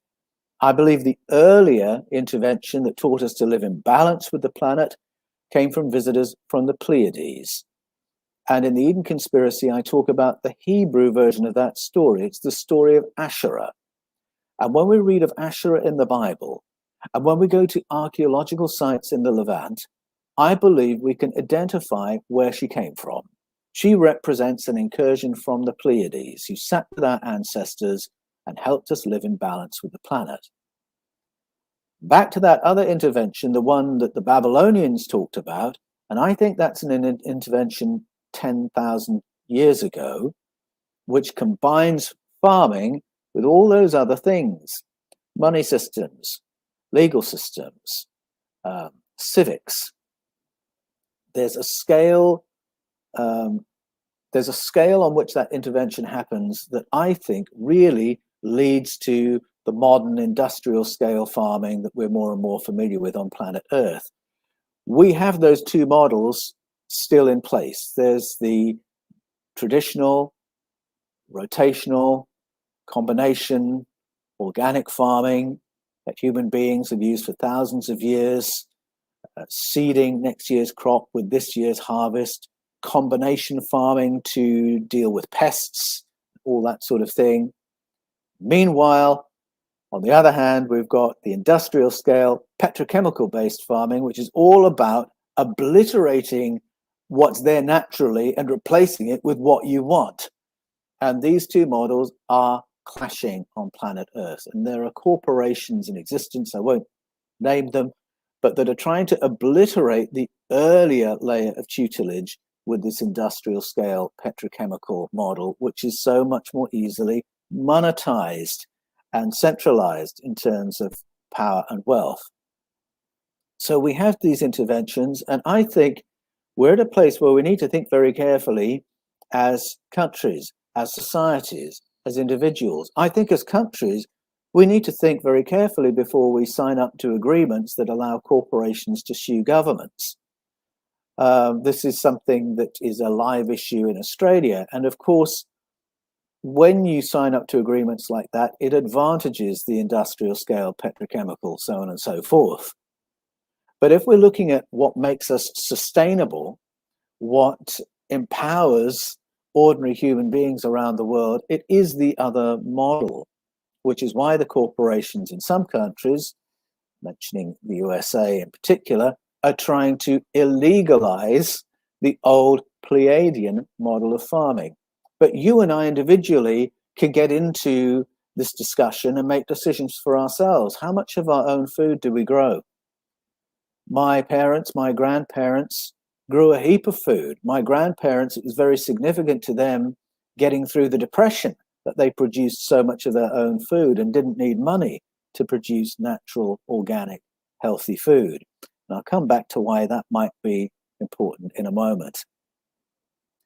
The story of humanity, according to many ancestral narratives, is one of a gradual and staged upgrade, and then the final step of the story is a downgrade. Now, this is an odd story, not the kind of story that our ancestors would invent to aggrandize the human race or aggrandize their royal families. What's this downgrade about? Well, if we go to the epic story from Nigeria, we hear of a Bassi and a Tai, and they were powerful beings who lived on an island in the sky. I'll leave that to your imagination what that might have been, who helped to nurture Homo sapiens, get us going as a species. And once they had, they took a break. And then when they came back, they were horrified to discover they had lost control of their project. Humanity had become too capable. The whole civilization was here. And Abassi and Atai say, this is too much. This isn't what we wanted. We really just wanted a working class on this planet here to do our bidding. How can we downgrade them a bit? And the epic story says that their emergency measure was to release devices into the environment that would make us anxious, mentally ill, and physically ill. That way we could be managed. And something like that occurs in stories all around the world. There is a neurological interference in Genesis 11 that knocks us down from being a technological, spacefaring civilization to being pre-speech, pre-Stone Age. We hear that echoed in the story of Zeus and Prometheus. Zeus, the senior powerful being, is horrified to discover that Prometheus has given the human beings too much tech. And so he knocks them down with a cosmic event so that they have to re-evolve. In the Popol Vuh, the chief genetic engineer, Quetzalcoatl, aka Cucumatz, aka Kukulkan, develops a vapor which, when sprayed over human populations, brain damages us and diminishes our capabilities. And not to spend too much time on this, but I'll go to the punchline. What that meant was getting rid of higher faculties like remote viewing, higher faculties like future viewing, telepathic connection, X-ray vision, things that really would enhance our life on Earth. So all these stories say our ancestors were more advanced, had more skills, had a better human experience, and then we were downgraded. And these same cultures that have curated these stories have also curated shamanic protocols seeking to switch them back on. And so in Mesoamerican South America, there are tea ceremonies that are intended to do all those things, to give us not only future viewing, remote viewing, better self-healing, but an ability to connect telepathically with other kinds of being. And people who've done those tea ceremonies will describe that to you as an experience they have had. It's very, very similar to what the Greeks developed and which Plato and Socrates sampled, the Eleusinian mysteries, the Kukion ceremony, another tea ceremony designed to do all those things. Omar asked me, what can we do to deprogram ourselves from the programming that would have us in place as a working class of drones and nothing else? And I think that what we hear from Plato is very interesting with regard to that altered state of consciousness. Now, he used tea for it, but there are other kinds of protocols who achieved altered states. I am a great fan of controlled conscious breathing. I am a fan of really seeking to create as clean an environment for yourself as possible. Clean energetically, clean in terms of toxins. All around the world, there are shamanic protocols for heightening our consciousness. And I would encourage you to look into those that belong to your own ancestry, because every lineage on the planet has this story embedded in its mythology and has protocols aimed at making us as healthy and as conscious as possible. And to go back to the ethics story, remember, it wasn't just about toxins in the environment, it was about making us anxious. And I think many of us have realized that anxiety is a button that the powers that be can press at a whim when they want to control populations. George Orwell wrote all about it, and now we've been through a bit of that. We haven't had a world war, but we've had fear as a tool for management on a scale that many of us have not seen before. And one of the reasons I love forums like this is because we actually need to encourage one another and to inform one another and give one another a different perspective on life on Earth than we get from the mass media. We need to find our courage again if we're not to be manipulated and pushed and pulled. How was all this knowledge lost? Well, in my book, Echoes of Eden, I focus on that. This sustained effort by every imperial power through history to disempower the population, to control the narrative, and to make us feel that our role on planet Earth is simply to work hard and do as we're told. In the Eden Conspiracy, I show how this shift was made in the story of the Bible. How in the beginning, the Bible was a record of paleo contact that included colonization by beings who want to do exactly as I just said, to manipulate, manage, control, exploit. But then at the other end of the spectrum were beings like Asherah, who sat with our ancestors, tutored us, and enabled us to make our great leaps forward and thrive on planet Earth. When the Bible was redacted in the 6th century BCE, and that happened through the work of Kings Hezekiah, King Josiah, and the generations that followed them, we lost Asherah. We lost the stories of cosmic help and simply kept the figure that colonized and exploited us. And so we come away from that redacted version of the Bible thinking our role is to live in fear of the powerful one and love and obey him. And we've lost that whole other side of the story that says we are very valuable and that we have cosmic help and that we can do more than live in balance on the planet. We can thrive on planet Earth. And so I think it's very important to recover that spectrum, because that spectrum represents who we are. We live in an interesting environment, full of opportunity and full of threat. How do we navigate that? We need the spectrum of stories to equip us for those decisions. And if we lose Asherah, and if we lose those stories of tutelage, then we forget that we have a cosmos of company. If you go to indigenous elders for healing, they will tell you their role is to get you back in balance with yourself and with your environment. There's a great theme for EarthDay. And they will do it using contact modalities.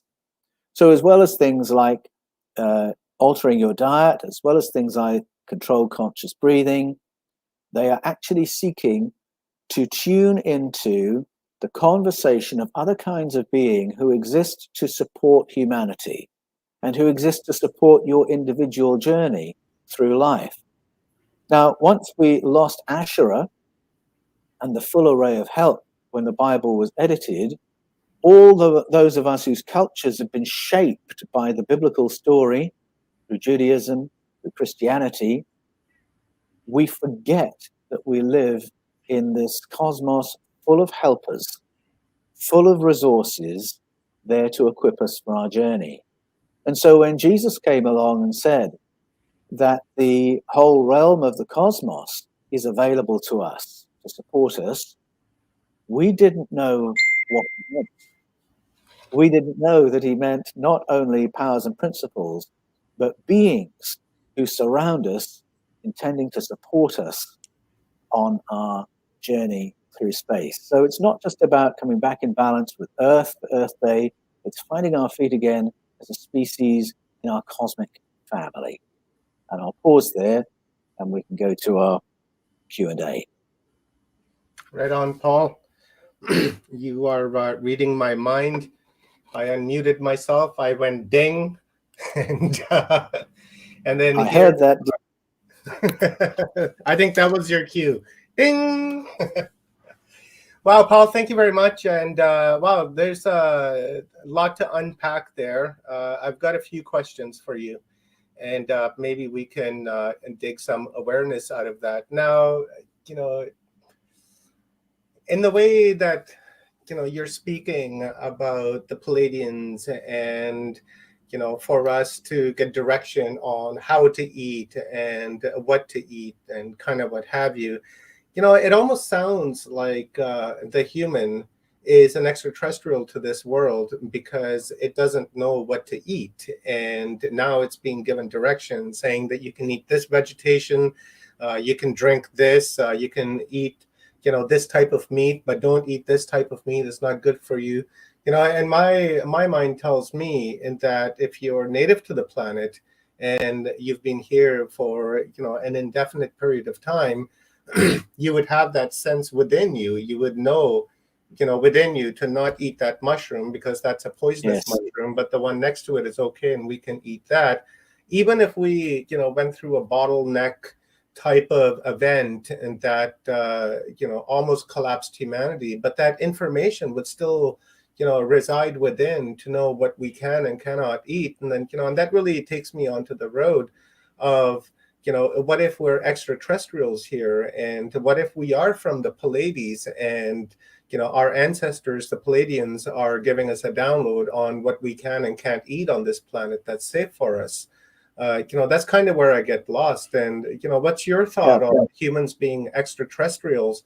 And then all this Anunnaki, genetic manipulation and all this happened, could it be that they were trying to, make us in sync with this planet rather than our home planet? Yes, I think there are a couple of reasons why we may have had some external tutelage on what to eat and drink. And the first, I think, does have to do with our genetic alteration. So the stories say that our ancient visitors wanted to tweak us to be more intelligent. Mm-hmm. So how do you get a primate, let's say, to be more intelligent? Well, that might involve activating our imagination in a way we haven't experienced before. And there are serious anthropologists around the world who say that mushrooms have played a very important role in our evolution as a species. That once the primate had had a few psychedelic experiences, it suddenly can conceive of things being different to what's in the immediate environment. If you want to upgrade a primate to be more intelligent, then some scientists would suggest you need to make it a meat eater rather than something that just eats nuts and fruits. So they may have manipulated our diet for that reason as well. If you come out with a new model of hominid, then you might have to say, okay, you're a little bit different to your parents and grandparents, and we're going to need to feed you differently than how you ate before. Now, that's the story of Shamhat and Enkidu in the world's oldest story in the Epic of Gilgamesh. Changing Enkidu's diet was part of how to make Enkidu more sophisticated. So you've got that kind of story going on, but then you've also got the possibility of our diet having to change because of changes in the physical environment. So, for instance, if you look for in the Bible for the point where the powerful ones say, okay, we want you eating meat now, it is after a cataclysm. There's been a massive change in environment. And if you listen to the Mohawk story of origins, they speak of a time when for some reason they were in unfamiliar country and they simply didn't know the flora and fauna of that higher country that they were living in. And so helpers appeared to help them readapt and to readjust. In the Eden Conspiracy, I tell an amazing story from Australia's Northern Territory, from the Yolngu people. Now, their story of origins potentially goes back at least 60,000 years, because that's how long the cultural presence of Aboriginal Australians goes back as far as we've traced it thus far. The Yolngu people, however, have this story in which their ancestors are there in the Northern Territory, like the Mohawk, not knowing what to hunt here, or what to fish here, or what plants are good here. And these other beings, the Mimi, come to their aid. And it's a story beautifully told. The Mimi danced with our ancestors, say the Yolngu people. And in their dance, they taught us how to hunt and how to fish and what to eat and what to avoid. I really find that fascinating. I mean, if there was a language gap, dance makes sense, but it might just be a metaphor for something else, because that dance could imply something far more intimate. But there are two reasons that we might need help with our diet, because the environment's changed, there's been a cataclysm, we're the survivors. What do we survive on now? And helpers come and tell us. And then there's the story of adaptation, saying we've adapted you, don't eat what your mum and dad did, you need to eat this. And then, of course, there are the alterations to environment that have been maliciously intended. So the story of Abasi and Atai releasing things into the environment, we now need to know how to avoid those. And that might mean changing our diet as well. So even though I talked with enthusiasm about meat eating earlier, if you're living in the States, you might want to take a look at that. And where does your meat come from, and how clean is that? And should you be eating more fish, more vegetables?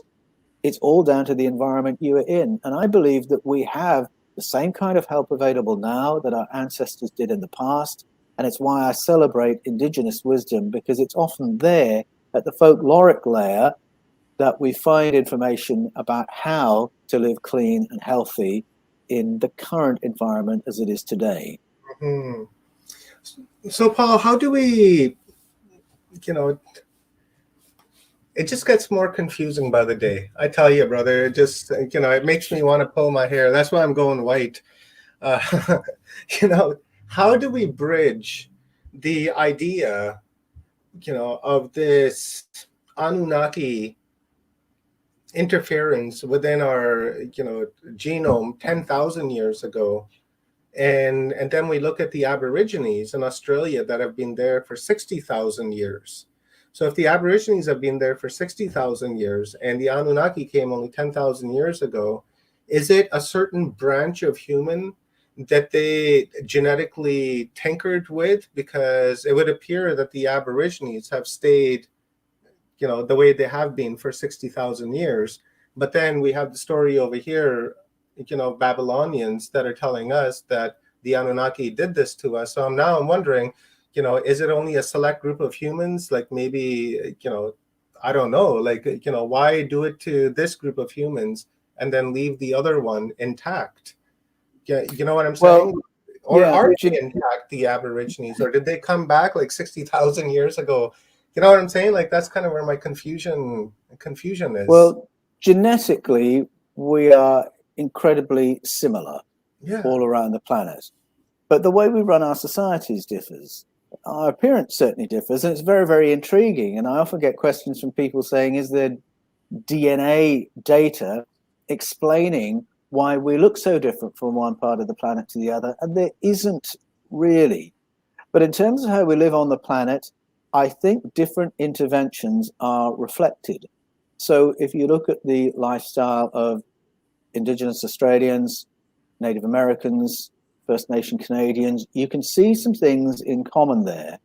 that have a lot of wisdom to do with living in balance with the planet. And if you look at the intervention that happened 10,000 years ago, I believe, in Karakadag in southeast Turkey, that's the one I think Berossus is talking about when he talks about Oannes and the Apkallu. You've got two different cultural interventions. The first from the Pleiadians, the second, I believe, from Sirius. And the Sirius one is the one that leads to city building and civilization on that kind of grand That's scale. the Orion group, right? So it's, yes, possibly Orion, possibly Sirius. And so I think that that's a difference, because when you come to Australia, there hasn't been city building in the same way that there has been in India, parts of Africa, Europe. We would say, well, there does seem to be a cultural difference. Why weren't major cities constructed here? And it's not that there was no built heritage at all, because that's a myth. And it's a myth that's been very deliberately perpetrated.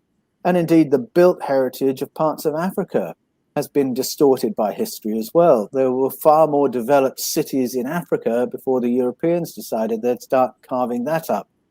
So it's not a night and day difference, but there is a difference in terms of, for instance, at the beginning of the 20th century, British Australia could have sat down with Aboriginal elders and asked them the questions, which grasses can we use here to turn into bread?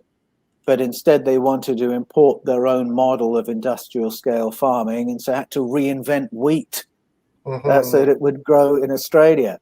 And that's why I say we have decisions to make. Who do we listen to? What model do we follow? The industrial is trying to obliterate the other, and it does reflect different interventions.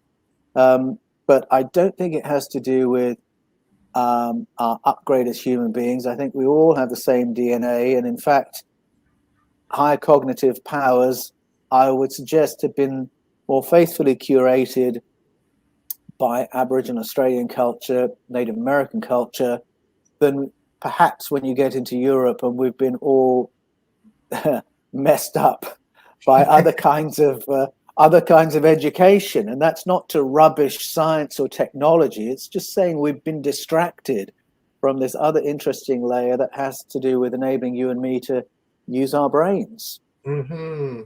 You know, along this, when you were speaking, I had this interesting idea running through my head, because you mentioned Sirius, and then when you mentioned Sirius, I automatically began thinking of the Dogon and the Hogon, and how they're speaking about Sirius C. And up until 1982, we had no idea that there was Sirius C. So, you know, the thought that was running through my head is that if we look at the Pleiadians, and we look at the Aboriginal cultures here on Earth, like here in North America and in Australia particularly, could it be that the Aboriginals that we interact with are from the Pleiades, and then maybe some African tribes or bloodlines could be from Sirius, and that's why there's such a huge difference, I guess, in appearance, culture, lifestyle, and such? I don't think there's any real solid evidence to say that's the cause of our difference in appearance. Australian story does often point to the Pleiades, but then there are Pleiadian stories elsewhere in the world too, in Europe. And what does a Pleiadian look like? Does a Pleiadian look like a Nordic? Or does a Pleiadian look like someone from the Northern Territory, or someone like yourself, Omar? When we say Pleiadian, we have to remember that's an entire cluster of stars. Yeah, huge space there, right? So we haven't necessarily narrowed it down to a single race or species or appearance. There could be a whole batch of looks and types of being that have come to us from there. And maybe that diversity is reflected in our diversity. When the powerful ones, the Elohim, engineer human beings in the Bible, it talks about making them look like us. It's not somebody saying look like me, where there's now only one face type you're ever going to see. It's look like us. You're going to see a plurality from the get-go. And it's worth pointing out that the genetic code for conscious biological life landing on planet Earth, that includes the code of every type of animal and plant and algae and reptiles, mammals, human beings. It's all there in that genetic coding. So the spectrum landed here and produced a spectrum. And I would suggest that there's a spectrum in other places too. But pinning down particular connections, saying that's a Sirius blood type or an Orion blood type or a Pleiadian blood type, I haven't yet got to any hard data that would really allow us to map that out very clearly at all. Yeah, and how would we figure that out, right? Like, it's not like we have Palladian DNA sample just sitting around, or Syrian genome just sitting there that we can reference to, right? So that's probably a difficult one to probably track down. But what about influence, Paul? Like influence from a particular star people on a particular group. Like on the Palladian side it would be the Aborigines, and on the Dogon side it would be the Syrians, and for South Americans it would be something else, and so on and so on. And perhaps that's how cultures and such are built. And and also when we look in Africa, we don't see well, right now anyways, we don't see a lot of city building, right? When we go to where is that, Mali, right? Although it's developed, right, it's not Toronto, right, or it's not Sydney. And maybe that's where that city building type of inner information, that inner understanding of it, and it's possibly not even valued, right, to where you want to live off the land and be part of the land, like the architecture that we speak of, like in India and such, where the architecture is part of the land. You know what I'm saying? It's it's not I agree with what you're saying, but it isn't a night and day difference. Because as I said before, there has been a loss of built culture in places where empires have gone in and taken over. So South America was full of cities. Amazonia is full of cities. Millions. Point. And then that really disappeared into the jungles and got replaced with other cities through colonization from Spain. And similar story in Africa, where there were really significant cities that were then obliterated when the Europeans turned up. And yet, as you say, there is a different value placed on construction among some of our indigenous cultures. And unfortunately, I think it's a little bit like the industrial scale of farming threatens to obliterate the natural organic rotational farming. I think those with the more powerful technology have obliterated the technology of other cultures. And so that's meant often the people with the steel buildings have obliterated the people with the stone buildings. And so that's part of that experience. But to bring it back to basics, if you know how to live in balance with the planet, you don't have the same need for buildings. I need a building. I need a building to survive and thrive in Australia, but there are people in Australia who don't. And I think it's easy to accept the story that you were taught in school about one model being sophisticated and one model being primitive. It takes a lot of sophistication, excuse me, to live in balance with the planet when all you've got is the resources the environment is offering you in your bare hands. It's so true.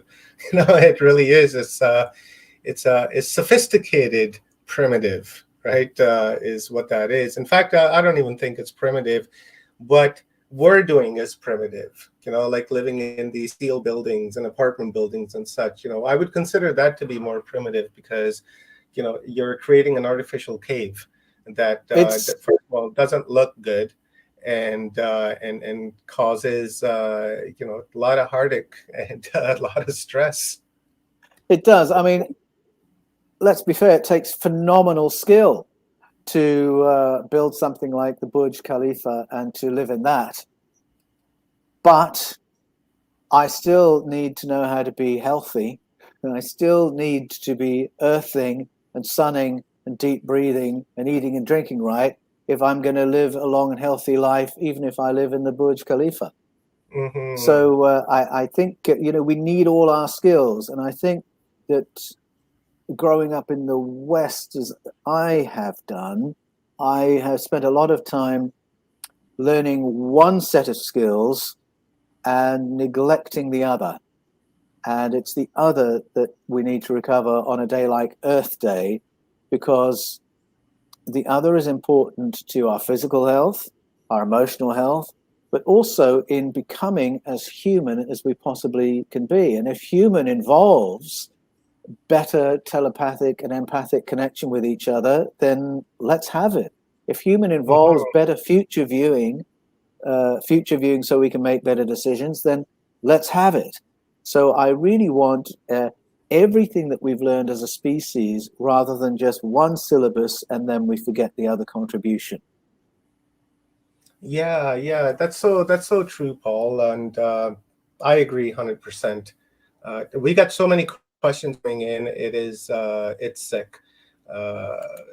One of the reasons why I was asking is some of the questions that came in here were talking about contact with ET, of having like 23 different blood types, I guess it would be. Like Selena says, isn't that why they did 23andMe to find the people with the genetic mutations and our blood type records and database at birth?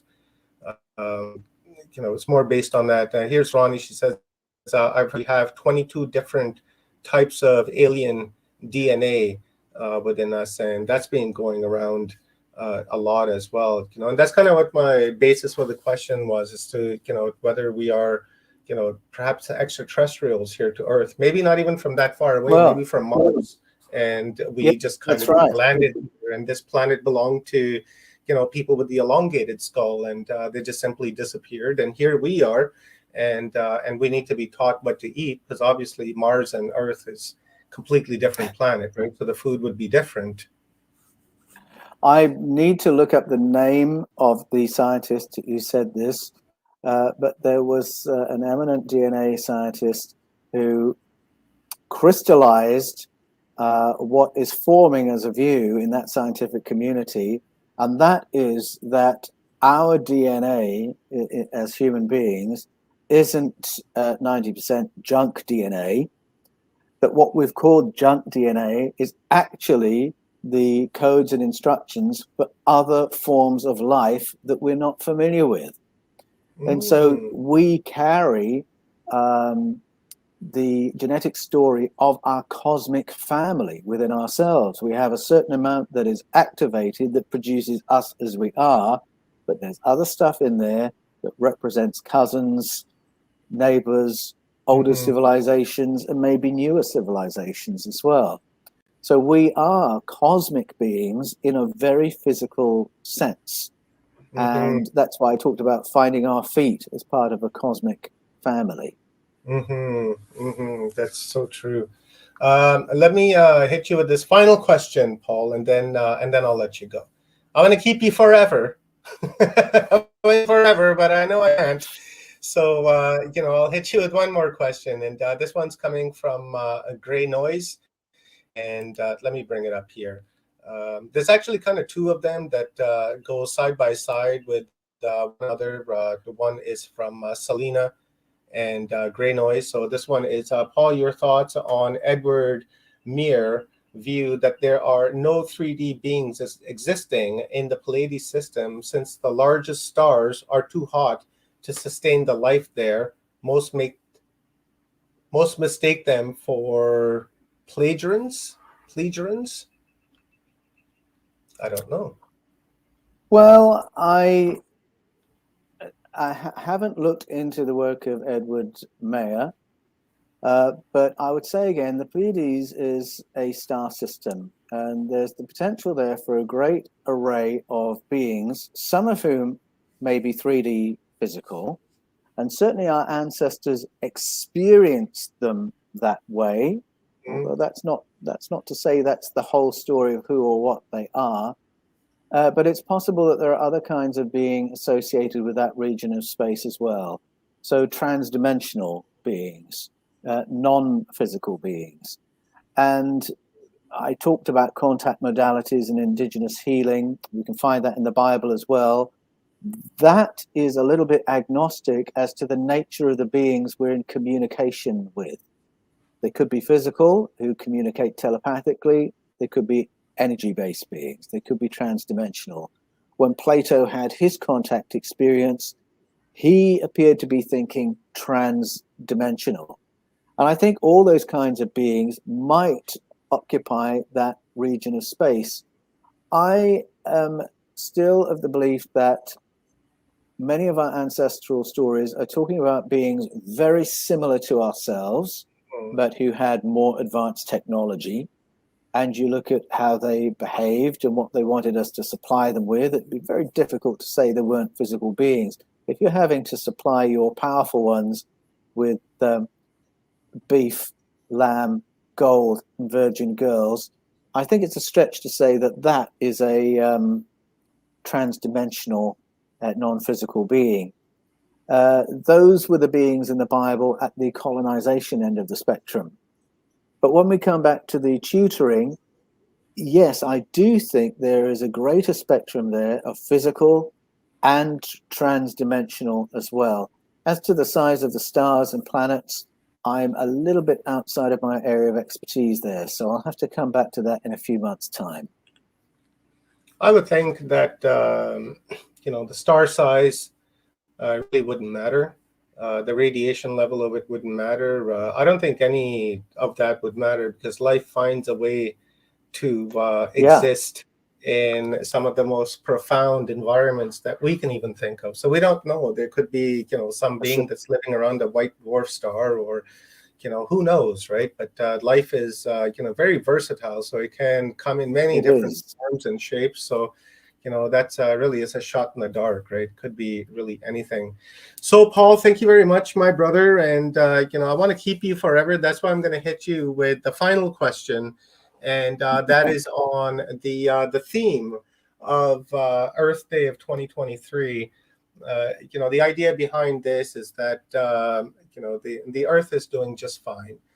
It's been around 4.5 billion years. It's going to be around for another 5, 6, 7 billion years. And it's faced, far worse than, the hoping human, right? And it's probably going to face far worse in the future, too. The thing that we need to, keep ourselves grounded to is ourselves, because we're not going to be around in 5 billion years. And we need to find a way to live in harmony with the Earth. And it is us that is in trouble, the human, especially when we are in a period of time where we're discussing on what a woman is, right? And if we can't define what a woman is, then we know that we're living in some perilous times and some very dangerous times as well, because that could really be the beginning of the fall of civilization. Now we know that our ancestors, they lived in harmony with the land and with the earth and one another, but now we're faced with all of this technology that we're confronted with on a daily basis, like smartphones and such. So much so that we can't even remember our own telephone number anymore, when just 5 or 10 years ago we did. So how do we incorporate the both? How do we live in unity and with humbleness, and incorporating the ways and the lifestyle of our ancestors and our lifestyles of today? With love and respect. I think it is that simple. We are here to learn how to live in harmony with one another. And it's certainly what we need to do if we're going to thrive. I think there have always been all kinds of people, all kinds of ways of living, and we need to respect different kinds of living and the all kinds of people. In other cultures and in other times, we had different labels that we gave to different kinds of people, and they weren't all smearing the other. It was about trying to get our heads around the spectrum that is humanity. I think we need to do that. It's very sad, I think, looking at the politicization of identity that is happening in America in particular. And the levels of hysteria around questions of identity is absolutely baffling, if I can speak for the rest of the world. But looking in on that, there's no need for us to demonize the other or be frightened of the other. Algorithms certainly push us in that direction where we all find and choose our particular outrage and then shout from our corner. Whereas in fact, we could metaphorically all gather in a room and look at each other and listen to each other and learn from each other's experiences. I'm with Plato that we are here to learn how to do love, consciousness, intelligence, wisdom as a diversity of beings exercising free choice. And we need to learn how to do that, learn how to say yes to one another, accept one another, and then support one another. And I think if we can find that kind of energy, it absolutely dethrones and disempowers all the algorithms of fear and hate and conflict with which we are being bombarded, in some places more than others. Do you know, it wouldn't surprise me decades into the future to discover that some agency was broadcasting vibrations across the USA to make people more hostile and more paranoid. And I'm not saying that in any way to put down my American brothers and sisters, but rather to say, let's be alert. Choose your state of mind. Choose your energy. Choose whether you're going to live in love, harmony, paranoia. We have similar things here in Australia, so I'm not wishing to single my American friends out. But to think, what's in the environment? What is the behavior that's being generated by the powers that be? And to say, this is how we want to be. This is how we want to live with one another. It's actually deeply interesting to live on a planet with all kinds of people and all kinds of cultures. And if we can learn to do that and find the joy in one another, then I think we can find a way forward where we'll be freer of manipulation and better able to thrive. Amen, amen, brother. And I think another bonus thing of living on this beautiful marble is the food that all the cultures have to offer. You sit down together around a plate of food that that you share, one plate for everybody, and you sit there and you dig into that same plate and you're eating, and that brings people together, and that creates love and unity because you're sharing a meal. And there's nothing more sacred than to share a meal with your fellow human, fellow man, fellow animal. And Yes. I think that's when dialogue can begin, is over a good plate of food. I'll come to your house for dinner, we'll talk, then you come to mine, and blah blah blah. And then that's how I think we can create this community to where we can create this new human, because we don't need a new earth. We need the new human. And so that's it, Paul. Thank you, my brother. Thanks, Omar. It's been a pleasure to be with you again. Thanks so much for having me on.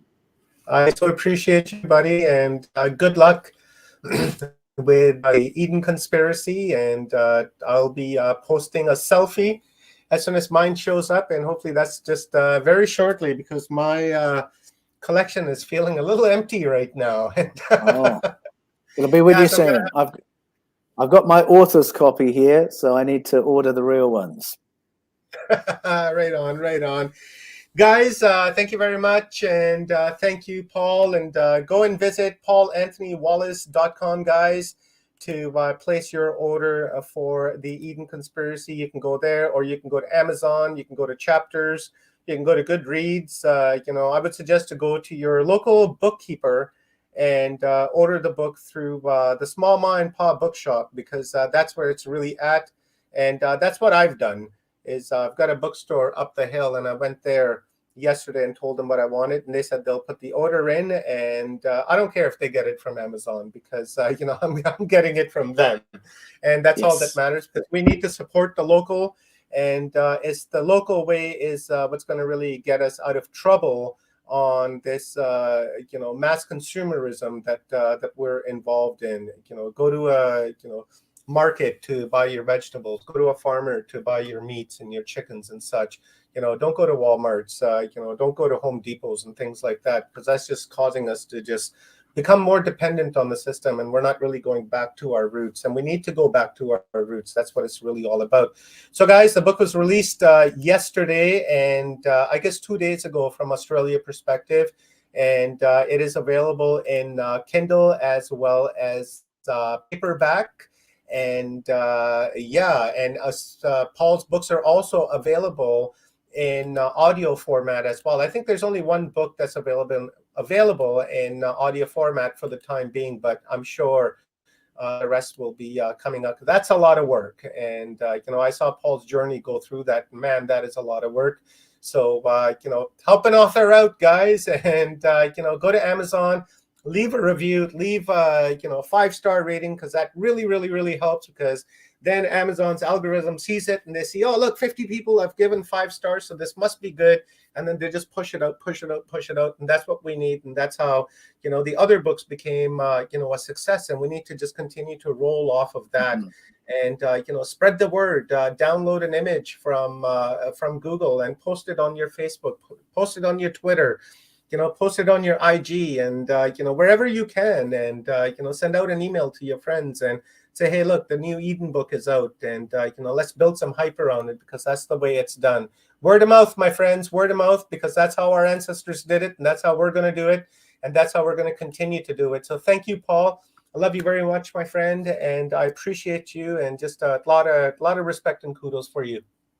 Likewise. Thanks, Omar. Thank you, brother. And guys, that is it. Not for the conference. That is it for Paul. He's got other things to do. So we will send him packing and say, see you later, Paul. And we'll check you next time. And we got our sister Stone Hobbit coming up next for a quick download. And then after that, we got Stephen and Evan Strong. And then we will close it out. And before we do that, let's play this video really quick. And, if you say it enough times, they will believe it.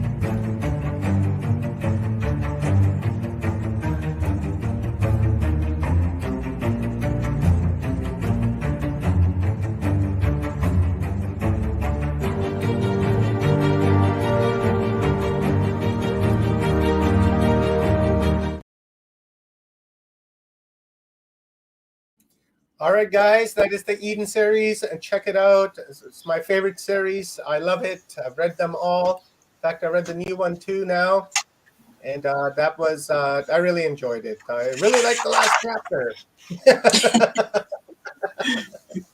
and that was wonderful. So thank you to our brother Paul Wallace, and now we got our star sister Stone Hobbit from stonehobbit.com, and she's going to give us a quick download until we get Stephen and Evan Strong in our studio. And as well, got a little surprise for you guys happening here. Our star sister is putting out a book, which is going to be out here really quick. So Stone, maybe you want to give us a quick download on that first, and then move into whatever you're going to move into, sister. Well, this is just a collective of experiences that I have had, and the little gifts that I've gained along the way by having them, the little knowledge that they've given me, downloads that I've managed to unwrap, if you want to. And the thing is, every time I get a certain amount of downloads and stuff, and I think I'm at a certain point, I can leave it for a little bit of time, and I'll come back, and then I'll find something new that's come out of it. But it's been tweaked by something else that's happened around me. So that all the information that we keep getting in from these experiences, they are forever evolving. They are always growing. So this is what this book is. There's I've got pretty much, this is one of about 3. And there's 150 different chapters. That's experiences per chapter. So it's going to be a hoot. And what I've done is I've categorized them in such a way so that all the experiences I've had with the Greys and what their abilities have been and how we interacted, and then moving on to other experiences, how the Greys used light frequency for both travel, density, and for up in their ships. Also, how the light has been used by other entities that have also come in and had influence on me. So there's a collective of different experiences in that book. So I'm looking forward to reading it myself too. So there you go. Guys, maybe drop me a link in the private chat so we can toss it out so people can go and order the book. And I want to order it too. When's it coming out? It won't be out until September. Okay, I haven't got September. a due date just yet. I've put everything in and I'm just waiting for the next message. Cool. And But you know yes. how I like to order my books, Stone? I like to get them directly from the author. I'll PayPal you so you can drop a little message for me on the back, because that's the best way to do it, sis. So you guys can do the same thing. Yeah, no, I will do. I've got a couple more that are coming out as well. There's no covers and I haven't loaded it just yet onto Amazon, but there's a few others coming out. So anyway, the main thing is Earth Day and why we're here, and what I teach, and I don't give advice, I give suggestions. That way we can grow together, 50-50 energy. I believe that we are connected to the planet. We are frequency with harmony with this planet.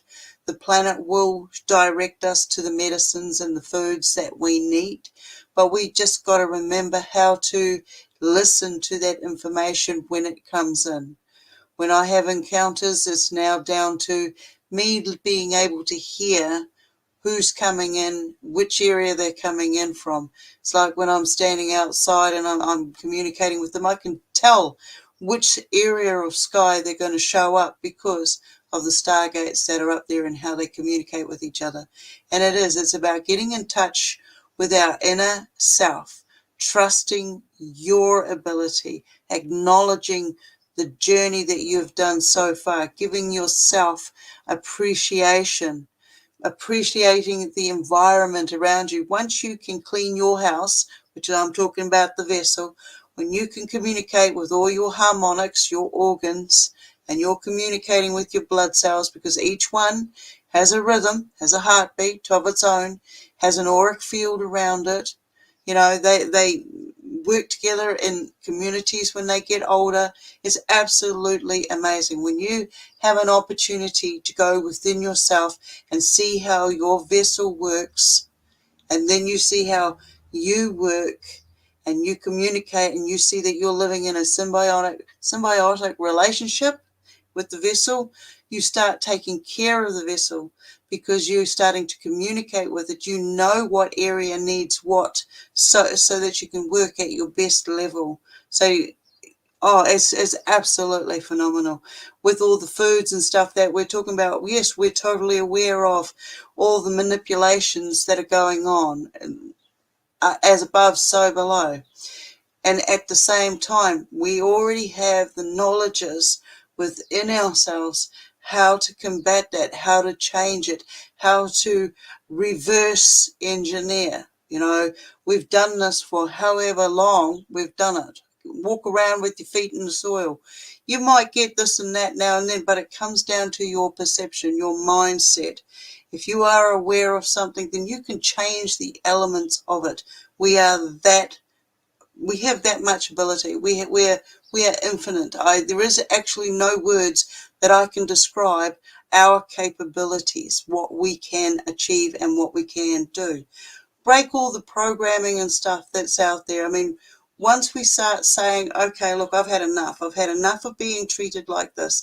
I don't need to be treated like this. You question everything. We question, and then we go, okay, well, I'm going to start doing this for myself. I'm going to start doing that for my environment. I need to sleep better, so I might have to change my room around. I might have to change my space. I might have to put a plant here or there that actually gives me oxygen, because I might need a little bit extra oxygen when I'm sleeping. Because we don't just because we close our eyes doesn't, for me, I'm not resting. I don't rest. I'm working all throughout the day dimensionally. We all are. Anything that I can do, that I experience, good, bad, ugly, whatever, I am aware that it is just a splinter of what everybody else is experiencing. So when we come together with our experiences, good and bad, we can take the best of all the situations that we have been presented. Like our environment, as much as it's being manipulated, we can change that back with positive affirmation. If you think about Dr. Emoto and what he found with the testing of the water memory, that holds on to a memory. I've worked with the water. I've remineralized the water, right down to making colloid silver.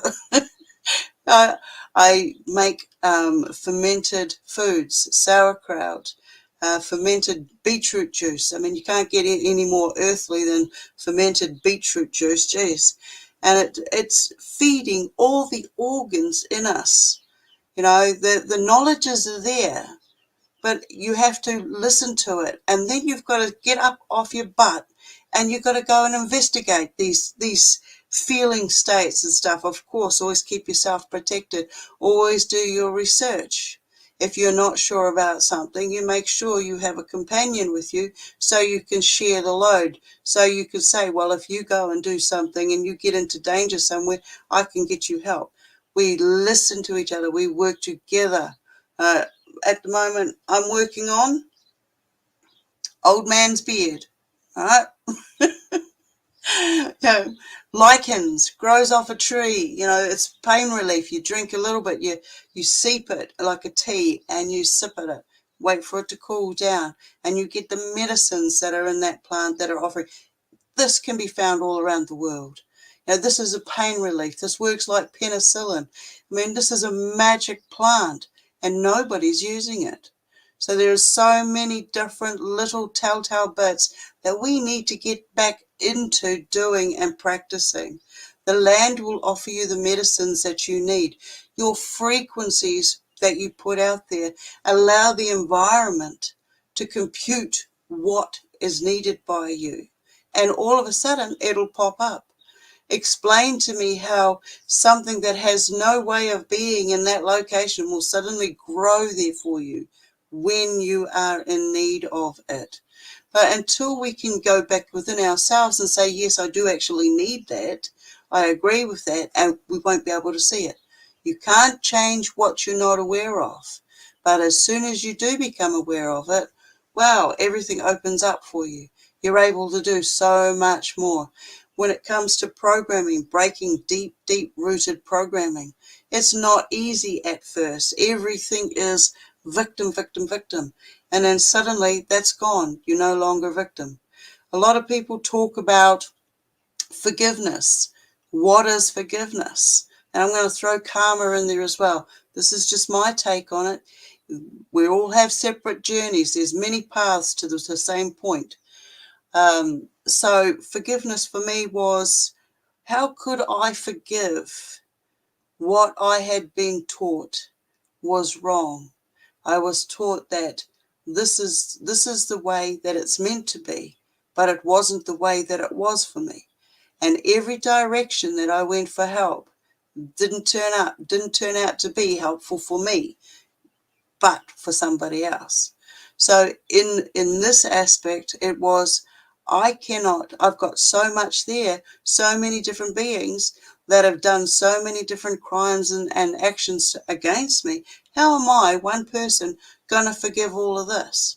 I needed somebody to come out and show me what forgiveness was, but there wasn't anybody there that could give me that information.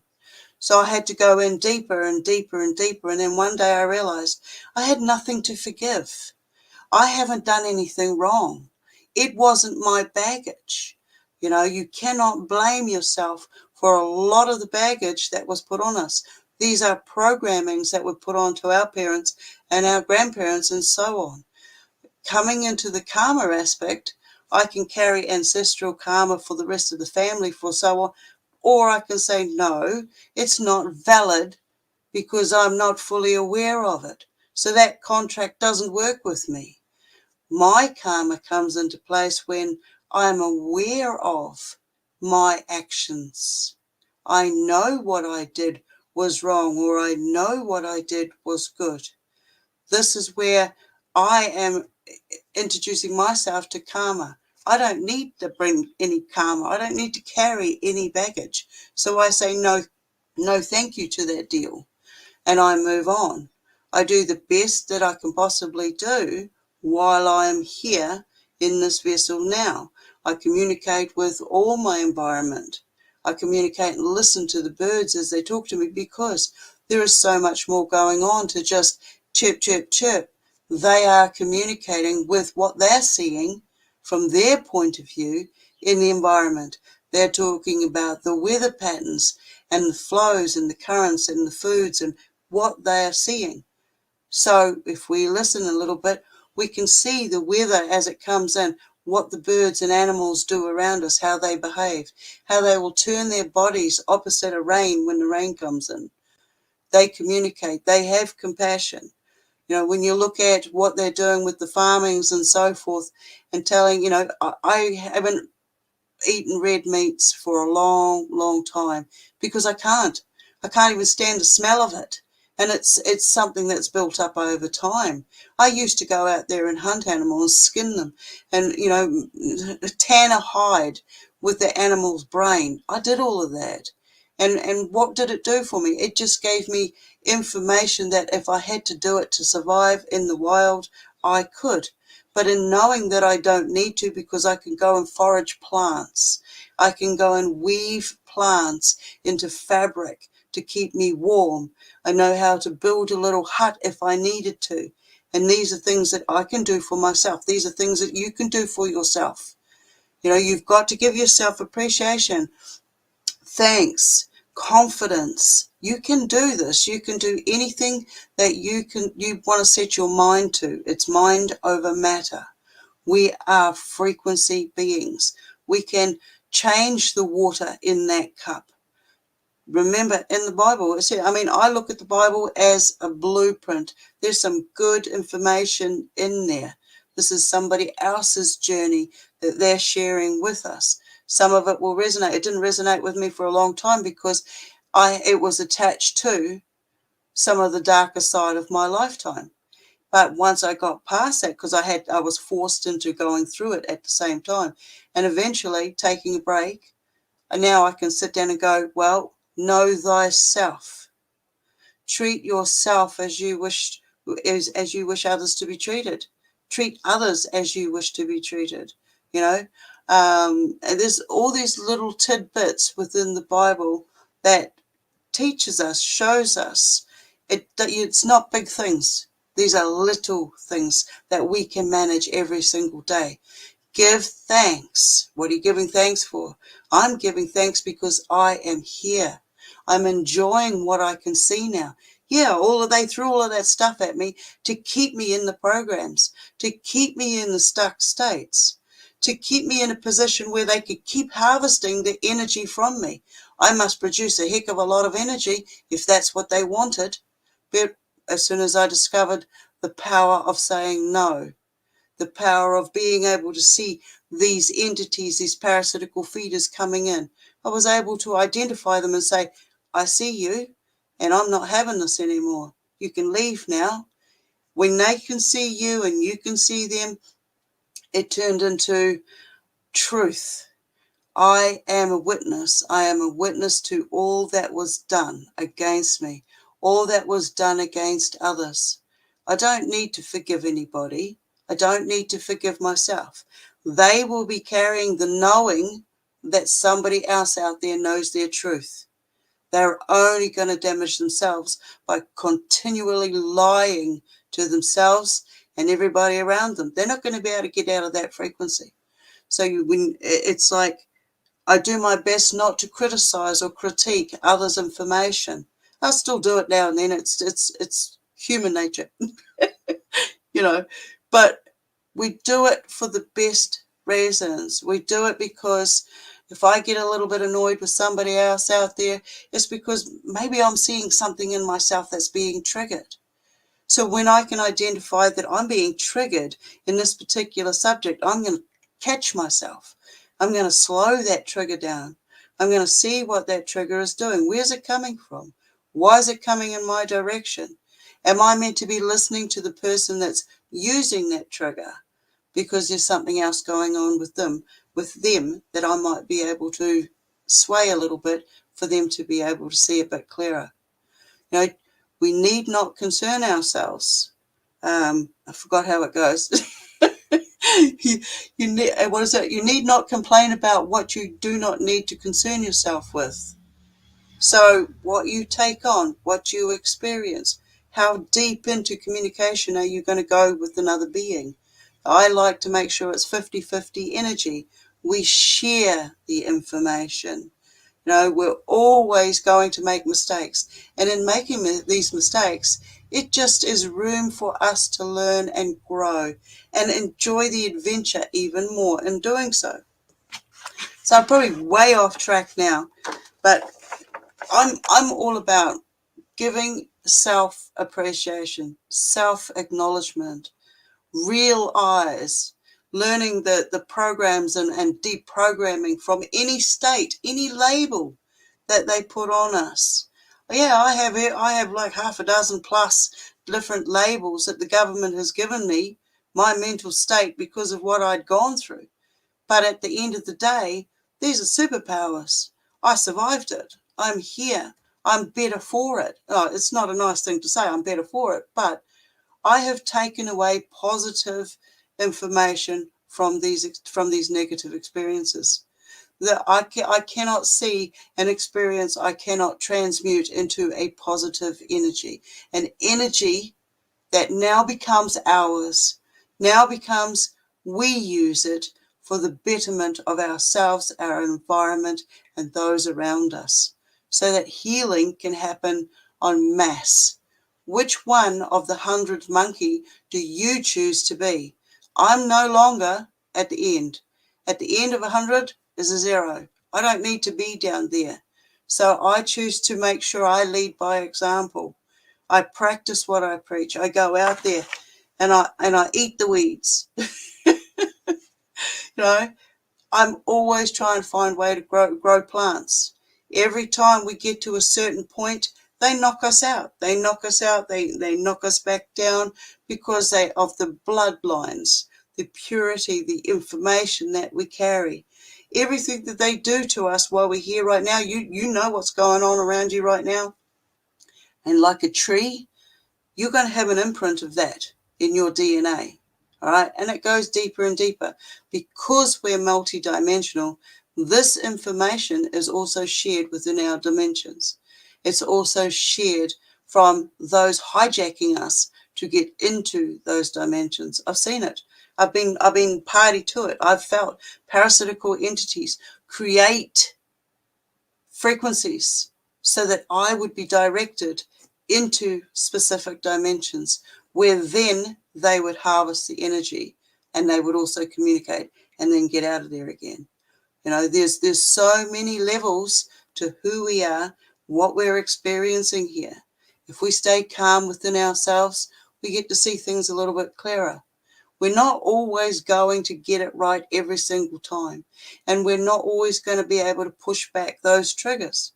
But if you can stay within I class the highest frequency that I can be in at this moment, that is my full, authentic truth. If I have that, then nobody else out there can touch me with anything. Wherever I go, I stay within that frequency. Nobody can touch me. All right? So do yourself a favor. Give yourself that thanks, that appreciation. Look at the journey you've come through. You might not think that you have experienced anything or seen any beings or this, that, and the other thing, but I can guarantee you, All right. If you just sit down and think about it, when you start seeing the adventure that you've gone on, it is amazing. There's a thing that I've labeled transferable skills. When you go and write a resume or a CV, whatever you call them, for a job interview, you're going to put down the skills that are going to relate to that specific job description. You're not going to put down, oh, well, I'm also a parent, and in that job, in those jobs, I've got to be a nurse, an accountant, a chef. I've got to be an alchemist. I've got to make sure I feed my family the right ingredients because I don't want them getting sick. How do you know that information? You know, there is information that we are taught. There's information that we already have, which is, I call it innate knowing. We have these knowings, these knowledges that we've brought with us through all our incarnations. And how far back does it go? We had to start somewhere. And this is where we're at now. And I say we have some fantastic information that tells me we've been around a lot longer than we've been led to believe. So in saying that and knowing that, communicate with yourself. Communicate with your inner self. Allow yourself to have these communications and be right and wrong and have these internal arguments, because this is you finding your way that you communicate with yourself. And once you're comfortable with that, you'll start realizing you're having conversations with your higher self, your higher version of self. And getting to know your higher version of self, you'll see that they're having conversations with their higher dimensional selves. And it carries on going. So it is endless. It's absolutely fantastic. You can heal yourself with your frequency. I say we don't need to sing all the time. We can hum. And at the beginning, we hummed. We hum. And when we hum, we create a frequency. It's a calming frequency. It's a healing frequency. When we get into healings, go into fasting. If you're really sick, research fasting. Don't force yourself to do a massive prolonged fast straight off. Do your research. Go a couple of hours. Go a day. In 3 days, you have replenished your stem cells. They're out there. They're doing the job. They're cleaning up the rubbish in your body. They're healing the areas that have been wounded and repairing it. Then you are revitalized, right? You can produce your own stem cells. They are magic. And if you repeat this pattern every 30 to every 60 days, you're going to live longer. Your skin's going to clear up. The body's memory stamp, 21 days to 30 days. You can break a habit in 3. If you reprogram your brain and you tell yourself you've been doing it for X amount of time and trick your mind, this is how I get onto my prolonged fast now. Because I fasted for 52 days, I learned about myself. I learned about self-discipline. I learned about my environment because I was hearing it clearer. I was seeing it clearer. My senses just went almost zapped me with my own lightning. I couldn't shake anybody's hands because I was getting kinetic electricity zaps. You could hear it. Couldn't touch tins or even the trolley at the supermarket. And anyway, there is so much to our abilities once we start giving ourselves the confidence, the appreciation, the acknowledgement, the gratitude for sharing the journey with this vessel, with this inner self-knowing. And I appreciate every single one of you frequency signatures for coming along and doing this journey. For a long time, I thought I was alone. I went through the abandonment issues. I can sit back now and laugh at all of it because I can see it for what it truly was. Just a program to keep us in a stuck, lower down state. We must be something absolutely phenomenal if they've gone to so many levels to keep us stuck down. So in saying that, my thing for the earth is we are part of the earth. We are part of this planet. This planet is a living organism. We are communicating with everything around us all the time. When I look out there and I see a rainbow, the rainbow to me is just a reflection and a confirmation that I'm living in a multi-dimensional reality. And they are the dimensions that I'm working in all the time. Each color is a frequency representation, which is also a representation of density. All of this information we can mimic, and this is what them out there know. They know how to use alchemy. They know how to use the frequency. They created spell casting. They changed the sigils that we used to use for energy. So I'm not sure how much longer we've got. We're treading on minutes here, love. Let's take this question from Selena.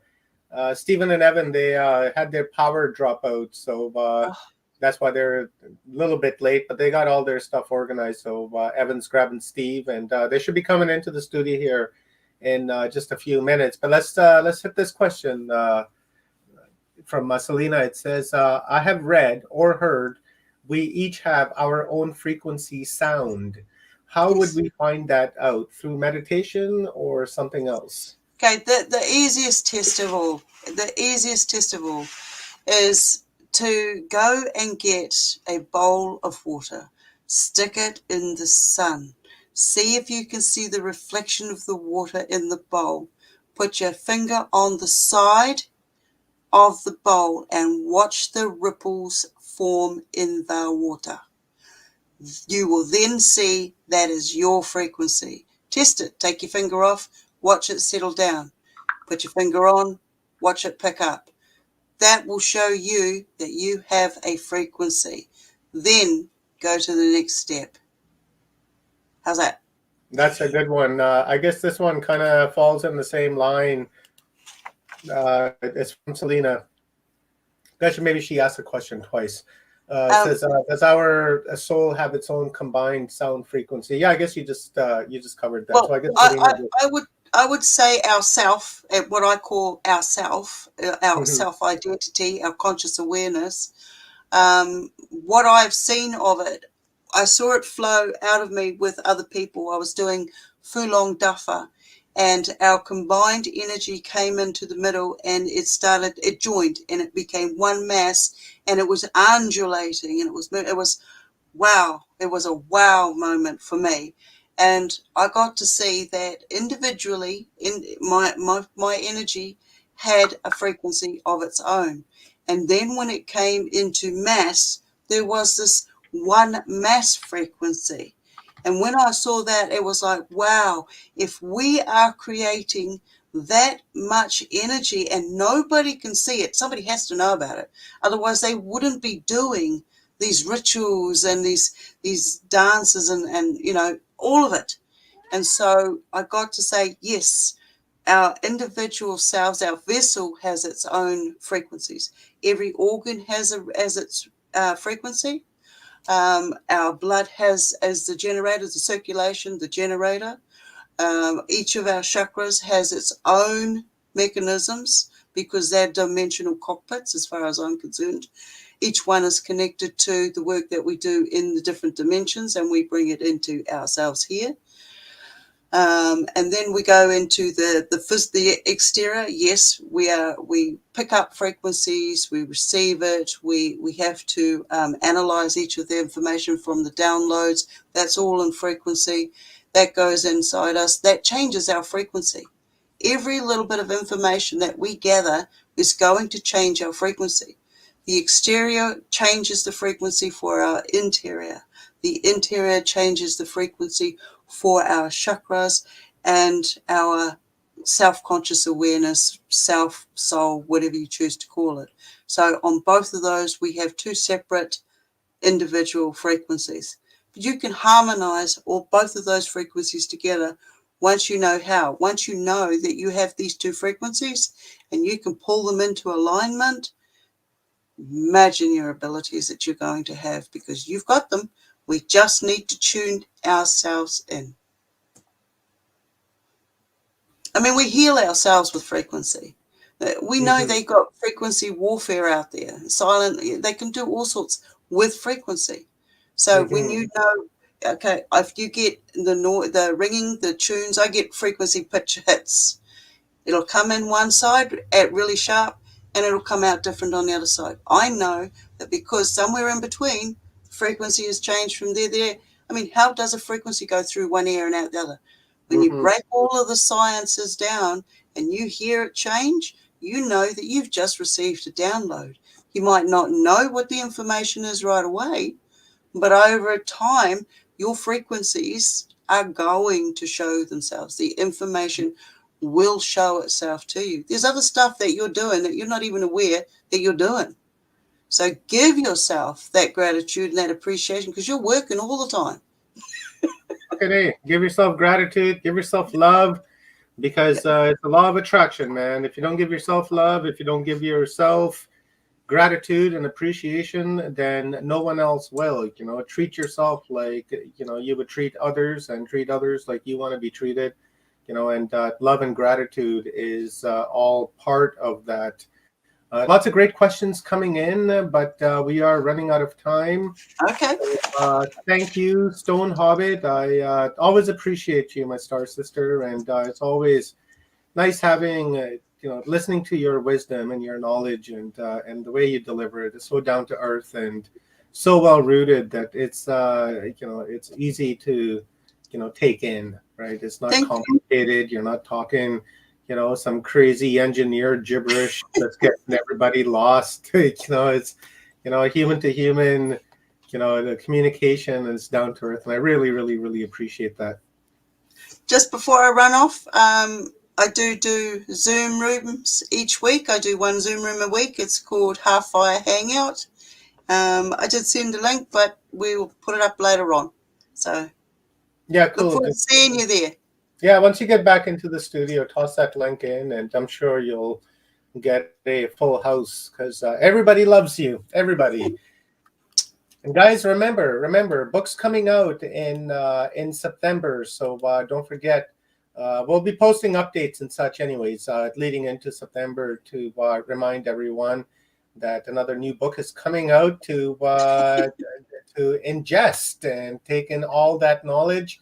And don't forget to also visit Stone's website at stonehobbit.com. Where is it? Right there. Thank you to Ronnie for posting that. And as well, Ronnie says, you know, Stone has amazing book art on her site as well. So check that out. And, you know, lots of great goodies on Stone's website. So thank you, my star sister. I appreciate it. And, you know, a lot of love and respect for you. And it's always nice to get together and play. Yep. Enjoy the adventure. Enjoy the adventure. It is what you make it. It is what it is. You know, it is what it is. And if you make it into a pile of shit, then that's what it's going to be. It's going to be a pile of shit. But, you know, if you make it into, you know, pile of, like, you know, delicious edibles, then that's what it will be, a delicious edible. Eat up life, my loves. Eat up life. And remember, Dr. Emoto, just as Stone just referenced, you know, that's the greatest single thing that we could have probably learned in our lifetime, that we can program water with intention. So keep that in mind. So let's bring our brothers, Stephen and Evan Strong, on from down under. Oh, I got Evan in a panic. He's running. He's like, Dad, he's calling you. You got to put that 420 on hold. So let's bring them on, and thank you, Stone. I'll boot you off the screen now, and maybe you want to toss the link, the Zoom room link, into the chat room so that everybody can grab that. And guys, copy and paste that into whatever it is that you paste it into, and we'll get together with Stone. So here we go. Our brothers, Stephen and Evan Strong, our alien ancestry, forgotten origin. And man, forgotten origin really rings in with the Earth Day today, because our focus is not the Earth. Our focus is humanity that is living on Earth. And forgotten origin is a very appropriate, you know, term, label, statement, I guess, because we really have forgotten our origins. And that's why we are, steadily digging into the past and finding out how our ancestors lived and how they lived with harmony with themselves and with the animals of the world and with spirit and in the dream world, and and how we can incorporate that with technology and television and smartphones and fax machines and CDs, and how do we incorporate that into our modern life along with the ancestral way of life. And so that's kind of the tale I'm going to leave for Stephen and Evan, and I'm sure they will tell us. So guys, I'll give you a half hour, and then I'll jump in, and we'll do a 10-15 minute Q&A, and then we will call it a day. And thank you for being here. I appreciate you guys. Seems like we were just talking yesterday. Hey, wait a minute. We do talk every day. So we did talk about yesterday. Yeah. Wasn't that long ago. No, that's okay. We talk every day. Every day there's messages going between Evan and I. Yeah, pretty much. Go ahead, guys. Okay, yeah. So how do you mix all this together, right? That's the trick. Hmm. Well, it's a difficult mix at the moment because there's every day our technological people invent something new, something that we definitely need. And then they spend millions of dollars trying to advertise this new thing they've found so that they convince us that we need it. But the whole point is, I think what's got lost here is we don't need most of these things. I mean, let's be honest about this. We know there's a change that's going to take place. We're fully aware of that, and we're not going to go down that path. And if people can look up on our website, and we've got all the proof to prove that the change that the Indigenous people were talking about did take place, and we're in that process now. So the trick is, I mean, some of the technology was able to capture that. So yeah, it's the that's intent my behind point. how Yeah, you use yeah. the technology as well. Yeah, we got all this proof, and it came from technology that was then shared through the internet, which is another form of technology. Well, to an extent, it's been taken off most places, but that's a different part of the same problem. But the important part of this story, and actually I was talking about, I've got some elders outside at the moment. I'm going to sort of pop in a bit as we go because I've got them there at the moment. We're talking exactly about this. The important part of this story is that if you want to be part of the change, then you have to let go of quite a bit of what they've built over the years. It's a bit like this. If you want to get involved in the injustices and fighting against them, and let's not talk about things you put in your arms and whether that's right or wrong, but it could be anything on this planet. It could be anything. It could be the fact that there's a group of people that some people refer to as the cabal, and there's probably something in that. I don't know for sure. None of us really do. We hear this stuff all the time, and it's really hard to work out what the truth is. But there is one truth in this, and it's basically that if you want to become part of the future, you can't leave yourself wallowing in and fighting against the things that you can't defeat. And what I'm concerned about right now is that people we know of who are committed towards the change are also committed towards worrying about sending out emails to other people about things that are going on that we can't change. And I think that's one of the things that people have got to learn, that you have to pick your fights. And there's no way I can convince Bill Gates to change, George Soros to change, and there's no way I can convince the world leaders to actually change what they're going to do, because they're actually only part of a system that's run by people further down the line. And there's nothing you can do about it.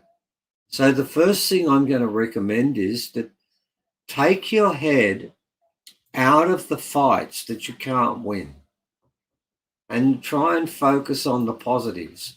I mean, some people now are so concerned about whether we're going to have a war with Russia, with China, whether there's going to be terrorists knocking on the back door. Oh, there's a new one, Evan. It's called cyber terrorism. Oh, yeah, that one. There's an ad on TV at the moment, ladies and gentlemen, where there's this car that's driving, and there's a mum and a dad and a little girl in the back, and she's playing with a computer. And as she turns it on, about 15 black helicopters fly above the car. I don't know if you've seen it. I haven't seen that one. No, and behind it, there are 7 black cars and 4 bikes ridden with people, black leathers. Wow. And what it's got is Telstra, right? Yeah. And what it's saying is there can never be too much security, because every day millions of people are trying to get into your computer, right? And you can never have too much security. And when the girl puts down the actual computer, they all disappear, because they only watch you while the computer is on. Right. But that's not true. We know that they continue listening and watching you when the computer is off, but they didn't put that part in. No. Bit of poetic license here. The Yeah. truth is that you can't turn the bloody thing on. It tracks you all the time.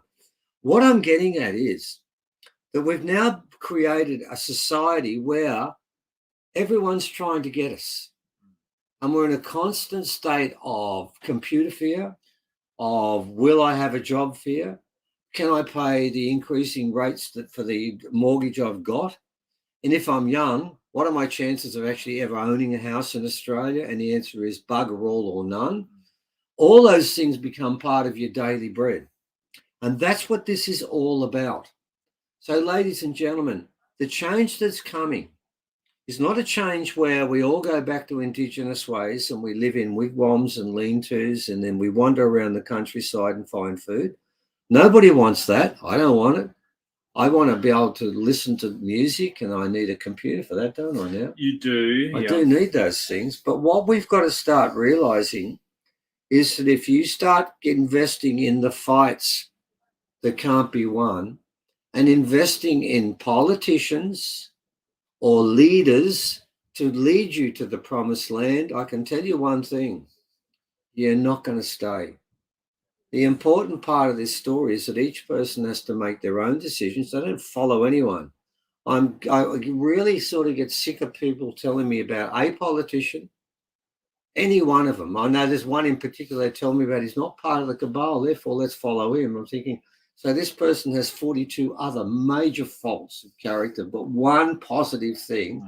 It's probable that one person is not part of the cabal, but somehow that makes them a god. So what I'm hearing here is the key is discernment. So discernment with what information, because we've got information everywhere, right? So and you've got to get the information. You've got to know about it. You've got to know what's going on. Oh, but yeah. It's discernment and not letting it overrun you as well. And then I guess when it comes to technology, it's also discernment. It's how it's used, it's how it's used, what the intent behind it is. And here's the trick with this. If you start getting involved in the fact that there are chemtrails up there, and I see them all the time, and all this stuff, and you start sending off stuff to other people, and you start fighting against it. I know one person has spent 10 years fighting against balloons and finally won to an extent. If you spend all that time in that negativity, you haven't progressed. You're actually in the gutter. Now, when two people are in the gutter fighting and yelling at each other, I don't know who started and who finished it. It just looks bad. What you've got to do is you've got to pick up a belief in whatever, which means when something happens you don't think is fair, you just say whatever. Don't do much about it. If I can do something about it, fine. Right? That's different. Now, if I could go and see Bill Gates and say, look, why don't you tell everyone what really happened? Well, I'd try, but you know what? It's not going to happen. No, you don't have that. I don't have that ability, so why do it? So my point is, there is a change that's coming. Believe in that change, and you know what you should do? Here's the point. How do you prepare for the change that's coming ahead? You engage with other people who are getting caught up with this, and you try and convince them that there is something that's going to take place. There is a change that's going to be facilitated by you and others, and that you have to walk away from all the drama and chaos that they are creating. Now, I can tell you, we've been told by many people, and we do know this change is taking place. So do they. So do the people who've been manipulating and doing this for ever so long. They are fully aware of the fact that change is taking place, and they also know what can they do about the change, Evan? Nothing. It's just going to happen. Yeah. But do you know what they are going to do?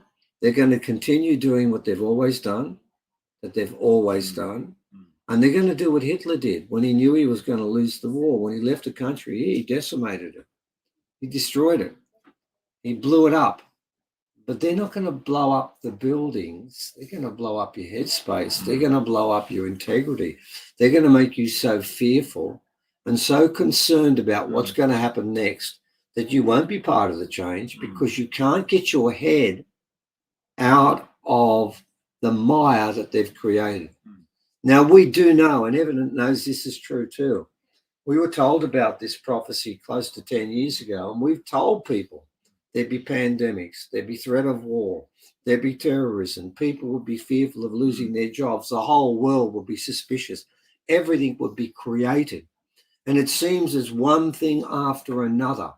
I mean, quite recently, we had the alien invasion, Evan? Oh, yeah. Remember that one? Yeah. Came out of nowhere. We were just walking around the street, and one day, all of a sudden, someone said, Biden said, my God, we have a Chinese weather balloon above us. Let's wait until it goes across the whole of America.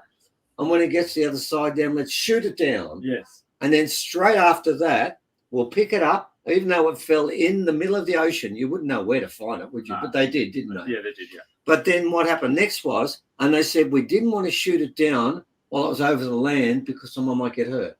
Remember that? Oh, because what, a balloon? Yeah. But then what happened was 3 more coming the next week. Yeah. And they shot them down while they're up above the land. But then I didn't think they could find something. No, they can't find them. So they can find them in the sea, but they can't find them in the No, land. that's too hard because, see, when they shot them down, they have coordinates to say when the missile's released and when it has an impact on their machinery, they know exactly where the impact was. So it'd be too hard to work out. It would have fallen straight down vertically to the ground to find. Now, those 3 objects, which they can't find, they've now declared are not Chinese. Oh, yeah, there are a bunch of business in it.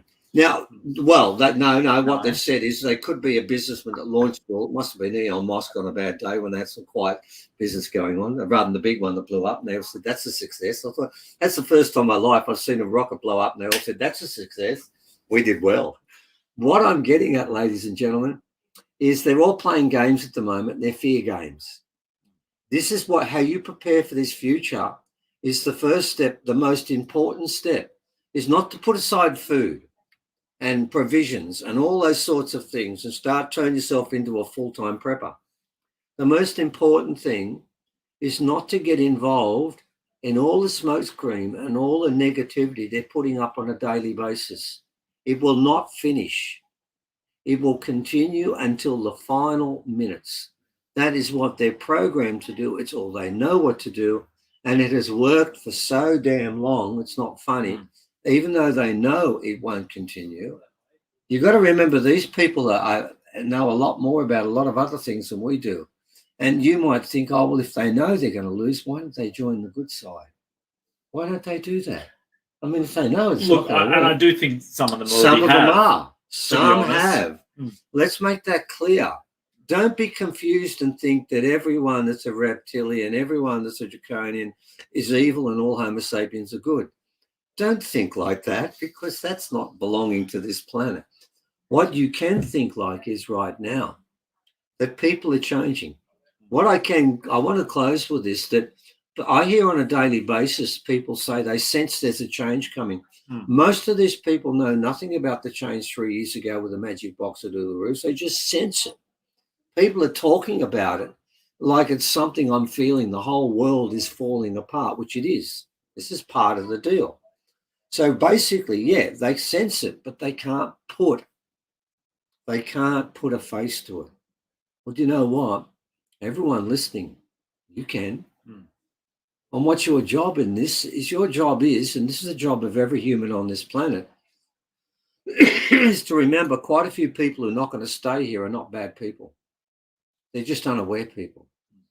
And they've never had a real chance to stop and think and analyze what's taking place.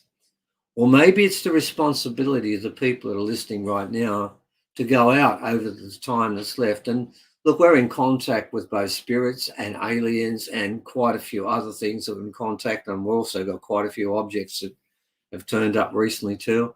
And they're all telling me that this change is coming, and it's not in decades. It's in months and maybe a couple of years, but it is not in decades. The time is really running out. And what you guys can do is very simply, you go and talk about this to people. And yeah, sure, a lot of people are going to think you're an absolute idiot. And you know what? You think about that, you think, fine, that's your decision. That's your judgment. Your job is, there's a beautiful piece in the Gnostic scriptures about Jesus would go out with mustard seeds and just throw them everywhere, wouldn't he? Yeah. Some landed on concrete. They didn't germinate. Some landed in the soil and didn't germinate, and some did after a while. You throw the seeds out. Some landed in the cracks. Yeah, and came up through the cracks, and they started to push the concrete away. That's what this is all about. It's called seed dreaming. And yeah, there is a change that's taking place. And how do you mix technology into it? That's very simple. It's very simple. When you have this new world order, and it's not the one they're thinking about, you make sure that everything that happens, and there are countries on this world, on this planet right now, that have something called El Pachamama, where every decision must respect and be approved by the environment first. Well, you change that slightly, because the Hopi told us there's two things in this, the environment and the old teachings, didn't we? Yeah. The Hopi said the change is coming. The old teachings will prevail. Well, then you have two things you put as the major doctrine for change. Number one, it must honor the environment. Number two, it must honor indigenous old ways. Now, the old ways don't tell you you've got to hunt with a bow and an arrow. That's not what they tell you. The old ways tell you about how to do ceremony. Yeah, and if you are going to hunt, you respect the animal you're Right, hunting, you give it reverence. And you do ceremony before you do that, if you are going to hunt, and how you respect other people and the way you deal with other people. That's all part of the old way. We have a new way now where primarily it's all about me and what I can get, and bugger off the rest of you. I don't care anymore. And it's not working. There are old ways of doing things that have to be done, but you can live in a house with electricity as long as the electricity is gained properly, where it doesn't make smoke, which means we get rid of all those ways of doing things. But the point being, I'm pretty sure Tesla had some plans of making free electricity. I'm sure that some people still have Tesla's plans. Don't worry, they won't all burn. The problem is the people who have his plans aren't good people, but that's going to change too. All those things will be resolved, because don't worry, the aliens know how to do this too, and they'll show us. And they're waiting for the change, because when it is, they're going to come down too and help us and guide us. But they will not come. And I think I want to close with this. There's a reason why they won't come. And I did ask Mesrith once, why don't you come and help? Because we're in a mess. He said, we can't right now. He said it would be like breaking into a child's bedroom when he's holding a gun. Yeah, I mean, Arthur C. Clarke wrote a book called Childhood's End. And the aliens came down and took over and said, look, you know, this is how you have to live. And a group of humans rebelled against them, going, no, we want the choice to destroy the world if we want to destroy the world. So we still have the choice, but let's try not to destroy the world. Well, they don't have the choice now, because that was done 3 years ago. But what I am going to say is, ladies and gentlemen, in the meantime, in the little time that's left, if you want to create a new world, it begins within. You've got to learn that it's got to start within, and then it goes without. And at the moment, don't look for a leader. And I'm going to tell you now, if you're saying I'm following whoever that leader is, and they're going to lead me to that land, they won't. You've got to do it yourself. And the Hopi said this too, didn't they? They did. They were quite adamant. Yeah, they were adamant that you go to the fast-flowing stream. And they talked about the time for the lone wolf. The time of the lone wolf, where they just prey on others, is gone. You go to the stream.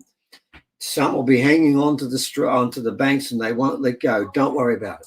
You jump in there and you rejoice with those who are there. You didn't follow them, but you rejoice with the ones who are there. So that's what this change is about, ladies and gentlemen. So yeah, that's a good way to finish this. Yeah, I think so. Yeah. I don't know how long we've gone, but that works out pretty well. So change from within, and the rest is easy. Works out like that. Beautiful, guys. It does work out like that, and change begins with the self, and once the self begins to change, then that has the ripple effect, and that's how it's going to be. No one can lead you to the land of milk and honey. Only you can do that. You don't need gurus. You don't need life coaches. You don't need masters. You don't need any of that. All you need is, watchers talk and a little bit of self-awareness. With all jokes aside, self-awareness is where it begins. And as I've been saying, the earth is what it is. It's been here for eons now, and it's going to be here for eons. But we're not going to be here for eons, and we need to change ourselves, and we need to realize the error of our ways and correct that, and say no more. I refuse to live like this. And that's it, and make a commitment. Like, for instance, myself, I say, I'm not going to buy anything that is made in China, and now when I go out shopping, I'm looking at all the brands and where it's made. And if it's made in China, I won't buy it, because that's the lifestyle change that I've decided to make for myself, because I would rather have manufacturing jobs here in my own country in Canada, so the Canadians have a job, rather than somebody else somewhere else making billions off of us. So that's just a small example of taking your stand and making your stand, and that's the only way that we're going to usher in a new human, a new earth, a new way of living, and the new way of compassion and empathy, because all of that is currently missing. It's gone AWOL, and because it's AWOL, we have to raise an army, and the likes of which the world has never seen before, and work together in an effort to retrieve that human soul that seems to be just getting further and further and further away from us, and we need to interchange ourselves. So with that being said, my beautiful friends, I appreciate you guys, and always a wonderful message coming from you guys. And speaking of our alien ancestry, on April the 30th, you guys have chapter 28 going on your guys's YouTube channel. So maybe a quick download on that, Evan, and then we'll call it a night. Yeah, so that's coming up for you guys over and gals over in North America. That'll be on a Saturday. Down here in the land down under, that's our Sunday. Yeah, and we've got a full cast. We're going to do kind of single sessions for each speaker, and then we'll all get together towards the end and do a round table. And we actually came up with some great themes and points at our last little thing, what was that, 2 days ago? Yeah. So we're going to incorporate some of what we were talking about there into it as well. So always evolving, but we are going to focus on what the role of the Yowies, the Sasquatch, the Bigfoot might be in our future, and how they can help us. So we're going to talk a lot about that. And yeah, I think it's going to be a good one. So I'll try to squeeze in one last field trip, but I've got a little bit to talk about the last one I did with my friends. So try to paint a good picture of what it's like being out in the forest and what it feels like and what's going on there. So yeah, it's going to be a good day. And come on the day, because it's free to watch live on the day.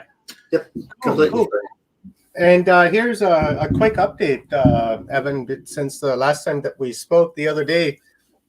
What was that? 2 days ago, I was driving to work, and there's this guy that came on the radio, and he lives about an hour and a half from me in Merritt, and he's holding an all-day Sasquatch Bigfoot conference where he has like all of these different speakers coming in on May the 13th. So I bought my ticket. So I'm going to go May the 13th, and it's happening for 10 hours.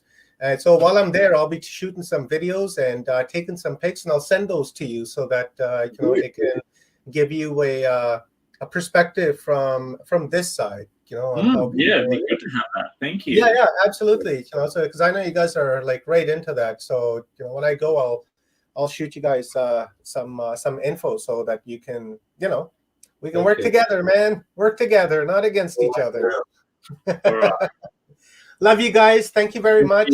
Have yourself a wonderful afternoon, happy day, and be safe, be in love, and we'll see you soon. I'll talk to you soon, anyways, Evan. Definitely. Talk to you soon. Bye. Thank you. Let's bring on our team: Stone Hobbit, Leanne Curtis, Auric Vibe, Rob Yox, wherever Rob Yox is. Robbie, can you come out and play, Rob? He's probably got me muted. Well, ladies, it was a wonderful day. It was beautiful sharing. Created a nice sharing spot on Watchers Talk with all of you beautiful frequency signatures. I really like that, the old frequency signatures, and just beautiful downloads all day long. So let's just quickly bring that on, give homage and gratitude to all of our speakers. We started off with Kiera Windrider this morning, followed through with David Maria, and then Patricia Grabo, and then Angie LaRue, Susanna Kennedy, and unfortunately Eleanor couldn't make it, but I'm planning a date with Eleanor in the next couple of days, and we're going to do a one-on-one, guys, so keep an eye out for that as soon as my detention is lifted. And then we had the great Michael Feely, the legend Augie Nost, and John Raymer was replaced by Omar Pa, and then we had John Shaughnessy, and then the epic Paul Wallace, and the lovely shaman Stone Hobbit, and then our brothers Stephen and Evan Strong. Gratitude to every single person on the list, and gratitude, many thanks, and love to Kathy Mason for helping me organize and put this together, and bringing in some speakers, and helping host this morning, and being a co-host and interviewing me. I just love Kathy. We work together very, very, very well. All of us do here on the screen. We're a Watchers Talk team, and I just love doing these conferences with you guys. I remember before I used to do these conferences, and the audience and the crowd was a little different, but over the years, slowly built up just a beautiful team to work with, because we really complement one another, and there's no ego, there's no stepping on toes. It's just supporting one another, loving one another, respecting one another. So just want to say that to you guys, that I love you guys very much. I respect you guys very much. You guys are my friends, my family, and I appreciate you, all of you. There he is. Oh, Robbie, he came out to play. Hi, guys. Yeah, sorry, I had to eat dinner really quick. I got home late, crazy work schedule, What's up, everybody? Yeah, we know how it is. I kind of knew this was going to happen, because I knew you were, you're working on the weekends, and, and I kind of knew that you'd come in towards the end of the day, and, but you're still part of the team, and we do this together in the name of the team, and, thanks for coming by, brother. Appreciate it. Wouldn't be the same without you, even if it's for 5 minutes. Damn straight. And I love all of you here too. And I've been listening on and off when I could, even in the last few hours of work where we're not supposed to have headphones in. I was in there listening I had it ran up my shirt and around the back of my ear. I looked like, top security listening. I was like, oh, all right, let's get it. No managers around? Cool. Let's get it. Time to do this. It's time to party.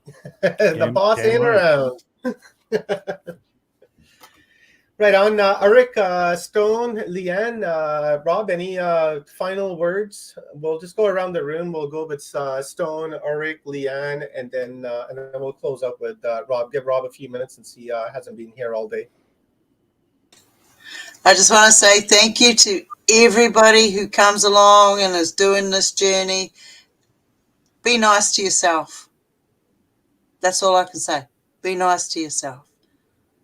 Beautiful. Thank There you, you my go. sister. Ulrika Vibe 1111.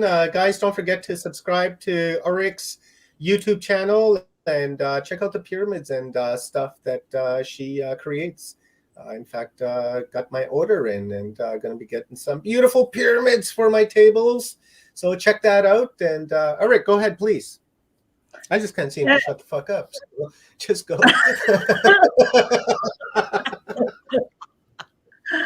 No, I really appreciate you letting me be part of this, Omar. That's really the biggest part for me. And it is a whole thing about being, self-care is so huge. Turning off the tube, getting your hands in the dirt. So important, really super important. Really appreciate Rob too. Buddy, I still owe you a mirror.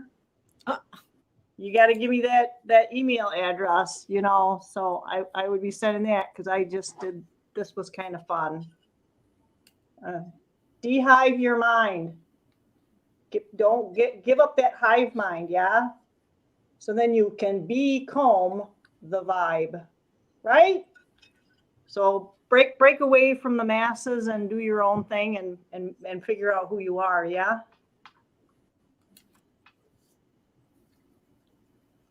Yes. Don't be a magnet. Don't be a magnet. Don't let shit stick to you. You know, just let it slide off of you. It's not the end of the world.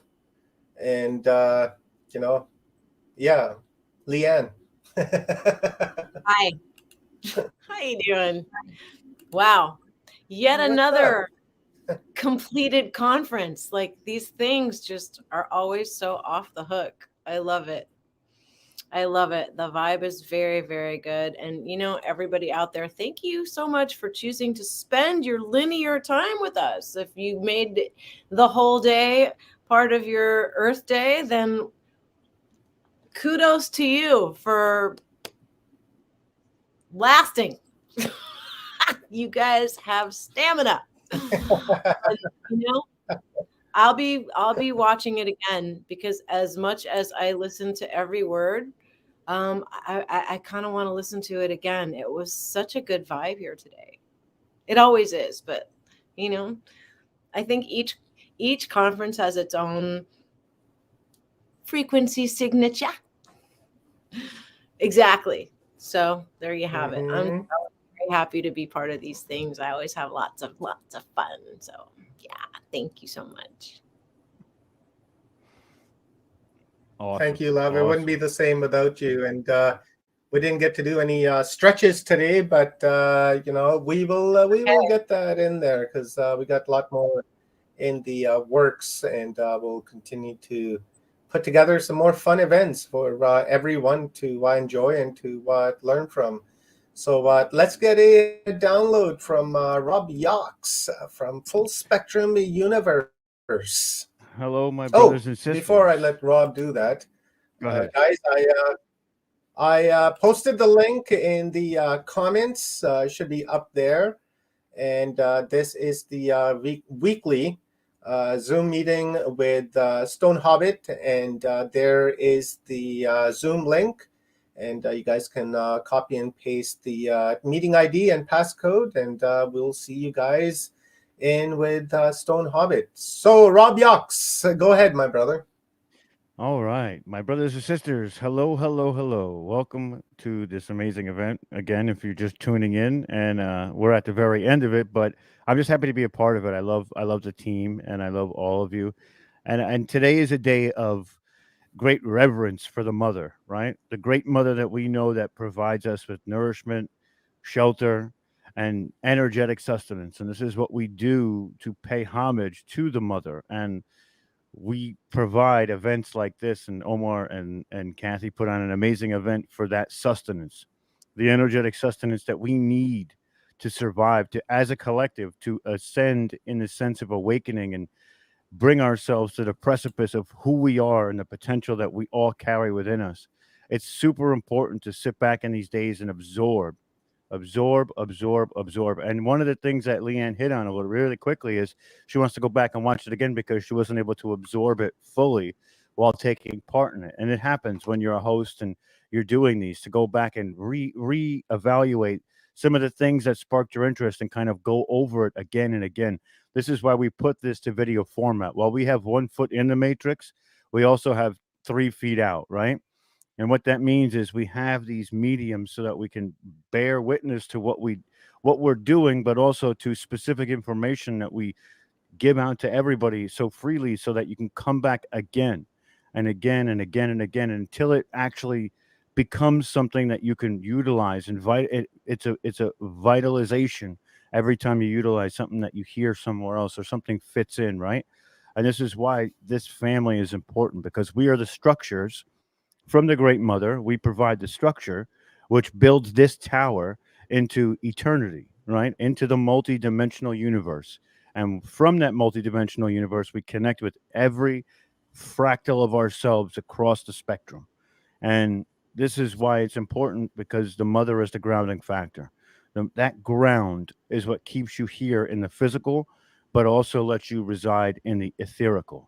And that etherical is something that we all touch on frequently, especially when we close our eyes, and we're reaching for the stars and we're trying to find the Akashic record and the astral plane and remote viewing and all of the great techniques and traits that we all have inherent to us. And that all comes from the mother.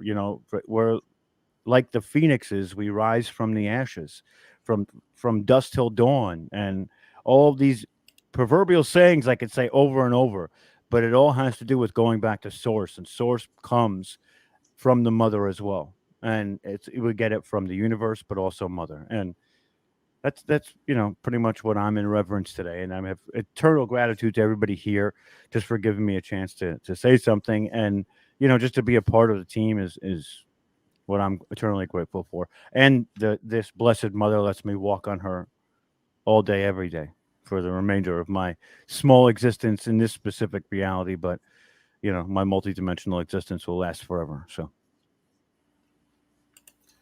beautiful, beautiful, brother. It wouldn't be the same without you. And I just kept it going for as long as I could until you got in here. I appreciate you. I appreciate you. Because that's how we rock and roll. And it's not the same. When you have a team built, and when one member of the team is missing, it seems like a piece of you is missing. So I'm really glad that you were able to make it in, even if it's for just a few minutes, to drop your message. And I appreciate that. Thank you, brother. No, I love you guys, and thank you for letting me be here. And I wouldn't disappoint without coming in with the big cup, right? I wouldn't disappoint. It's not the same without the big cup, right? The big cup of coffee. And my mini jar. That's it. Listen, I had to check all the boxes on that last 5 minutes, so I checked them all. All right, guys. Thank you very much. And Selena said, what day of the week are your meetings, Stone? Is that on Thursdays?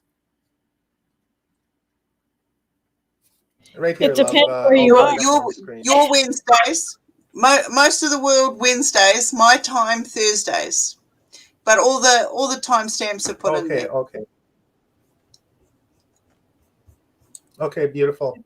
All right, guys, that is it. And remember, this was brought to you guys, sponsored by Paul Anthony Wallace for his new Eden series that was just launched 2 days ago. So the Eden Conspiracy, part of the Eden series, The Scars of Eden, Echoes of Eden, Escaping from Eden, and now the Eden Conspiracy. You guys can order that off of paulanthonywallace.com, or you can head on over to Amazon or to your local bookstore and place an order through there. And just a wonderful day, and great big thank you, worked hard, tirelessly, the chat room, putting up links, and got lucky there was no porn posters. Maybe we got rid of them. Finally, we blocked them all. I think we beat them. And, finally. But anyways, great big thank you. I think we beat them. Yes, all of us beat them together. Because remember before, they would just come in by the droves, and then we're just blocking them and kicking their ass right out of there. So thank you to all of the moderators, the new moderators of the channel. Yeah, welcome new moderators, and it's wonderful to have you guys. And thank you for spending your day, your Earth Day, here with us, and listening to some amazing speakers help raise awareness and lift. So with that being said, my name is Omar, coming at you guys from the west coast of Turtle Island, designated British Columbia, under the elite doctrine of discovery, streaming from the ancestral homeland of the Shuswap people. Watchers Talk is out. Be happy, in love with yourselves. Love you. Love is the only vibration. Everything else is just an illusion. Love yourself. Give yourself gratitude, and give yourself love. Lots and lots of love, because if you don't, then nobody else will. It's the law of attraction. Remember, you're 70% water. The earth is 70% water. The air that we breathe is water. And we know that we can program water. And when we can program water, then that begins to heal our body avatar spiritually, physically, and then that gives us longevity, a long, happy, healthy life. So remember to say I love you to yourself when you see yourself in the mirror. And when you go to the grocery store, there's just so much, bad food that's there. Like Stone put up something, or was it something with the E? The E is eugenics. There's capital letters on cereal boxes of like FBE, CTX, and all this crazy shit that is simply not good for you. But the way we can reduce that harm is that when you're walking around in the grocery store, just continue to whisper to yourself, I love you, I love you, I love you, I love you, I love you. And eventually you'll begin to change the vibration and the food in that grocery store. Maybe get everyone to say the same thing as they're walking down the aisle. Say it together, I love you. Like Rico Man. Oh, I love I those commercials. love you. Do that. And maybe even yeah. So my beauties, thank you very much. Be happy, be well, and we will close this. And until next, we will see you soon. Don't forget to subscribe to Kathy Mason's YouTube channel, Stone Hobbit's channel, Leanne Curtis's channel, Eric Vibes channel, Watchers Talk. If you guys are watching on Watchers Talk Network, drop me a like and a subscribe there also, because that's my backup channel that I'm trying to build. And the bigger it gets, the better it is for everyone. So good night.